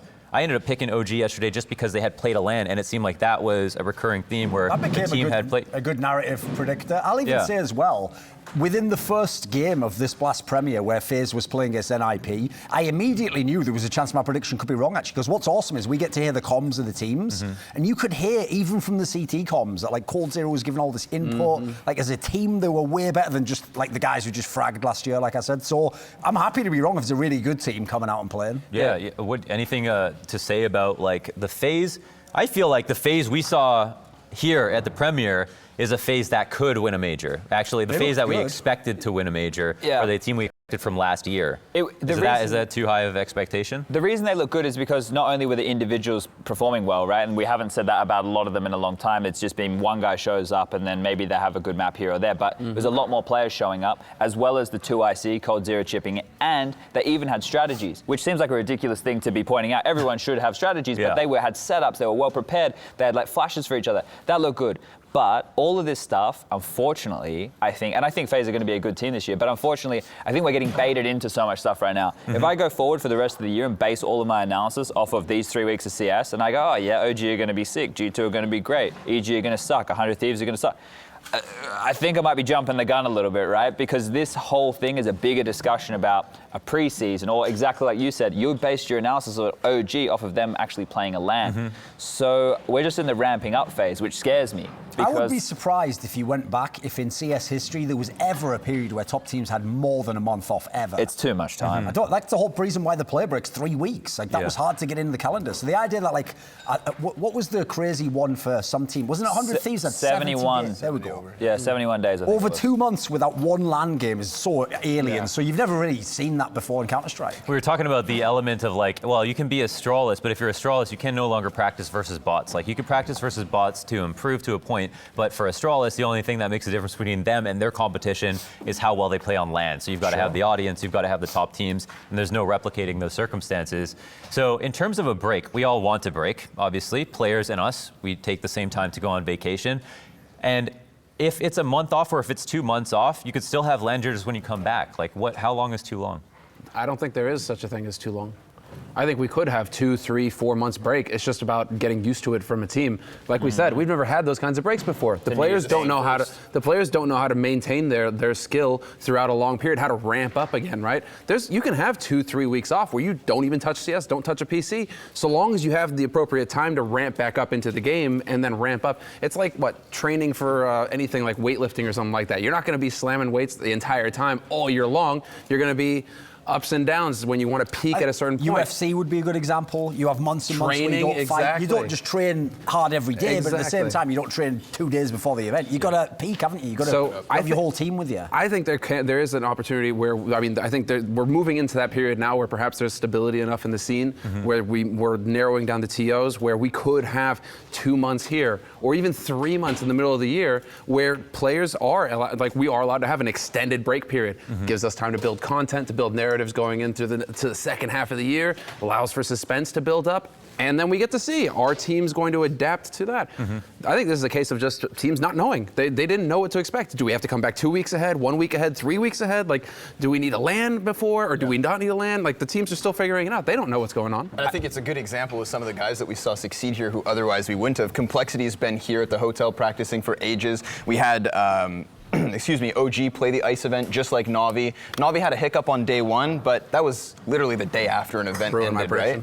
Yeah, FaZe, I think FaZe is really one of those only outliers that kind of came into this event light years above where we may have expected. And that's because they had to kick the year off a little bit earlier. Obviously, we had Janko being very vocal on social media about needing to come back from the break to play that Katowice qualifier, which they swept, right? They did it very quickly. But then for them, there was no point going back on another break. They may as well have just continued, right? So all the teams who started the year with officials earlier, G2 is another one, they qualified for Katowice. Katowice. They all looked like as the better team. So I think the one that is they got lucky is Liquid, right? Because they didn't even come over and practice. That got them through. They would have been third otherwise. Exactly, and for them, they didn't even come over and prac in Europe, right? 100 Thieves. If we're going to look at that opening game that they played, they put in a lot of practice, and the thing that lost them was bad decisions in post-plant situations and Jacob shitting the bed, right? So those two factors right there is probably, you could have had a 3-map series against G2 to kick things off. But then the second day against EG, that train game is inexcusable, right? Well, that's the thing. Like a lot of the teams that had the shake-offs, the ring rust, they did it by day 2, and they looked more like themselves. They just put themselves in a worse position. 100 Thieves, though, they didn't really recover. I'll even say as well, like I think probably the missed storyline in this tournament was the Astralis week, because remember, it's only Simple going absolutely supernova that won Na'Vi those last 2 maps. In another world where Astralis just edges that series, I wouldn't have been surprised if in the next day they come back a bit stronger, then on the final day they probably win the whole group. One of the biggest comebacks that we saw on Inferno. Yeah. It's huge. And they were only in that game because of Simple, and then the rest of the team stepped up to close out Inferno, right? I think one of the most not underrated, maybe one of the things that we haven't credited to too much of the success of Astralis that maybe we should start doing going forward is how prepared they have been able to be in the past for other teams. Because when you're taking more events off or you're picking and choosing your events, you're doing a lot of prep work. Coming into this, they were going into the dark against a lot of these names, right? So you're going into the dark against the Na'Vi, who's only just added Perfecto and played 11 maps of Counter-Strike or something before this tournament. So when you think about that, they don't have that ability to go, oh, let's look at these tendencies, because Na'Vi were literally changing things up while they were in the server. So I think something in the past that Astralis have done the best out of all teams is preparation, and something they couldn't do in this one because it was the first tournament of the year was preparation, right? So I think that's a factor which is going to weigh on them as a team. But now as we ramp up into the year, it shouldn't affect them the same way. I mean, it also, man, it demands a tremendous amount of work to stay at the top as well. You're going to be the most studied team. So you're going into the dark against teams you don't even know what they're going to throw at you. And they've got you mapped out for months ahead of time because they've been studying you all year long, because everybody's trying to unpack what the hell Astralis they're doing on the server. That's also, you know, another angle that Astralis not catching it. It wasn't just us who got the predictions wrong. The seeding for the tournament was done by the teams. They picked it all, and yet they're the ones who put Complexity and OG at the bottom. They had, like, I think G4 was maybe, what, 5th from the bottom or something? Like, they had these teams really low down. So just from practice, it means these teams probably weren't doing some of those things until they got here. Yeah. Now we have... because the series, of course, had to go 3 maps because of OG had to bring it 16-14. We're getting close to tear down territory for the set. I want to ask you, before we round out the segment, who is the most impressive team of these 3 weeks that we've seen so far? Ooh, that's a tough one. To help out, I'll go ahead and say first, I think G2 was my #1 favorite. Most consistent all 3 days. Looked better than I thought they would do coming out of the last year, and of course, topped the group. Yeah, I'll throw FaZe out there as well. I think that's just kind of out of the blue. Again, I would have agreed with everything I had saw, Duncan, with your kind of bold prediction there, where it's like last year they limped through, and any accomplishments just kind of seemed like flukes or a product of the Blast format. So for me, it'd be Complexity, because we had no expectations for that team. Like, and they worked those 2 games as well, literally 0 expectations for that team. My victory for the likes of Complexity and OG was if they were competitive in any of the maps, that was a victory for them in my books. So they were dreaming about it for a long time. Yeah, so Complexity, I think, just with the type of Counter-Strike we saw as well. I just gotta go. I gotta give a shout out. No, I gotta give a shout out to my boy Simple. Feels like he's actually got a team for once. Poor guy. He's been out in the woods for years, you know, having to lug, you know, boulders up hills and just try and carry everything in sight. And now it looks like he's actually got some teammates that can help him out. A few of those maps, he was bottom fragging. Still didn't matter. His team were still clutching. His team were still winning rounds. So if you put a player like Simple, where he doesn't need to just hard carry every single freaking round, and he can actually have some support, maybe this is a team that can actually start winning some titles. Na'Vi, for once, a CIS team that can go in there and maybe consistently win, not just a fluke here and there. I think I would agree with Scrawny. I will say FaZe, because if you look at the context, they beat Team Liquid not just twice, they 2-0'd them both times. Unless you're a Charlotte, you don't 2-0 Team Liquid. Like they're a pretty top-notch team. So sure, you can definitely make excuses. Team Liquid didn't look as good. They didn't look like they came in off the break very well. But just the name value alone, that was the number 2 team of the year. Yeah. You beat them twice. Yeah, a lot of good picks. It's good to have some variety here. And I just want to say thank you guys for a great desk. I think we killed it all 3 weeks. And that's going to be it for this segment. So you guys can take off whenever you want. We'll catch up with you for drinks at the hotel, maybe a couple of waters or a couple of vodkas. On the waters. Whatever you want to do. Yeah. You know, you have to balance yourself out if you're doing the other extracurricular activities, right, Chad? Yeah, I got to go to the gym. So anyway. The gym, okay. All right, you're just drinking water for real, right? My bad. Okay, well, thank you so much, guys. Yeah, that's going to be it. And we're going to take a look now at our shot style segment powered by CS Money, where Connor is going to take a look at a couple of very important inventories.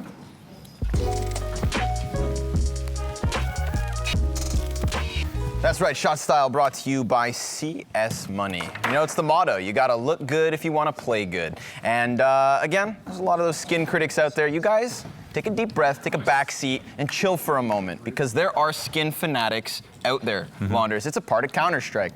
And first and foremost, we're gonna take a quick look at the inventory of nobody other than Tarek. Evil geniuses coming in this weekend, not accomplishing what they would want. They have been relegated to the showdown. It's going to be an exciting event, but it's going to be a tough event. They join the likes of Vitality and Astralis down there, crazy stuff. But enough about Counter-Strike, let's talk skins. Hand wrap Slaughter. I mean, you see the look here. It's obvious. Red and black, right? From the depths comes Tarek.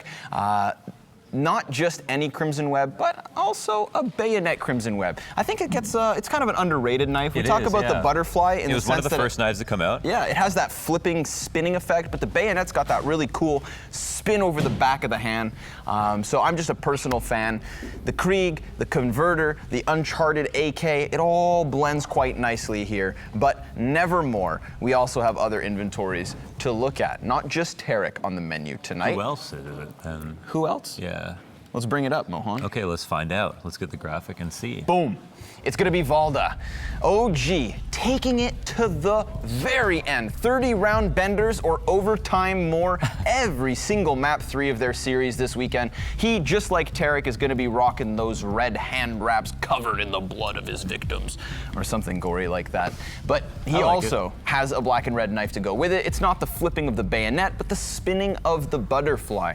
You know, it's these guys with the short attention spans, I'm telling you. The ADD players. I want to take a second to appreciate a pair of dual Berettas that we don't see too often. This is from the new Inferno collection. I've never seen those at all. Yeah, the twin turbos. You know, we talk about Beretta players. There's not many of them out there. And I don't think Valda falls in that category. But if ever, he decides to wield those 2 guns at the same time, that's the skin he's got equipped. He's going to look good doing it. There's something on this list that I think deserves a closer look, though. Speak your mind. That's that M4A4, the Emperor. Beautiful skin. It's got that gold trim. It's very regal. It's not playing off of the red like the rest of his inventory, but he contrasts it to the complete opposite stark blue. You know, we've looked consistently at that AK-47 Empress throughout this segment, and well, this is the male counterpart, the M4A4 Emperor. If you guys love skins, well, this is the segment for you. Yeah. If you don't, plug your ears and move along. Well, you might just want to listen to the sweet sounds of Connor's voice as he describes these skins to you. But that's it. Yeah. That's the last segment of Shot Style, brought to you by CS Money. Whoa! Oh my God, chicken flies into the set. Oh my God, it comes out of nowhere. So Connor, it's been 3 amazing weeks here at Blast. We've done so much when it comes to the content, to the casting, to seeing different teams come in and out. We loved interacting with you guys at home and on Twitter, and being able to take this journey on with you and be very close to the experience. Thank you to everybody who came into the studio to watch the games. Thank you for everybody at home that tuned in. And I hope we just created a good experience for you to enjoy, because we tried our damnedest to make sure every part of the broadcast was great. And that comes to us as talent, as casters, Anders, Moses, Sponge, Thorn, Semler, Shocks, who came in, and all of the production staff. Everybody's working as hard as it looks. And so I just want to say thank you. And I'm going to give Connor the floor here to send it off. It's really the big thanks to everybody at Blast that I think makes this all possible. I think the bar for Counter-Strike has been set really high at the start of 2020. And so all of you guys too, the viewers, none of us are here if it's It's not for you. So remember that you have impact in this world of Counter-Strike. It exists because of you. And remember that right now, we have more concurrent players on Counter-Strike Go than ever before. 2020 could be one of the biggest years for CS, and it all depends on people like you guys and people like us. So let's combine and let's work together to make what is going to be a fantastic year of Counter-Strike. I think that's all we can really say, Mohan. We're done here at Blast. 3 incredible weeks of Counter-Strike.